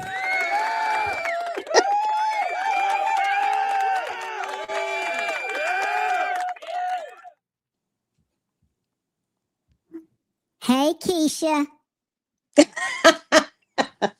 How you doing, girl? Okay, you are way too much. That is Tell so. me, baby. What's up, girlfriend? Well, listen, now that's hilarious. First, I'll say thank you, but first and foremost, how are you doing? That's what's most important. How are you doing? I'm doing good. That's good. That's good. Are you really? Are you really? I'm doing well. I am. Okay. Okay. I was like, I know you are not going to do that voice that whole time. I just know.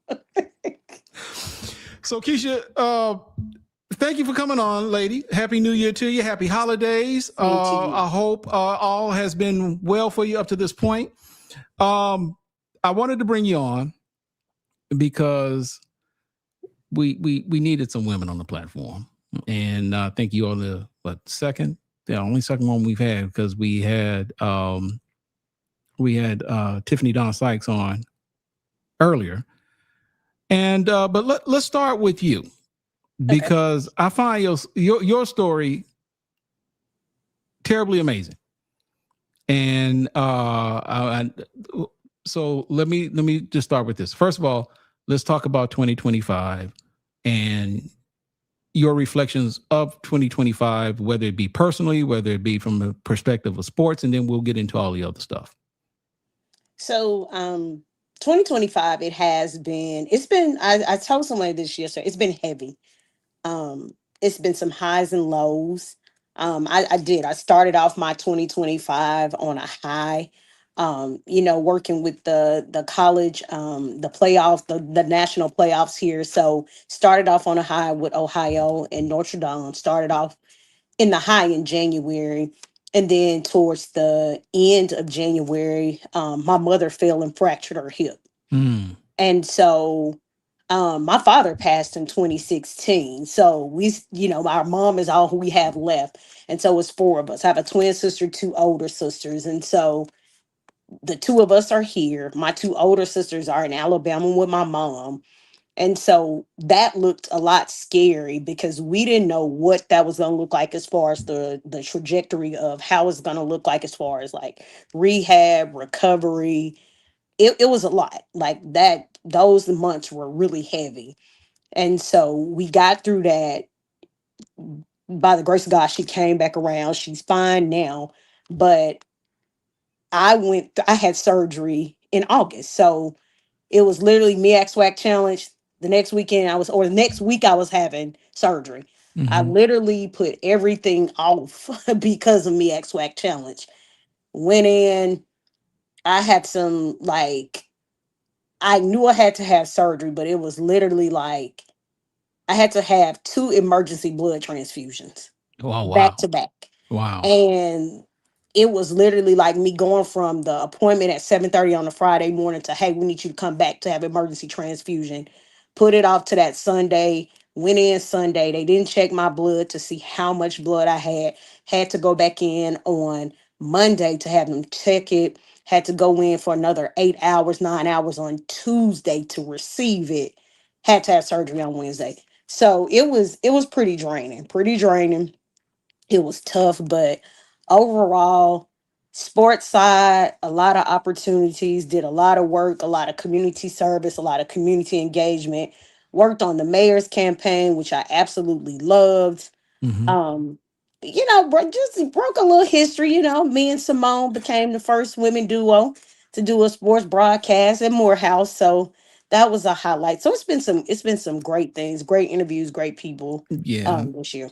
Let me take the time to publicly do this, because a person who's been doing this as long as I have been, and I, whether rightly or wrongfully, I tend to be a little protective of this space because of people who think they can do this and don't really do it or can't do it, or should I say, for the most part, they abuse it.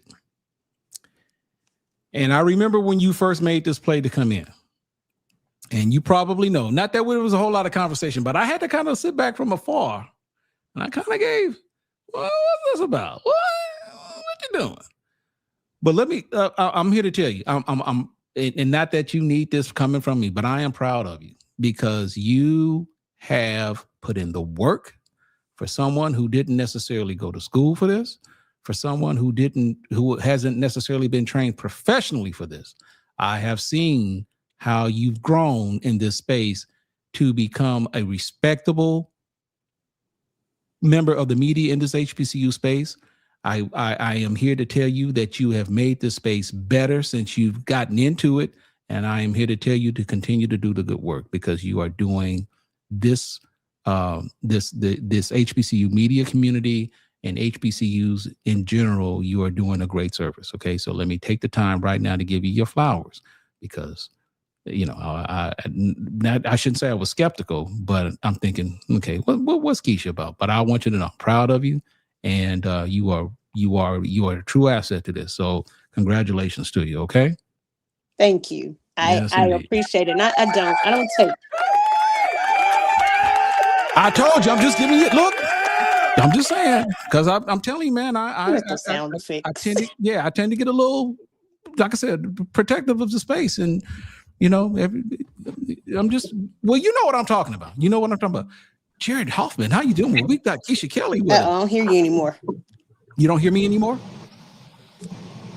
Hello? Hello? Hello?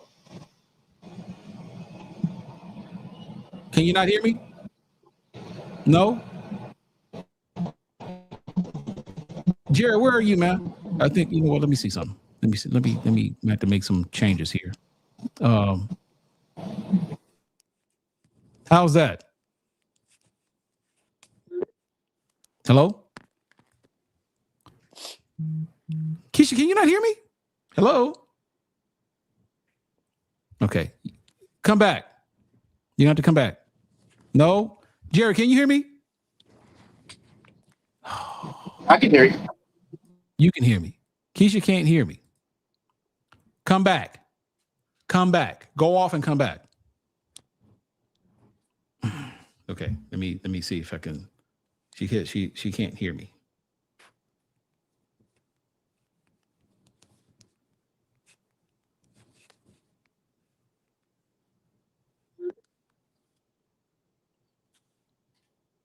Okay. That's what she's doing now. Okay. Anyway, let's see if this works. She's trying to come back in. All right. Can you hear me now?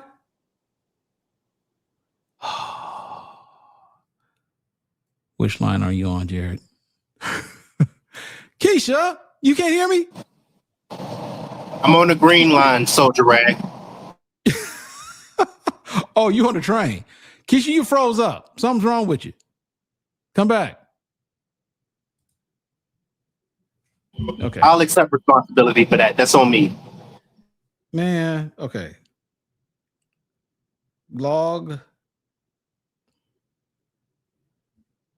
Okay.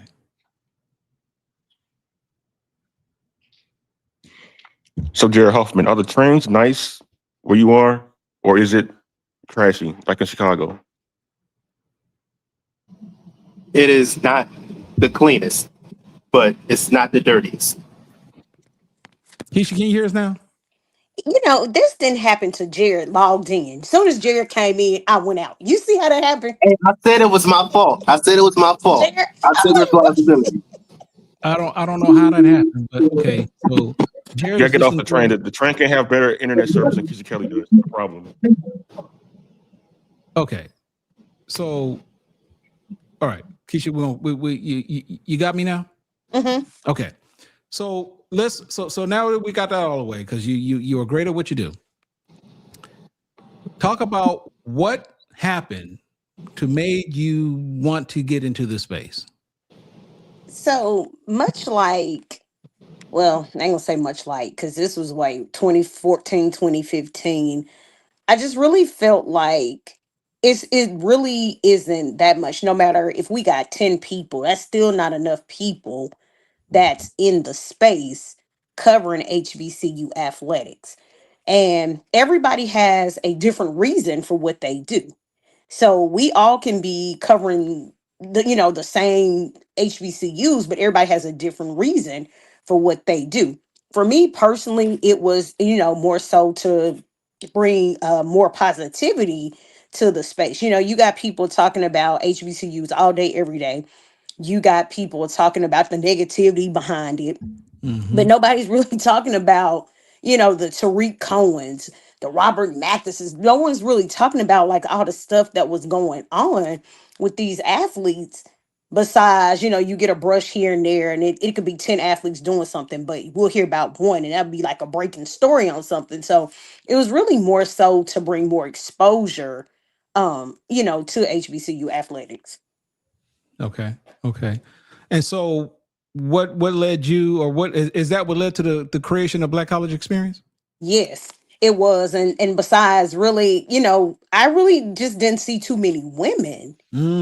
Wasn't too many women, you know, in the space. And we see, you know, more women now. But, you know, you talk, like I said, again, 2014, 2015, there really wasn't a lot of women like in the space talking about any sport for that matter. And so what, it started off with, was it a podcast? Because you had a partner too, if I'm not mistaken, right?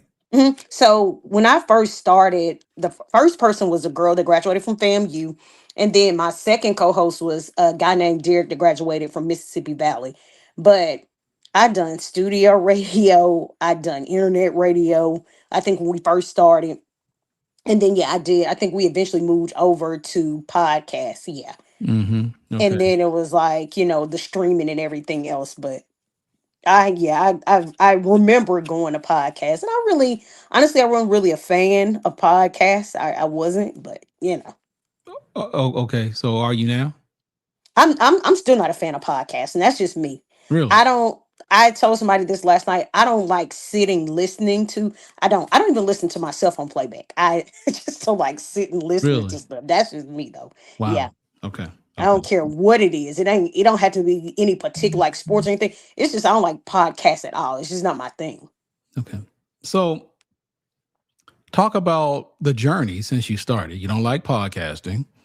We see you at all of these venues. Yeah. So what's the secret sauce to doing what you do now? Because now I see you making public appearance. I mean, she all taking pictures, but I see you taking pictures with Tiffany Green, and she taking pictures with all these. I'm like, ooh, I ain't never even met that person before. Maybe it has a lot to do with the fact that I don't live in Atlanta. They all live in Atlanta, right? But talk about how I'm saying you solidified yourself as someone who we all respect. Talk about this about. Is this all that it's cut out to be? Let me start with that. Had what you are doing now versus what you expected when you first started. Do they mesh? Has it exceeded expectations, or not quite what you thought it would be?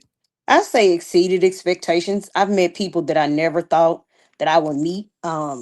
You know, I've sat down with people that some people never have sat down with, been in rooms with people, some people never been in rooms with.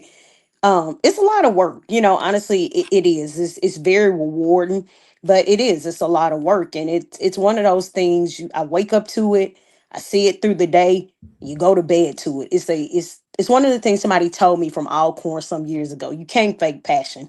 You either like it or you don't. And it's something that I do every single day. It's something that you can't fake.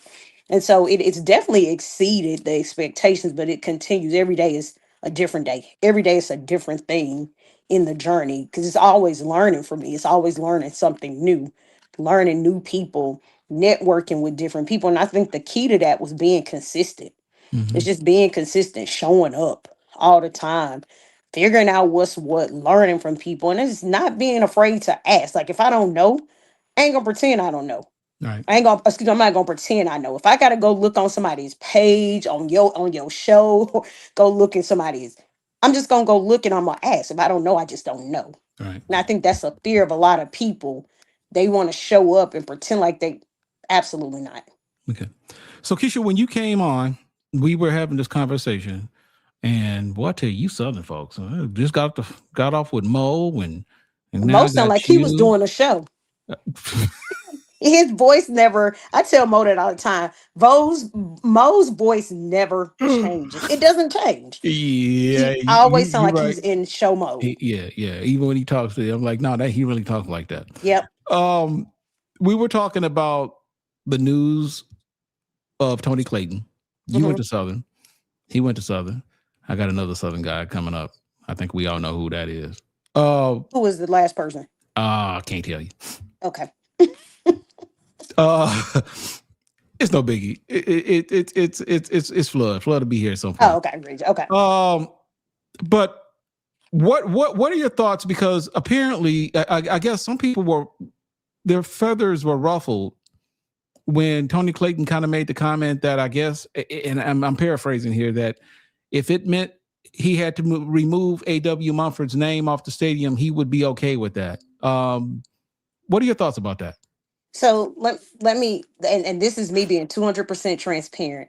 Let me tell you the person that I am. I'm like the pendulum. I'm a pendulum swing. When the seasons change, I change with it. I have locked into basketball. That football stuff I have pushed to the side. I haven't been locked into all the people on the staff. I haven't. Like, I am 200% locked on. Hey, we're about to start basketball season. I haven't listened to it. I haven't paid attention to it because I'm like, y'all, we are in another sport. That's but just it's still how I news, sport. though. But it still impacts all sports. It does, but it's not something that I follow. Okay. Like that. I'm just not engaged into stuff like that. I'm just not locked into it like everybody else. That's just me though. So what are you currently engaged in right now?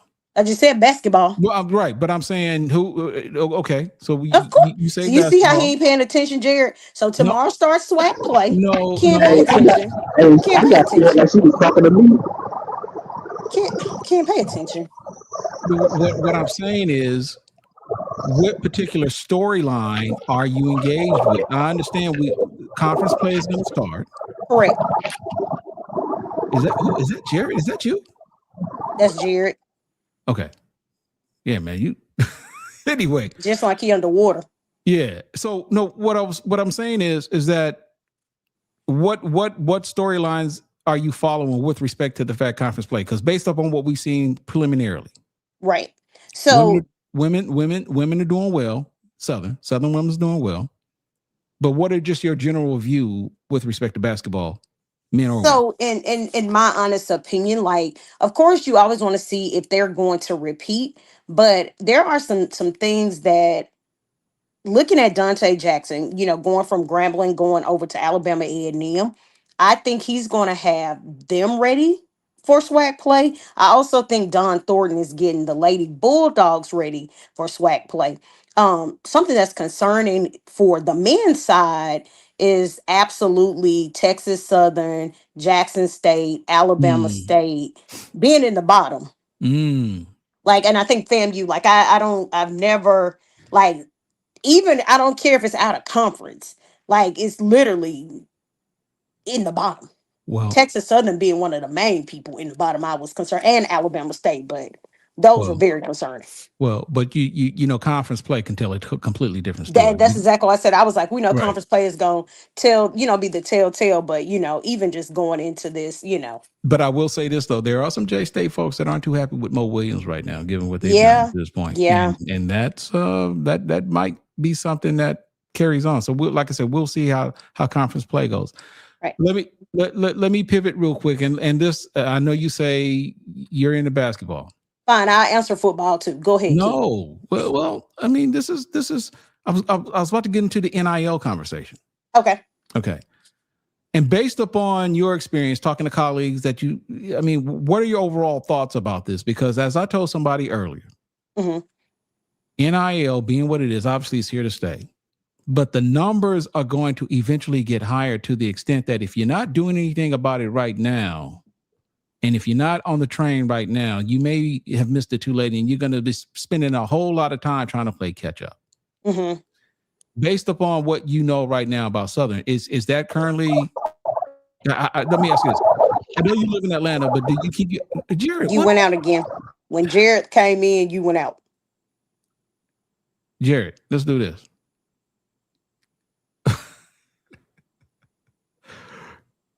How you get on here twice? Oh my God. Anyway, okay. So just what are your overall thoughts about the NIL situation? I mean, you like you said, you've done work. Whoa. Everybody just went out. Okay. So let me adjust this. And then there was one. So I guess we'll just have to just wing it from here because Jared is out and Keisha is out. Kendrick and Chris, well, they're out. Chris is, I guess, taking a nap. Let me see. What happened to you?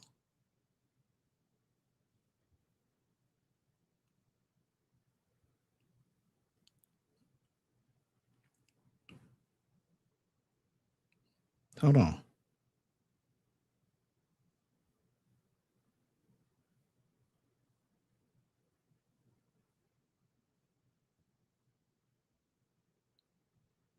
Okay, here. Let's see. We got you back. What happened? Oh. What happened? It's when Jared logged in twice. That's when you went mute. Oh wow. Okay. Yeah, and I think that's what happened the first time. It's like I couldn't hear. Once he logged in, it's like you went completely mute. One shouldn't have anything to do with the other, but I hear you. So Jared, just get where you got to get, and then we'll talk to you when you get back. Okay. So I forgot what I was talking about. We were talking about NIL. Mm-hmm. But just based upon your conversation with colleagues, and I know this is a topic that comes up, and like I said, this is still fairly new. Mm-hmm. What are your initial thoughts about this? Just in general, nothing specific, but it is a topic worth discussion, and we've been talking about it pretty much all day. What are your overall thoughts about the NIL and the space and the impact that it's going to have on college athletics overall in general? You know, I honestly can't. It's such a broad topic. Yep. And it's a gift and a curse, I believe, because I say the same thing about the transfer portal. I said the transfer portal and NIL are like a gift and a curse. You know, you want them to be compensated for their name, image, and likeness. And then it's like, shoot, people start throwing money at them in every aspect. And they just like, all right, the highest bidder, and they gone. Mm-hmm. And so where we are now, are we as HBCUs, are we going to be able to compete with other people that are coming in? I think it's so many ways with NIL. And the crazy thing is one of my friends is an NFL agent. Of course, he's a 2-time Southern grad. And even when he talked about it, he was like, y'all can have it. And I'm like, well, dang, if you an NFL agent and you talking about, y'all can have it. And I was trying to understand it. It's so many moving pieces to it that I don't even understand all the things with NIL and collectives. And I'm like, wait, it's so many things. I understood like the general parts and the basics of it when it first came about. But now it's like it's just like building onto it. And it's scary. So the agent that you were talking to when he said you can have it, what was he saying? Saying that you can have it because from a standpoint of what he didn't understand it. It was what was he's just saying that it's a lot to it. He was saying this is a lot to it. Okay. And so he was, and this was what 2-3 years ago when he said it. And he was like, it's just a lot to it. And I was like, he was like, a lot of people, and he was like, a lot of people think they understand it, but they really don't. Mm-hmm. So I don't think a lot of there are a lot of look. I don't completely understand it, other than the basic premise that these players or these student athletes now have the ability to get paid. Correct. That's, but as far as the nuances and the intricacies behind it in terms of how to do it, there isn't one way of doing it. There are various schools that have different ways of doing it. I can completely get it, and that's understandable. So, Keisha, let me ask you: as we go into 2026, and as you continue to embark upon this journey, given where you started, what's next for Keisha Kelly?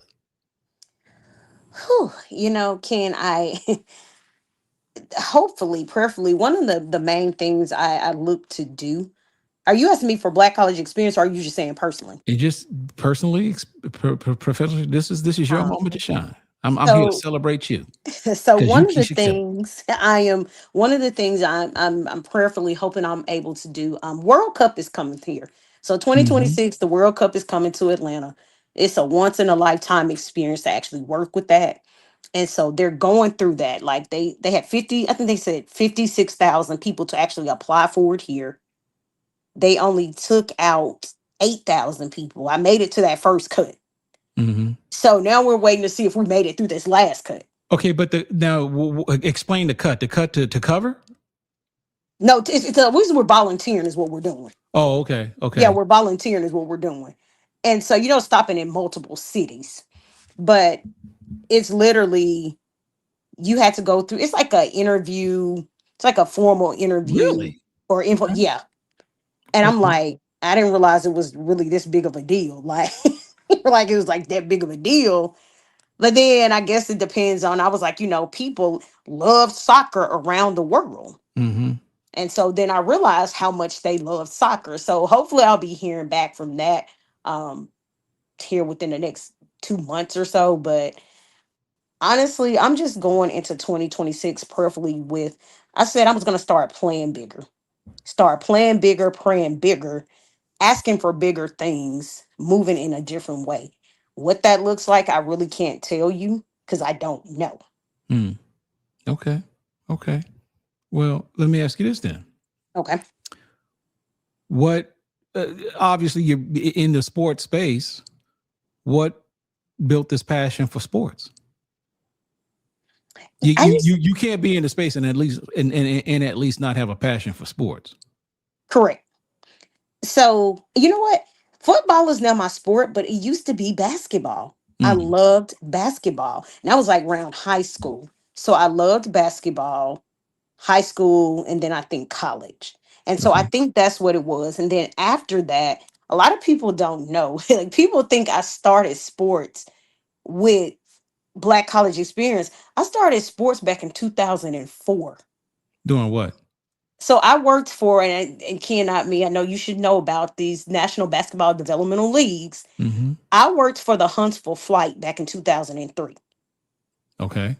And so I was like, we did like game day experience stuff, like game day things with the basketball team. And so, like, how they throw out all the t-shirts and all of that stuff. I was a part of that. And so being a part of that type of crew, being a part of that type of thing, after I did that, I went on to do some stuff with nonprofits. So there's this guy named Kenneth Darby he played for Alabama, but he also played for the Rams. Can't think of other teams. Like, I did some work with their nonprofits because they're all from Huntsville. I'm from Huntsville, so I did some work with their nonprofits. I then got into arena football, and I was writing for the arena football team. And then after the arena football team, it was kind of like, what do you want to do next? So it was like 2007, 2008 to like 10 or something. And then I was like, all right, I'm moving to Atlanta, which I moved here in 2011. Was on radio for, I don't know, you blink your eyes and it was over. Let's just say it was just that quick. Like, they lost the dial. Blinked my eyes, it was over. And I was like, this ain't it. And then in 2013, 2014, I went back onto radio. And that's been the story ever since. Okay. All right. She is Keisha Kelly, the CEO and founder of Black College Experience. Keisha, I can't thank you enough for taking a moment to chop it up with us. You are doing tremendous things, lady. You are doing a yeoman's job of covering this space, and I appreciate you for it. I thank you so much, and honestly, Ken, I know we laugh and joke all the time, but that it really does mean a lot coming from you. It truly does. And I am glad to know that you are doing better, because you scared the hell out of me. You really did. I really? You really did. We know you like skin. So when you came over there, and I'm like, wait, what's the skin discoloration? What? Because skin I'm always discoloration. thinking, did you have black eyes or something when you came? Oh, you talking about that? Oh, yes. Yes. Okay. I didn't. It wasn't discoloration. I'm just thinking you was just coming on. I'm like, oh, he's just on here talking. That's fine. Let me see. But then when I clicked the comments, I was like, oh no, whatever he talking, I was like, he being serious. And see, I was just like, oh no. So yeah, but I'm glad that you're doing better. I'm glad that you. I'm doing better. But no, Keisha, thank you so much for taking a few minutes to talk to us. She is Keisha Kelly of the Black College Experience. You have a happy new year. You too. You got any plans for the night? You going out to party? Okay, so I'm definitely going to church. Okay, you're gonna party at church. Okay. Our church started at 7:00. For some reason, we early, so yeah. Yeah, you gonna bring in the new year church. That's good. God bless you. Thank you. That is all right with you. I have no problem. So Keisha, you be good, okay, girl? Thank you. Keisha going to church. Praise the Lord, sister. Praise the Lord. Oh my God. Thank you, kid. You are so welcome. Bye. All right, y'all. She's Keisha Kelly.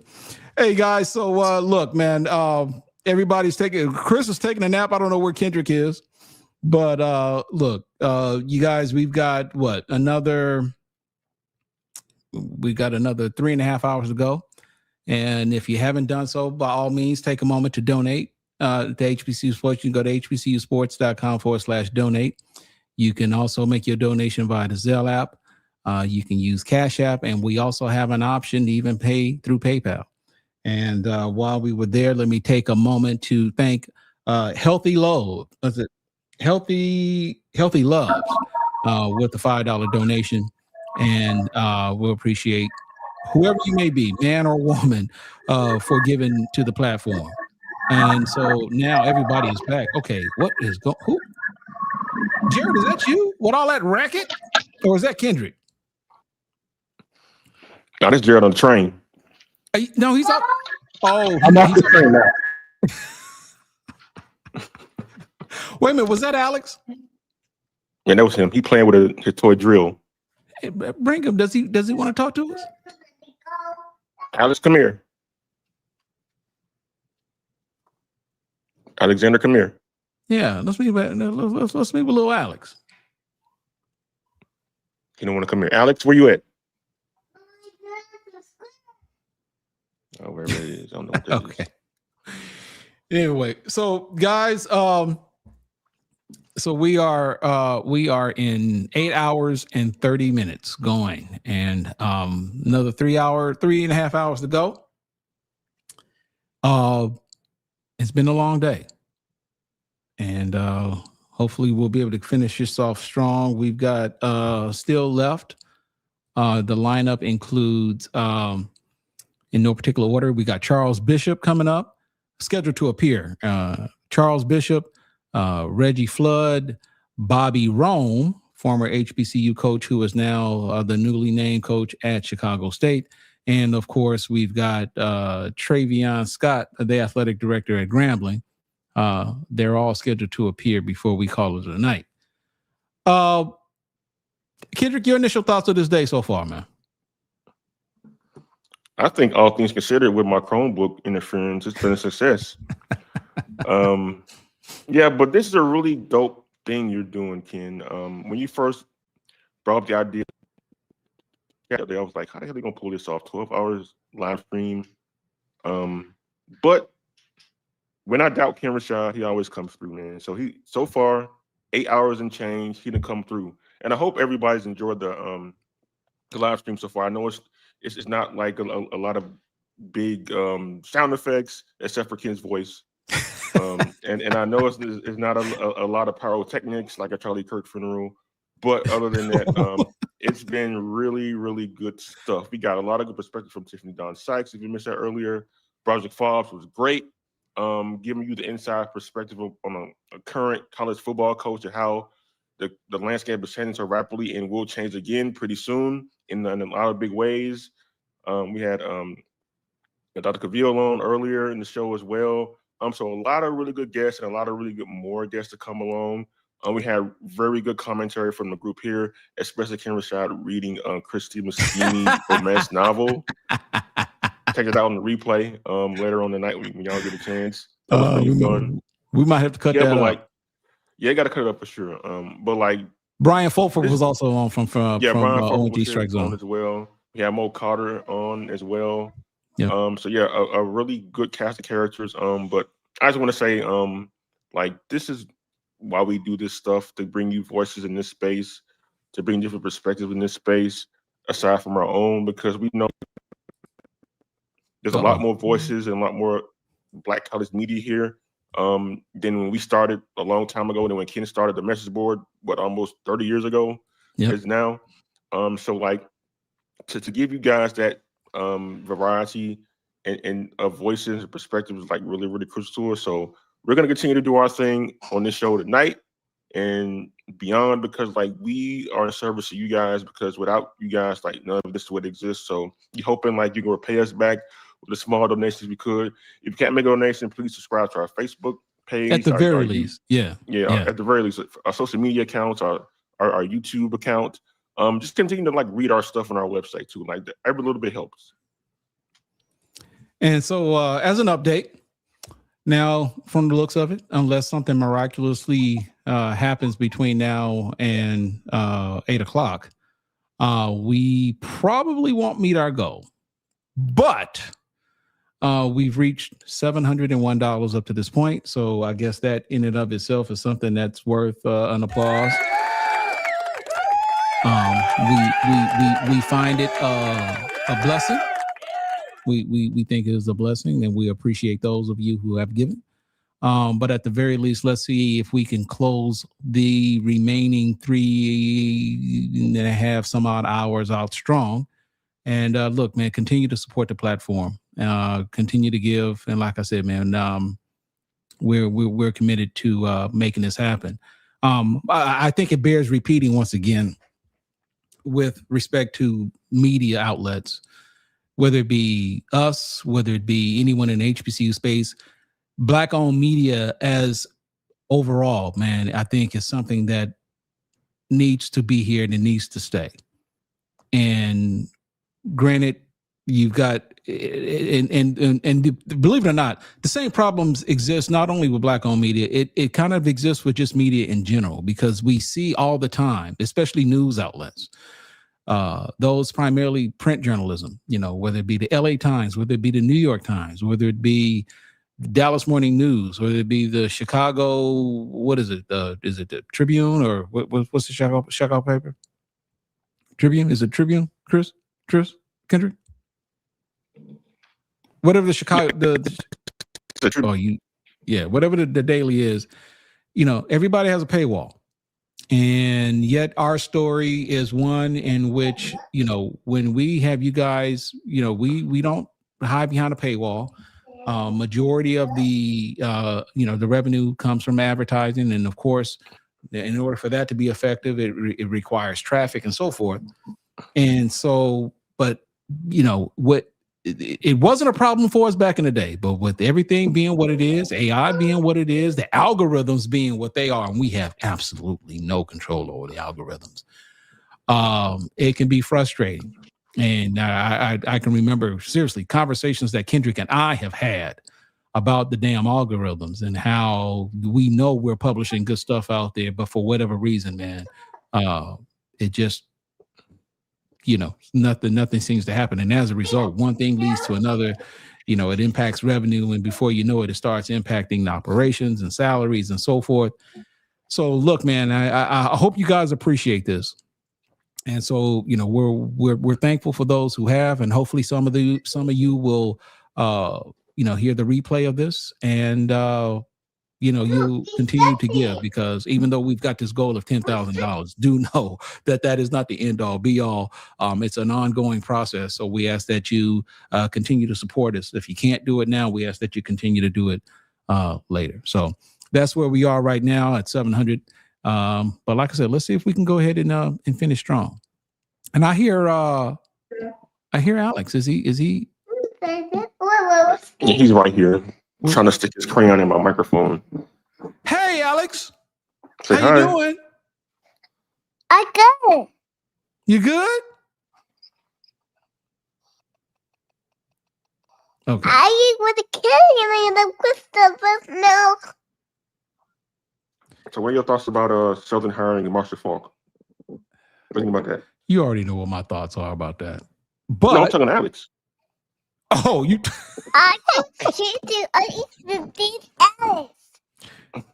What does Alex know about Marshall Falk? You know, nothing about Marshall Falk. Neither does my wife. She doesn't know who that is either. Anyway, I hear you.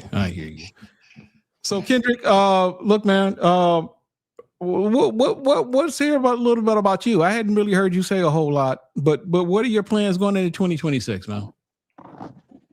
2026. I think kind of like when echo what Keisha said, like do bigger things, like take bigger risks, take bigger chances. Like the worst thing can tell me is no, kind of thing.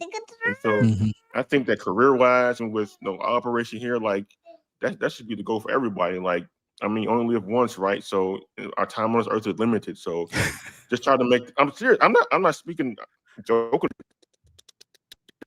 about that. Like, yeah, like we got opportunity here to make an impact, and why not just try to make the most of it, kind of thing.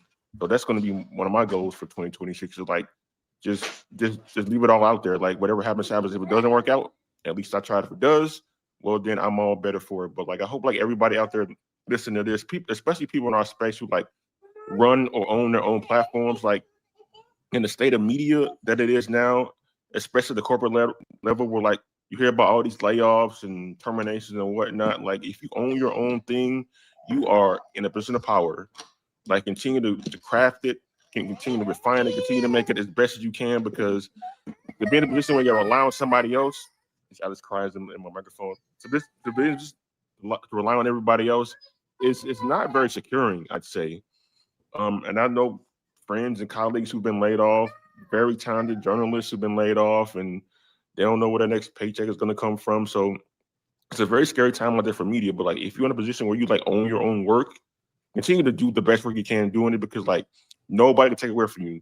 There's no like CEO or some group of people who you don't know who can call you up one day and say, like, we don't need you no more. Like you control your own destiny. So if you're in a position, man, keep doing what you're doing. It's like it's very limited space out here for people to do what we're doing. So we're very grateful to be doing what we're doing. And we hope like everybody who owns a media company, especially that covers Black college sports, and teach like thrive in 2026.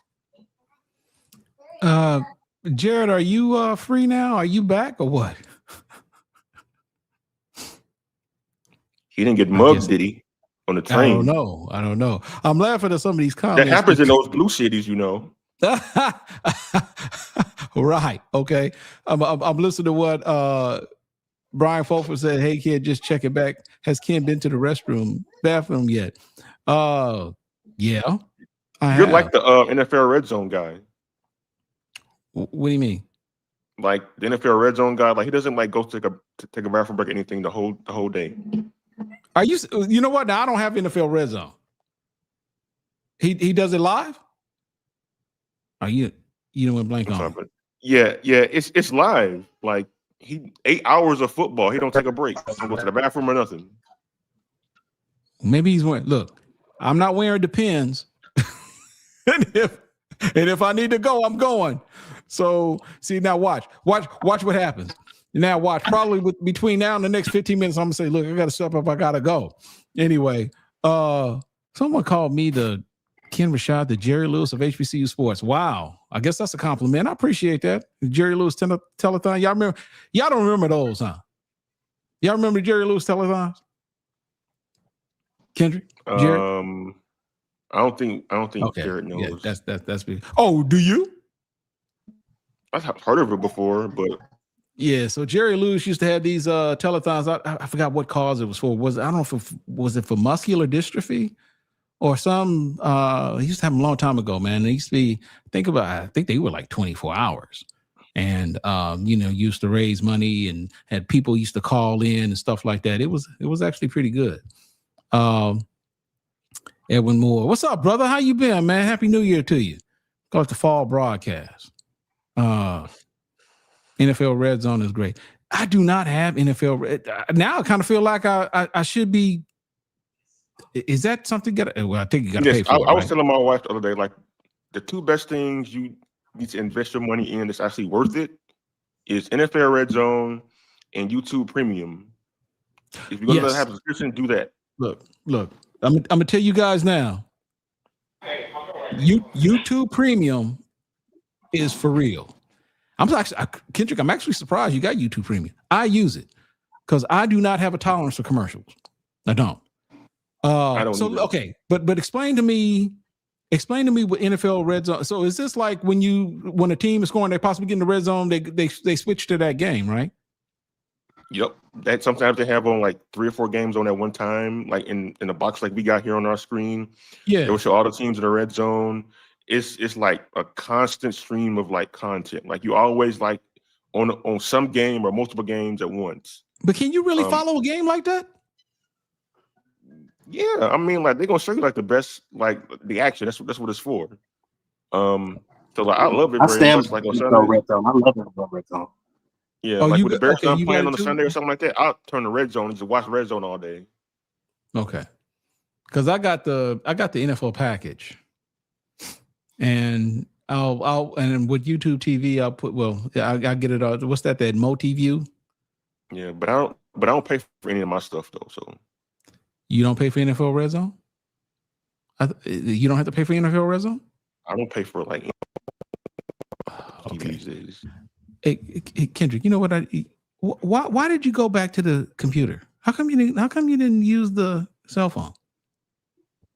Look, man, because it's just reasons. That's why. Okay, I got you. Fair enough. So, Jared, you got it too? Yeah. Well, my family has it. I just use it. Oh. He's still in red zone. And by the way, Kendrick, I heard that little line about me getting robbed on the train. Relax. We don't be doing that down here. We don't be doing that down here.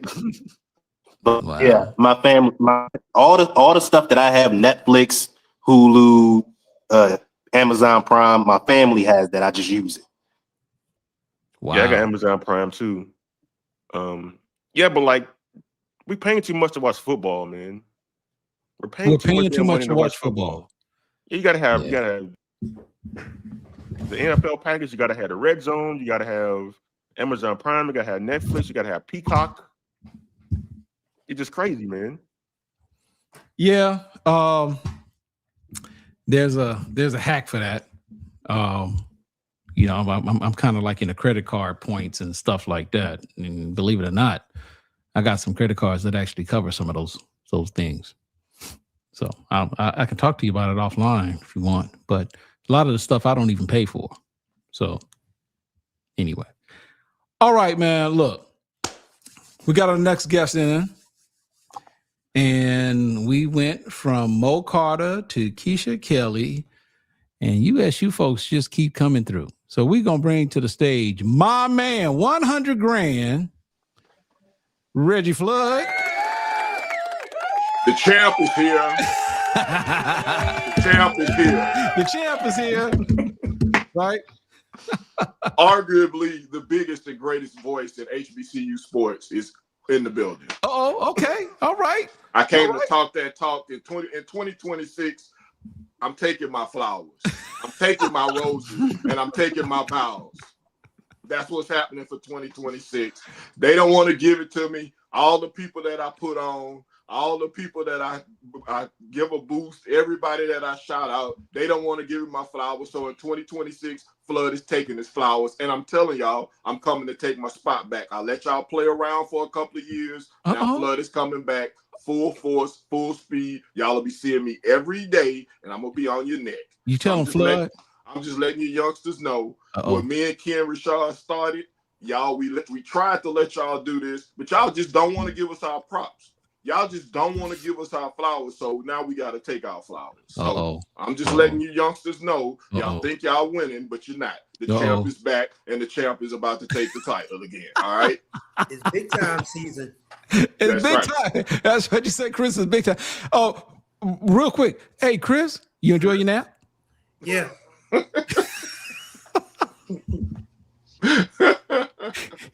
Did you get a haircut?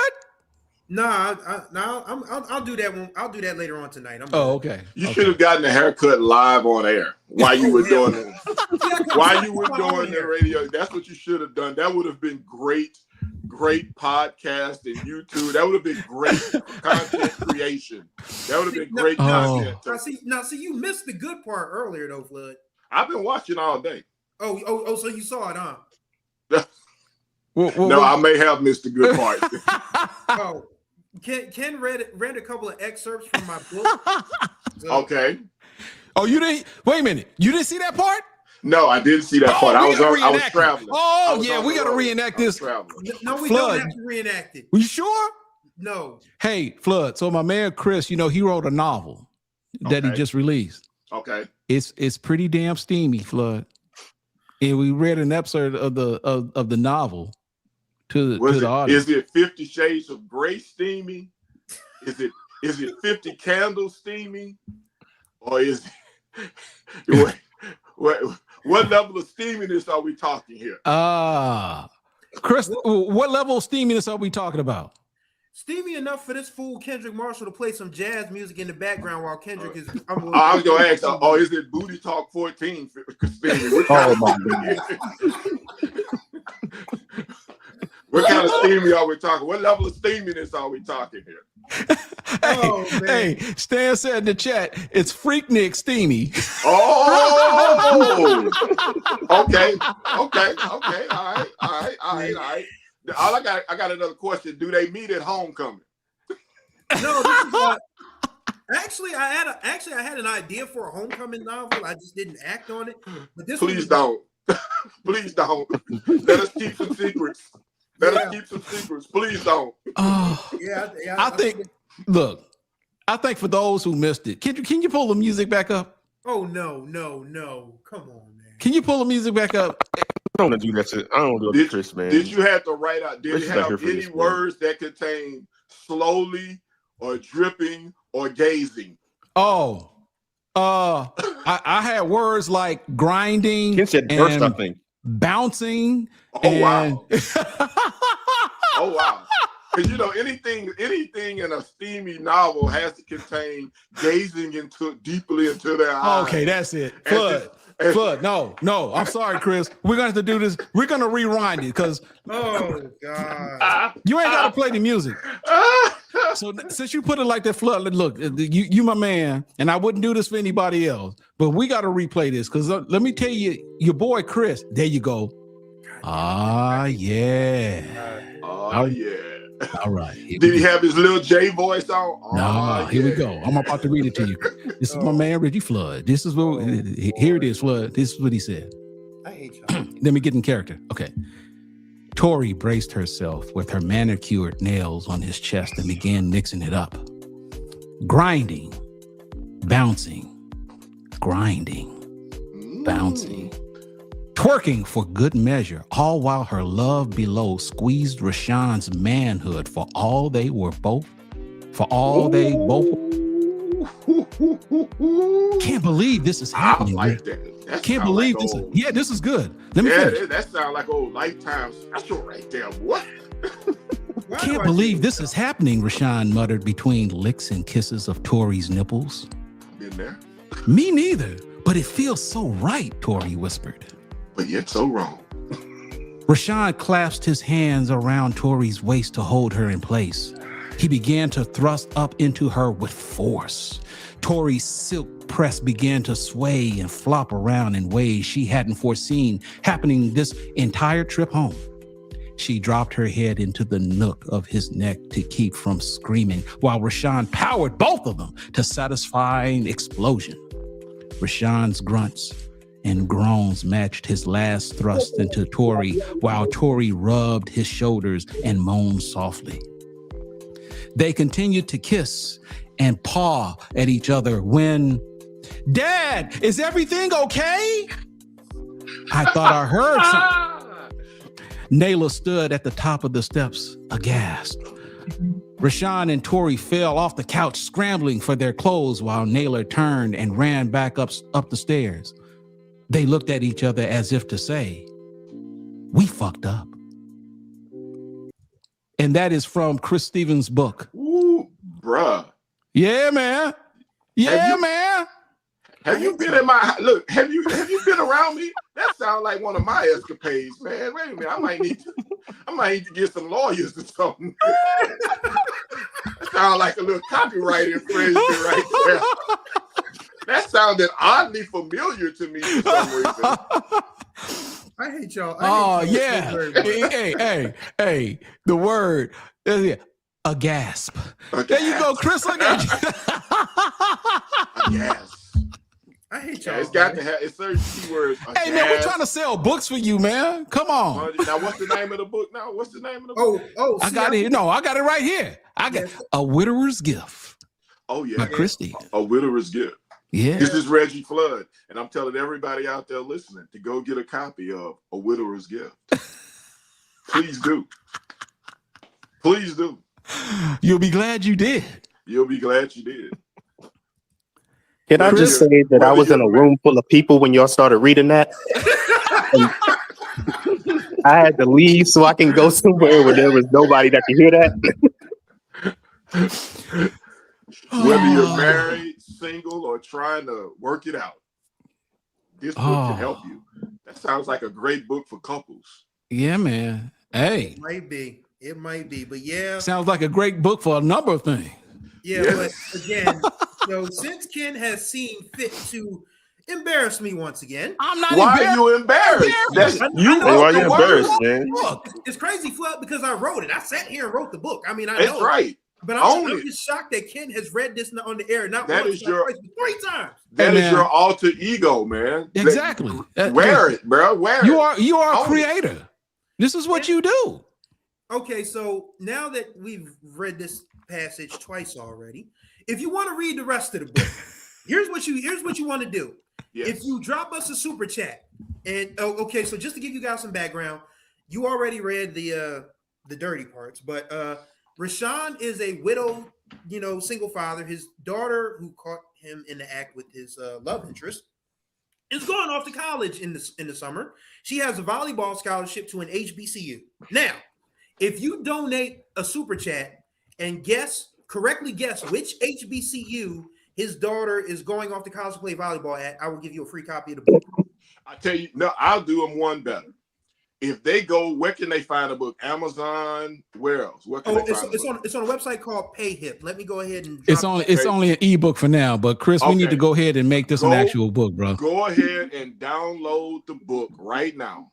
Download the book, pay the price for the book, and I'm speaking this. Ken Rashad will throw in HBCU Sports 101 for $10. Okay. If y'all Deal.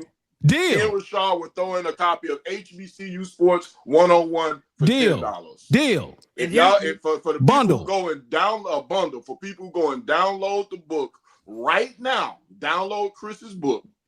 Tell them that you heard it on HBCU Sports, and Ken Rashad will throw in a copy of HBCU Sports 101 for $10 as part of the bundle. Now, just so you guys know, this is only during the live version. This does not extend for playback. To the broadcast, yeah. Yeah, this is as long as we're live, and we're approaching 8 hours.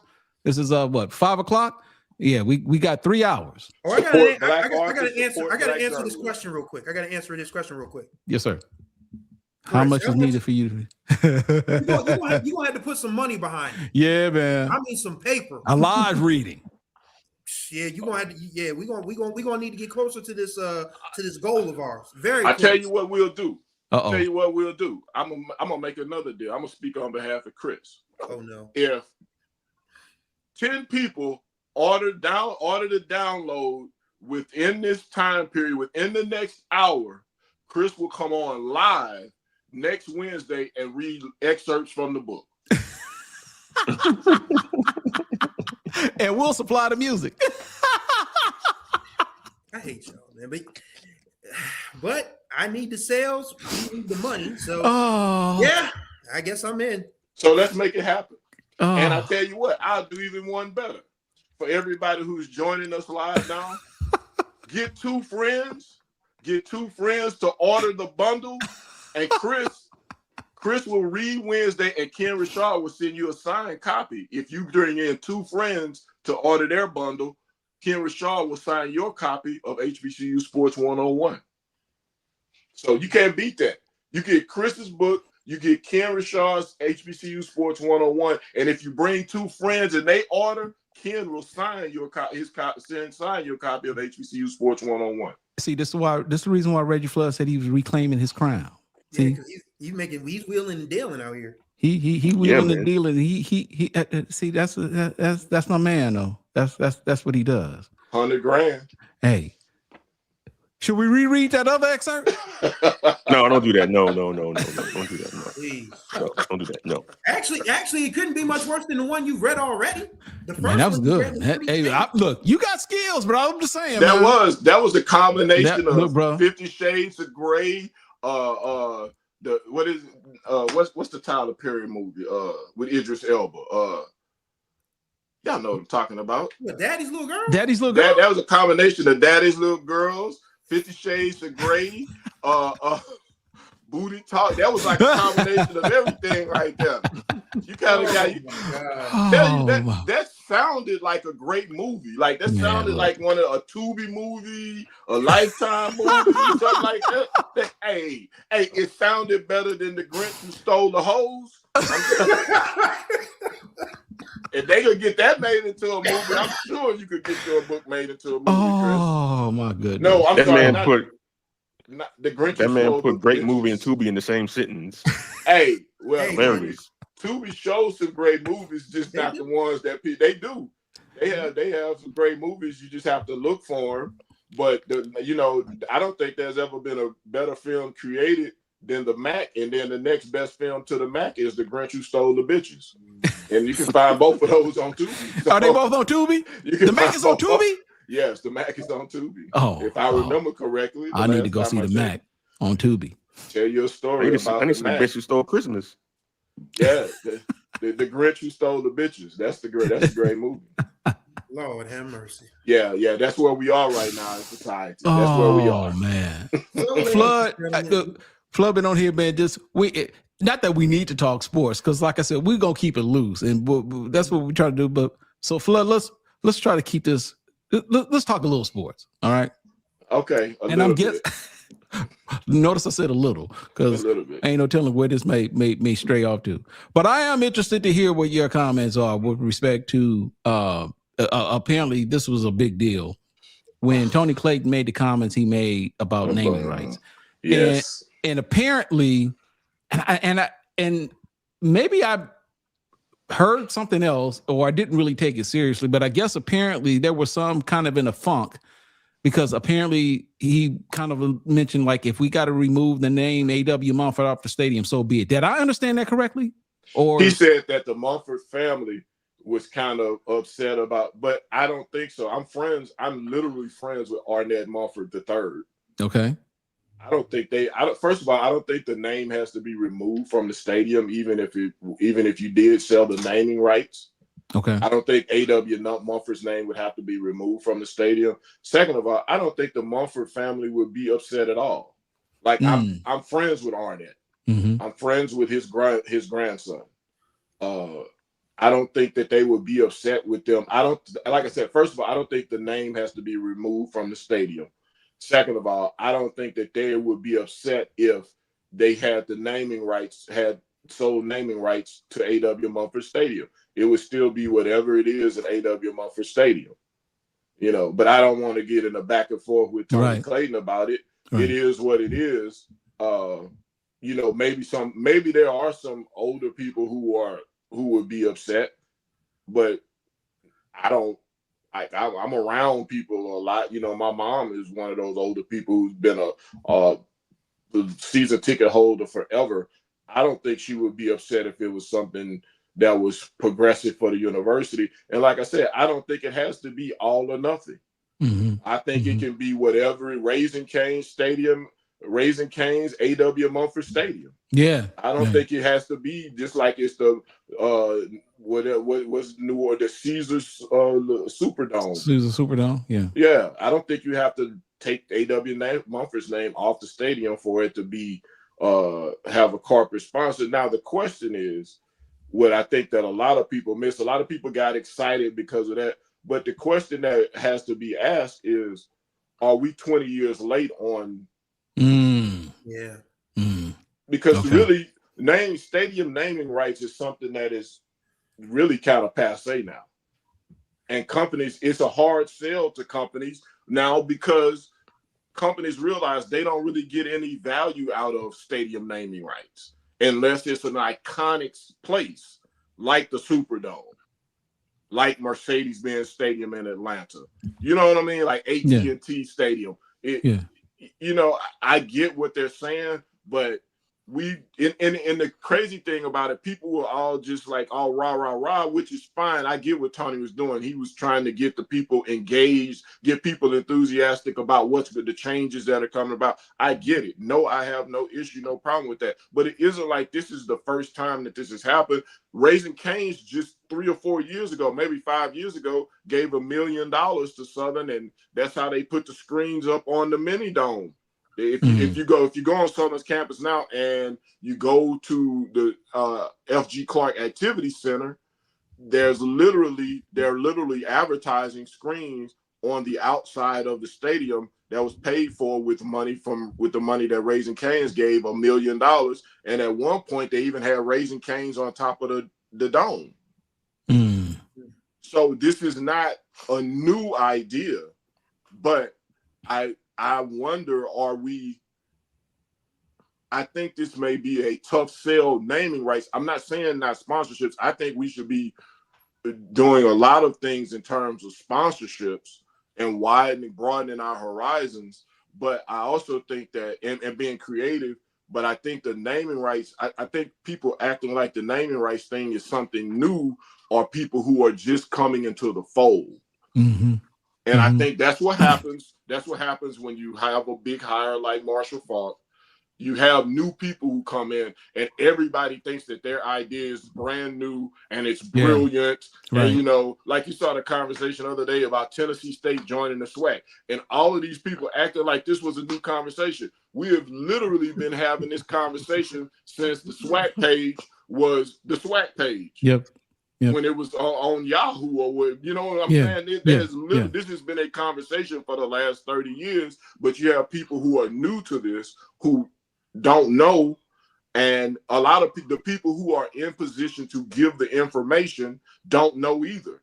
This is one of the reasons that I kind of got inspired to get back in the game, really, was because there are so many people now who are focused on content creation. They aren't focused on really giving information to our people.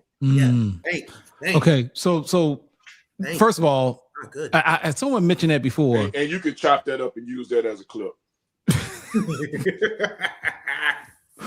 So is the deal, like you said, we've heard that before, but was there an official source that said something about Tennessee State? That's not real, right? No, it's the same conversation that we've had for the last 30 years. Okay, I got you. Okay.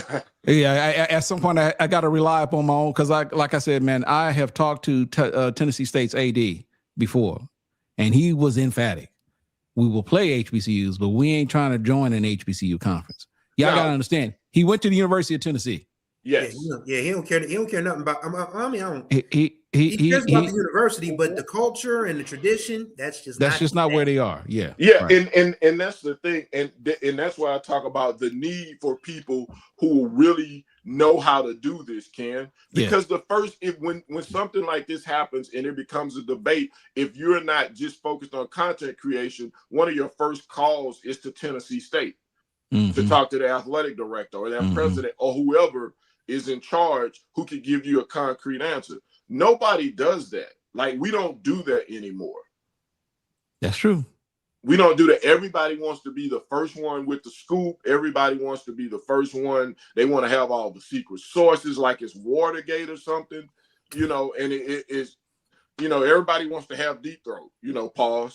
But, you know, and that's what we've become. And it's frustrating to me because there's so much misinformation being spread around in HBCU land. And this is important to me.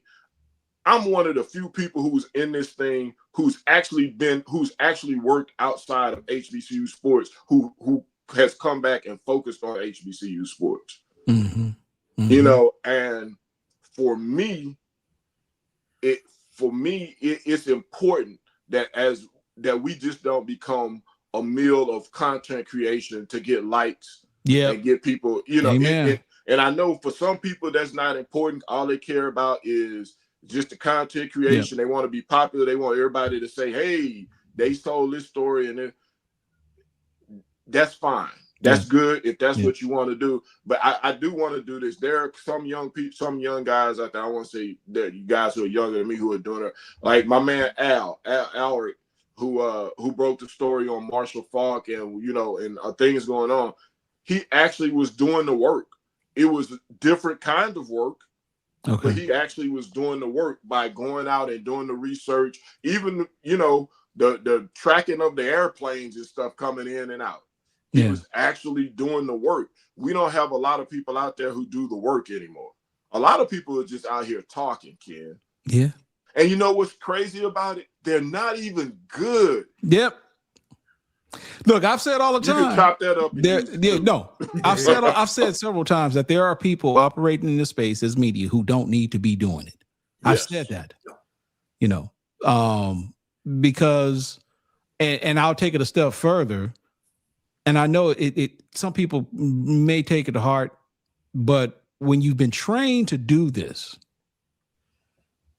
they're just, and I think this is where people are like, well, that ain't true. And when you've been trained to do this, there really is a right way and a wrong way to do a thing.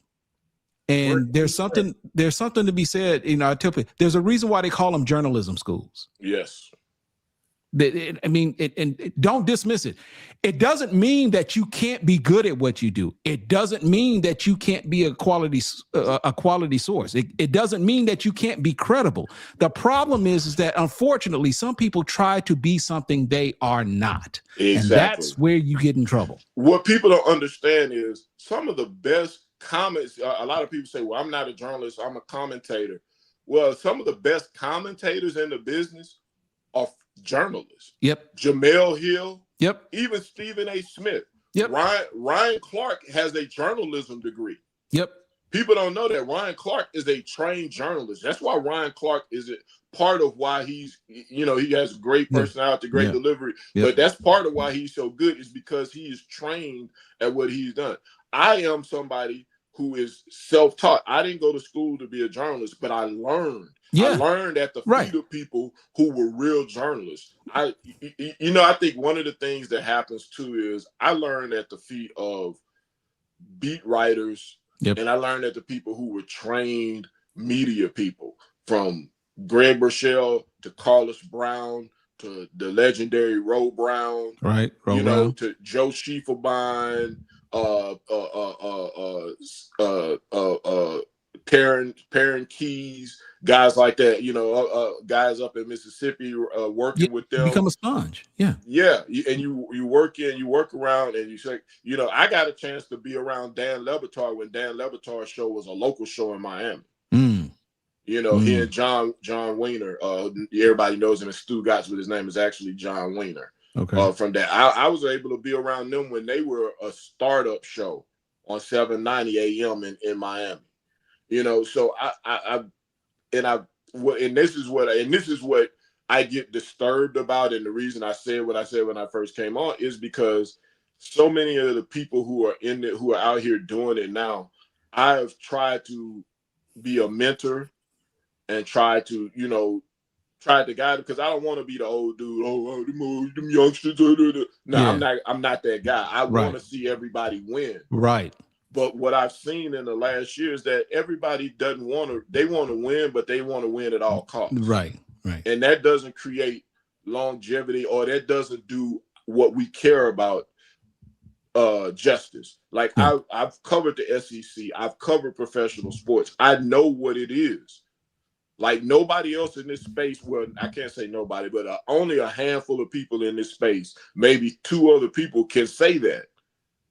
So you're not going to listen to me, or you're going to disrespect me. You know what I'm saying? Because I've had a couple of guys that, the younger Floyd would have come and seen them. But I try to be a kind of gentler Flood these days. Right. But, and that's what upsets me, because there's not one guy out here who, or even young lady or whoever is doing it, that can't say that Flood read that I haven't come down. I don't want to speak of myself in the third person. That sounds a little odd, but I haven't come to them and said, look, hey, I like what you're doing. This is, you're doing good work, blah, blah, blah, blah, blah. And it's not, here's my number. If you need anything, give me a call. It's not one person out there who can say that I didn't reach out to them and encourage them. But for them to act the way that they act with it, and I, me, I'm the type of person, I can handle it. I don't really care, but I don't like the way, if you try to treat one of my friends in a bad way, then I'm probably going to be a lot more vocal about it. Right. And I'm going to tell the truth. I really don't like the way that they treat Ken. I don't like the way they treat you. Because without you, none of this platforming of HBCU sports would be available. Appreciate it. I guess that's news to me because I'm so busy in doing what I do. A lot of people all the time say, "Did you hear that, dude?" I mean, it never fails. Week in and week out, I'll get an email or a link to something that. Here goes Kendrick. I'll get an email or something that'll say, "Did you hear this?" or "Did you hear what so and so?" And most of the time, I haven't, and then the other times, I don't have time to do it. So I appreciate you saying it, but I didn't know it was as frequent as you say it is, and now that you say that, but that's beside the point. Well, you mentioned Kendrick, by the way. See, Kendrick, you ever notice that I come on, Kendrick disappears? Kendrick wants no part of any controversy, anything. He wants no part of what I have to say. I just figured that out. Kendrick having computer issues. Enough to start that damn jazz music. Yeah, but he plays with y'all. But Kendrick wants no part of anything that I have to say. Whenever I come on here, Kendrick always has a computer problem. His phone is acting up. The kids are calling him. He is. Oh, look at now. He's coming back on. I'm telling you, watch. If I say something, anything remotely controversial, he gonna start faking his glitching. You know how they balled up the piece of paper in the phone. Oh, I can't hear you. I can't hear you. Watch what I tell you. Watch what I tell you. Oh man. Kendrick, you that? He's trying to talk, but he's on mute. Again. What I told you was gonna freeze up. I told you. Stephen Campbell. So one other name to add to the list that you said, Flood, it should be known too that Brian Gumbel wasn't trained. Brian Gumbel, if I'm not mistaken, got his degree in Russian history or something like that. Yes. So there's something to be said about either going to school or do it or just taking the necessary steps, being a sponge and learning the process. Same can be said. Look at someone like Michael Strahan, who I don't know what he studied, but when you put in consideration his football career. And now he's on Good Morning America, man. I mean, he is literally doing hard news, and he does a pretty good job at it too. Exactly. I just Steve Campbell's comment. Everybody that I just know my guy.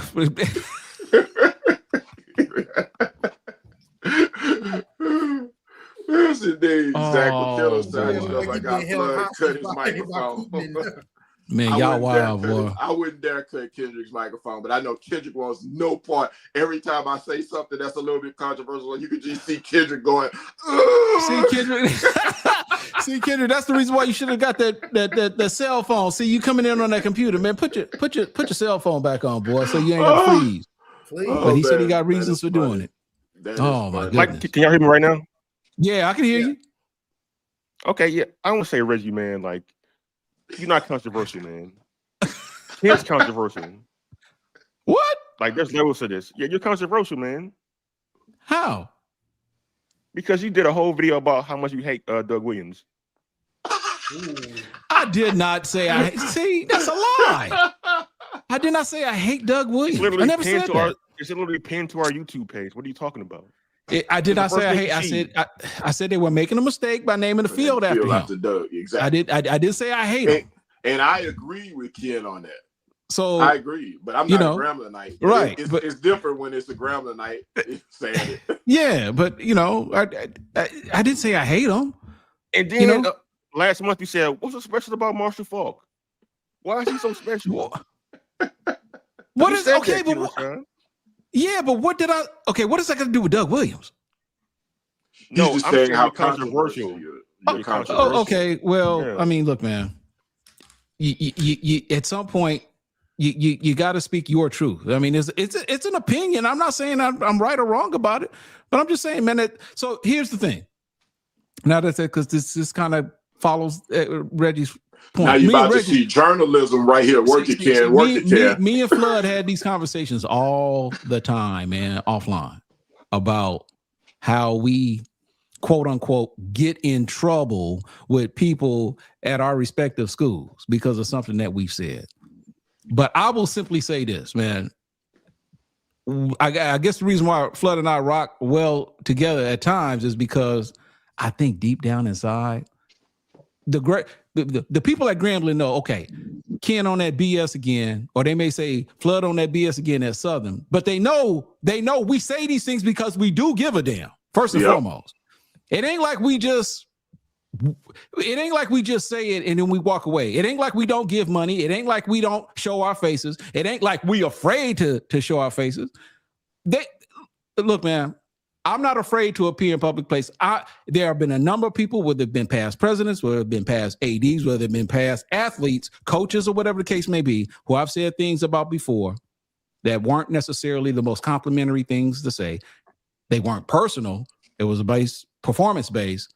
And it's all good, man. And I think that's where there are a lot of people who, unfortunately, are afraid to not make friends. You know, they want to be friends with everybody. And I'm here to tell you, you cannot do this in this space. Yeah. You cannot. It is impossible to do. Or they don't want to make friends, but they also don't want to make enemies. They don't, and they don't want to get out in the public. They want to just sit behind the microphone and talk crazy, and then don't have to face the people that they're talking crazy about. Yeah.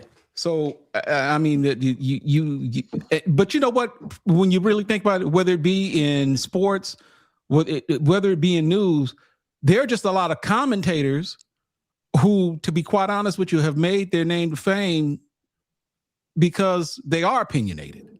Yes. And they're not afraid to come in public. They're not afraid, or they don't hide. And to be quite honest with you, you'll find, this is just a lesson to some of you youngsters, the people, even the ones that you criticize, especially if you do it the right way, they respect you for it in the end. They really do. They really do. They really do. And that's one of the points I always try to emphasize. First of all, if you're going to say something about somebody, make sure it's something that's based on fact. Make sure your opinion has a factual base to it, and that you're not spreading misinformation. And be willing to talk to that person, person to person. Because like you said, most of the time you'll find coaches are some of the most, in particular head coaches, but coaches are some of the most thin-skinned people ever. I don't care what level that you coach on, from high school all the way to the NFL.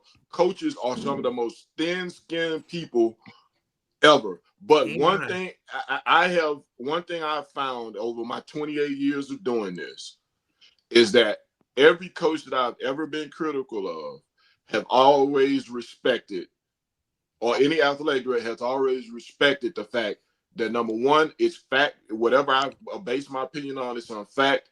And that I can say it to their face just as well as I can say it on air. Yep. And they've always respected that. They said, I might not agree with you, but you're not lying. Right.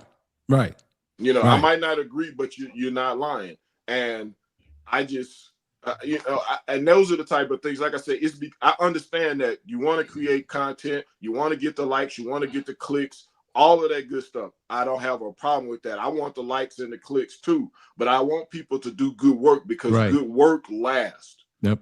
Good work lasts. It is, it's no timetable on good work. Zach McKinnon says the higher you go, the more thin-skinned they are too. I promise it's even worse at P4s. Yeah, I agree. Wait, Zach, you talking to a guy who covered Nick Saban, brother. Oh, is Nick Saban thin skin? Bro. You talking to a guy who covered Nick Saban in Miami and Alabama and Baton Rouge. Like, I've had a personal relationship. You know, we're not friends. Right. I wouldn't dare claim, but we know each other. You know, like and I've told this story before. Nick Saban gave me some of the best career advice I've ever had in my life. We were at Rufino's in Baton Rouge, a restaurant here in Baton Rouge. If you ever come to Baton Rouge, it's very good. You want to go somewhere really, really nice, check out Rufino's. It's really good. Okay. But we were there having a dinner. It was kind of like an introductory dinner or whatever. And Nick Saban, one of my mentors, Charles Henniger, asked Nick Saban, have you been able to meet people and make friends around here? Nick Saban said, let me tell you something. I don't worry about making friends, because if I win football games, everybody will love me. If I lose, look, that wasn't the end of it. He said, but if I lose, I won't be around here long enough for it to matter. Oh, wow. Oh, that's a bar. That's a bar. Wow. That is a bar. That is Nick Saban. That was Nick Saban when he was coming from Michigan State to LSU. That is a bar. Yeah. I was like, that is great career advice. I will always remember that. Remember that. Yeah. So I will simply say this without going into too much detail. There was a time when Charles McClellan, when he was the athletic director, I'd said some things about Charles McClellan. Yeah. And, professionally speaking, and we've had those conversations this was a long time ago. And, he would take the time, understandably, to, come up to me and we kind of talk it out. I understand your point, but, or here's what you're missing or whatever the case may be. Yes. But, but Dr. McClellan and I, we good. We real good. And not one time did he ever hold that against me, nor is and the same could be said for a number of people in the space, man. So I would just simply say to you young folks, there's a right way and a wrong way to criticize folks. Okay. And also, one of my favorite quotes: "The toes you step on today might be connected to the ass you got to kiss tomorrow." That is a true statement. That is a true statement. And this is one of the rules that I try to impart some knowledge. One of the rules that I've always had: I'm not going to question somebody's job or integrity without bringing some kind of proof to the table, especially someone's integrity. You could disagree with the method, but the two things I know that if you're going to question someone's integrity, you better be ready to back it up. Because people's careers and lives are built on their integrity. And if you're going to question somebody's performance, you better have the expertise to question that performance. That's why you always hear me say, if you do not have permission to change the copy paper at your job, you should not be telling any athletic director or coach how to do their job. Like, if you have to go call somebody to change the copy paper at your job, on the copy machine, you should never be on social media telling a coach or athletic director how to do their job, because you haven't even reached your full potential at your place of employment. I'm just saying. Yeah. Great point. Great point. Yeah. Word to the part-timers. But Reggie, that's what fans. But Reggie, that's what fans and media do, though. Like, they're in their opinion. A lot of them ain't opinion beings, but like a lot of them just want to get their opinion out about how, well, coach, how come you did this, or how come we ain't made this decision or making that decision? Like, that's just the nature. And I get that. That's the nature of fans. Are short for fanatics. That is the nature of fans. But that's about the second or third time that term has been used today. Yeah. Well, but the thing is, what social media has done is it has allowed people who have no particular skill at anything to get on and pretend like they have a skill at a certain job that they have never done in their life, and then call for somebody else to be fired. Like, I've always looked at the one situation I looked at has really pissed me off, and this is a journalist to journalist situation. Pam Oliver. Mm. Pam Oliver is one of the greatest to ever do it. Yep. Thank you. One of the greatest to ever do it. And what black people. Go ahead. Go spade. Yeah, black people. What black people did to her through social media is shameful. Yep. Thank you. It is shameful. Call a spade because I've been defending Pam Oliver on social media for 15 freaking years. Pam Oliver is the greatest to ever do it. Like she is she made the sideline reporter important. Yes, she made the information important. And when they took her off and added, what's her name? Nothing against her. Aaron Andrews, that directly reflected the way black people treated Pam Oliver in terms of talking about her style and her hair and all of that type of stuff that didn't even matter. Yep. And I've just seen those kinds of things be perpetuated, even like into this thing that we do here, into this circle that we do here. And it just, I wish we would do better. I hate the fact that we are always going at each other in such a small space. We're in a phone booth fighting each other.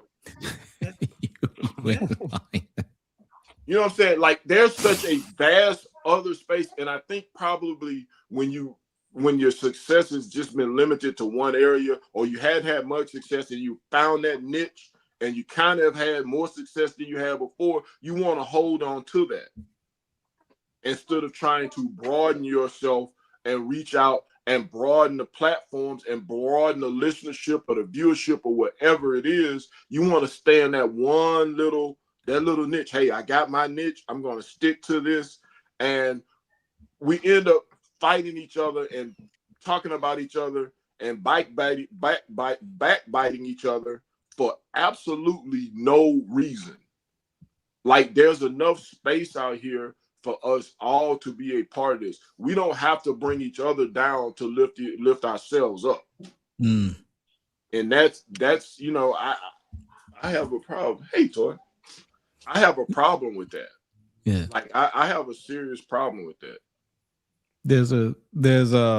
I'll never forget this. I've kind of told the story before, man. The late Eric Moore, formerly Vonadin.com. I will never forget the day when I had just started the swag page, didn't know who he was, he didn't know who I was. And I emailed him through his website, asking him a question about how he did something with his website. And first of all, I wasn't necessarily respecting a response. Secondly, I'm thinking, okay, it's worth the ask, but let me do it anyway.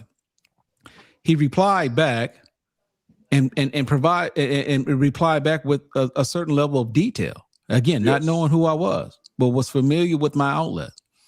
And I will never forget, man, I replied back, thanking him for what he did, thanking him for taking the time of educating me on whatever it was that he was. I don't recall what the subject matter was. I think it may have had something to do with ad banners. This is way back in Internet 1.0. This is when nobody had a clue where it would be. Internet 0.05. Right. And I will never forget of everything that he said in that email. And I thanked him. He said, look, there is enough pie in the sky for everyone. I will never forget those words coming from him. Yes. And the reason why that's important is because the same thing still applies to this very day. And this is during a time when no one had any idea. This is before Facebook. This is before Black Voices. This is before what were those early social media platforms? This is before any of that existed. Round up any of that stuff. Yep.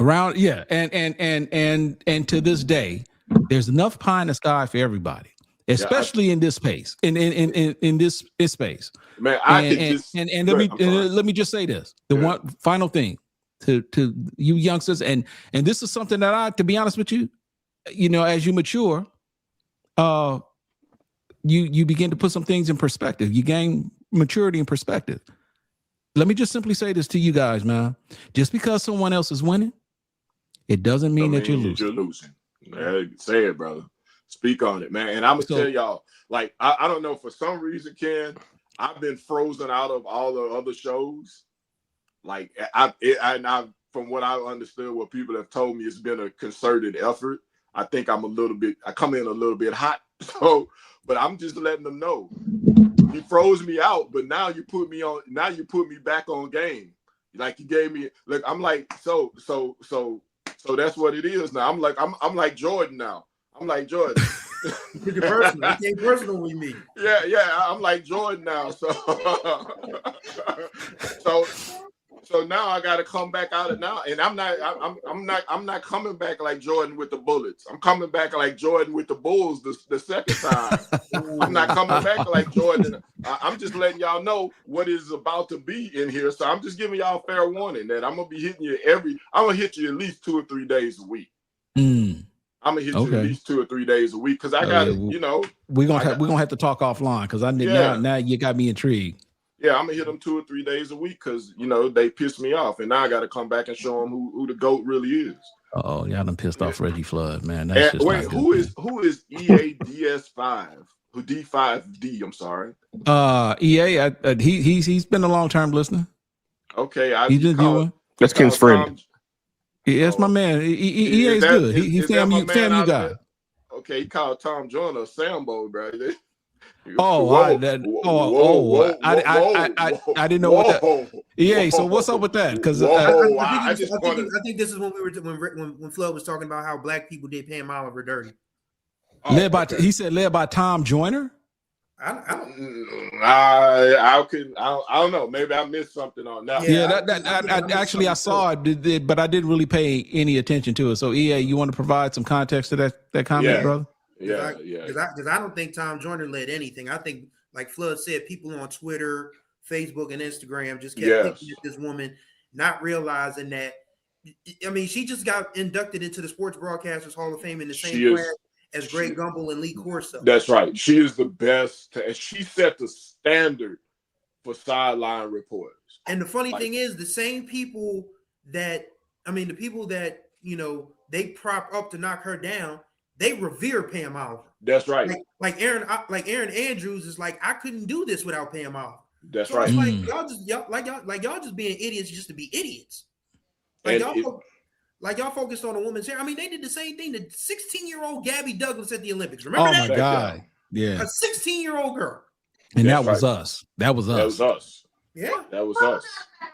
Amen, baby. Amen. That was us. And that was, look, I mean, gymnastics, man. Come on. Yeah, do you really need hair for that? I mean, that was crazy. Just period. But I for me, I want to see us in this space. And like Ken tells a story about Eric, man, for those of you who don't know who I call, he hates it, but I call him the legendary Ro Brown. Ro Brown. My man Ro. Ro don't like you calling him that?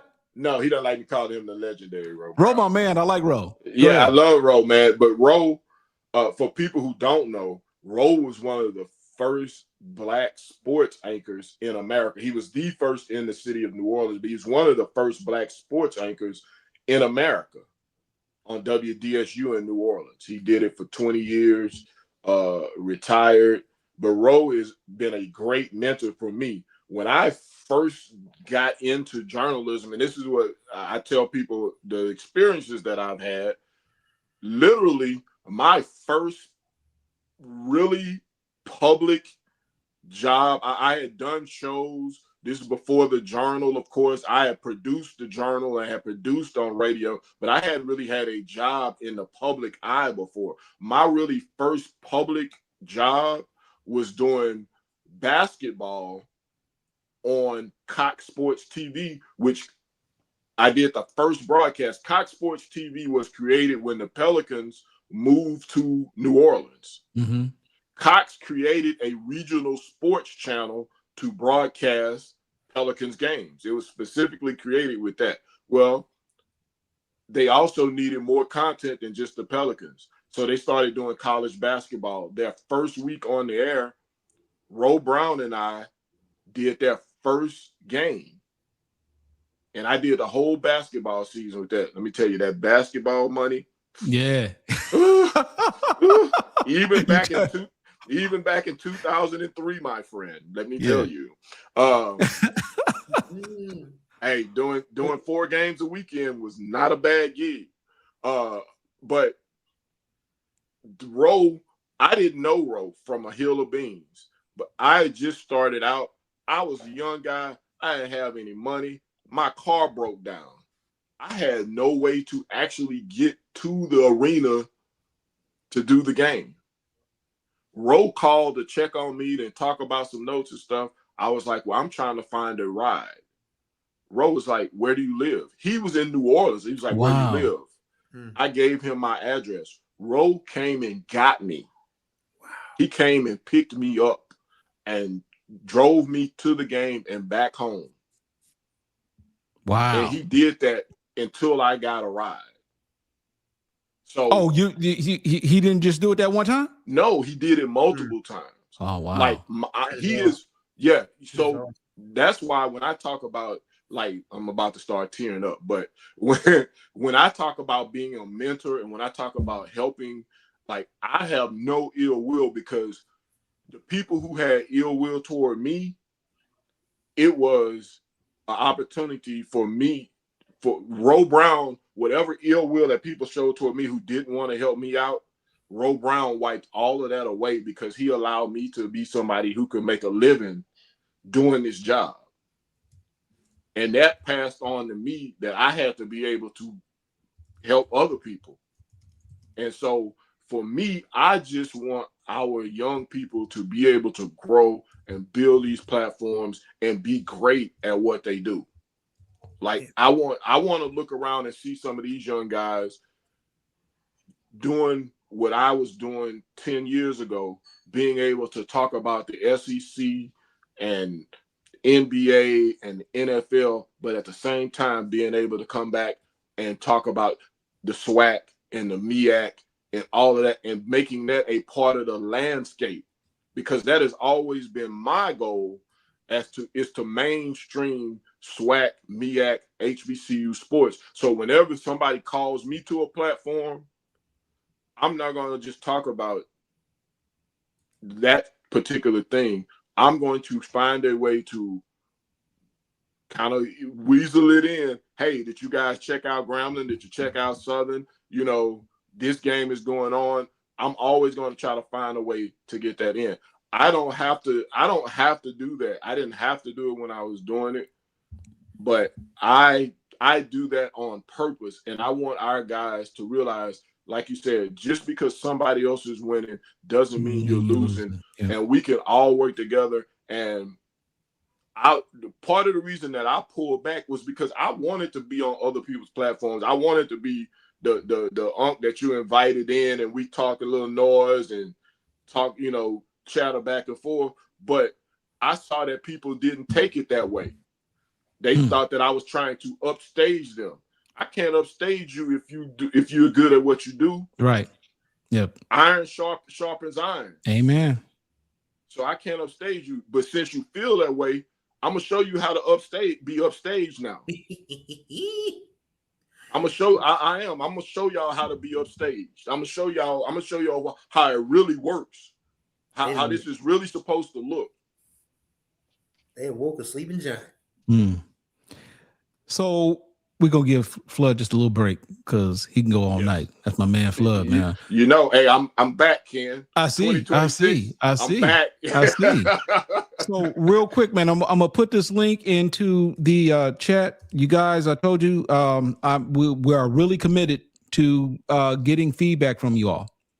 And you see, there's a link, man. That if you haven't done so already, click on the link and fill out the HBCU Sports audience survey. It is important for us, for me particularly, because I want to get a feel for what it is that you guys want to see more of out of us going into 2026 as it relates to coverage.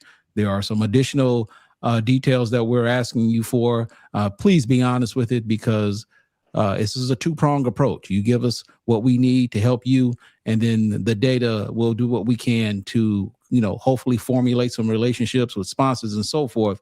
And, everyone can win in the process. So please take a moment to fill out that survey if you haven't done so. Continue to subscribe to the channel. And then most importantly, for the time that we're here, hey man, $2, $3, $4, $5 chat. Look, the Flood's deal still stands, and we're gonna honor it. That's right. We're gonna honor it for as long as we're on this live stream. Okay, this does not apply to the replay. That's right. Go and order Chris's book, Chris Stevens' book. Order what's the name of the book, Chris? A Widower's Gift. A Widower's Gift. A Widower's Gift. Order the book. If you go and you order the book and you recommend it to 2 friends, Ken is going to throw in. I'll throw in a copy of the book. He'll throw in a copy of HBCU Sports 101 for $10. And if you bring 2 friends and they order and put your name in the notes, he's going to send you a signed copy of the book. Yep. So go get it, hit it up. Yeah, and there's the link. And there's the link on the screen. I mean, we've read it twice already. We'll do it again. No, get it. No, that's fine.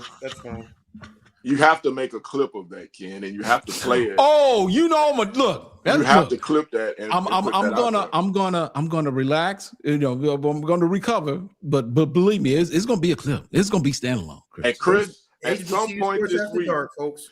At some point this week, you and I have to do a 101, and I'm gonna interview you. There you go. Okay. There you go. We're gonna do a 101, and I'm gonna interview the author. Here you go. See? Oh my God, Kendrick, go log off.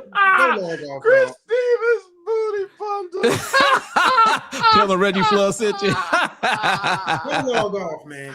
That is hilarious. See, I told you. See, he stay in the background. You see, all of a sudden, get on there and do that, but he didn't want to come on the show. I'm telling you, it's me. Man, he be coming in, taking control of stuff, man. We don't be knowing. I'm like, where does that? We didn't ask him for the music. Now, actually, the music was actually a great touch to what we did that first time. Flood, you really missed it. I'm gonna have to go back and watch the replay. Yeah, man, that was gold, because we did 2 of them. Yes, and boy, they were both. Hey, Chris, you got some skills, brother. You got some skills, man. That's nice work, though. I never said I couldn't write. Everybody knows that. I'm so embarrassed. No, you ain't. You weren't embarrassed when you wrote it. Yeah, what you need to do, young Christopher, is have a jazz and book night at your whatever local establishment, and read excerpts from the book. Have some good music playing, and stuff, and read excerpts from the book, and make it ladies only. Have a ladies only night. Listen to your boy, man. Listen to your boy. See, what Flood doesn't know is I'm from the Philadelphia area, so I know Teddy Pendergrass about the ladies only concerts. There you go. That's exactly where that comes from. They ain't no problem. I can definitely swing you that. have a ladies only. You get you a couple of hard copies of the book. Yeah, because this is only an ebook version right now, but I'm gonna probably end up, putting print, Oh, you're gonna do it.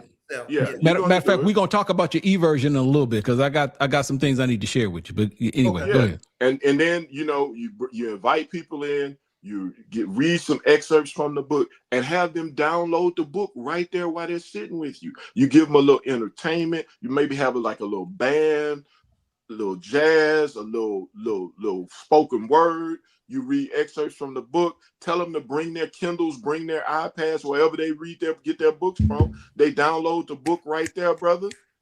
Cool. Yeah, baby. Yeah. It is ridiculous. Just telling you, man. That's how you gotta work it, man. Work it. Especially in Philly. If you do it in Philly, I might. It's not my favorite city, but I might even come out there and and help you out a little bit. Man, I love Philly. I don't spend nearly enough time there. I'm in Delaware, which is about 35 minutes south, but I don't spend nearly enough time in Philly as I should. I love that place. Okay. Philly is an interesting place. It is. It really is. They can never beat the allegations. Philly is gonna Philly. Yes, absolutely. It's gonna always be a Jean. It's gonna Philly is going to Philly. Shouts out to Angela Johnson. She actually bought the book, when I first started publishing it. I'm pushing it, so I appreciate her. Shouts out. Thank you, Angela. She said, am I the only member in the chat? I think, no, we're still streaming live. No, you're not the only member. Well, she is a member. She is a paid member. Oh yeah, that's right. Okay. Yeah. So you might be the only member in the chat. Yes, if that's what you mean. But if you want to become a paid member, by the way, it's only $4.99 a month. So do that. Yeah, that's what I think she meant. And so, I'm going to commit to doing that too, because I don't want to lecture everybody else. I want to commit to fully supporting my friends who are in this business. So I'm going to do that too. Well, Flood, you good, brother? Because like I said, man, you ain't necessarily in this for the money. We all got to live, but you got that right, brother. You good? Believe me when I tell you, we ain't in this. We don't do this for the money. I mean, but that's another story in and of itself, which is why that's another reason I love to talk to young people. Because I've tried to reach out to help them learn ways to monetize outside of just trying to constantly create the content. Yep. And working together to try to do some things to create revenue streams. But yeah, we might need to talk about that offline too. They don't want to listen. Oh, you tried to show somebody this? Yeah, I tried to show a couple of people. They ignored you? Yeah. They don't want to listen. Oh, bro, oh wow. That's I want to listen. Okay. That's why I got to stop being the big uncle now and start Deboing. So this is what we gonna do, man. If it's okay. Yes. Because Flood, you gonna stick around for a little bit? I gotta go, man. My sister's here from the Virgin Islands. Okay. I gotta go. All right. Well, look, man. My man Flood, brother, I love you, man. I can't thank you enough for what you did. You done came in here and you done just lit up the whole damn place. We were kind of just dragging your ass to come in and just lit it up and lit everybody up, and the watching done went up, and people were like, oh, Flood's on. Oh hell, let me go see what Flood got to say. Well, brother, we appreciate the momentum boost. Appreciate y'all, man. Y'all doing great work. Continue to do the great work. I'll be around, like I said, 2026 is going to be something. I'll be back like I never left, bigger and better. The champ is here. The champ is back. The world champ. So remember, as always, the man upstairs says the same. I'll be back bigger and better, because y'all know Flood.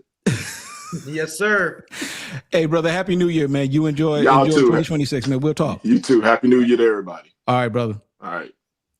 That is my man Reggie Flood again. Look, I gotta show him some love, man. That's just the way he rolls. Oh my goodness, man. Somebody said me and Flood need to have a show. Anyway, that may be something. So let me tell y'all something now, man. Because my next guest ain't no slouch either. As a matter of fact, he's often confused to be me. Let me bring his ass up to the stage. It's my man, Charles Bishop, representing J-State. My man Bishop. What's going on, brother? Hey, man. So first of all, Happy New Year's Eve. Happy New Year's Eve. Yes, how was 2025 for you, brother? Oh, it was really good, man. Really good. You really had an opportunity to really get in my bag. You know, I really enjoyed doing the play-by-play, and had an opportunity with Swag TV to do some play-by-play for football. Of course, doing the podcast with Dr. Cavil. You're always continuously learning something when you're around a good doctor. So, yeah, it's been a good 2025. Look, man. See, this is why Kendrick be on that BS. See, finally, weren't you on here? Yeah, I mean, you were just on here. You might as well come on here and talk with your J-State brother. Dang, good. You just come on in and stop hiding behind the HBCU Sports thing. And how come you can't post in your own name? I know, right? Frady cat. Anyway. See, you got me all off track, man. Kendrick just do that to you sometimes. So no, man, finish your thing. You were saying what now? No, I mean, I really enjoyed 2025, and then just covering so many great stories, man. That was really cool. I mean, you just had when we kind of sat down and kind of thought about all these great deals that happened literally going back to spring baseball, you know, a walk-off with Bethune-Cookman and fam, and then carrying us all the way, you know, from go back even further than that, basketball season, the Alabama State buzzer beater, you know, in the play-in game, and going to baseball. But I mean, just so much good sports, you know, to really cover and talk about. And then just a lot of fun stuff happening within the HBCU environment. Yeah, man. Let me tell y'all something about Charles, man. Charles is another guy who, what'd you go to school for, man? Finance. Yeah. Brother, he went to school for finance. And, you know, I guess he got bored and wanted to make a pivot. And man, I remember when he first made this jump. And I'm like, okay, Bishop, I mean, you sure you want to do this? And man, just step by step by step. And now brothers are doing games for SWAC TV. You know, he claims people come up to him and say, "What's up, Ken Rashad? I like your book," or "I like your article." And and now so let me tell you something. This is a story. I swear to you, I'm not making this up. I remember I had a post. It was kind of like one of those flashbacks on Facebook, and it was something that you said to where I don't know where. I think you may have been in Monroe. And I think it may have been when Jackson State was playing against ULM. Yes. And I forgot what it was. We were just kind of going back and forth. You was talking about, man, how somebody did something and how they gave you all this special treatment. And I knew that was a bunch of bull with someone at ULM, because let me tell y'all something. I probably shouldn't tell the story, but this was so many years ago. Because technically speaking, I don't know if y'all may not have known this, but your boy has been banned from ULM's campus. Oh my. So when you was talking all that nonsense about, I was at ULM and they gave up, I was like, boy, I know that's a lie. I have been banned from ULM's campus. Technically speaking, I am not supposed to even step foot on ULM's campus. And this goes back to my days as an undergraduate at Grambling State. And understandably, on that I-20 strip, there are 3-4-year institutions. There's Grambling, there's Louisiana Tech, and then further down the road at that time was Northeast Louisiana University. It is now ULM, but it was Northeast at the time. And I'm telling the story. Steve Kemper said, we need to know why. I'm going to tell you why. I probably shouldn't tell the story, but I'm going to tell you why. And needless to say, as is always the case, with your boy being what it was, it has something to do with the girl. Now, it ain't got nothing to do with anything. It ain't rape, nothing like that. Okay, this is just some like childish BS. And I was with me. It was me and some of my boys. And you at Grambling, it's an off night, it's a weekend. And so periodically, sometimes we decide to take our foolishness off campus. And you either go to Tech, and if you really want to get adventurous, you drive 30 minutes down the road to Monroe, and you can see what you can get into. So it just so happens, I really shouldn't be telling this story. But anyway, one of my boys, no, we weren't caught in the room. Golly. But it ain't too far off. Anyway, so we go, and one of my boys just happened to know somebody at Northeast. Say, yo, man, I know so-and-so, and let's go. I'm like, you know what? Yeah, you know what? Let me go. I know somebody there too. So we all hop in the car and we go to Northeast, and he wants to go check his girl out. And after that, we're going to go check the girl I want to see out. And so it just so happens, I don't know why, alcohol was not involed. This is just us. No, alcohol was not involved. This is just how bold we were. Okay. And we ain't even on that campus. It ain't supposed to be. Wasn't supposed to be in. Let's just say we went into one of the women's dorms. and we weren't supposed to be in one of the women's doors. Yeah, that's how all great stories And start. for one reason, for whatever, I don't know what made us so emboldened to just want to go upstairs. We just literally just walked in. I have no justification for this, okay? I'm not trying to condone it. I'm not saying it's okay. My son may be looking at this like, Dad, really? But I'm just saying. And so he was going to see his girl. And I'm like, dude, we really walking upstairs like this? We don't know if we're going to be coming out in showers and wrapped in towels or whatever the case may be. Steve, we kept talking about the HBCU arrogance. That might have had something to do with it, because I'm here to tell you now. Well, let me stay focused. And so we're walking, and he's almost at the door. It was 3 of us now. And then all of a sudden, a female comes up. She goes, you guys aren't supposed to be in here. And so we took off running back downstairs. And we are running downstairs. We go. So I'm in the middle. The guy in the front of me pushes the door in the side entrance out, right? He pushes the door. He runs out. The door swings out. I go in. I ain't got to worry about the door. The stool's open. The door is about to close, and the guy behind me tries to stop the door from coming on him. And then guess what? His hand goes right through the glass. It was glass. And he cut his hand. He had a real deep gash in his hand. Why am I telling this story? Anyway, he has a real deep gash in his hand. And so now he's bleeding. And so I'm like, oh, man. He goes, oh, dude. And so we run in the car, and my man gets in his car. He's like, dude, we got to do something. And I'm like, you know what? The girl that I wanted to go see just happened to be a nursing major. I think or something. She was a nursing. I said, you know what? I think I know somebody who might be able to fix that. So we go and we knock on the door to her room.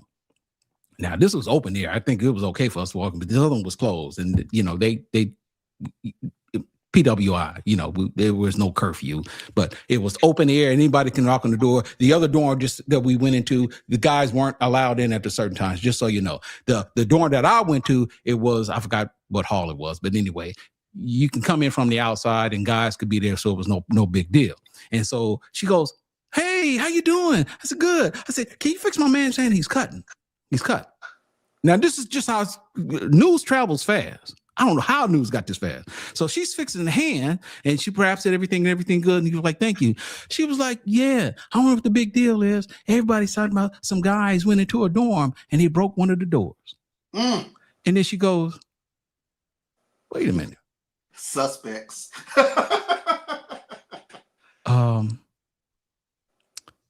You guys, you need to leave.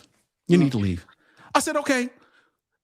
Yeah, we did. Oh, just because y'all black. Look, this was a sister, fine sister. She was nice. She was nursing maid. I said, you're gonna be a good looking nurse. But anyway, she was nervous.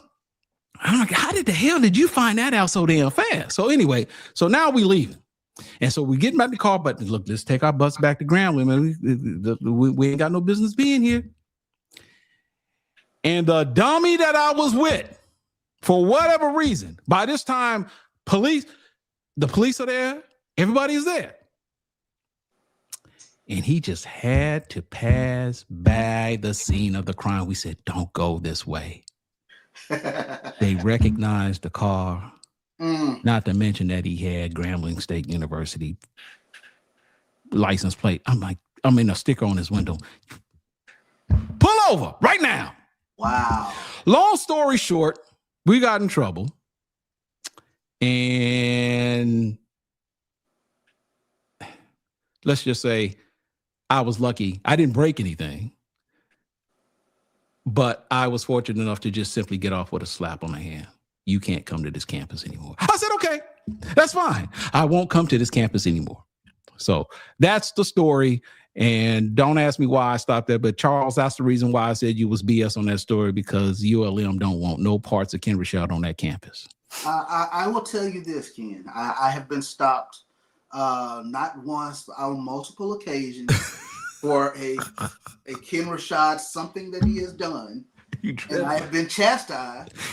And you've been chastised. It's like, wait a second. You're talking about Ken Rashard. I'm Charles Bishop. Oh my God. Okay. But it's been something of Rashardism that he has done that all of a sudden I have been cornered. Like, why did you write that about us? Huh? No, you got the wrong guy. So, All right.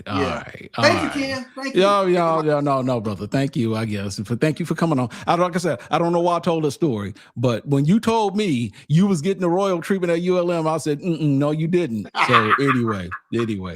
Nah, brother. But so let's kind of get back to why I brought you on, because like I said, man, your story is fascinating in that I gotta ask, what made you want to get into broadcasting?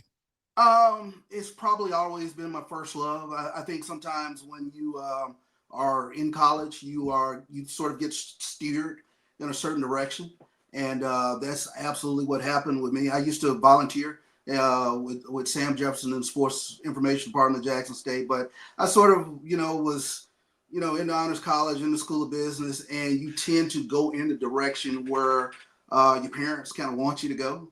So you chase where the jobs are. The jobs were in accounting and finance, and I was fortunate enough to have a few job offers, and I just ended up going with the Internal Revenue Service and spent 27 years or so as a federal agent, special agent with the IRS. So I just kind of got in that direction. But I think, and I've told this story before, when I met Dr. Cavil, I was pretty burnt out in terms of what I was doing. And I literally called him out of the blue. I used to listen to Ralph Cooper's show on radio station out here in Houston.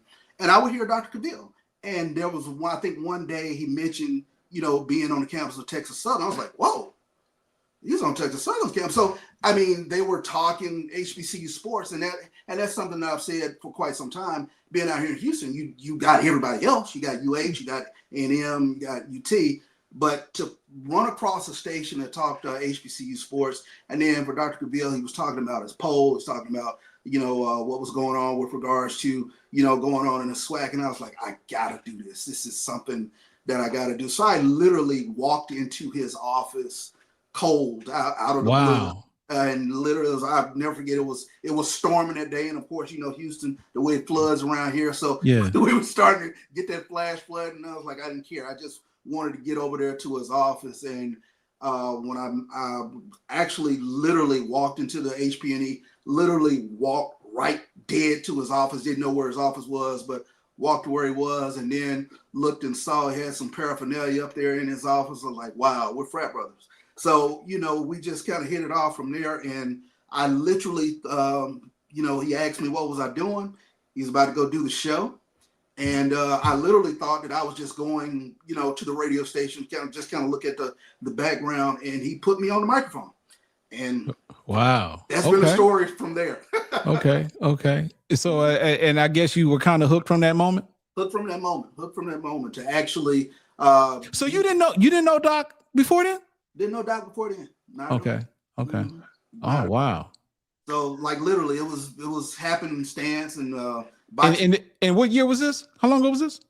Oh, I want to say maybe 2013, 2014, somewhere in that. Wow. Yeah. So at what point did the so-called, when for you, what would you consider the moment when that first break came? What was that? What were you doing? What did that look like? What it looked like was just getting the opportunity, literally first break. Do you want to come back next week? Yeah. Okay. Absolutely. So, and I've been rocking with him ever since. From then, just getting the opportunity to do something that you love, and it is a passion. It is a labor of love in terms of talking HBCU sports. And I had done some little things before with another buddy of mine back in Jackson, where we literally were trying to do it, in Jackson and Houston, where we were doing, we would tape a show and then run it back. But to actually be on a radio station where, Ralph Cooper, here in Houston, and then and Dr. Cavil, I was hooked from that point on. And then, you know, the guys just took me in. You know, I think that was huge for me, you know, at that point in time. And slowly but surely, I've got an opportunity to not just talk HBCU sports, cover HBCU sports, but just to go to the events, to meet people such as yourself, you know, and, you know, really be a part of this really cool community. And I think that's man, that's huge to be part of this sort of community where you talk this labor of love. And, you know, although we kid each other about our respective schools, but it's all one big tent, all one love. It really is. Yeah. So let me ask you this, man, because what? Who is this? Okay, hold up. Let me pause real quick. Thank you to JD Titzmig. I'm a proud Morris Brown alum who loves your content. Keep up the great work. Thank you. $49.99. Look, hey, pretty cool. Look, thank you so much for the support. We're a little flat. So look, man, let this be an inspiration for some of you. Look, we ain't even asking for $50. I mean, we ain't got a problem if you do give it, but I mean, by all means, feel free to chip in $2, $3, $4, $5. But thank you so much for the support. It is greatly appreciated. So, Charles, let me ask you this, man. What are your overall views? This is going to be broad on the surface. Mm-hmm. And again, we've talked NIL ad nauseum, and that really is a thing. And it is something that remains to be seen how this ultimately is going to turn out. We know about the transfer portal, but given all that we know right now about college football in general, what are your thoughts overall about the current state of HBCU athletics? And I know that's broad, but I'm just saying, just, you know, what immediately comes to mind when you think about that? How do you sustain it for the future? How do you sustain it for multiple years? I think we all have, you know, a heck of a passion, but putting dollars to that passion, that's a little different, you know. So, you know, how do you sustain the momentum of NIL collectives going forward? And you know, and I say it from this framework. You know, we all know to give to our respective schools, but you give to a school from an athletic standpoint, that's completely different. You know, you have to be a dedicated somebody to give to, you know, Grambling athletics, to give to Jackson State athletics, to give Florida A&M athletics. You know, that's a different pool or a different population. So how do you sustain that momentum? How do you, you know, keep that fervor, you know, of your respective, you know, school in regards to their athletic team? So, you know, and I think that's the thing that obviously comes to mind for me in terms of, you know, how sustainable is it? You know, you would love for, you know, that passion to continuously spill over year after year after year after year after year.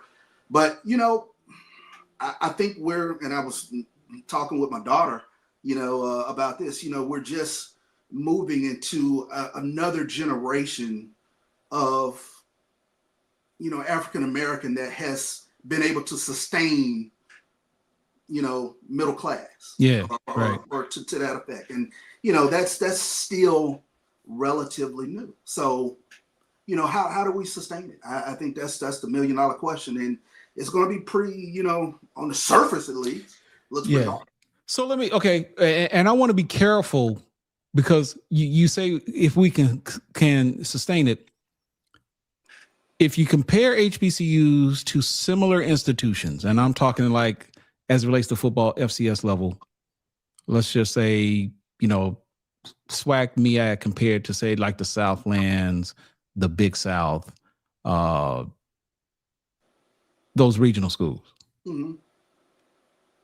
Do you think we're behind the curve? Do you think we're behind, or are we kind of on par? I'm talking about and the reason why I ask that is because we so often compare what we do to Power Fours, and it's okay. I guess it's a comparison worth making depending on the context of the conversation. But I think sometimes we falsely accuse, or we falsely compare the so-called big boys to what we do, when probably we should be comparing apples to apples. Like, for instance, if you're going to compare the SWAC and the MEAC from a competitive standpoint, instead of comparing them with the Big Ten and the SEC, you need to compare them to the Big South or the Southland and so forth. When you make those comparisons, are we behind the curve, or are we behind the A-ball as many people seem to think, or is that not the case? No, I don't think we're losing players to Stephen F. Austin. I don't think we're losing players to Southeast Louisiana. Ah, great point. Yep. I think, when you start talking about, NIL and, athletes at the FCS level, they're looking to bump up, whether, you're trying to bump up to the group of 4 or the Power 5, or, I think we're on par with the regional schools. And I think we offer something that I don't think they can get, at the regional schools, Amen. Within the area. So you talking about the experience? Oh, absolutely. Without question. Yeah. Absolutely. The experience. So, and I think that's huge. I think, when you really kind of take a look at where we are from an FCS standpoint, I think in a lot of ways, not behind the curve, we're ahead of the curve. I don't see guys jumping in the portal and, there's this big parade because they've shown up at, UT Rio Grande Valley. Right. So let me ask you this, man. With respect to your work right now, SWAC TV, how did that come about? Because I remember, I did just go back. I guess I remember you did a baseball game in Atlanta, right? The SWAC tournament baseball. Yeah. Was that the first one you did? Was that the first one? Yeah, I was doing sideline reporting for the SWAC baseball tournament. And I said, look at my man Charles, man. My man that came up, Chuck that came up. He up here covering SWAC tournament. I ain't never been asked to do so. No, I didn't want to. I'm just playing. Just joking. But no, talk about that opportunity, man. How that come about? Oh, no, absolutely. Andrew Roberts, coordinated media with regards to the Southwestern Athletic Conference, but, just a lot of conversations with regards to, obviously, I think I can do it. And they gave me an opportunity. SWAC gave me an opportunity. Did sideline reporting, soccer tournament, baseball tournament.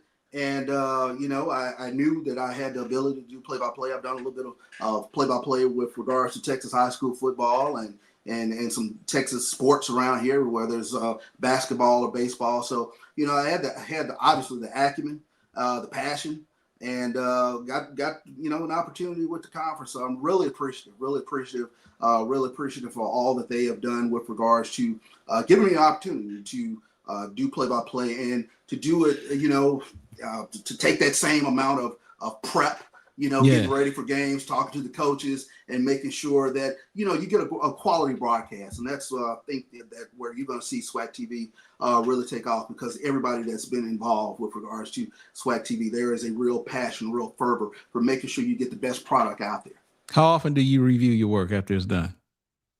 Oh, that's something I had to get used to. But yeah, I absolutely go back and look at what I could have done better, what I did. So I end up watching a lot of, sport through the course of the week, and you're just trying to get better at your craft, like anybody. You listen to other play-by-play broadcasters. You listen to tone, pitch, cadence, whatever the case might be, and you pick up little tidbits, and you just try to make sure that your broadcast gets better and better and better and better. So sometimes it's hard to watch or listen to him. Oh, very much.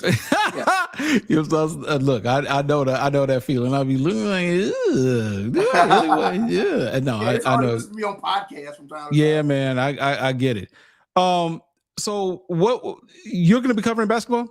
Are you been covering basketball? I do have a couple of basketball games on SWAC TV. I've actually been doing basketball for Texas Southern Sports Network or Texas Southern Athletic Department, the out of conference games. But once they switch to conference games, they'll KTSU will take over. But I've been doing some play-by-play basketball. I've been the voice of Texas Southern baseball now for the past couple of seasons. So really enjoy staying busy, working football, basketball, baseball, and I told Andrew, hey, I can call Tiddlywinks if you let me. So Mr. 32K. That's a Hornet. That's a Hornet. That's a Hornet? Okay, Yep. Mr. 32K, $10 donation. Thank you, brother. I appreciate it. Happy New Year to you as well. I really appreciate the support. And hey, let's go ahead and finish off strong. We've got what, 2 hours, a little under 2 hours left. Let's keep it going. So Charles, let me ask you this, man. So you've had a chance to watch some of these teams so far, basketball, right? So far, a little bit. Yeah. What as it relates to the SWAC, what's your outlook? Who are the teams that you think we need to look out for on the men's and women's side? Grambling looks scary. That's the. You know that was a little. See, let me tell you something. That's the reason why I like. Look, man. Woo. That's how you do it, man. He knew what I was. He knew where I was going. Yeah, I knew where you were going. Yeah, I got to give it up to the Louisiana schools. I mean, Grambling men, Southern women, right? Yeah, I will say that I've been watching Texas Southern over the past few games, especially when the home games that I've been calling. Look out for a guy, Troy Hempstead. Troy Hempstead. Okay. He is a 6'7", 230-pounder from Mount Vernon, New York, transferring to Texas Southern, but guy who gets it done on the inside, has a sweet touch from the outside. But like last night, I believe he went for 30 and 17 against Houston Tillis. But, he's a guy who can score, real technician around the basket. So watch out for that young man. I think Texas Southern does have some injuries right now, especially at point guard, but that's one of those teams. I think last year was an outlier. But once they get to tournament, you've got to have yourself prepared to take on, not just Texas Southern, but that aura that is Texas Southern basketball. Let me address this question real quick, Mr. Edwin. Is Grambling the only one you have seen in the so far? Yes. Ain't no shame in my game, brother. Let me just say that now. Now, look, chances are, obviously, I'm going to see more teams once conference kicks off. As a matter of fact, I'm contemplating, and I don't know if I'm going to do this or not, but I'm contemplating Grambling the Southern plays January 17th. That just happens to be my birthday. Oh, wow. And I'm thinking about making that trip to Grambling because of that junk y'all pulled off last year. I don't know if you did you call that game with Santoria? Last year? I was with Santoria last year calling that game, yes. Mm-hmm. You were Grambling the Southern? Yeah. Man, let me tell y'all something what them dirty, mangy, stanky Southern folks did. There I was watching the game. Women played. Grambling women lost to Southern. Second game comes on. Grambling played. Men lost to Southern. Do you know what those Southern folks had the audacity to do? You know where I'm going. Did you see that? Did you? Do you know you Southern folks? I do remember them shooting the confetti. Brought a confetti gun. And when we lost the second game, you Negroes shot confetti in our arena. Blue and gold confetti at that. Lord. Yeah, that was pretty petty. I like that. That was. And you know what? Charles said. And you know what? Y'all know I bleed black and gold, man. I bleed black and gold, and I'm a Grambling man through and through. But when I saw that, all I had to say was, "God damn it!"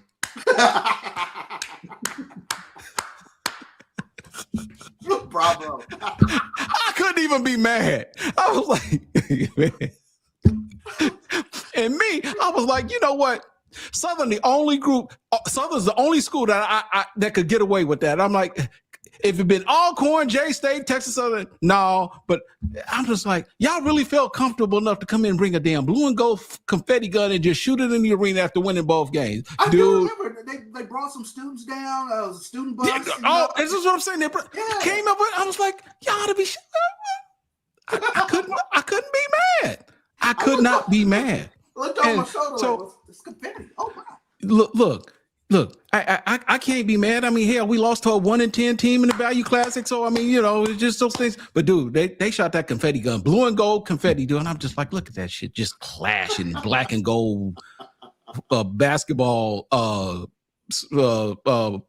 floor and he just blew it. I'm like, that just, I couldn't be mad, man. That was just funny to me. So anyway, so I went. So they play. I'm guessing they'll play at Southern. Look, all I'm gonna say is you Grambling folks can't forget that, man. So we play. I guess at Southern would probably be sometime February or March. Get them damn confetti guns, man. Be prepared to shoot them guns because we sweep. Might be, we got something to work with. Oh, by the way, thank you, FAMU, for the coach. We appreciate that as well. We appreciate your screw up. Because we good. But anyway, so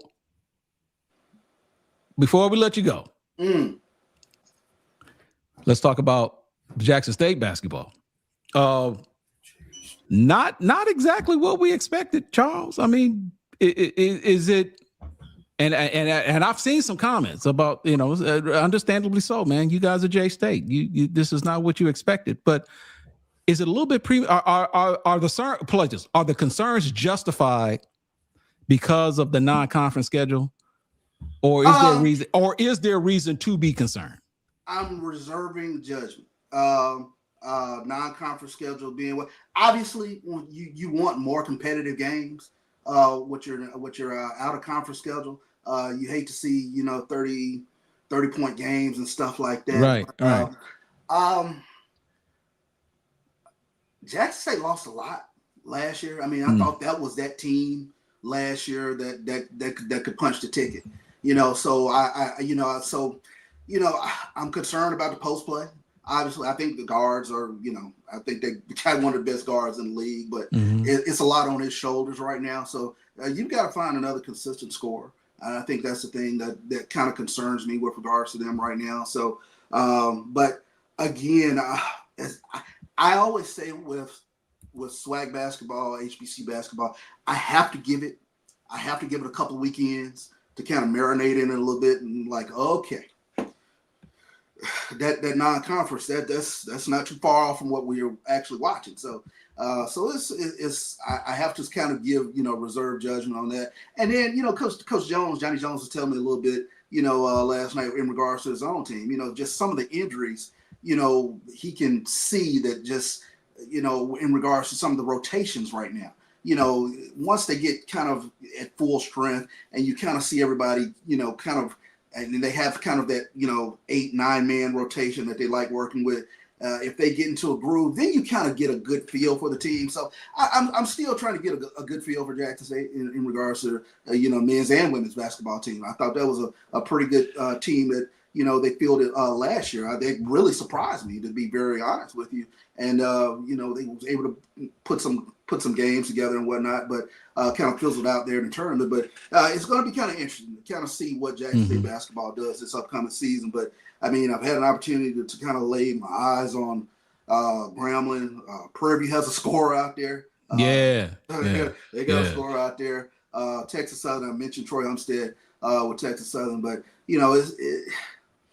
give me a couple of weekends, and then I can kind of I think we'll all know by then, right? Yeah, exactly. Yeah, we'll all know by then.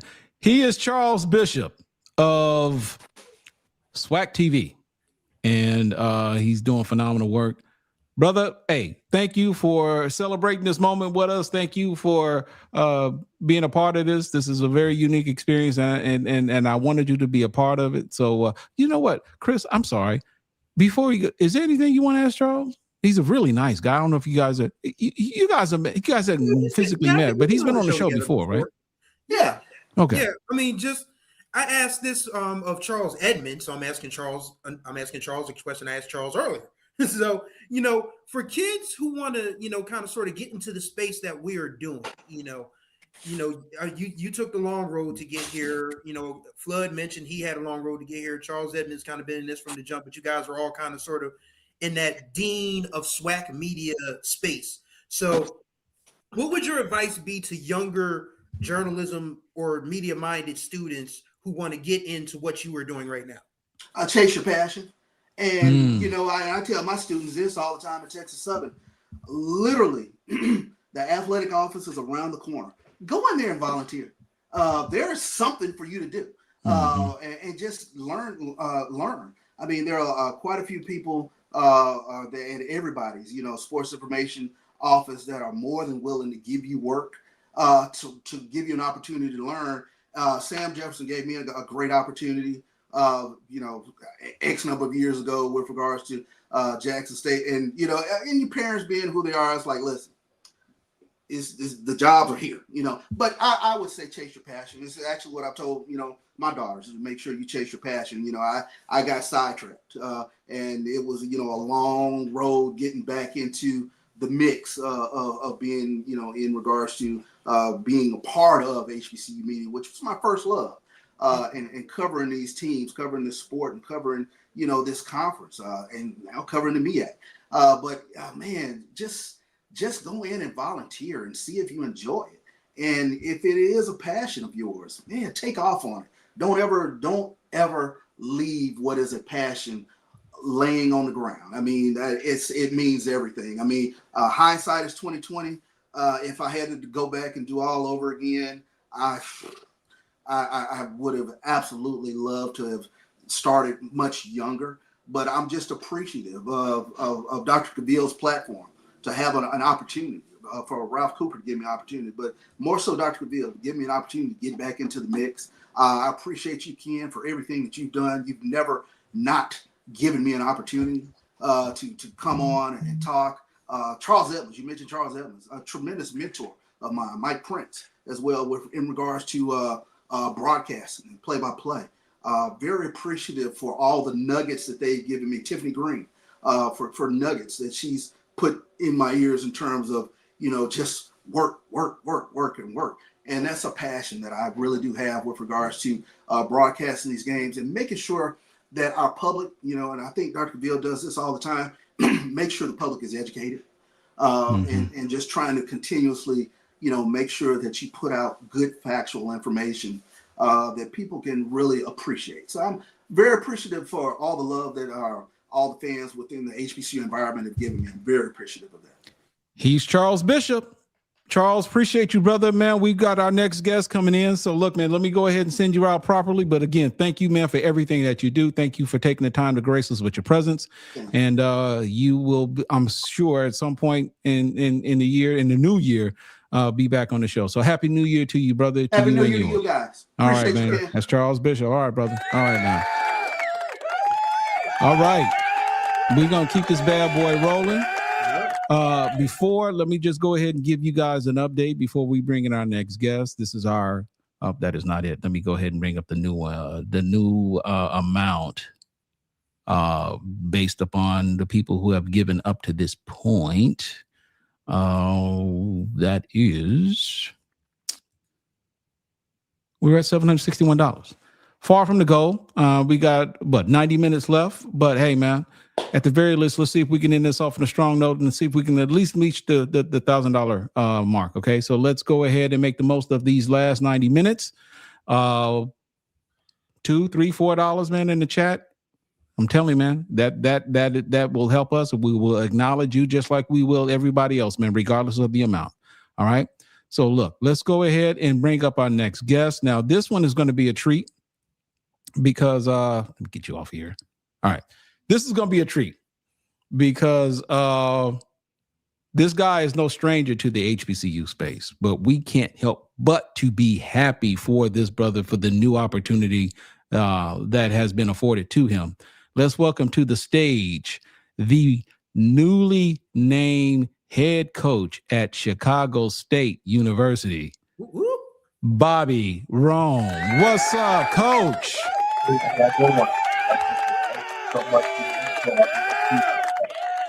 I'm sorry.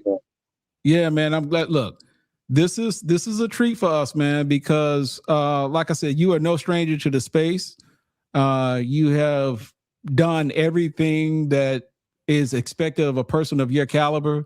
And for you to have this opportunity at Chicago State, even though it's not an HBCU, man, there's no way in the world that we're not going to acknowledge you for the work that you've put in, man. So again, congratulations to you. Thank you. Tell us about the opportunity, man. First of all, how did this come about? Man, it's as you guys know, I was the head coach at Florida Memorial University. We parted ways. I was looking for an opportunity, and this opportunity kind of found me. Search firm reached out to me, kind of gauge my interest in the possibility of starting a football program at Chicago State University. And I was, to be honest, I was kind of blown away a little bit at first. I couldn't believe it. I was like, wow, this is unbelievable, So kind of quickly did my research, got back with the search firm, told them I would love the whatever I got to do to put myself in the get my name in the hat. I love to do that. Next thing you know, they opened the search out to a national search. I applied just like everybody else.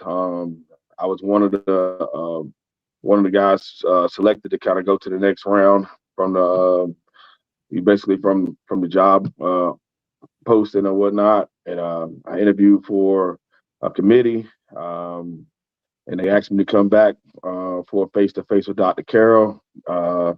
And they asked me to come back again for another face-to-face with Dr. Carroll. So, it was a very strenuous process. I was literally on my knees praying every single night. I'm still praying every single day.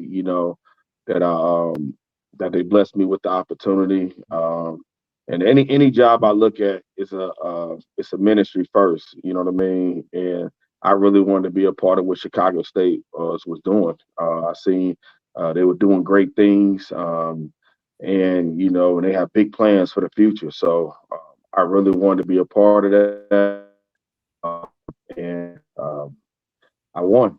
Out of 230 applicants, I was blessed. God, chose me, and I told I'm not going to make them regret it. I'm going to do everything I can to jumpstart this program and put this program in the best situation possible. And I'm so thankful for Dr. Carroll.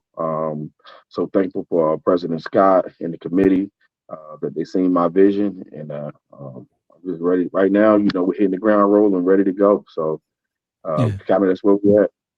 Chris, you were pretty key in landing Bobby for the spot. Feel free. I know you probably got some questions too. Yeah. So when you look at this opportunity, obviously Midwest is football crazy, and you come from a football crazy place, of course, 757. So what are you looking forward to the most about recruiting kids that are going to fit the Bobby Rome and Chicago State mold as you guys get this program off the ground? Well, anytime you talk about Midwest football, you're talking about a physical brand of football. Me being a former fullback myself, former H-back, I love physical football, and I love pound the rock. They have a lot of big linemen out here in the Midwest, a lot of big tight ends, and it just so happened those guys are kind of my favorite positions on the offense, in football overall. So, and the type of athletes that you're going to get in some of these bigger cities out here. You're talking about some of the athletes in Detroit, some of the athletes in Chicago, in particular. I mean, some of these guys are not, they're not getting the recognition they deserve, man. It's just because there's just so many different public schools. I think it said there's 246 public high schools in the city of Chicago. So it's impossible for anybody to kind of get their eyes on all the talent there. So I'm just excited to kind of, overturn some of those rocks out there and see what's under them and see, what kind of program we can build out in the Midwest, especially in the city of Chicago, being the only Division I football program in the city. So, we're going to carry that flagship, and we're very proud of that. So, like I said, getting recruited in the Midwest, that is exciting. It's just exciting as it was recruiting in South Florida. So, what is what's the status of the program? Are you guys gonna hit the field this year? Are you working on a schedule? What is? At this moment, we're completing our schedule. We're working with Gridiron schedule. Our AD is doing a fantastic job putting together an unbelievable schedule for year one. We're looking to kick off August 29th, 2026. We're not going to reveal who that opponent is yet. We have an opponent, but we're not going to reveal who that is yet. We're going to do all that on the schedule release, but we're excited. You know, we just hired our coordinators and our assistant head coach. So we're taking this to it. We're going. They're going to help me, you know, kind of recruit a little bit, and we'll bring in the next phase of coaches here in the next few weeks. So we're kind of bringing the coaches in phases, and we're also hitting the ground recruiting as well. So Coach, we're off and rolling. So let me ask you, how far are you into? Yeah, I know you take baby steps, but how far are you into like the planning stages, like with respect to like say booster support and things of that nature? Are those things in play? Oh, 100%. Since I arrived here in April, all I've been doing is fundraising and community engagement. That's been the number one plan since I've been here. We just got the final approval from the Board of Trustees here December 18th. So up until December 18th, I'm still fundraising. Still community engagement. That doesn't stop. But that was the number one goal. That was the number one priority at the time. And we had some goals set, and we hit those goals. And we're ready to kick off. So it was fun getting out in the community and you know, getting to know the Chicago State fan base, and also kind of expanding our fan base as we go. There's a lot of people that's excited about football, Division I football coming to Chicago. So we was able to gain a lot of new fans as well along the way. So it's just a great time for Chicago State. Go ahead, Chris. Go ahead. We got a question in the chat from Yep, I was just about to ask that same question. Go ahead. Yeah, Dr. Israel Carey, he had a question for you. He said, what venue will the Cougars be playing in? Well, we do have a venue selected. We're going to make that announcement as well here soon. So here's the thing, guys, with everything with everything being a first time and everything being a first time, those things are set up for announcements. We want to make sure we take full advantage of our opportunity bringing college football to the city of Chicago, and we want to make sure that we do things on a grand stage and do things the right way. So, you know, we have an announcement for that as well, and we're excited about the venue that we selected. We know that the Cougars are going to pack the house, and we also know that our student athletes are going to enjoy it, and it's going to be one of the best venues in FCS football. So this opportunity, it's not every day that you get to start a football program from the ground up. Just what do you think has been the most revealing part of, you know, starting a Division I football program from scratch so far? Well, I think the most revealing part is actually people not understanding what actually starting from scratch means. You know, I think that's been the more revealing thing to me than anything. You know, people don't understand when I say I'm building a football program from scratch. It's like, you know, they're kind of confused. Like, what does that mean? It's like, yeah, we're starting from ground zero. We're building this thing. We got one football on the program. You understand what I'm saying? Like we're building this thing from the scratch. So I think that was kind of one of the most revealing things. Just people not understanding, because it doesn't happen very often, what that looks like and kind of what that entails. You know, and you know, everybody wants you to start recruiting. Everybody wants you to recruit their kid, but the truth is, hey, we got to build the infrastructure for your young man to be able to come to first. So we're getting all that stuff in place, and thank God, Chicago State has been a Division I football program. Division I institution since 1984, and they just so happen that they're going to start kicking off football here in 2026. So they've always had it Division I facilities. Now it's just getting the Division I facilities for football. So we have the space. We got 161 acres on campus. So which is very unique for inner city school, you know, to have 161 acres on campus, and we're going to use that to the best of our ability to build something special for the South Side of Chicago and Chicago overall.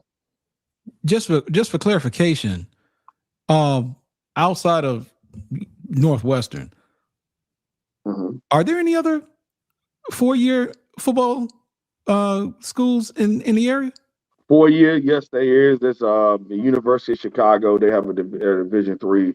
Division III. Okay. Yeah, Division III program, and we have a few NAIAs, and we have a Division II program tucked in there as well. Roosevelt College as well. The Division II that's in the inner city of Chicago. So we'll be the first Division I. What I think is very unique. Every year we're looking at the NCAA basketball tournament, and we always kind of see one of these teams from the Chicago area kind of catch our eyes during the basketball tournament. We always say, man, how come they don't have a football program? Like I believe Iola in 2018 had a magical run either to the Elite Eight or the Final Four. And one of the things I was wondering back then, like, man, how come some of these Chicago schools don't have a Division I football program? They definitely have the resources, but hey, what I mean? We're glad to be the first. We're glad to kind of carry that flagship to be the first, and we're going to set a strong foundation going forward. And just you've obviously coached all over the HBCU space, Florida Memorial, Virginia Lynchburg, Central State. Just what have, and of course, other schools as well, just what have your travels so far as a coach, taught you about this moment and prepared you for this opportunity to build your own football program the way you want to do it with the backing of, the administration? Right. I think every stop that I've been on has been it's been straight ministry. I've learned so much from every single stop, and I don't regret any stop that I've been to. I learned so much from those student athletes, and those student athletes prepared me for my next stop.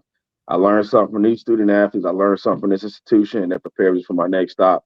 So collectively, I believe that those experiences collectively prepared me for an opportunity for this situation right here on the south side of Chicago. I've dealt with inner city kids pretty much my entire career at some of the stops that I've been at. I've been at, not necessarily, definitely been in some startups, but I've also been at some programs that's been in the infancies of their program. Like you take, for example, FMU that were only 1 year old when I inherited their football program. And, just saying the program is 1 year old, but realistically, when you're talking about facilities wise, talking about a situation that, no locker room, no practice field on campus, so they were literally starting from scratch as well. So having an understanding of what that looks like, and also the willingness to work with the administration and ultimately doing what's best for Chicago State overall, I think, and what's best for our student athletes as well, and kind of being the guy in the middle of that. I think that's something that all my stops have prepared me for. So I'm excited, for the blessing that God trying to put on my lap here with Chicago State. So I'm hoping that all my collective knowledge and everything I've learned along the way can be a resource here. Let me ask you something, Coach. With respect to talent, and I get it. Talent, you can find talent anywhere. And I know that certain states are probably known more than others for talent. And obviously, you having coached in the state of Florida. But let me ask, what exactly have you seen in the state of Illinois, and in particular with the talent within the Chicago area? Dumb question, but is there talent? Oh, 100%. One thing I've learned very quickly about the young men here in the city, if you believe in them just a smidget, they'll run through a brick wall for you. And that's something I don't believe that the young men have that type of instincts anywhere else in the country. I think that's breeded here in Chicago because of some of the situations these young men have been in, and some of the situations our young men come out of here.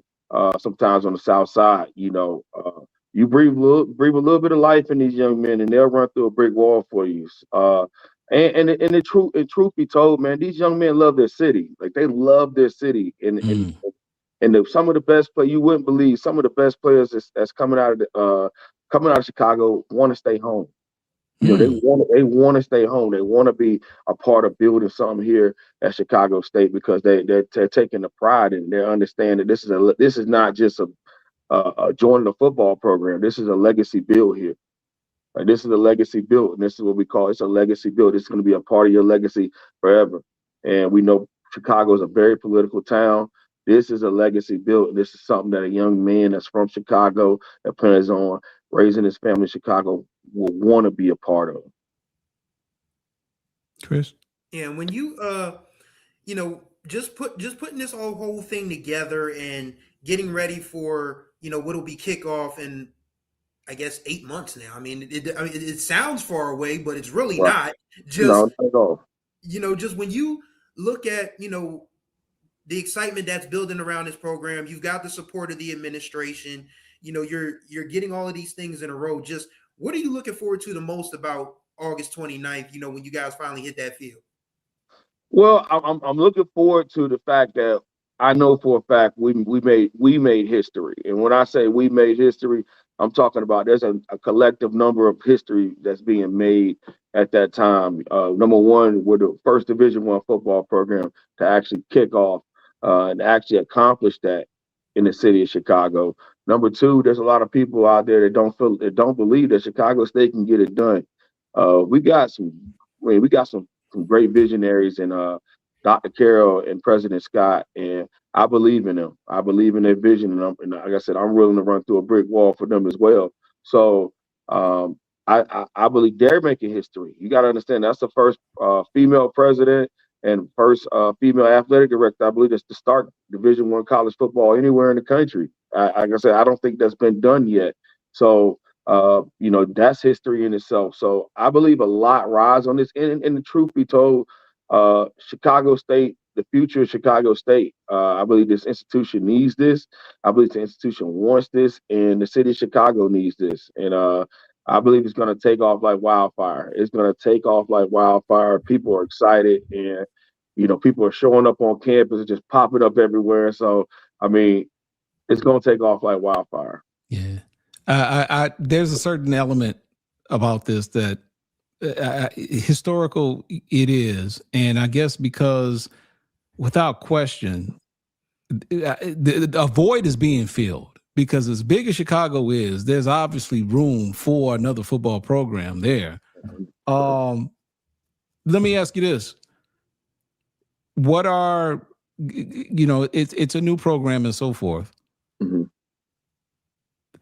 And I want to be fair in asking this question. What type of expectations should they expect from you in this program going forward into season one? Well, every game we're going out to compete to win. I'm building a football program, and I'm building a roster of young men that expect to win. We're not here to be anybody's punching bag.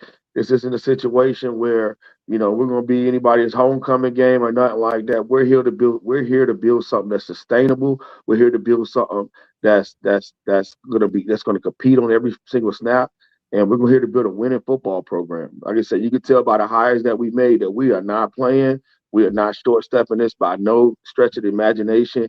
And I'm not here to hold anybody's hand. I'm not here I'm not just here to, just to get football on the field. I understand it's an outstanding opportunity for myself as well, and I want to take full advantage of it. So we're gonna win football games. We're gonna win football games, and we're gonna be competitive right out the gate. Chris? I think that covers everything I wanted to ask. But if you could just if you want to, if there's any athlete out there, that, or any parent out there, because they invest in their kids' lives heavily.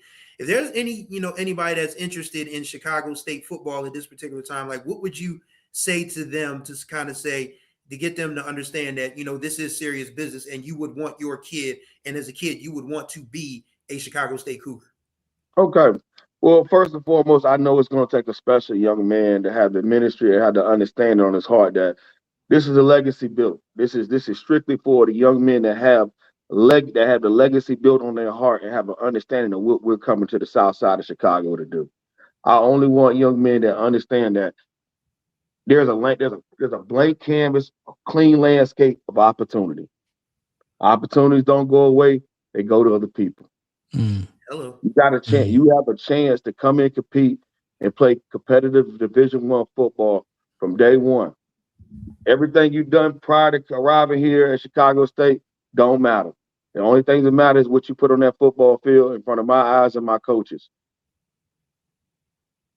Let's get it done. That's it. And then and the people that understand, and the people that hear this and understand, they know I'm talking to them. They know exactly who I'm talking to. They know exactly who I'm talking to. So, like I said, ain't no bells and whistles. I'm not going to stand on the table. I want the young men that understand what it means to build and understand what it means to build a legacy, and that starts right here at Chicago State. So, Coach, let me ask you this final question before we let you go, man. And I appreciate your time that you spent with us, but I gotta ask, man, who you got in this college football playoff? Tonight man. I you know what? Tonight I'm gonna have to take the Canes tonight, man. Whoa. Yeah, man. I'm an ACC guy. Look, I'm an ACC guy, and it's scoreless right now, but yeah, okay. Listen, I think it's about time. The ACC kind of steps up and proves some things. And just another little caveat I want to throw in there. I know this kind of outside of the college football network. A lot of people don't know this, but my college teammate is Ben Johnson, the head coach of the Chicago Bears. Yeah. So me and Ben Johnson were both in the same quarterback room at UNC Chapel Hill. Oh wow! So, what? Yeah. So it's kind of fun, being in the same city and seeing him on the news every other day as well. So, so I'm with ACC guys, man, and I would say, man, I'm rocking with the ACC all the way, man. So okay, so you got Miami tonight, and you got them throughout the rest of the playoff. Yeah, I'm taking the Canes. All right, man. Like I said, I'm going with the Canes. I'm an ACC guy, man. I hear you. Coach Ron, we appreciate you, brother, man. Thank you so much for taking a few minutes to chop it up with us. And look, brother, congratulations. Yes. Best of luck to you going forward, brother. And I'm telling you, I am rooting for you. I am rooting for the Chicago State Cougars, as long as y'all don't play my beloved Grambling Tigers and possibly anybody else in the SWAC. You know how it is. You know how it is, man. Look, I really appreciate you guys lending your platform to us here at Chicago State. I know we're not a HBCU, but yeah, man, reaching over to us and giving us the platform means a lot. And also, just our relationship, Chris. I really appreciate you, man, and everything you've done for me and everything you guys do for HBCU sports in general. Thank you, guys. All right, Thanks, guys. Coach. We appreciate you, brother. All right, Thank you, Coach Ron. Yeah. Coach, Happy New Year. All right. Happy New Year, guys. Yeah, man, we are winding this down, Chris. We are winding this down. Yeah, we are down to our final hour. We're down to our final hour, man. Well, we really, I mean, we've pulled this off. I mean, I think we have one more guest left, but yeah. Other than that, I mean, we've just been, chopping. We've been making chicken. Yeah, we've been making chicken. We are making chicken. So for our final hour, we've already run the gamut of shenanigans. Ken has read my book 3 times already. And I think was it 3? It wasn't 3, right? It was only twice. You read the first part earlier, and then you read the same oh, that's right. The same salacious part twice. So but we just want to thank y'all. I mean, we may not hit our goal right now, but the fact that people have just thought enough of us to donate something, I think that's encouragement for us to just keep this train moving in the right direction. I mean, we still have a long ways to go in order to, still be solvent, but I think we provide enough to where people see the value in what we do, and we just need to keep pressing forward. So we are grateful for those who have donated, but if you want it, you got an hour left. I know that's right. You got an hour left. You can hit us on the Cash App, which is $HBCU Sports. If you want to go to the Zelle app, that's donate at HBCUSports.com.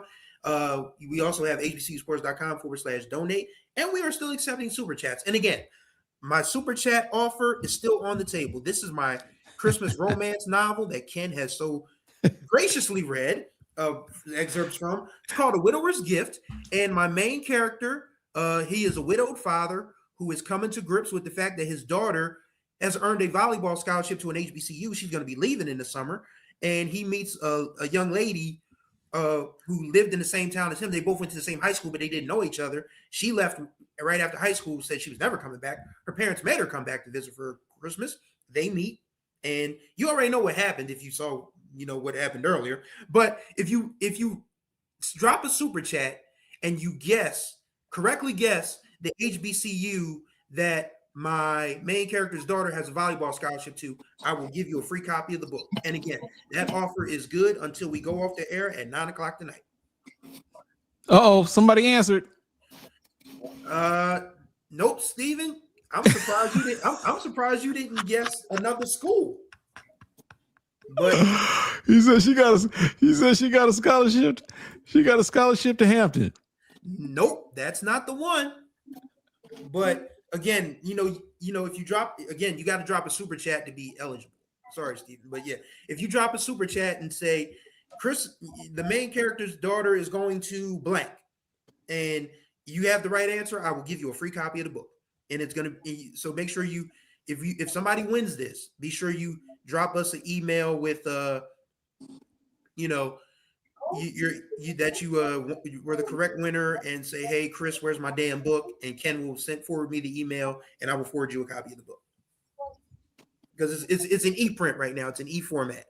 So all right, so that means you can get it in PDF, Word doc, or EPUB. And EPUB is something that you can upload to your Kindle or your iPad or whatever. But we'll talk about that another day, because we got our last but not least guest. Right. But I have to ask, Jared, where are you? I'm on my break. You at work? Yeah. See, he had to check in with us one last time. So go ahead. None. All right. See, that's the reason why y'all need to give, man, because we look, I need Jared to spend more time working for us instead of wherever he's working. But I appreciate you, brother. I really do. Don't get fired though, okay? Oh no, I'm not. All right. All right. So we got another hour to go. And look, I know y'all gonna probably say something. I promise you, it just kind of worked out this way. All right. This has absolutely nothing to do with my ties to the greatest institution in the history of the universe. It has absolutely nothing to do with it. Okay. It just happened to work out this way. But let's welcome to the stage a man who really doesn't need an introduction in our circles, but probably to you. He is the current athletic director at Grambling State University. And dare I call him a friend, but I am just honored to have him come on. Okay, well, he just left. He'll be back. Yeah, what happened? He okay. I was about to say that wasn't me. I know that wasn't me. Let us add to the stage the athletic director of Grambling State University, Dr. Travion Scott. Good evening, everybody. Dr. Scott, how you doing, brother? Hey, man, I'm doing great. Can you guys see me and hear me? Yep. Well, I see you, I hear you, and I see some smoke. I've been on the road, man, driving up after vacation, obviously trying to get back for tomorrow's SWAC opener. So, right. We didn't set it up this way, but I guess it was meant to happen. But had a great time spending Christmas with the family. Kind of had a little bit of separation anxiety watching Coach Creary on SWAC TV yesterday, and got that itch and had to get back up here. So, yeah, I'm here. We're rolling and ready to kick the year off right. So if you would, man, just give us, I had an opportunity to talk to you not too long ago when we were talking about contract for Coach Joseph, but just let's take a look at kind of like a moment to reflect on Grambling athletics as we go into a new year. What are your reflections of Grambling athletics for the year 2025? You know what? I think we made some strides and we had some setbacks. All in all, I think we've done a lot of good things.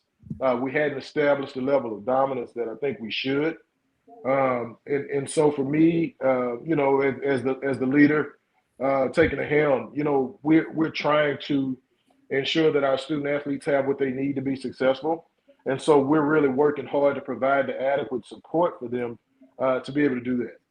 And so that's if there's a lesson in the year, I think that's it.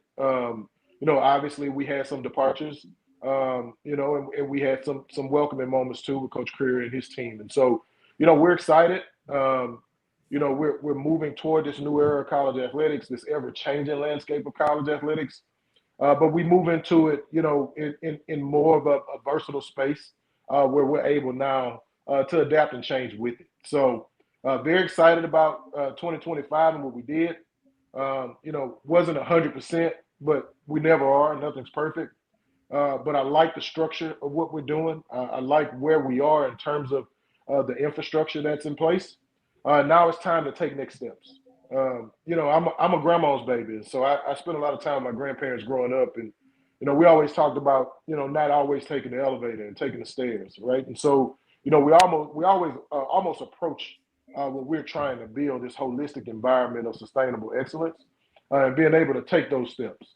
And sometimes you're not moving as fast as you like. Sometimes for whatever reason. Sometimes it's injury or ailment. Sometimes it's bad luck. Sometimes it could pretty much be anything. Obviously, within the industry, with 18 to 22, 23, and now 25 to 30-year-olds with 7 years of eligibility. Right?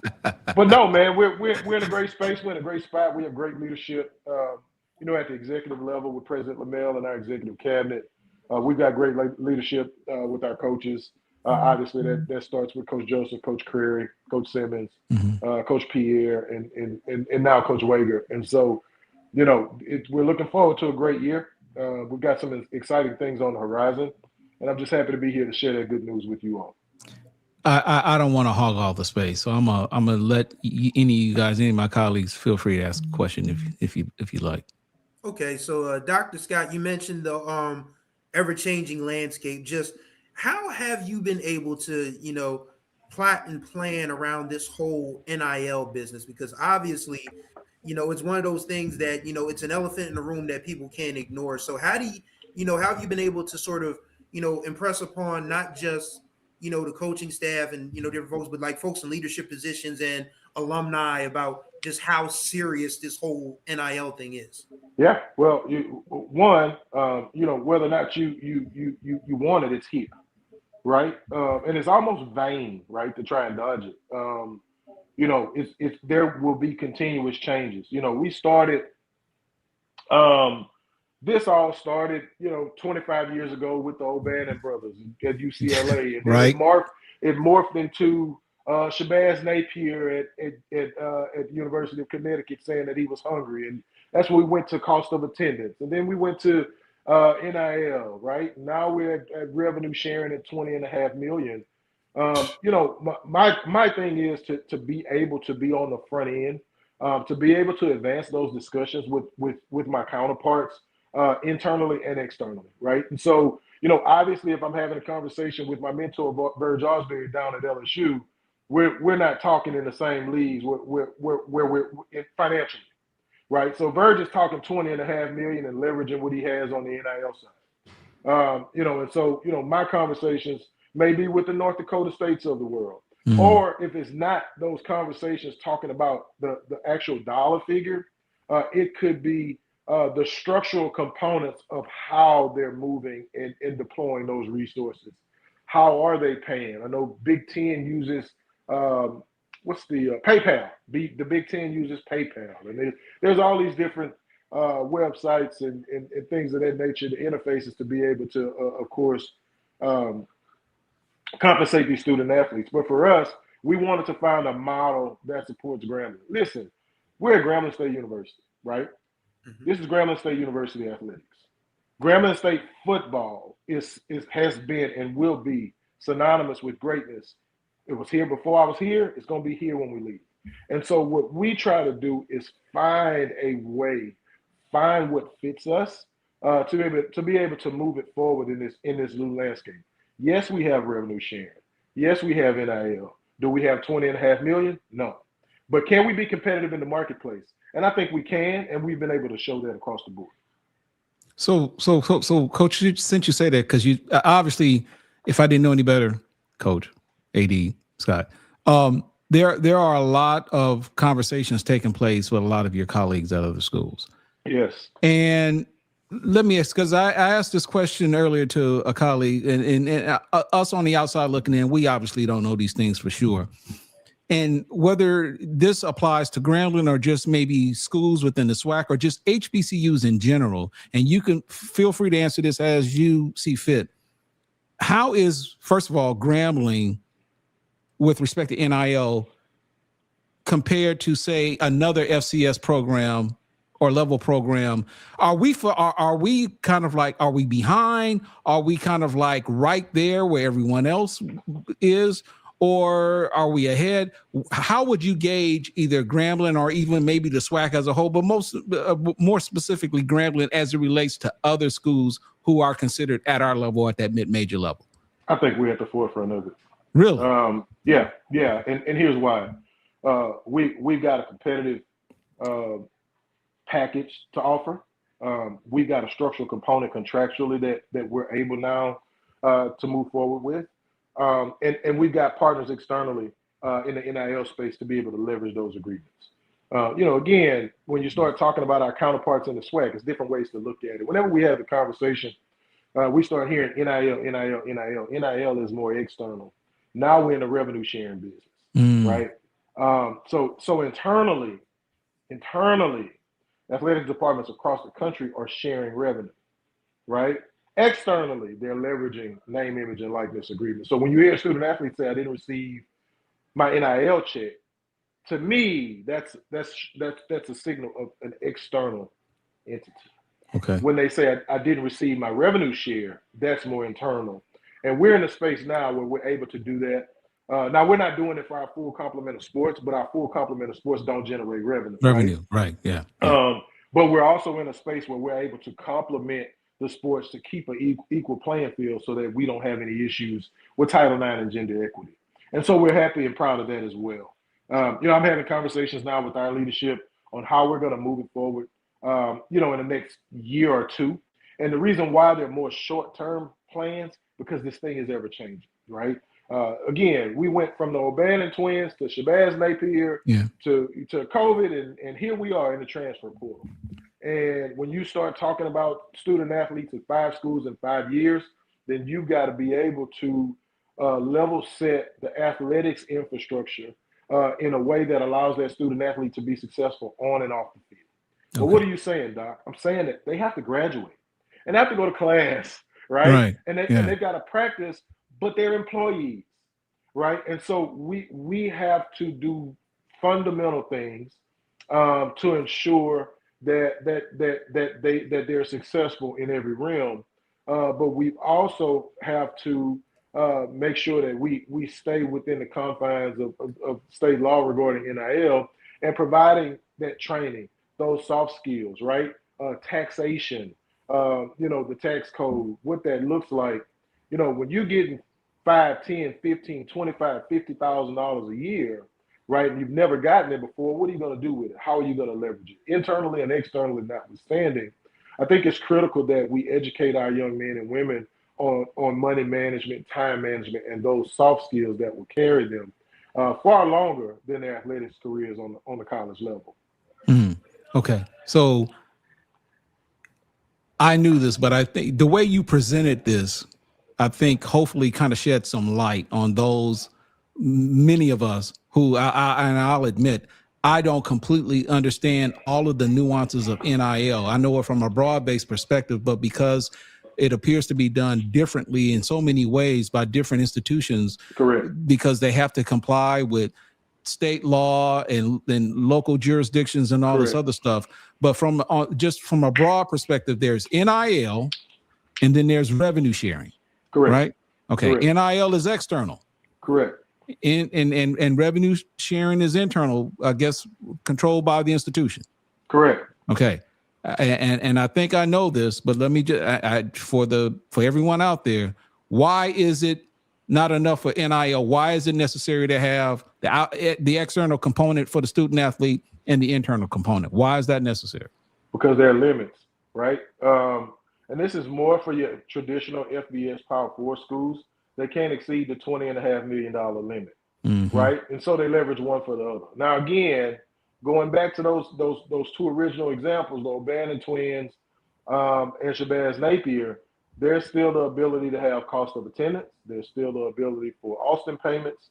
There are all types of resources available for student athletes just for coming on campus, guys, right? And so when we get to the cusp of the revenue sharing space and what that looks like, then schools are leveraging NIL and revenue sharing to ensure that they're able to fill out their rosters to the best of their ability.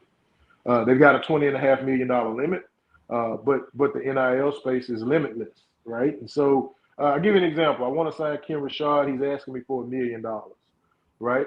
I've got a law firm that's going to give me $750,000. So instead of taking that $1 million and affixing it to that $20.5 million limit, I'll take $750,000 and give it to you on the external side, and I'll take $250,000 and apply it to your rev share. It doesn't matter. Money is money. I asked for $1 million, right? Gotcha. And so and so that's what I mean in leveraging one for the other and what that looks like.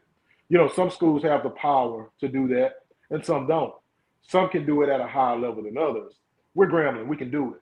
Maybe not to a level of LSU, but we certainly can leverage our corporate partners. We can leverage the local business community, and we can leverage our exclusive partners, especially to be able to help us in this effort of being able to attract the best student athletes as possible.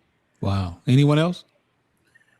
No, that pretty much covers what I had to ask. I mean, I do, from the perspective of an athletic director who's, seeing all of these changes, does this make your job? I mean, your job is never easy, quite frankly. Yeah. But, is there any added, pressure to get all? You said nothing's perfect, but how much pressure do you think is added to your job to get things close to as perfect as possible? Even though there's no real answer for everything that's going on with respect to NIL and the portal and revenue sharing and all of those things.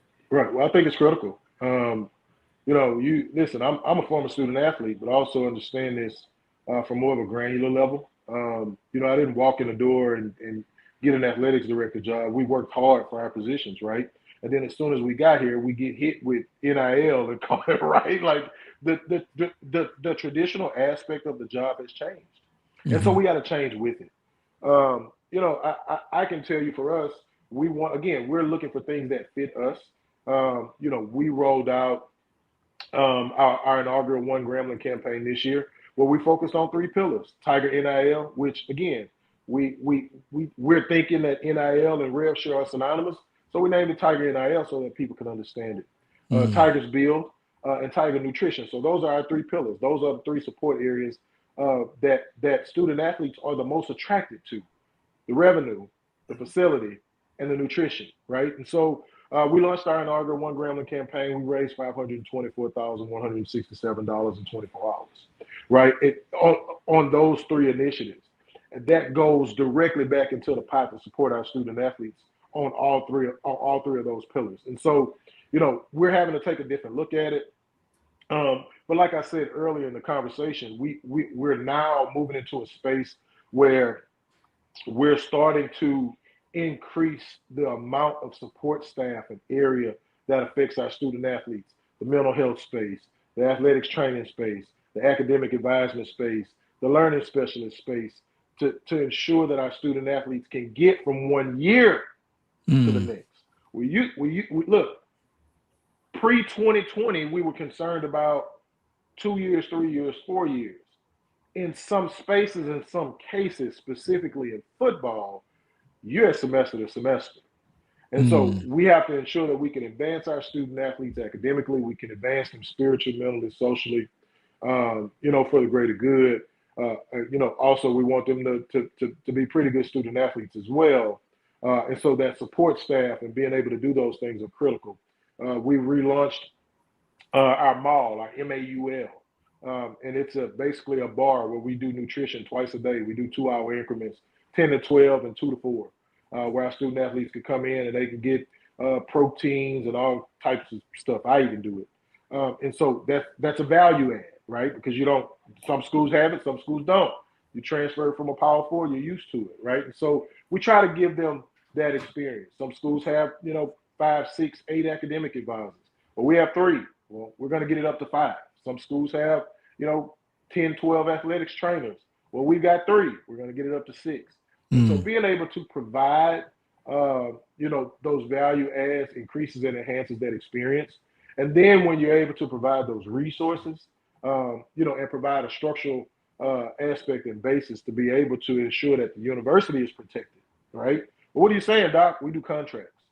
We don't just pass out funds. We have a process and a system, all right? And it goes, from the sport to my office to legal to the president's office, and that process is vetted all the way through. And so we're really proud on the strides that we've made in that aspect. We'll continue, again, to increase and enhance, to advance.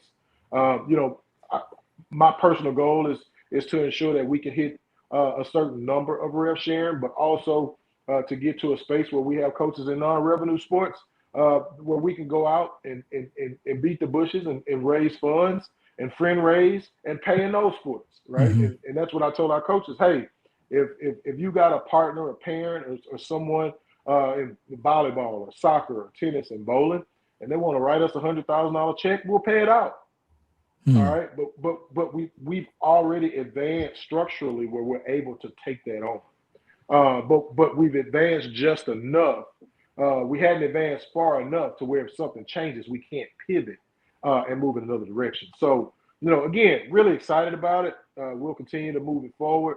Again, we've got some holes to fill.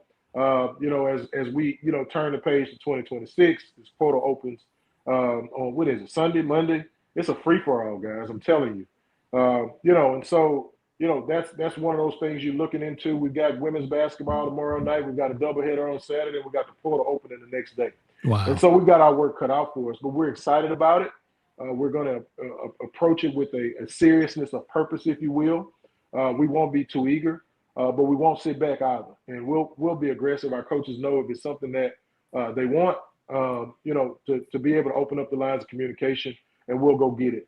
And if we can't, we'll find a way. So that's about it for us, guys. Just continuing to push and continue to take those steps in advancing Grambling State athletics forward. Go ahead, Jared.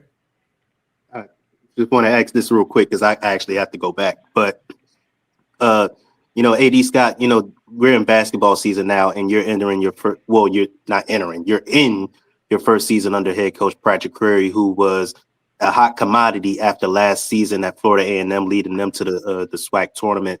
Let's talk about what your expectations of for what Ken calls a basketball school in Grambling this year, and just the improvements that you see under Patrick Coach Curry, and what you kind of saw from him that made you believe in him as the next head coach for Grambling State.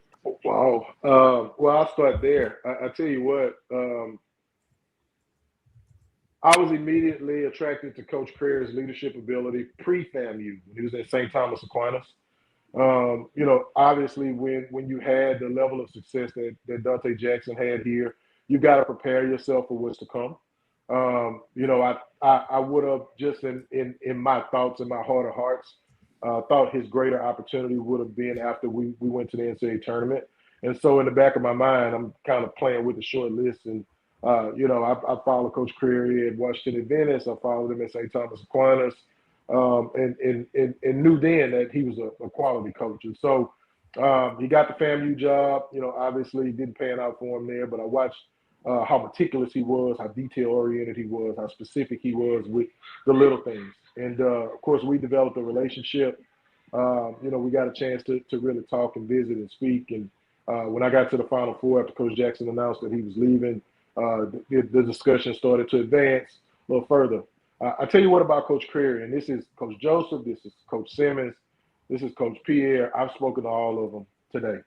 And we talk so much. My phone is usually less than 70% when I leave the house in the morning. We got a good group. But more specific to Coach Curry, I mean, his preparation, his understanding of the game, he's just like me. He's data driven. You should see the amount of charts and graphs and data he has. He basically teaches practice while they're in practice. I've seen him, stop drills and stop running sets and go to the board and be able to dissect things. He's very in tune with tendencies. It's almost like watching football, like how Mhm. strategic his approach is. You know, what's the tendency of this player when he goes left? Is it a one dribble pull up? Is he a back to the basket guy? Does he face up? Can he shoot it? Can he shoot the mid range? Where is he from a free throw perspective? I watched Coach Creer, and we were laughing about this. I watched him versus Norfolk in Atlanta, and I have this thing with my coaches where when we get ready to play someone, I said, "Can we beat these people?" And hey, listen, y'all, don't take this the wrong way, but I kind of pissed him off, and I kind of did it on purpose. And he was so fired up, guys. Oh, The guy loves his job. He loves this institution. The Graham family loves him bad. He's looking pretty good. Obviously, I don't want to speak too soon. Going into to a Saturday doubleheader where a guy from Baton Rouge actually put 34 on LSU, right? And so, Yep. There's so much parity in the league. I watch these teams. Obviously, as a former student athlete in the league, I know what Byron does at Prairie View. I know what they're coming with. I know what Coach Jones does at Texas Southern. Small fact, he recruited me at the University of Memphis when he was there. And so I've known the Jones family for a long time. I know what Dante's going to do now at Alabama A&M. You've got a defending champion right down the street in Montgomery.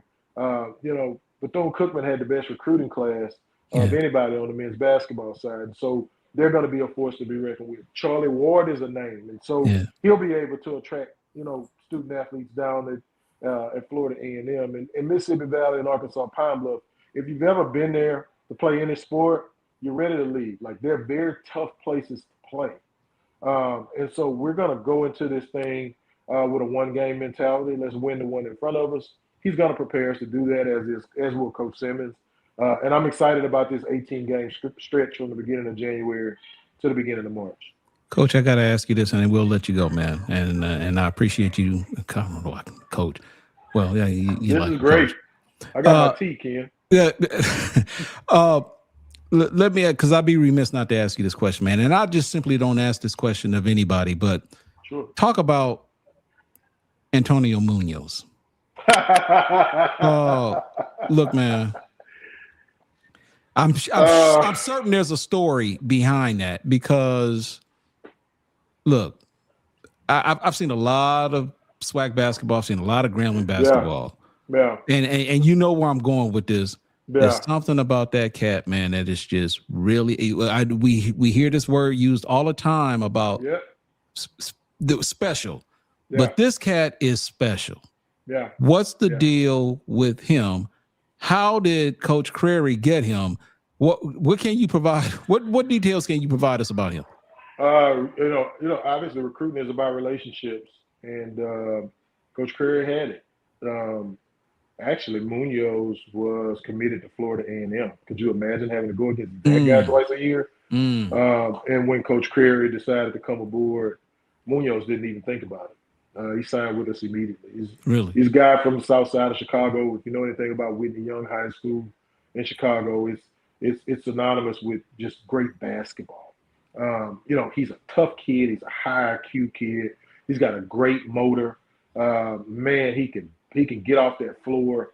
He's got a great mid-range game. He can be a point forward for you to bring the ball up. He's a fearless athletic defender. And he's just a great kid. He's a 3.0 student in his first semester in college. Yeah, Antonio Munoz. Yep. Matter of fact, our men's basketball GPA was a 3.2 GPA this fall. And so we're really excited. Again, Coach Crary is about developing these young men, but he's also about holding them accountable and getting the most out of them. But yeah, Munoz, man, he's pretty special. I'm hopeful, cautiously optimistic that we can keep him. But I don't know. We're trying. And here's the thing, guys. And I'll just be very honest with you. I played a lot of basketball in my lifetime. Right, I wasn't the best player, but I wasn't the worst either. And I watched this kid. I watched him play every game this season. But if you want to talk about notable opponents, he was the best player on the floor versus Southern Miss twice. He was the best player. He was the second best player on the floor at Iowa State. They're a top 10 team. He's the best player on the floor at Wisconsin. And he's just been the best player everywhere since, right? So it doesn't matter if it's Power 4, if it's Group of 5, if it's FCS, if it's MEAC, the kid can play basketball. All right, and we're fortunate to have him, for however long, but we hope it's for a long time. He obviously got some, wants to continue to develop and get better and obviously get stronger. If I told you guys that when we got him, he had just come off wrist surgery, so he really hadn't been able to lift at a high level. So his Did you body say isn't wrist even surgery? developing. Yeah, he had Oh, wrist surgery. Okay. a Okay. wrist issue. Okay. That he had surgery on late in his high school career. So when he got here in June and July, he hadn't lifted anything, and Coach Curry wanted to slow walk him, and so he hadn't really lifted until October, November, guys. So his body hadn't started to develop. He'll continue to develop some range with his jump shot, and once he does that and continue to be consistent at the free throw line, I think the kid's a pro. And I don't say that lightly, but No, look, I know you think don't. he has all of the skills and ability. Like my old high school coach, Joe Hawkins, used to say, regardless of sport, mind you, to play on Sundays. Yeah, man. That dude is special. Yeah. AD Scott, brother, look, man, we are winding it down, and we've got 30 minutes left, man. I don't know if we're necessarily running on fumes, but I do want to take the opportunity to thank you, brother, for taking a few minutes to chop it up with us before we end this Pod-a-Thon. And like I said, brother, I know you had a lot of things you could have done, but I really do appreciate you taking a moment to come and talk to us. Hey, listen, I appreciate that, but I wanna extend that right back to you guys. You do a phenomenal job being fair and balanced. Obviously, coaches and student athletes and ADs. Some of us get, none of the credit when it goes well and all of the blame, Yep. when it goes bad, and that's okay. But I can tell you that I enjoy you all. I appreciate you for the work you do and spreading the good news for our institutions. Continue to do it. And I don't know who's here, within the sound of my voice, but this is a telethon, and we're asking everybody to come out and find a link and give and donate. We need to keep platforms like this, moving at a high level because they're spreading positivity among the HBCU landscape. So kudos to you all for a great job, and I'm more than excited and happy to be here. I'll be making my donation as well, Ken. I'm good for it, and I appreciate you guys. I appreciate you, Dr. Scott, man. Thank you so much, man, for coming on board. And hey, man, best wishes to you. Happy New Year. And hey, go Tigers. All right. Go Tigers. All right, we appreciate it. All right. Happy New Year. So, man. And then we got, look, I'm a little excited. We got 30 minutes left. I'm still worried about this rug on my head. I can't wait to cut my Chris, it really don't look that bad, brother. It really don't. I don't see it. I mean, I just like being, skin-headed and bald-headed, and I have not cut my hair in 3 weeks. So I just cannot wait till we get off the air so I can just go ahead and buzz all of this off. Okay, I'm trying to see. Did someone just Okay. Joseph Cavil, I appreciate you, man. $50 via Cash App. We'll take it. We will take you. Thank you so much, brother. I appreciate you. I think that's my frat brother, man. I appreciate it. We've got 30 minutes left. Actually 28 minutes. Well, okay. 28 minutes. Fair enough. I am using the timer on the platform. So it's saying that we've been streaming for 11 hours, 30 minutes, 18, 19, 20 seconds.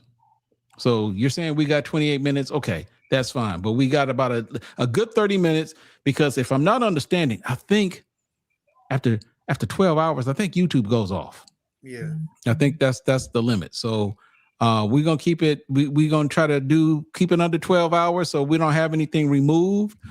But hey, Kendrick, you've been quiet, man, for a while. Any thoughts? Any thoughts? Did you ask Eddie Scott about Mickey Joseph and why he's keeping him? Say it again. What? Did you ask Trevion Scott why is he keeping Mickey Joseph around? Oh wow, really? Is it because they beat us in Las Vegas? Well, is that what it is? But I told you he was gonna confirm it. What? I guess I don't understand the question. No, like there's a lot of folks. When you reported that story, was it 2 weeks ago about there were conversations going on about an extension? right? A lot of folks who root for Brown to say was like, why are we keeping this guy around? Like, he hasn't won anything. Yeah, look, they're entitled to that opinion. I'm entitled to mine. I'll just simply say this: whether you want Mickey to stay or you want Mickey to leave, the result was the result. He led the team to its first winning season since the 2019 season. I mean, look, I'd rather be 75 than 6-6 or 5-7 or 5-7. And I get it. Yeah, he's. I get it. They only won one game in the West Division against a West Division opponent. You could talk about the questionable games against Division II Kentucky State when people are saying that referee should have blown the whistle once that pile up happened. Forward progress. Okay, I get it. There was even a situation with Alabama A&M. I don't know if you guys remember that. There was on that the special teams. Kick return and the guy fumbled the ball, but I forgot what what the call was. It was a fair catch, yeah. So look, and then the Bethune-Cookman fight. That thing. Now, what does the fight have to do with anything? Because he had to apologize for comments after the game. Man, look, calmness is a superpower and cool heads prevail. Oh my God! That man from his reading glasses to read that statement. Whoever is this ghostwriter needs to go talk to Drake. Oh man, that's funny. But look, man, like I said, he's 75, okay? And as a matter of fact, this is December 31st. His contract expires in 30 minutes, less than 30 minutes. But no, man, I think all is well on that front. So look, we were trying to keep it positive here. It's not like I had a problem. You guys know I don't have a problem answering a hard question, but we had already addressed it. So I thought it was. I'm just glad he came on because I asked him last minute. Yeah. Last minute.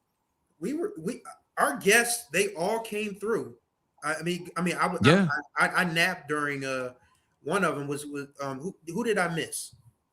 You missed. I believe you missed. Because I got back on when Flood came on. Did you miss Keisha Kelly? Keisha Kelly? Oh wow, I missed Keisha. Yeah. Yeah. Okay, and we had a gap between her and Hobbs. Yeah, that was when I went to go take my nap. I guess I just slept through. Shouts out to Jared Lott. Thank you very much. What? Yes. Jared Lott, thank you so much. All right. We got 30 minutes, man. Let's thank you guys for the entertainment today and throughout the year. Keep it up. Happy New Year. Happy New Year to you too, brother. You know what, man? This is just I probably shouldn't say this. But Jared, let me ask you. And this is just a friendly question. Would you have given $50 if PB hadn't hired Coach Jackson? I mean, don't get me wrong. It's a great gift. I just wondered, but I appreciate it. I thank you for the gift, man. I'm just messing with you. PV, man. I think about that story, Kendrick, and the fact that Coach Jackson and he, I guess to some degree kind of duped you because you didn't expect much out of him. I mean, I really didn't. Like I said, like a couple of hours ago, that when we interviewed him before the season started, I thought he was like selling us wolf tickets. The way he was talking about the team. Call that man a used car salesman. You called him a used car salesman. Yeah, I thought it was a used car salesman. I'm like, this guy ain't gonna turn around Prairie View like that. It's Prairie View, for Christ's sakes. And lo and behold, the dude won the SWAC and almost won the whole thing. Support so far, man. We are $861, man. Can we get 1,000 in the next 30 minutes?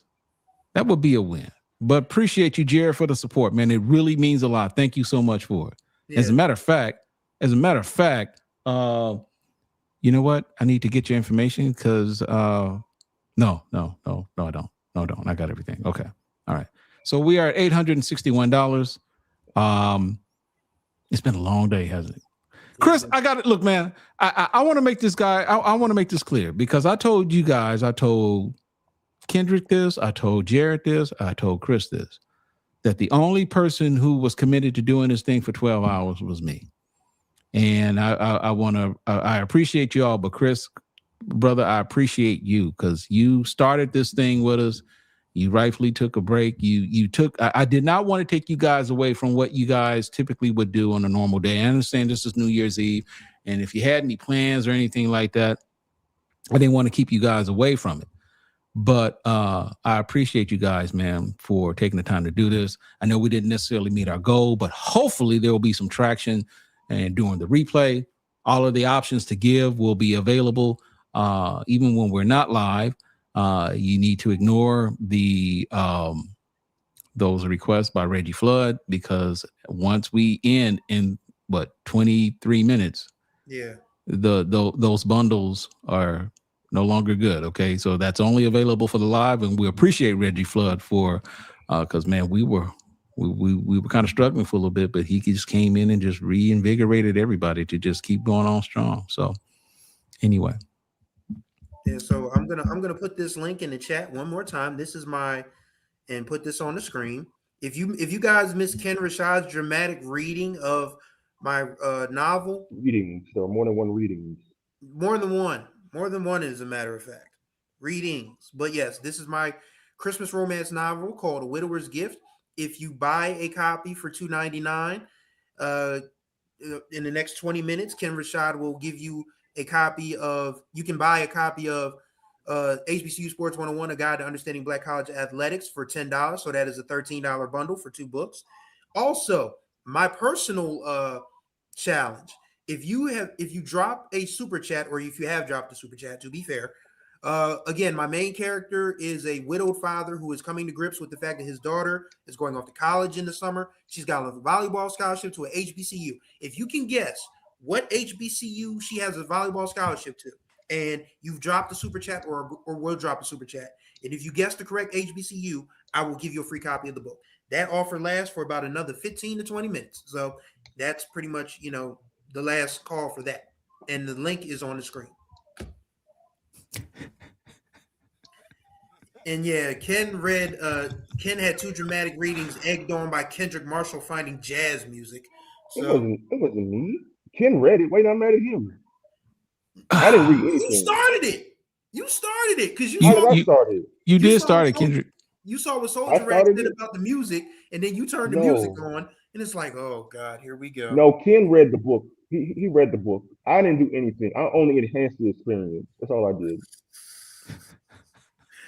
Yeah, folks, if you missed that, I'm sorry. I mean, I was embarrassed, but it was good entertainment. But we've had a really good day today. I mean, and to be fair to our guests, I mean, they all stepped up to the plate. I said folks had big shoes to fill because AD Sykes was so transparent, but then we had good conversation with Flood.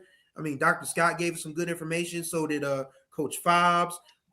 Bobby Rome definitely, got people excited about Chicago State football. We learned, we got, we spoke to our young people through Charles Edmond and Charles Bishop. I mean, it has been a really, really good day. I mean, just thank you all for riding with us for the totality of this, because this is a long day. And I am so glad that I don't have to get up tomorrow morning because I already went to the gym today. I ran again. I'm so close to a 5K. I can see it. Like I finally hit 2.83 today. So I'm literally a quarter of a mile away. So, I mean, I did that early. I usually go to the gym, run on treadmill around 9 or 10 o'clock, but I wanted to be here when Ken started because, it was important to, be on once our first guest got here, even though Ken put me on blast about it. Tori braced herself with her manicured nails on his chest to begin mixing it up. Grinding, bouncing, grinding, bouncing, twerking for good measure, all while her love below school. Let me stop. That sounds like a Paul Walcott, man. Let me stop. I want that. I was trying to do it in a different voice, see if it would. You need a Barry White filter or something for that. I know. Tori Yeah. embraced herself with her manicured nails on his chest and began Alvin mixing and the Chipmunks. Oh God, no. grinding, bouncing, grinding, bouncing, twerking for good measure, all while her love below squeezed Rashawn's manhood for all they were both were worth. This sounds like a George. This sounds like one of those George Clinton skits from the early Funkadelic albums. Wiki, wiki, wiki, wiki. Not Nucleus. Jam on it. See, yeah. Twerking for good measure, all while her love below squeezed Rashawn's manhood for all they were both worth. Can't believe this is happening, Rashawn muttered, between licks and kisses of Tori's nipples. Me neither, but it feels so right, Tori whispered. Rashawn clasped his hands around Tori's waist to hold her in place. He began to thrust into her with force. Tori's silk press began to sway and flop around in ways she hadn't foreseen, happening this entire trip home.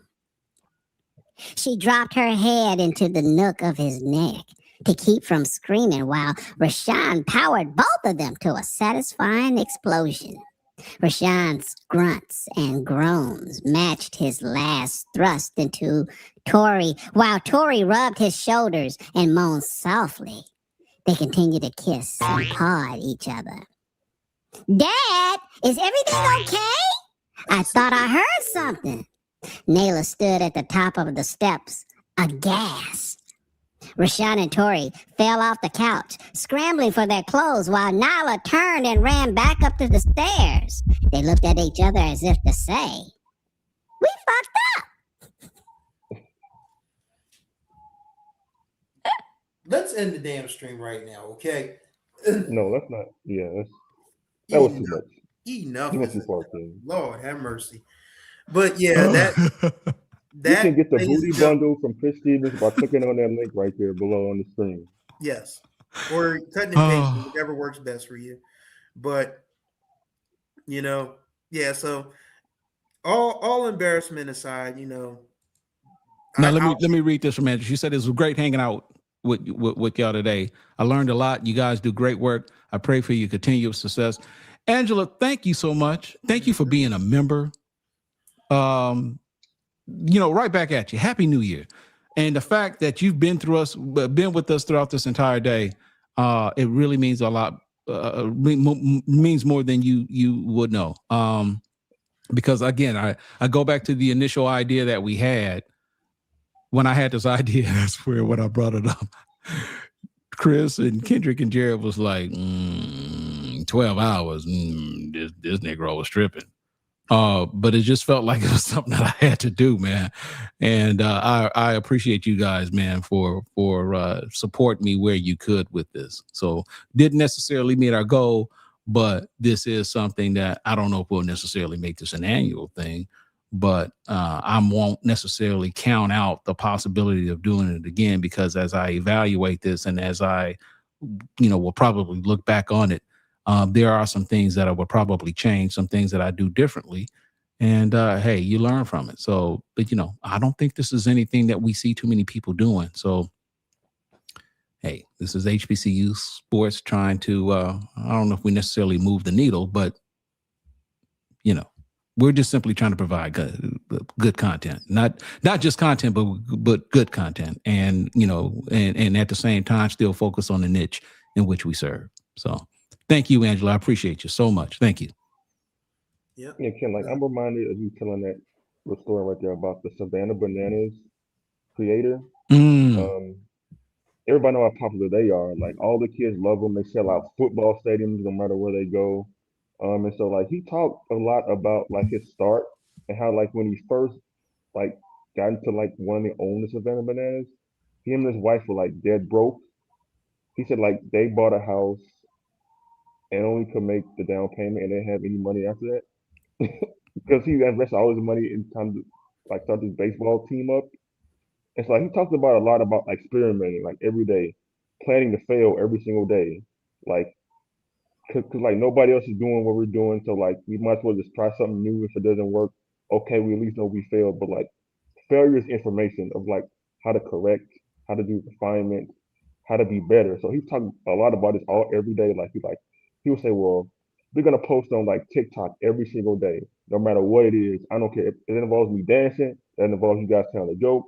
It don't matter if you get 1 view or 1,000. We're gonna post on TikTok every single day. And like for the first week, nobody like watched that stuff, but like they kept doing it. After a while, they got better at it, and now they like got more followers on social media than Major League Baseball. Yeah. That's a great story. It's a great story. I'm trying to figure out. We got what 10 minutes left. I'm counting the minutes now, because I'm telling you this. 10, 9, 8. Not yet. 7. Not yet. I'm paying attention. 14-0 Miami. What? Well, we have a winner. We got somebody who guessed right. What? And it's our $50 our $50 donor, Jared Lott. Yes. My main character's daughter had a volleyball scholarship to Florida A&M. So drop us your email information. Yeah. Email us at matter of fact, you know what? You can email us at what email should I use? krashad@hbcusports.com. All right. Yeah, to remind us that you got the right answer, Ken will forward me the email, and I will send you 3 digital copies. One will be a Word document, one will be a PDF, and one will be an EPUB file, which you can upload to your tablet or your, Kindle or what have you, or your iPad. So yeah, that's it. You know what? Instead, send it at news@hbcusports.com. That goes into the thing, and news@hbcusports.com. Send it, Jared, and we'll make sure we take care of you. Yep. So we finally got somebody with the right answer, just as we got to the final buzzer, just about the 11th hour. What about we throwing a T-shirt too? We should have did that. Say what? Throwing a T-shirt. That's not possible. Logistically speaking. Okay. That's not possible. Yeah. No, but what? Zach, appreciate you, brother. Look at Zach in here coming in at the last minute. Respect for this stream. Happy New Year. Looking forward to all the content. Zach, hey, look, man. You know what? I'm telling you now. We need to bring you on, brother. You support this platform. You engage with us, and I don't think we've had you on as a guest. And you, without question, are someone that we can all learn from. So I'm telling you now, man. 2026, sooner rather than later, we are going to have you come on the show, man, and let's talk it up. I appreciate you so much, brother. Thank you so much. Thank you. Yeah, Zach does a really good job covering like FCS football in general. Like he knows everything about it, from our level to the Dakota State level. Like his website, the Blue Bloods he started out as doing that show, supporting everybody in our space through his work. But yeah, Zach, man, like anytime, man, we'd love to have you. Yep. So. Okay, and now the push is on. Now we got 8 minutes. Alphonse Albert just sent $15 via Cash App. So thank you so much, sir, for the support. Let's end on a strong note. Let's end on a high note. End on a high note. We're trying to make it happen. Let's get to a band. Let's get to a stack. At the very least. Let's see. Where are we at?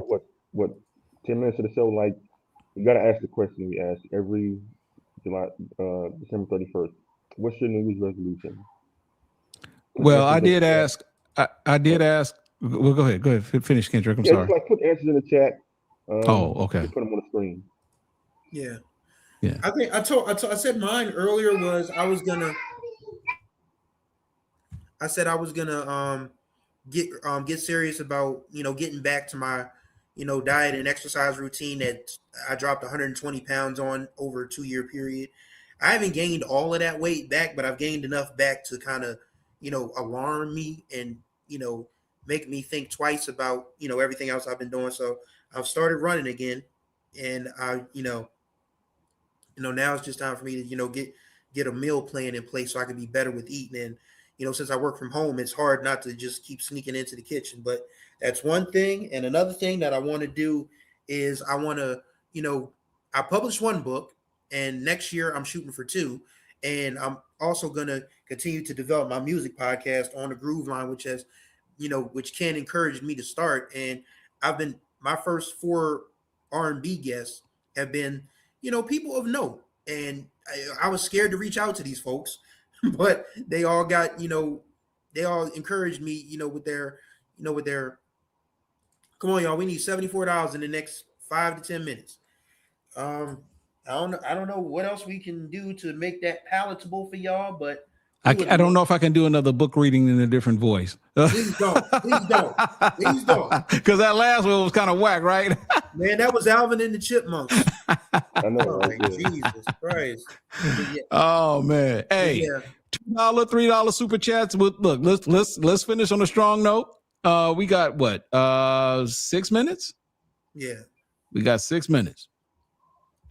So again, in like Ken said, if you drop 100, you'll get a signed copy of HBCU Sports 101, A Guide to Understanding Black College Athletics, and it's a must read. Even if you are an HBCU lifer, it's a must read. I mean, it's a must read for people who are new to the space. But even if you're an HBCU lifer, it's a must read. So, but short of that, I think man. We pulled this off. I mean, I'm probably gonna go back and watch some of this stuff. I know I probably watched, after I, cut this rug off my head. But I'll probably end up, going back and watching a lot of the highlights of this stuff because there's some stuff that we can, clip from this. Oh, they're gonna be clips. As a matter of fact, we'll probably talk about it. But yeah, they're gonna be clips. Yeah. So if you missed any of the live, folks. If you're just tuning in, or if you're watching this on the flip, you're not gonna have to sit through 12 hours because there's a lot of stuff that will probably end up finding its way on our channel in terms of shortened stuff. Like when I asked AD Sykes ever so gently about Virginia State potentially joining the MEAC. We can talk about what Coach Broderick Fobbs said about a potential Super League and spring football going away, and even what Dr. Travion Scott said about, NIL collectives and, the difference between, splitting things up and all that. You know what? I've heard all of those terms, not to cut you off, Chris, but I'm glad you brought that up because I heard all of those terms. I've heard NIL, I've heard the revenue sharing stream, the revenue sharing formula, and he really did an excellent job of differentiating between the two because to be honest with you, I was thinking it was all the same. And apparently it is not. It is. I learned something as well. So, our guests have been outstanding today. And then of course you will have the shenanigans in between, like book readings and the book reading is going to be his own individual clip, man. That might go viral. I'm just saying. I believe it is. I believe it is. So, but this has been a good day for us. Some people, it's not the goal that we set, but I think we made an impact enough on people